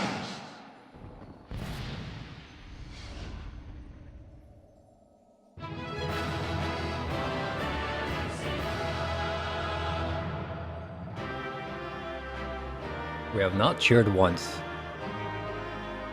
Ever since... Hell, I can't remember the last time when we cheered at the end of the duty.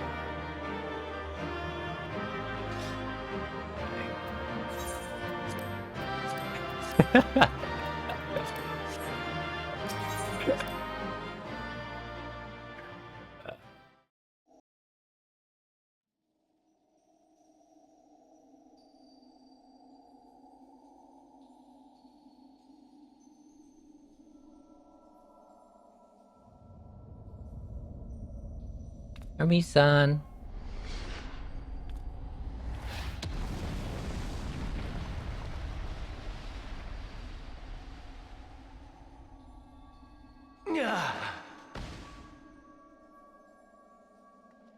My very essence begins to wane.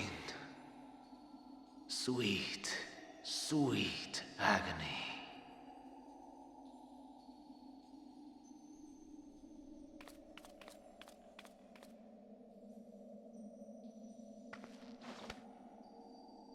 Leave this to him.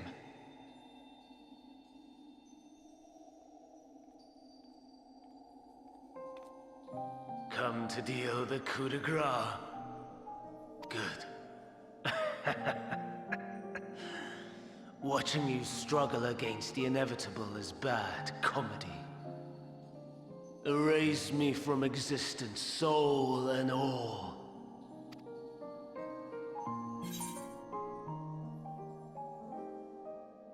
Have you any memories of Medion?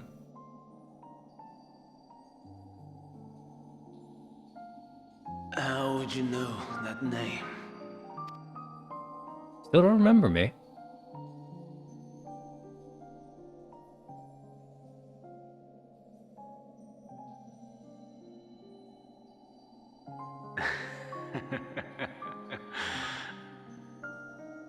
Then it was you. In Elpis. With them at Suck. the final pieces fall into place. In my halcyon days, as the mortal Ammon, I was haunted by a dream.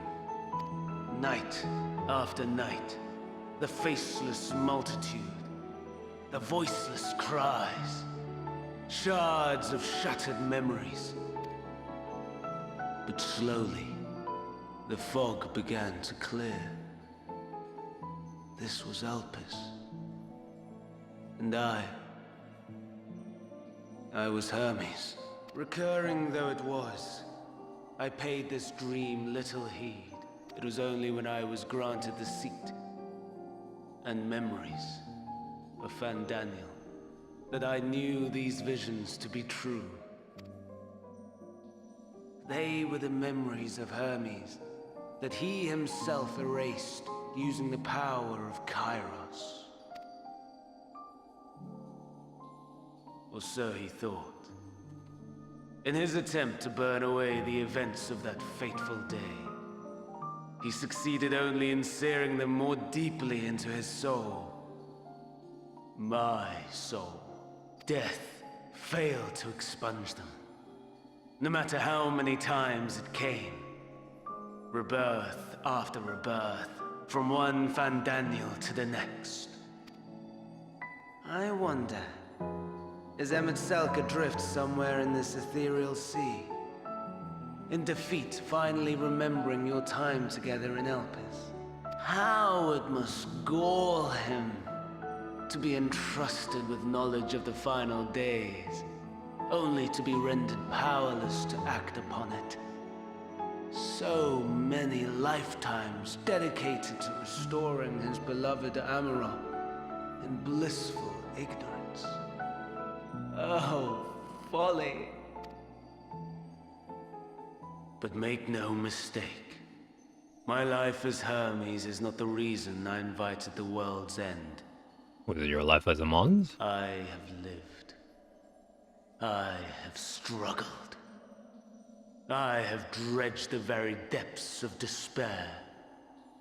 And in the detritus of existence, I found the truth. I served a great ruler, powerful beyond measure. The world his dominion. Yet even he and his vast empire were destined to fall, to become one with oblivion. At the end of life's journey lies only death. So I ask you, why live at all? We betray, we torment, we murder. We are wicked, spiteful creatures, without exception. If life is so sacred, so precious, why fill it with such misery? Man wallows in a hell of his own making without purpose or meaning. To live is to suffer, and I would end that suffering by my own hand. It matters not if it flies in the face of all believed right and just. Death is the only solution!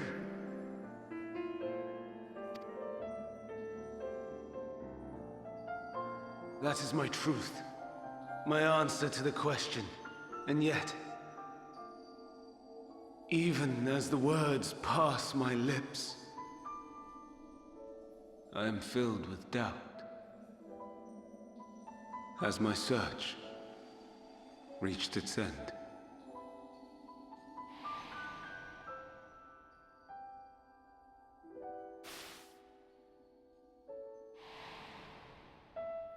Was this the only way?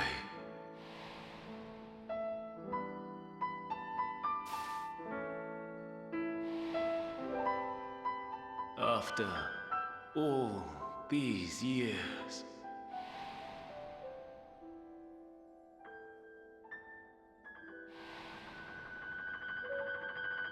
is this the answer I was hoping for? Of course not. The lamentations of the damned.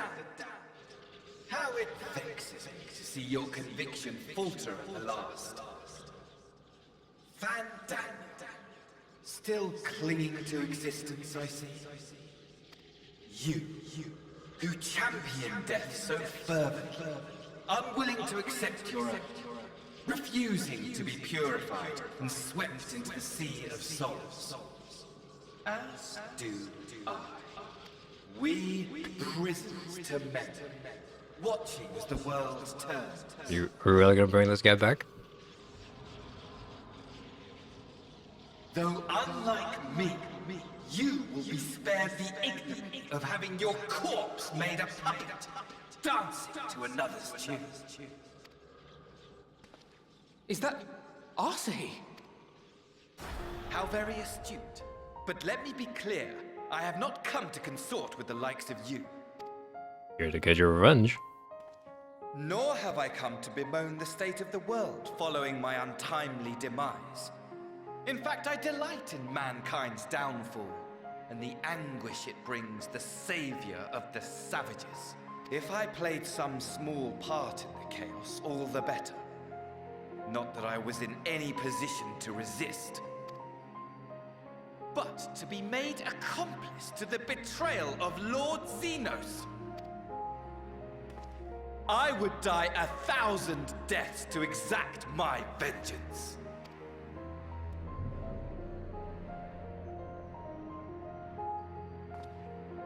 Now you are at my mercy. I shall drag us both into oblivion, and you will never see the fulfillment of your magnum opus, even should you be reborn. Your desperate search for answers must start again.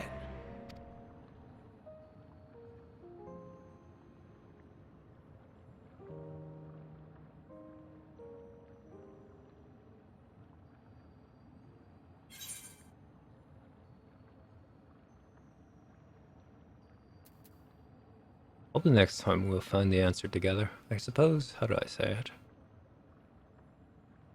Maybe there's some place we could forgive him. Mostly to see his face when we ultimately prove Van Daniel wrong. But not in this lifetime.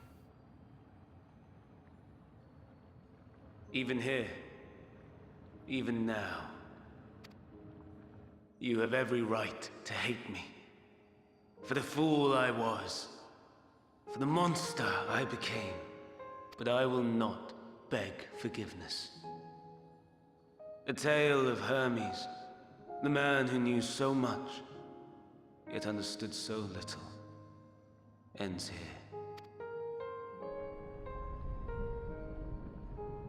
I just wanted to prove him that life was worth living. But instead he gets tormented by this single-minded fool. Don't try to follow me. I had more of you people than I could stomach in life. Never mind in death. Likewise. I pray we do not meet again. Me too. You had better hope not.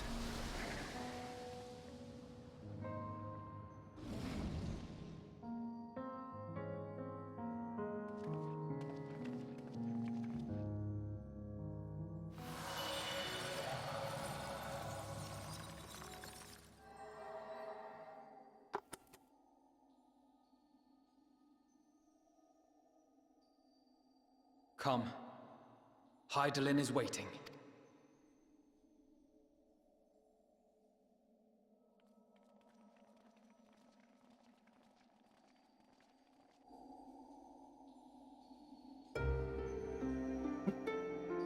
Ma'am?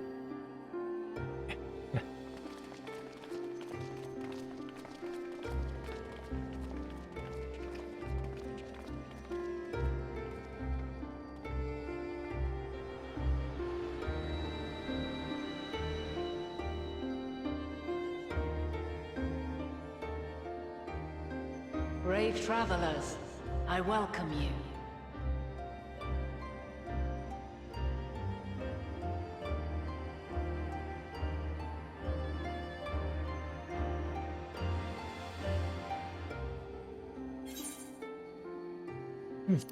Meet again, Vana.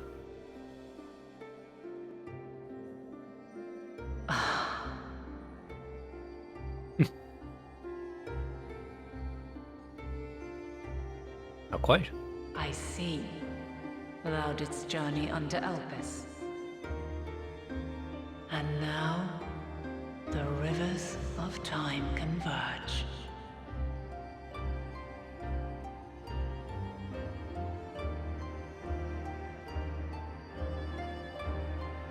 I know why you have come. Yet I would hear you speak your reasons all the same. You created the moon to deliver mankind from the final days. But is that really how it has to end? We do not wish to abandon this world.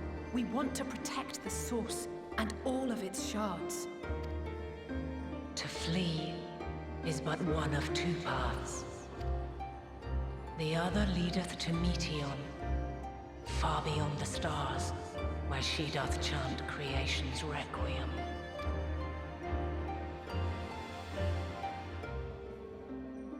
Her domain is formed of dynamis, pure, absolute. Where emotion and memory govern all, ether will avail you naught. Meteon hath gathered the pain and despair of countless stars, and to go unprepared is to go unto your doom. We'll beat her. We'll win. I swear it. Is what I might have said. Once. After everything I've seen, all the times I've succumbed to my own anger and fear. I can no longer pretend that courage and faith will be enough. But are we truly so powerless? That our only choice is to flee?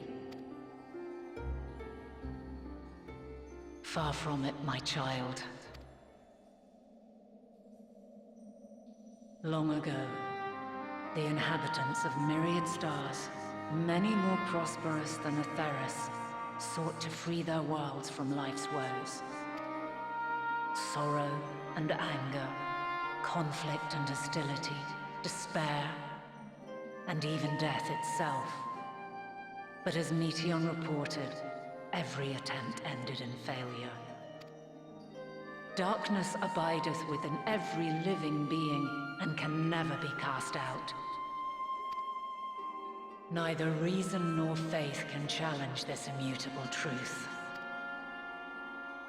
To live is to suffer, and in suffering, find strength, and purpose, and hope.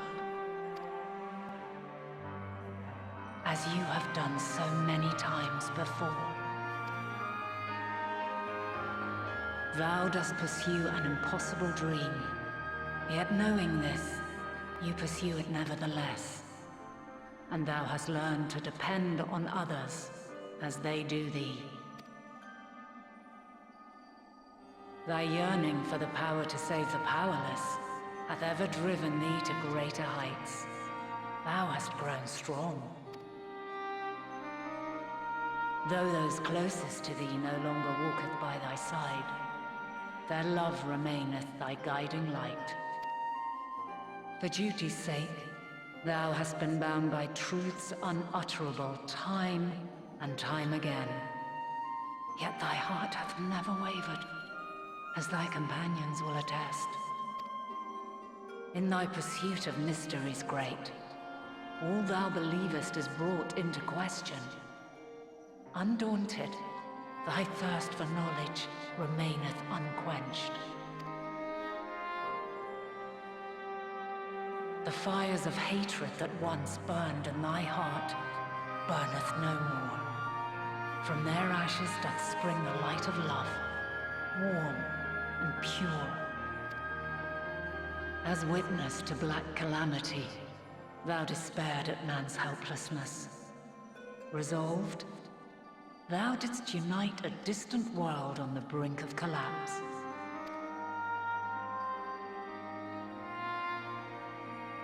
And thou, my champion, when all did seem lost, thou never abandoned hope.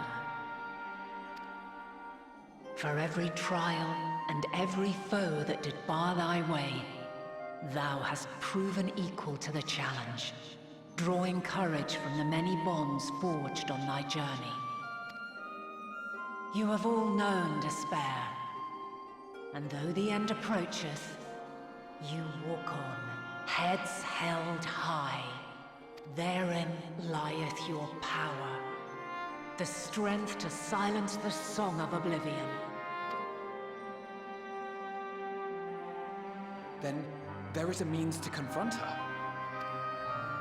Yes, if you should prove yourselves worthy. Hark! Hark? Hear? Think? Feel?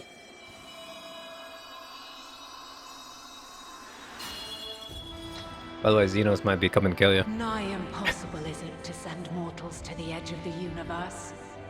Should you fail, there will be no second chance. Alright, let's go. There's a way of a knife. As the will of the star, I ask of you this. Do you possess the fortitude to stand firm when all around you does crumble? Do you possess the faith to vanquish despair itself? Should you lack the strength to best a supreme deity, I cannot allow you to make the journey. You must leave this star and never return.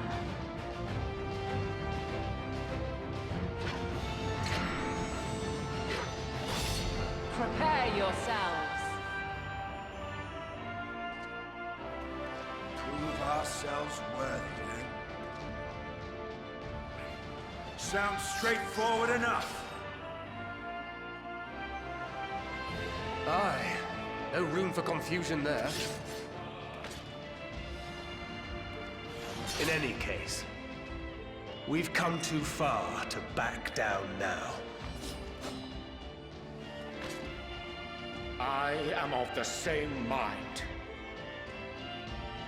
What power I have, I shall bring to bear. The three of you seem to be forgetting who we're up against. It's not every day we battle a divine being of untold power. Well, not quite every day. Do try not to get underfoot. Needless to say, there'll be no margin for error.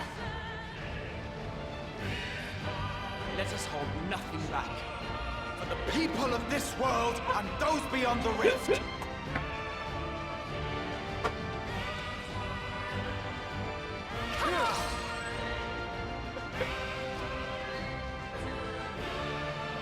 Alas, the question I posed to thee in Elpis hath remained unanswered these long years. I would hear thy response, warrior of light. Shouldst thou emerge victorious?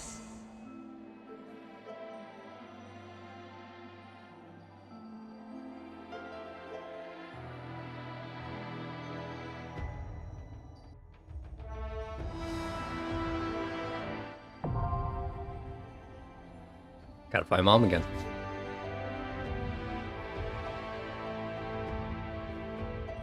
Okay.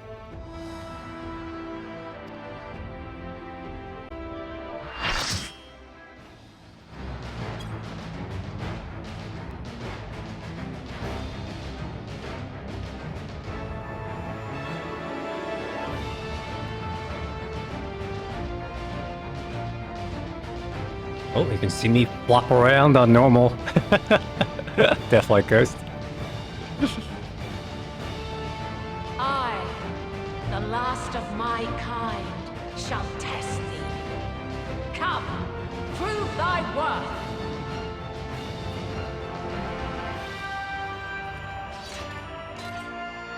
Oh, this is gonna be fun.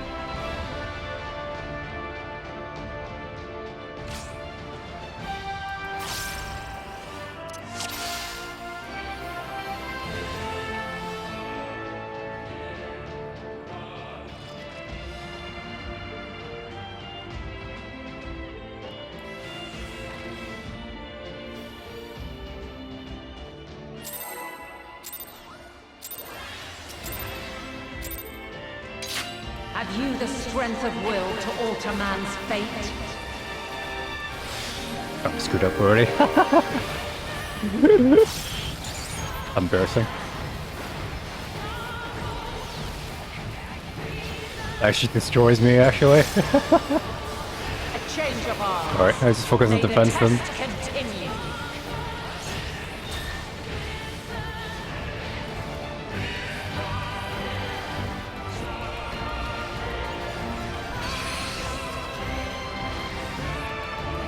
We're near or far.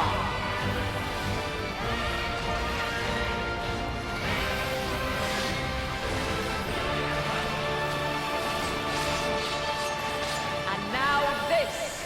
Never seen that symbol in my life. Okay, so the classic wind, fire, earth, and all that jazz.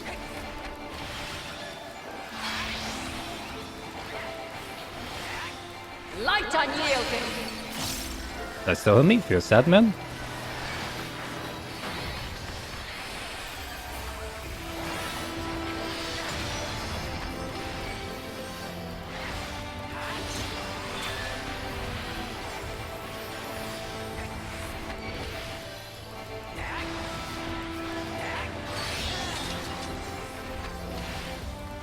By blade. Oh.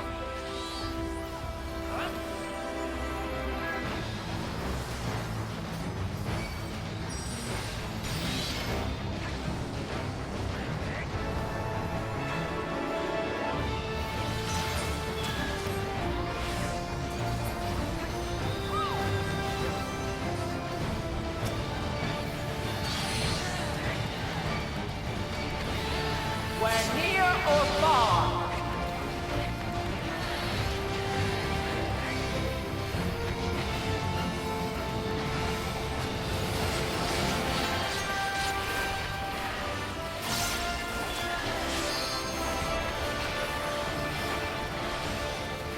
Oh, Jesus Christ, the button just not doesn't want to get pressed.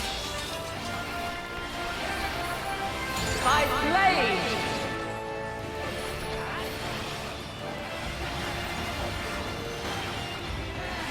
Crystals of light. To me.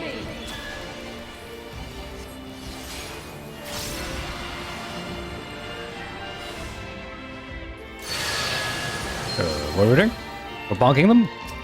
With order? No order? No.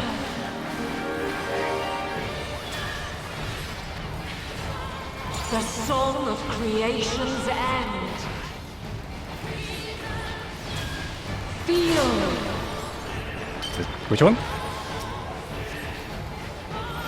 The sorrow at hope's demise. Think.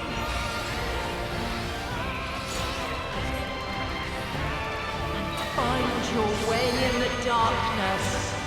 God.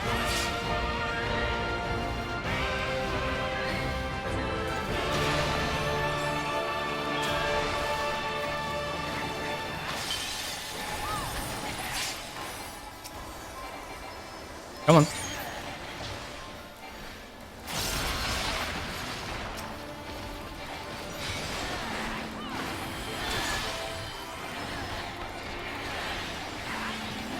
Follow your light. Or fly, my children, and never look back.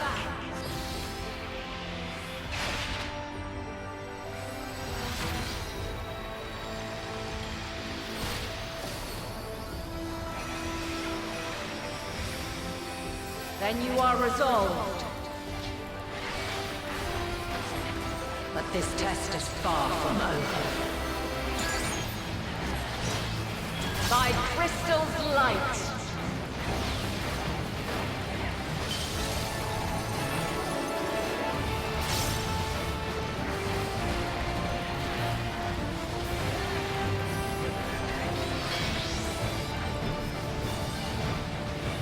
Light unyielding.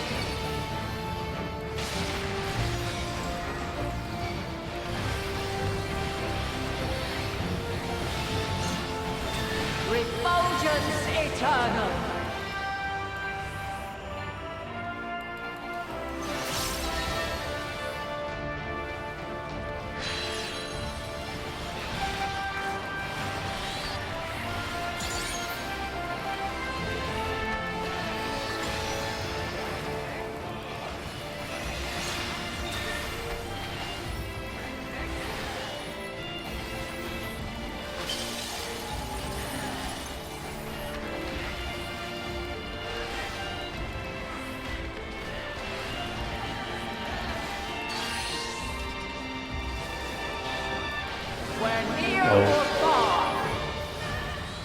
Good.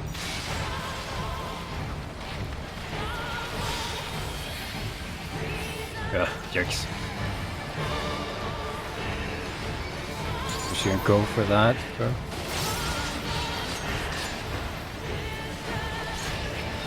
We're high or low.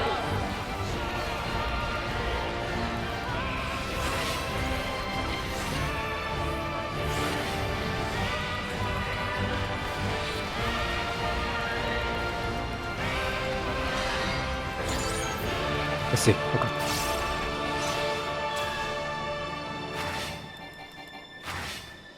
Oh, okay. Yeah, let's just slow enough.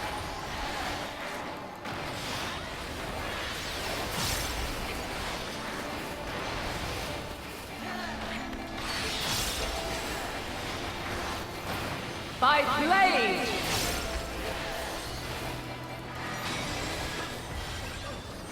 I'm still up, Nani?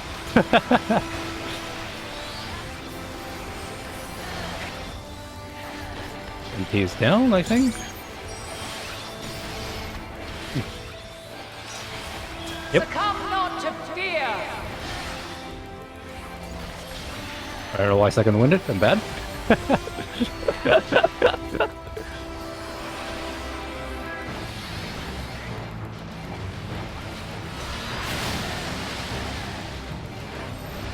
Oh, the ultra stack. Oh god. God help me.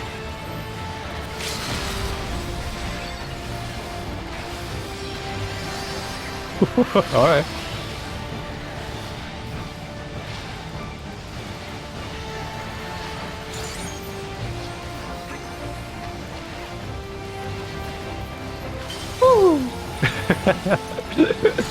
The final move in the flow chart for Monk.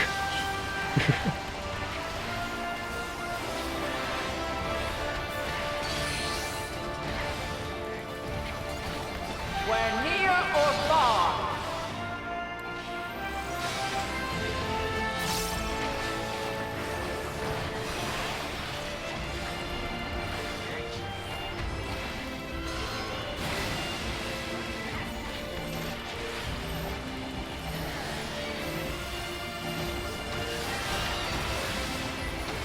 I don't like panicking a little. For some reason I forgot how to play Monk.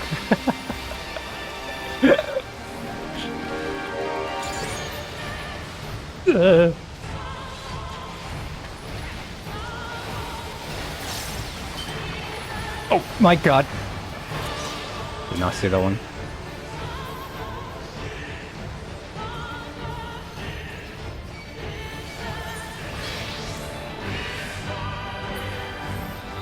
Light unyielding.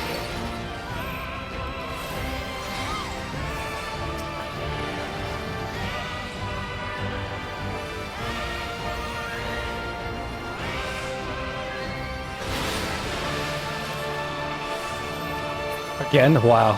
Fucking brutal.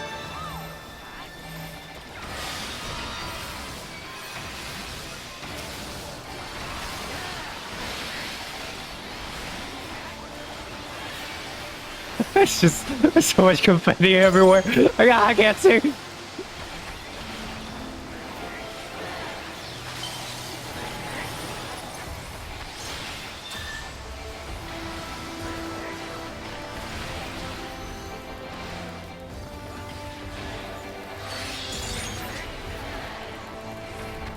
By blade.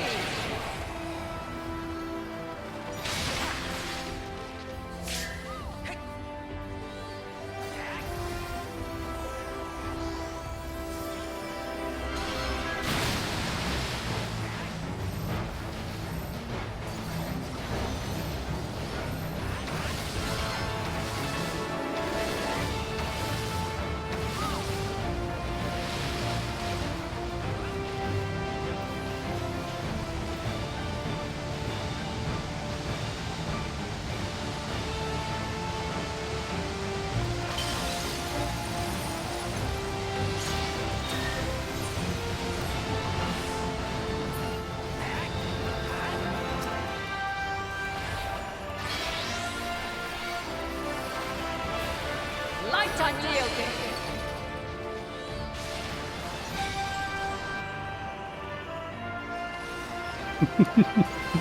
Yep. I knew what I signed up for.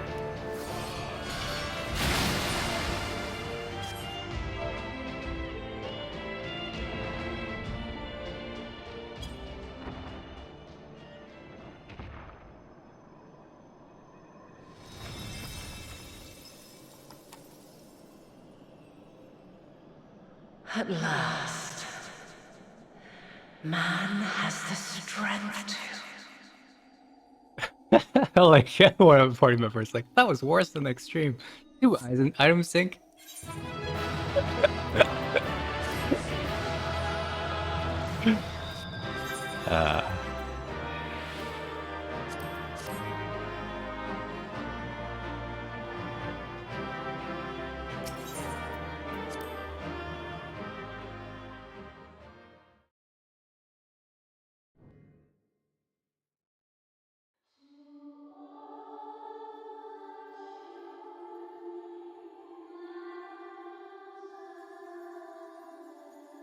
No!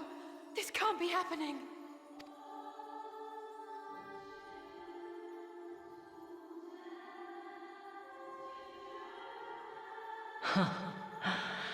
Though my power is in constant flux, I have always kept a reserve for this very moment. It was a true test of your prowess. You have done well. There is one thing I must ask.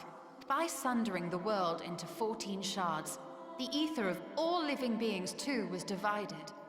This reduction would in theory allow us to more easily interact with Dynamis. Having seen mankind brought to the very precipice of extinction, you wished for us to develop a means to overcome despair.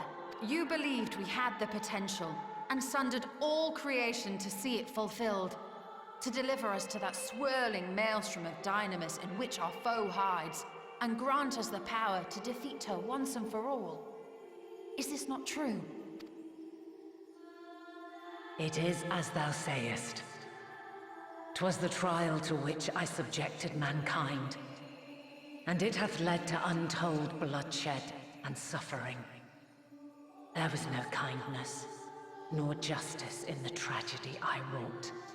When confronted with the almighty Zodiac, my only recourse was rend him and the world asunder, that his power be diminished for a time.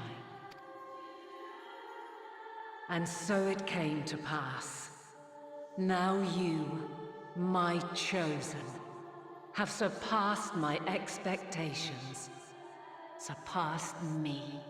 I entrust the fate of the universe unto you. No pressure.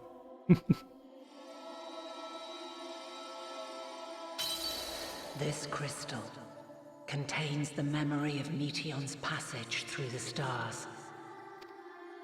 Deliver it unto the Loporrits. They will guide you to her.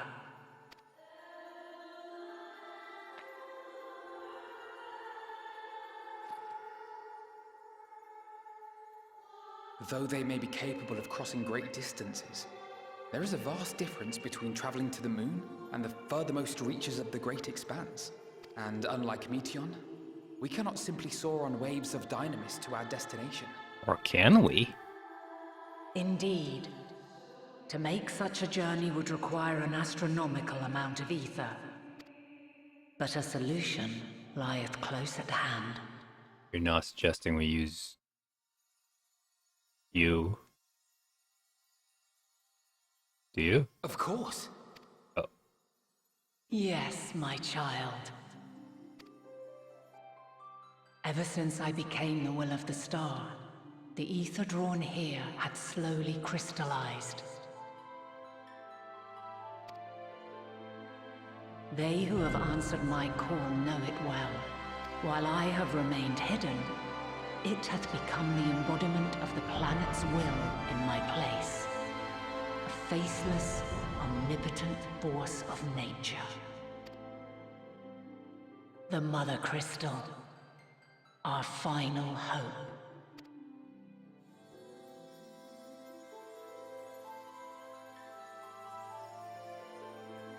Alas, I can do no more.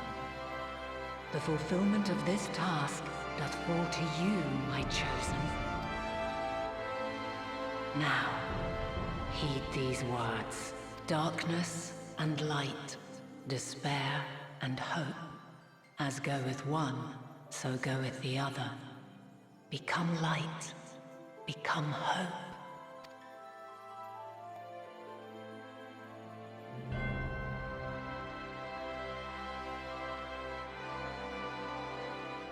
I have a gift for thee.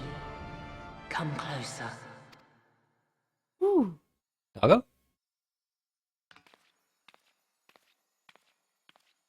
I don't know why. I think she's gonna give me her doggo. Long have I searched for a means to safeguard the future of this star. Though I knew failure after failure, by recalling thy tales and my promise to thee, I found the strength to carry on. Though the world is ever changing, thy thirst for adventure hath never waned. Thine unshakable resolve never ceases to amaze, to inspire. As a mark of my gratitude, I bestow this final gift. Thou dost possess the crystal of Azum, yes?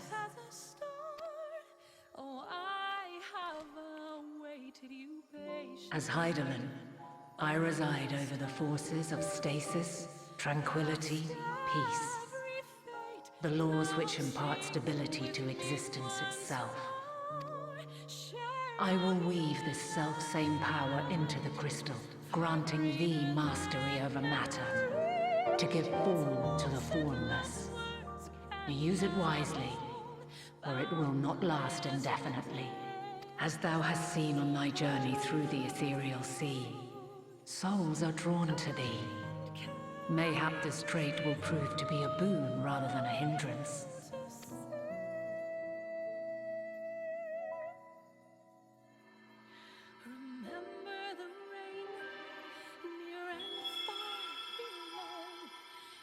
It is thy hopes and prayers that enable Azum's invocations and give them life. So keep them close. But pray, remember this.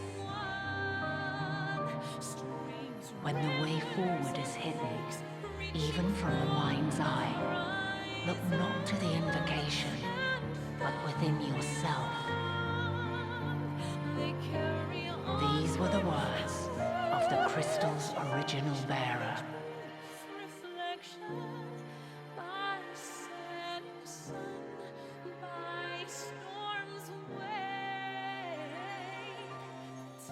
With that, my work is finished. Fulfill our promise. Right the wrongs committed when the world was yet whole. Silence the song of oblivion. Teach her a brighter melody. Show her our journey is far from over.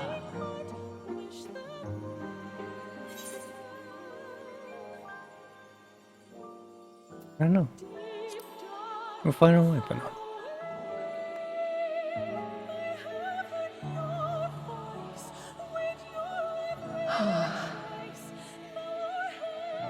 Of this, I have no doubt. For yours is a light brilliant beyond measure. Long after I have gone, though not even my soul remaineth, my love will be with you forever, my dearest children.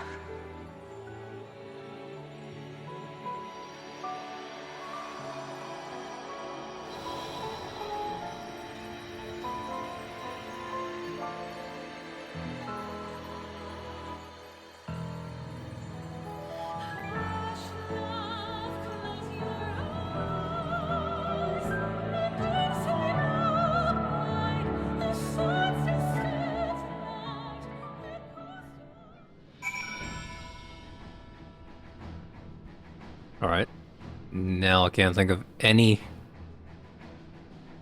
primal as Xenos can take control of. All of them are, at this point, all very well dead and gone. God damn, Mom. I love you too. Alright, let's get out of here.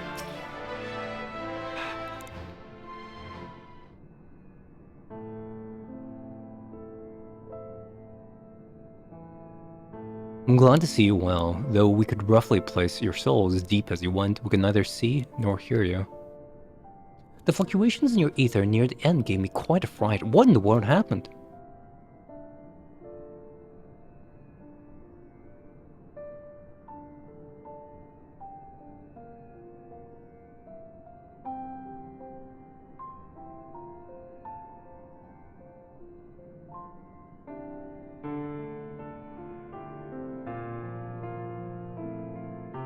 You mean to say Hydaelyn is... No, there's no time to feel our feelings. We must carry out Hydaelyn's will without delay. We'll find Mishran if it's the last thing we do. If you wouldn't mind handing over Crystal as the fancy navigator one.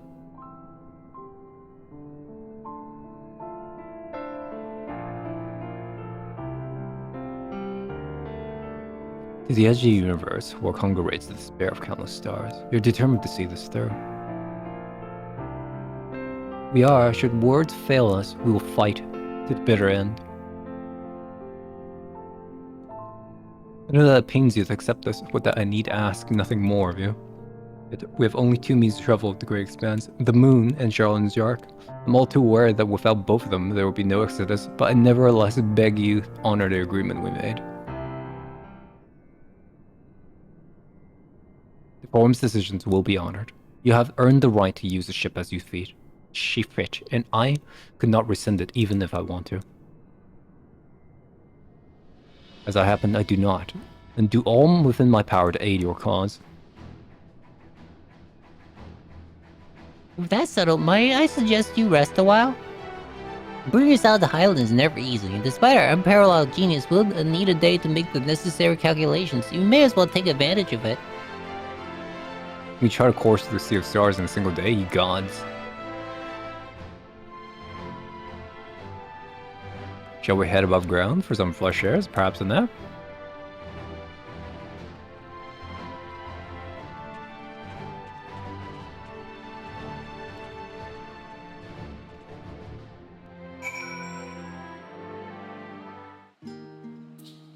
Expecting you. I heard about your foray into the Theory Sea. The students have ventured far and wide, but never quite so deep as that. Are you experiencing any after effects of prolonged exposure? Nausea? Dizziness? Haunting?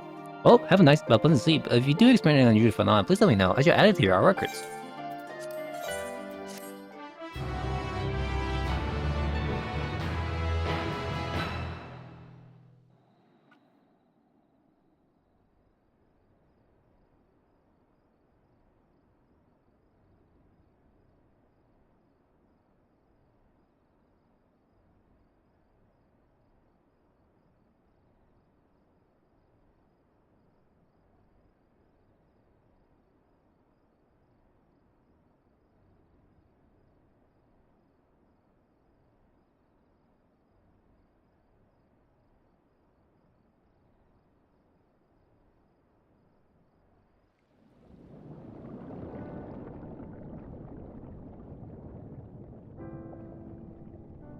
What's this, we're doing the Titus right now? There you are.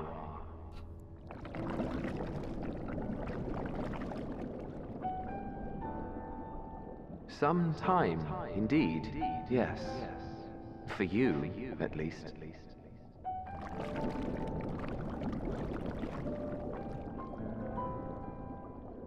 Believe me, I'd meant to get some proper sleep. But here we are, drifting along instead. Starmies. Well, well. You too. And so we remain, to watch and wonder.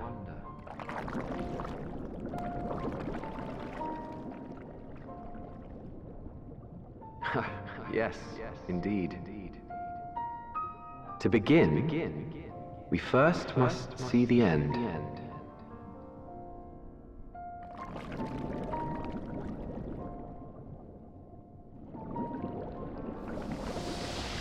Just as the Witcher said, something ends, something begins.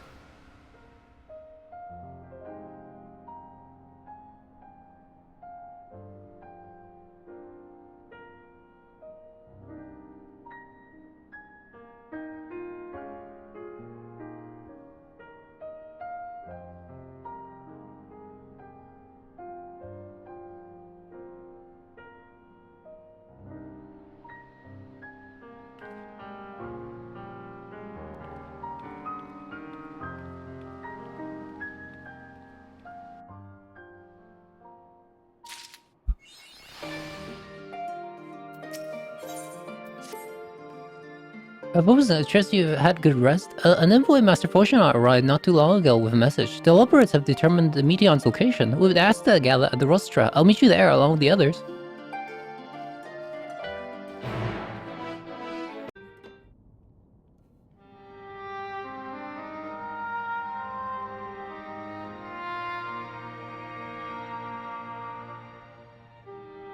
Everyone appears to be present and accounted for. Good. As you know, the Loppers have deduced the whereabouts of Meteon by the means of a crystal bequeathed to us by Hydaelyn herself. Your current location is a place far beyond the moon, in the furthest reaches of the Sea of Stars at the edge of creation.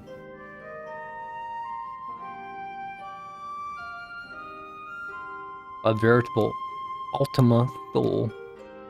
Oh?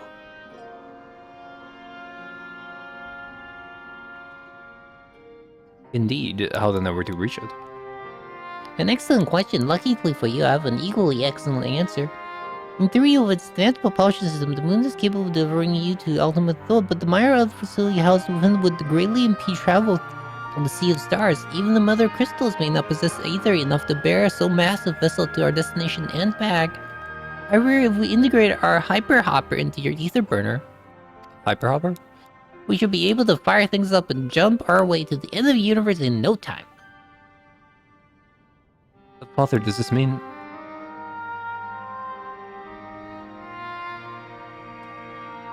Bear in mind, this decision was not made solely at my discretion, but with the consent of the Forum. Hearing the Loperit's proposal, the Forum was faced with a grave decision. To commit the Ark to this endeavor would mean abandoning both our plans to evacuate to the moon and to resettle on another star. Needless to say, the proposition invited fierce debate. In the end, however, the Forum was swayed by the simple fact that Hydaelyn believed you possessed the strength needed to overcome this crisis. The very Exodus, after all, a plan of Hydaelyn's own making. Therefore, if in the 11th hour she would proffer another means by which we may seek salvation, we would be fools to dismiss it out of hand. Indeed, she sacrificed everything, her very existence, to avert the destruction of the star. That is why we have chosen to place our faith in Hydaelyn. In you, the Ark will be made ready for your voyage to Ultima Thule. What of all the people that have labored so tirelessly to prepare for the evacuation? They must be furious. I will not be so sure. They have not forgotten your deeds on the Magna Gracias, nor did your instrumental role in orchestrating the delivery at the Mantite go unnoticed. No, the people do not protest, quite the contrary. They have expressed unwavering support for you and your mission. Are the Loperits too willing to abandon the Exodus? Were you not listening when we said we were born to Hydaelyn's love for Ethereos and its people? If it means your survival, we'll do anything to help. And you most certainly have need of our expertise where you're going. There's no guarantee Ultima Thule is a place that supports life, and otherwise vexing problem our know-how can remedy. Besides, Hydaelyn chose us to lead the way to Meteon. Why else would she give you the crystal only we can decipher? And more importantly, we're perfectly content to evacuate Ethereos until you brought us here, Urianger, and now we have enamored with the place, so what choice do we have but to save it?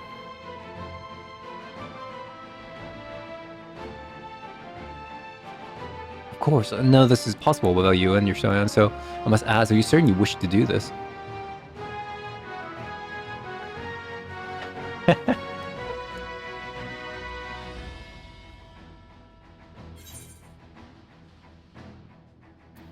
Oh, we've gone this far. We missed the turn back now.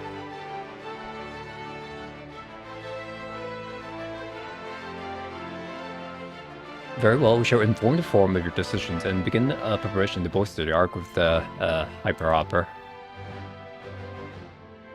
The Leopards will coordinate with the Ilzabar contingent to have the necessary components transferred via the Tower Babel. Of course, it will take time until the work is complete.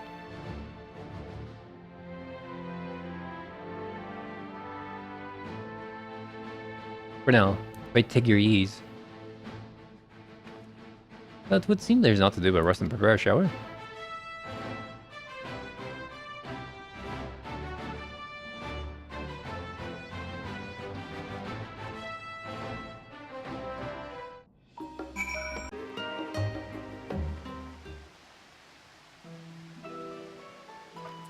Ere we depart, we must leave nothing undone.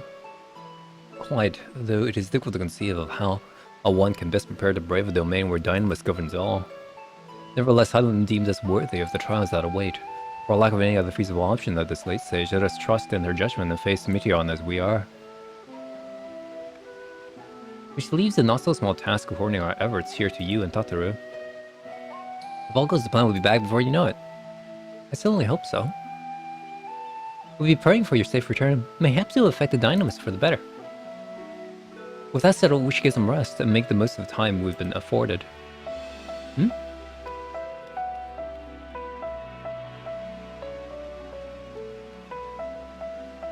The meeting's over, is it? You were in there so long I started to worry. What did they have to say?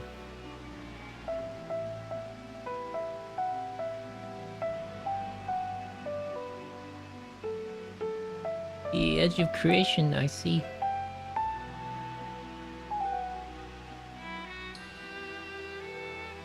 Rest assured, everything will remain in order until you return, and you will return. Actually, Wilson, can I borrow you for a moment? Uh-oh. These are plans for interim aren't, decided. Oh, until you have finished meeting us back at the Balthasian Annex, alright?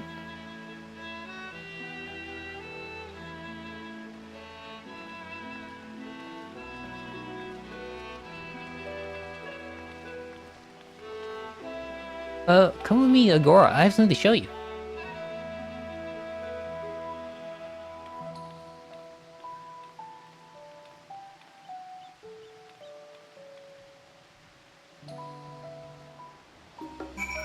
Oh, welcome, Lobiscon, to Tataru's Boutique. I was down to my best to provide the sounds of fashionable attire, but in your case specifically, I make an extra effort to have the most functional yet stylish clothing one could ask for, now that I'm praying favors, but you are the warrior of light. Faced with this unprecedented crisis, I knew you would need an ensemble unlike any I've ever created before. That wouldn't be done alone.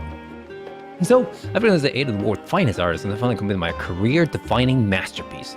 But then inspiration struck, and I saw a golden opportunity just begging to be seized. With the help of some Thavnarian refugees, I decided to set up a shop here in Charlotte.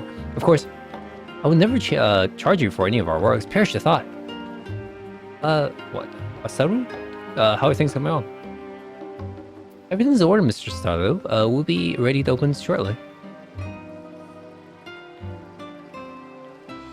Which is why I brought you here, to be our very first patron. Would you mind waiting here for a moment longer? Waiting. This cannot be skipped.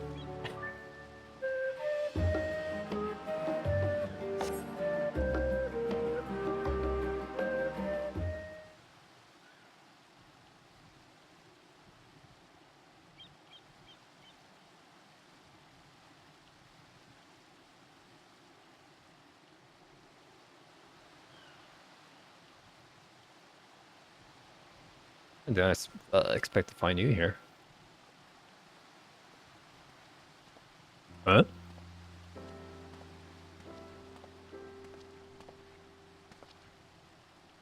I mentioned Nidana would also wish to offer regards. Alas, after delivering her dragon cells to the engineers, she remained to assist with their work on the ether burner. The simulacrum too would stay in Charlotte while oversee matters in Razahan. It is rather convenient and means to keep abreast of development pertaining to the final days of anything else.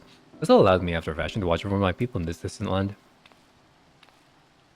Vashan, I was hoping you'd stop by. I can't thank you enough for allowing your artisans to work here at the boutique. Please, it is I who should be thanking you. This city has restored a sense of democracy to our lives. You have blessed them with newfound purpose and a means by which to support themselves in these troubled times.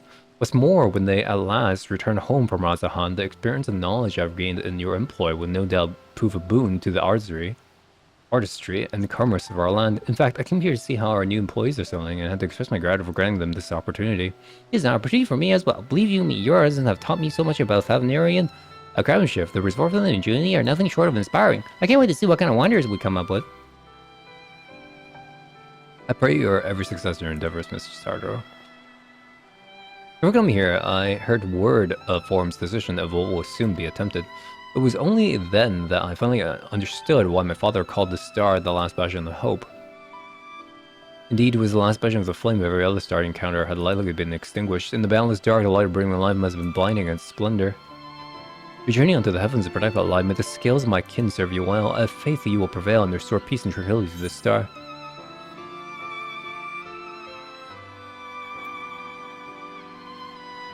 I shall like to visit Razahan again when this is over. We should be honored to receive you. There's still much of Razahan you have yet to see. Look at me, but I'm mistakenly, fare you well, and remember, the people of the star have not yet given up hope, and neither must you.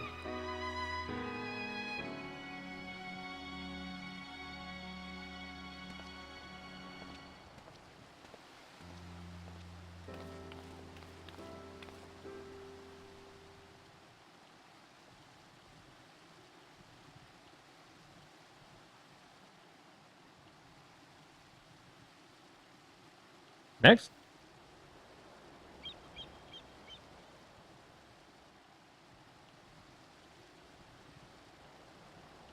Ugh, what was a good meal for some flavor in the wastelands of taste?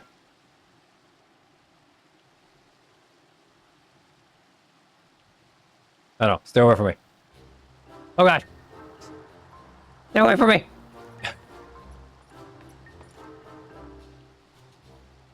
Vosno, boy, I'm not worried. What are you doing here? A new boutique, you say? I have been meaning to expand my wardrobe. Yes, something a little more flair. Being a man on my station, they'll have nowhere to flaunt said raiment. So long as my confinement continues indefinitely. I, the young Lord Fatan, insists that so long as there is work to be done, no matter how trivial, I must abide here in Charlion. Thus do I toil, though every fibre of my being rails against it. Why I've even suffered the company of the brute Sakar to see supplies transferred in a timely fashion. Yet he was the one granted leave this morning, participating in some supposed covert actual operation. I suffered instead to make his otherwise welcome absence. Now burdened with my extra busy work, without the honorary here, there is no one to prepare my meals. I came here in the hope of finding a nice cafe, perhaps. Alas, the Charlotte delicacies I assembled were lacking in every respect. That's just lost then. The cafe will appear? Their cuisine doesn't appear that appetizing, but if you vouch for the cooking, perhaps I'll give it a try. Thank you for the suggestion, and ta-ta for now, old boy.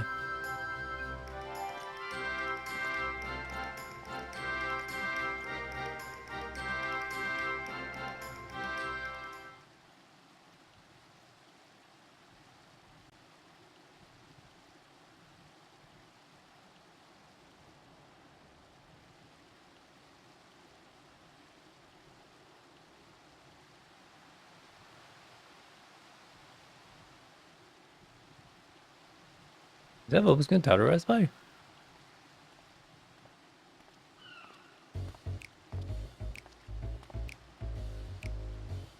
Don't wave at me. Hancock, what are you still doing here? You said you were returning to me after you dropped off your cargo. Yes, that was the original plan. After all, my expertise required aside from the delivery of goods well beyond my purview. While as an entrepreneur, we're not squandering opportunities to study markets of Northern Sea. Worry not, I will return straight away to Gugana once I have finished. Of course, you'll find a way to turn this crisis to your advantage. Your wounds have been industrial woman running a new boutique. I'm not blind to the travails of those who fight on the front lines to deliver us from ruin. Indeed, I have every confidence they will succeed, and I will make myself and my business ready for the return. If you believe in them so devoutly, then why not put your money where your mouth is? Fair enough, Tartaru. Fair enough. There's not more I can do to help ready the Ark and her heroes in the main voyage, but on your return I shall host a grand celebration in your honor at the Bokoro Iroll Inn. Accommodation is quite costly given the reputation of said establishment, but the East Alt-Ard Trading Company will be more than honored to what to build. Will they be lemon cakes? Oh man, of tart taste I see. Yes, there will be lemon cakes and much more. The finest delicacy of the world and Laura Burrito have to offer.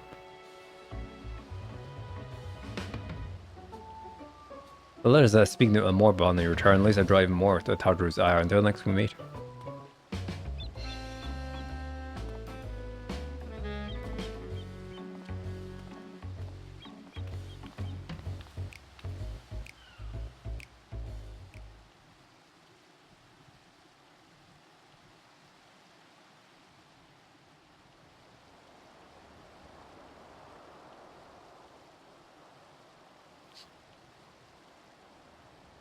Listen, I'm not greeting every single goddamn person in the game, okay? Is this said? Please be Alpha. I bet you just make cute peeping noises at me. You decided to spend your time in the markets, did you? Close enough.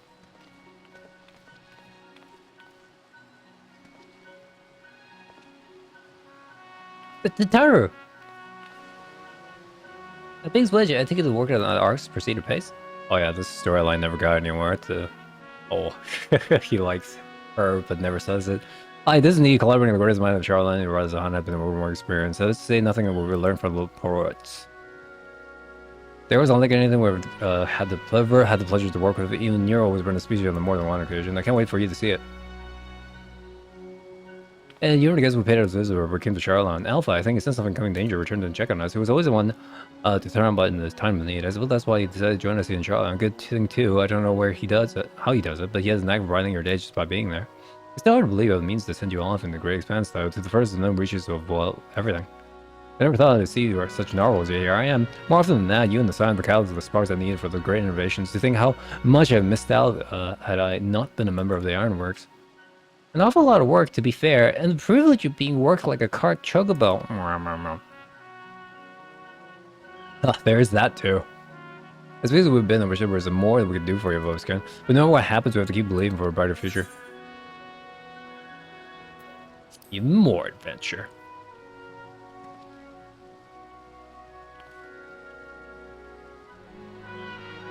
When you head back, would you tell the engineers I'll be along shortly with refreshments? That's very kind of you, Tyler. We'll be glad for you, and none of which I should be going. Still, a few more supplies to gather before we return.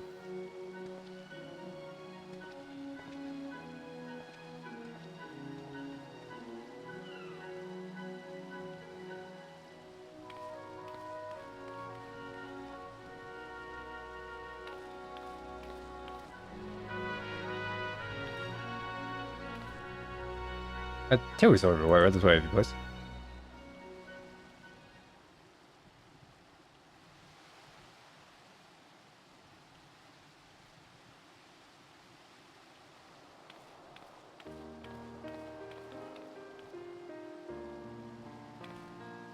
Right, I alluded to you before on the truth. This is Vasarud from the Palaka stand.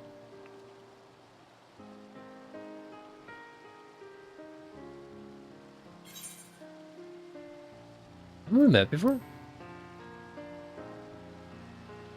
I sure asked you during one of my investigations. In fact, I met you like 3 times. Yes, we do help at Perusa, and again when crossing ice fields, enough. But then we exchanged a little more than glances, but it was kind of you to remember me. Thanks to Miss Taru, I and many of my friends have found gainful employment in this foreign land. It is only natural to feel fear in the face of calamity in such times, so we must look to one another for strength and succor. I don't know whether we will come to call this place home or return to have there, but we are here today and we are glad to have contributed to the cause. We contributed they did by helping to make your new garments as durable as possible. Put our hearts and souls into them, and I'm very confident so keep you safe in the battles to come.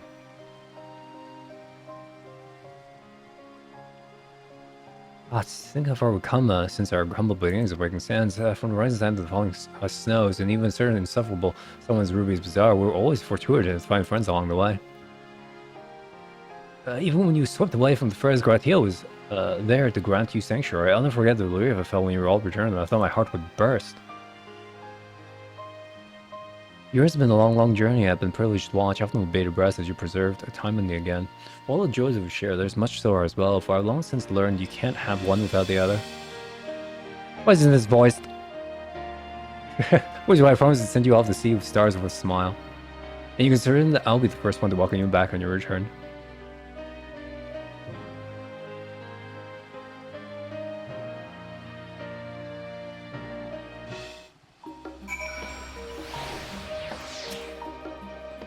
Using with Raymond's weapon for so please browse our stock.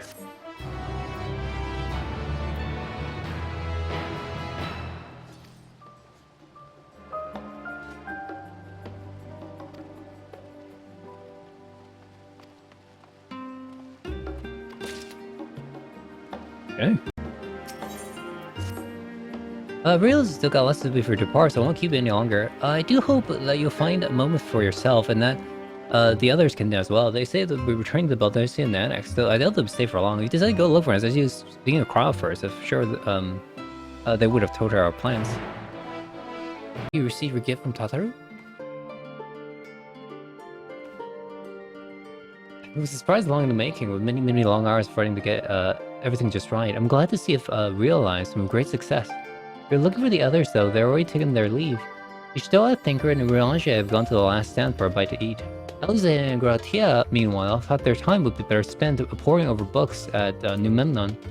As for Alphinaud and Astinian, well, they elected to pay a visit to go to the Levior estate, though Astinian seemed somewhat reluctant to go. I'm sure they could all be glad your company if you mind to seek them out.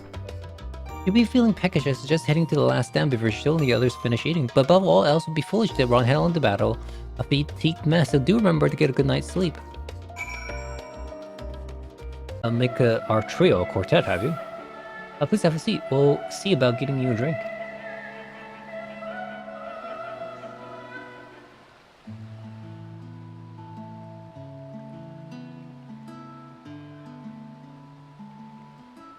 Your business with Chitauri was finished.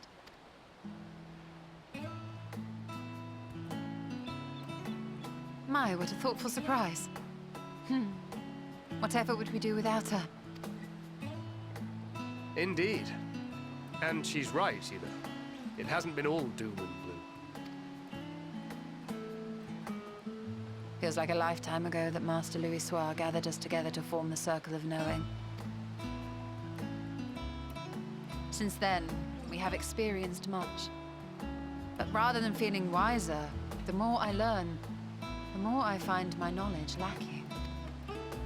Forsooth. As a student, vainly did I believe that I held the secrets of creation in my grasp. Yet that which I had seized was but an insignificant sliver of what awaited in the wider world. Every encounter, every experience hath served to open mine eyes, enlightening and humbling me in equal measure. Even from those whom I called enemies have I learned many a valuable lesson. What will we learn at the edge of the universe, I wonder?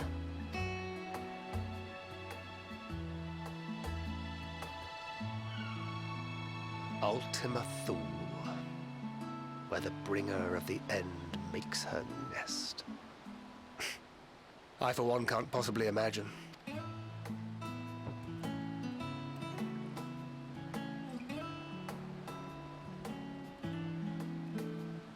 But whatever awaits us there, we will survive. We must. For her.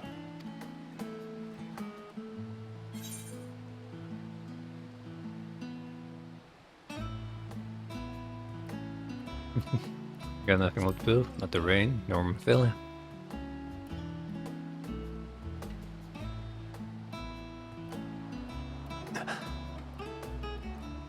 Is aught the matter?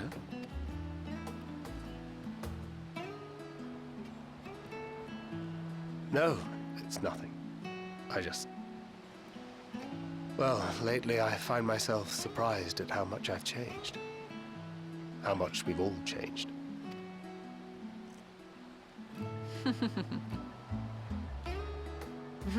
We've come far together, and if we have aught to say about it, we'll go further still. Aye, we will avert this calamity and return home, in preparation for which, we must give thought to what we hope to achieve after the proverbial dust is settled. What with the primals and Ascians all but dealt with, I suppose we'll need to look for new hobbies. In all seriousness, though. In uniting to overcome a common foe, the disparate peoples of the world have found a way forward together. It's a truly gratifying sight to see. Indeed. Though it was many years in the making, we have successfully set in motion the gears of fundamental change. With this, we have fulfilled our humble role as a symbol of hope. And I dare say it is time to bow out. After all, there is no shortage of hands to bear the torch in our stead. You know, I never really considered I might live long enough to see an after. But even if my time as a scion came to an end, I don't expect that much would change.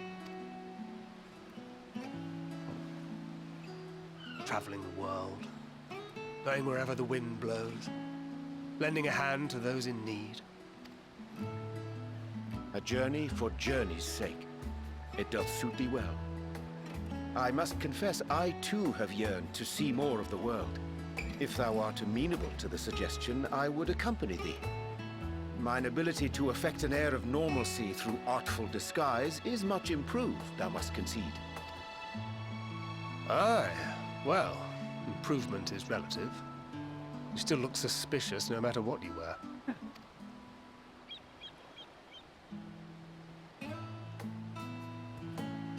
What of you, Hydaelyn? Any grand plans?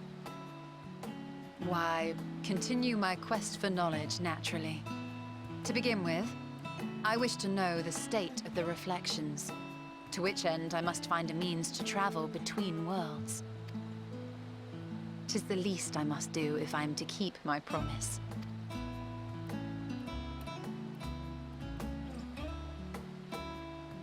Should my pursuits prove unduly arduous, I won't hesitate to call on you.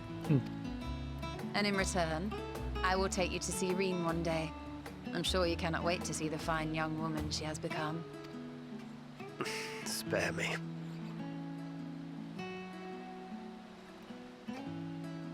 And what of thee? What wouldst thou pursue at duty's end? Space.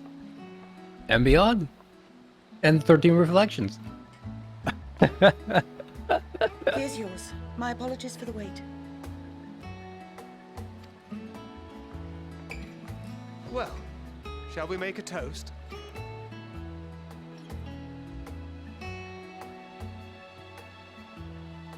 To victory.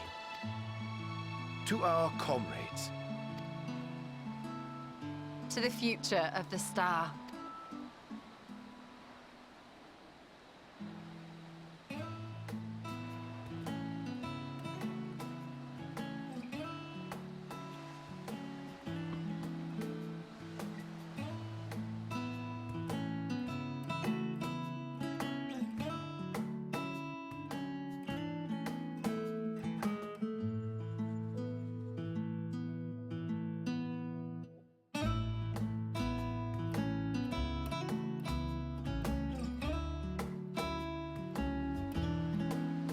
Yeah, dangling my legs. All of it.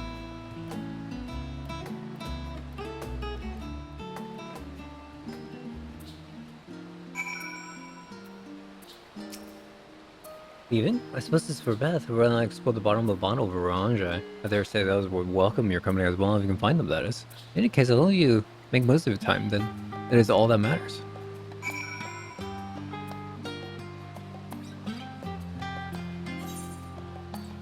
Not in your armor.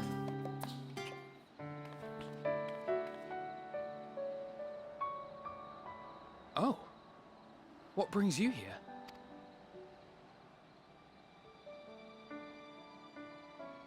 Ah, so you were worried that the Levier household might again be gripped by turmoil. All is well, I assure you. In my letters home, I had made mention of Estinian, you see. My mother wished to meet the legend in person, and so we arranged to have a spot of tea together. Where were you in my hour of need? Fell beasts I can face, but I'm not made for idle chit-chat with lords and ladies. Well, I for one thought you held your own. Mother was the picture of delight. I might have been delighted myself, were we in a tavern with more agreeable drink. The thought of fleeing crossed my mind, but what then? I'd never hear the end of it, least of all from Tataru. I'm sorry. 'Twas not my intent to cause you such distress. It's just... it was one of the things I didn't want to leave undone ere we set forth. That's not to say I think we won't be returning. Yet, given what lies ahead, I did not wish to leave for later that which I could do today. After all, tomorrow is never promised. It's fine. Not like I had better things to do.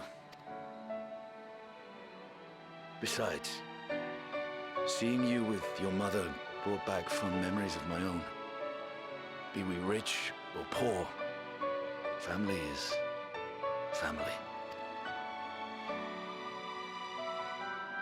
Well, it's past time we were on our way.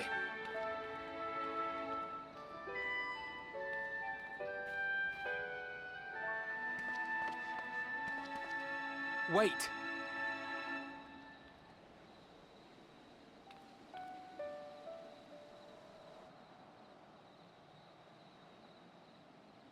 Since I left home, I've made a great many mistakes.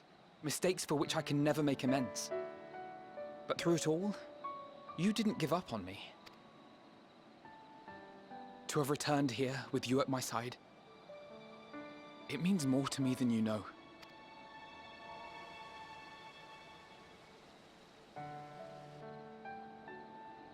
Thank you. From the bottom of my heart.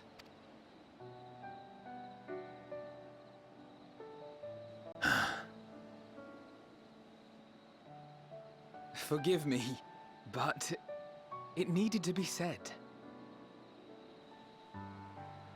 I'm the one who owes you thanks. Were it not for you, I would not be alive today, nor come to terms with Nidhogg's spirit. I am ever grateful.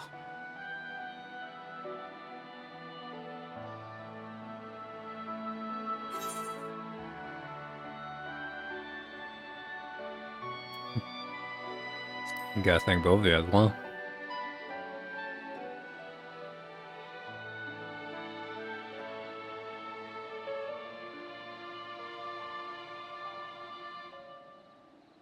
Well, we needn't make it a competition. You know, this must be what Hydaelyn meant when she spoke about depending on one another. However treacherous the road before us, together we will prevail.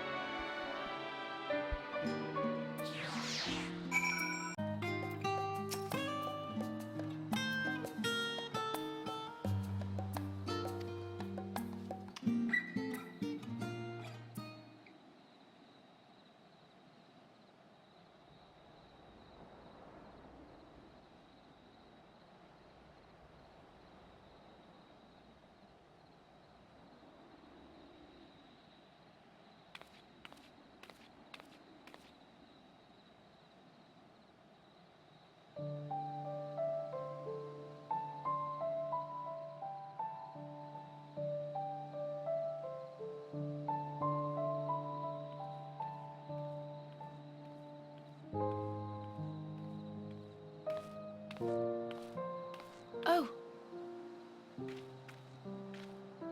Lumber party.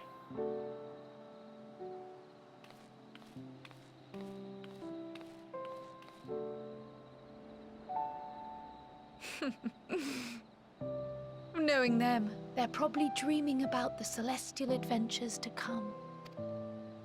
Just as well. They've been running themselves ragged of late. Unlike you and the others, I'm a few steps removed from the danger and excitement. The things you all get up to never failed to impress me. But by the same token, I can't help but worry. Not only for your safety, but for your happiness. After everything you've sacrificed, you earned it 1,000 times over.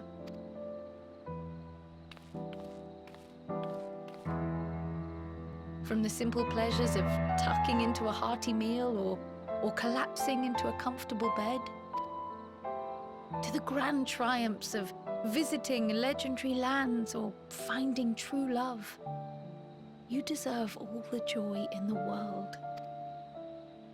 There is so much that life has to offer, so much to be treasured and shared with those we hold dear. So promise me this. come what may, you won't give up on your own happiness.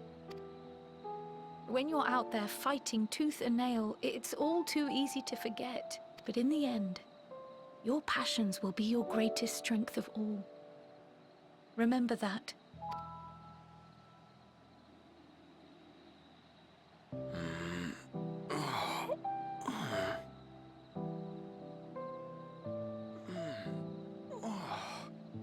This feels familiar. Well, 'tis good to be...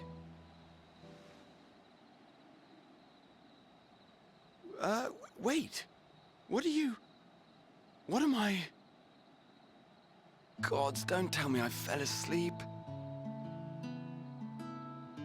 Not that there's any shame in it, but you were sleeping like babies. Oh, how embarrassing.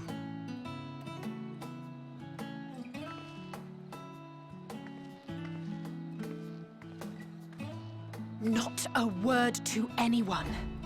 Understood? Not one word. Definitely was drooling. I'm told that sleeping in proper beds of your own choosing is a much more effective way to prepare for battle.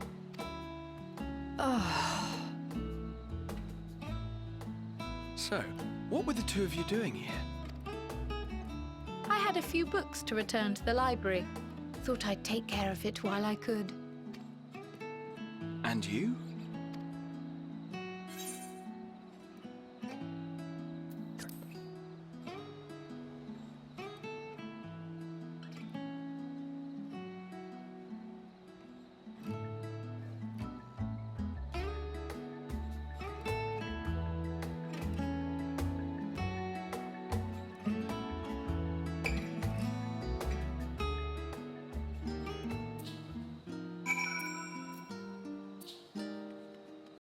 Return to catch a few wings before embarking on your mission, I presume. If you haven't know, your chamber's been cleaned and freshly inside out. Pray you enjoy the sweet dreams on the final night before the big day.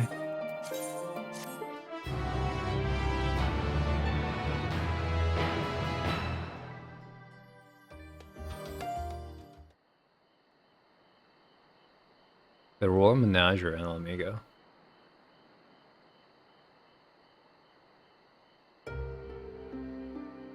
Here of all places.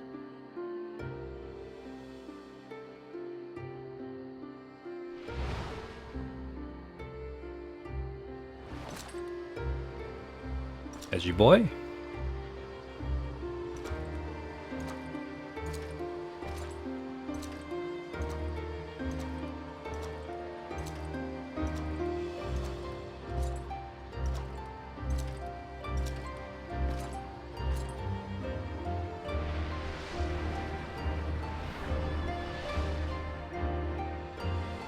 Is there a part more left? You will never get what you want. Not even the battle you pine for so dearly.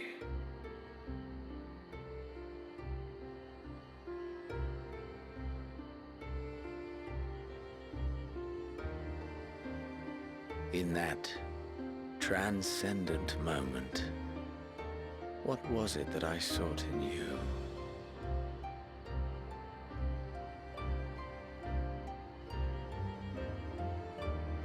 And what was it that you sought in me?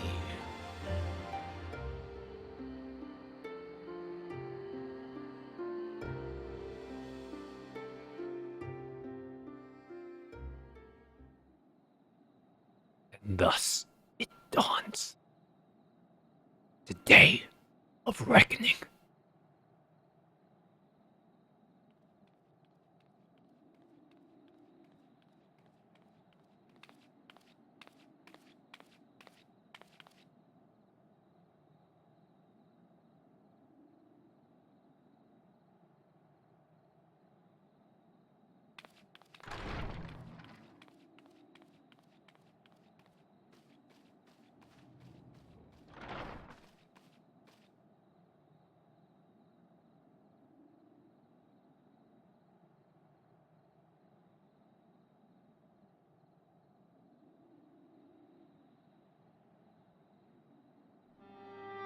How often have we thus assembled?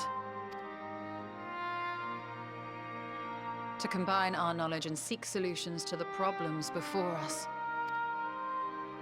Back at the Waking Sands, it was all we could do to address the most minor of troubles.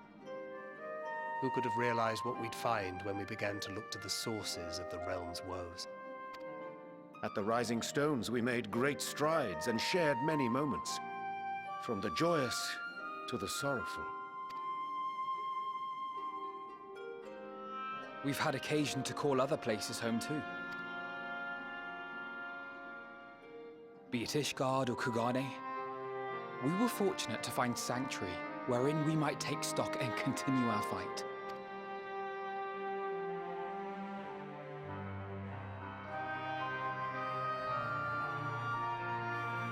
I was honored to host this company in the Crystarium, to stand with you all as we confronted the truth of the star itself.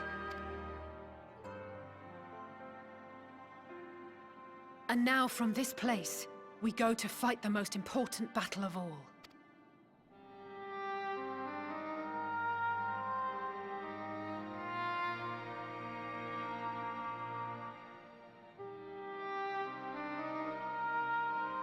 The Forum has sent word. The Ark is ready. The Loporrits naturally will be commanding the vessel.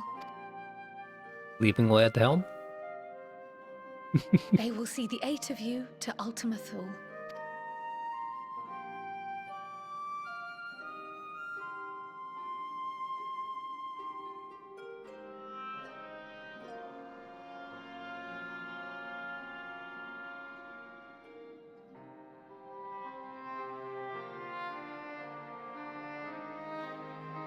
Upon arriving, your objective is to find and vanquish Meteon. As a final formality, the Forum bade me ascertain your resolve. So, are you certain you wish to do this?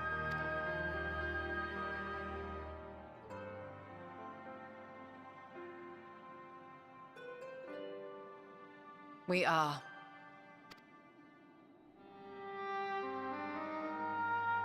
Then, ere you report to Thalmasane, I leave you with these words.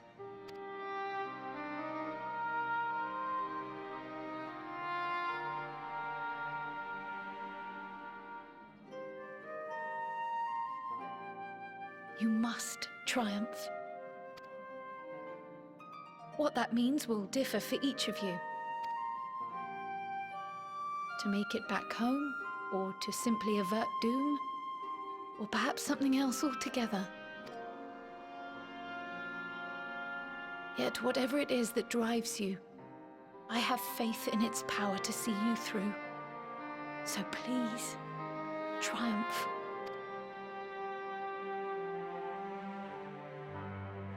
Triumph, as we who remain behind believe you will.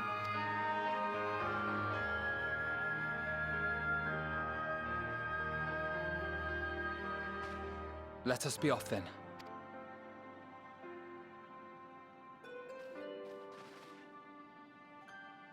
Come on, Tataru. Wait!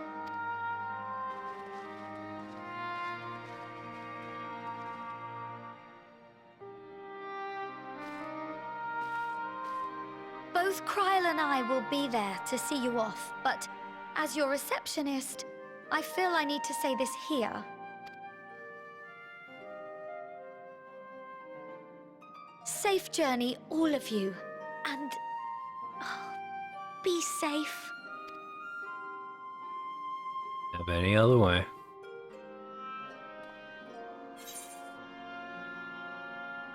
You can count on it.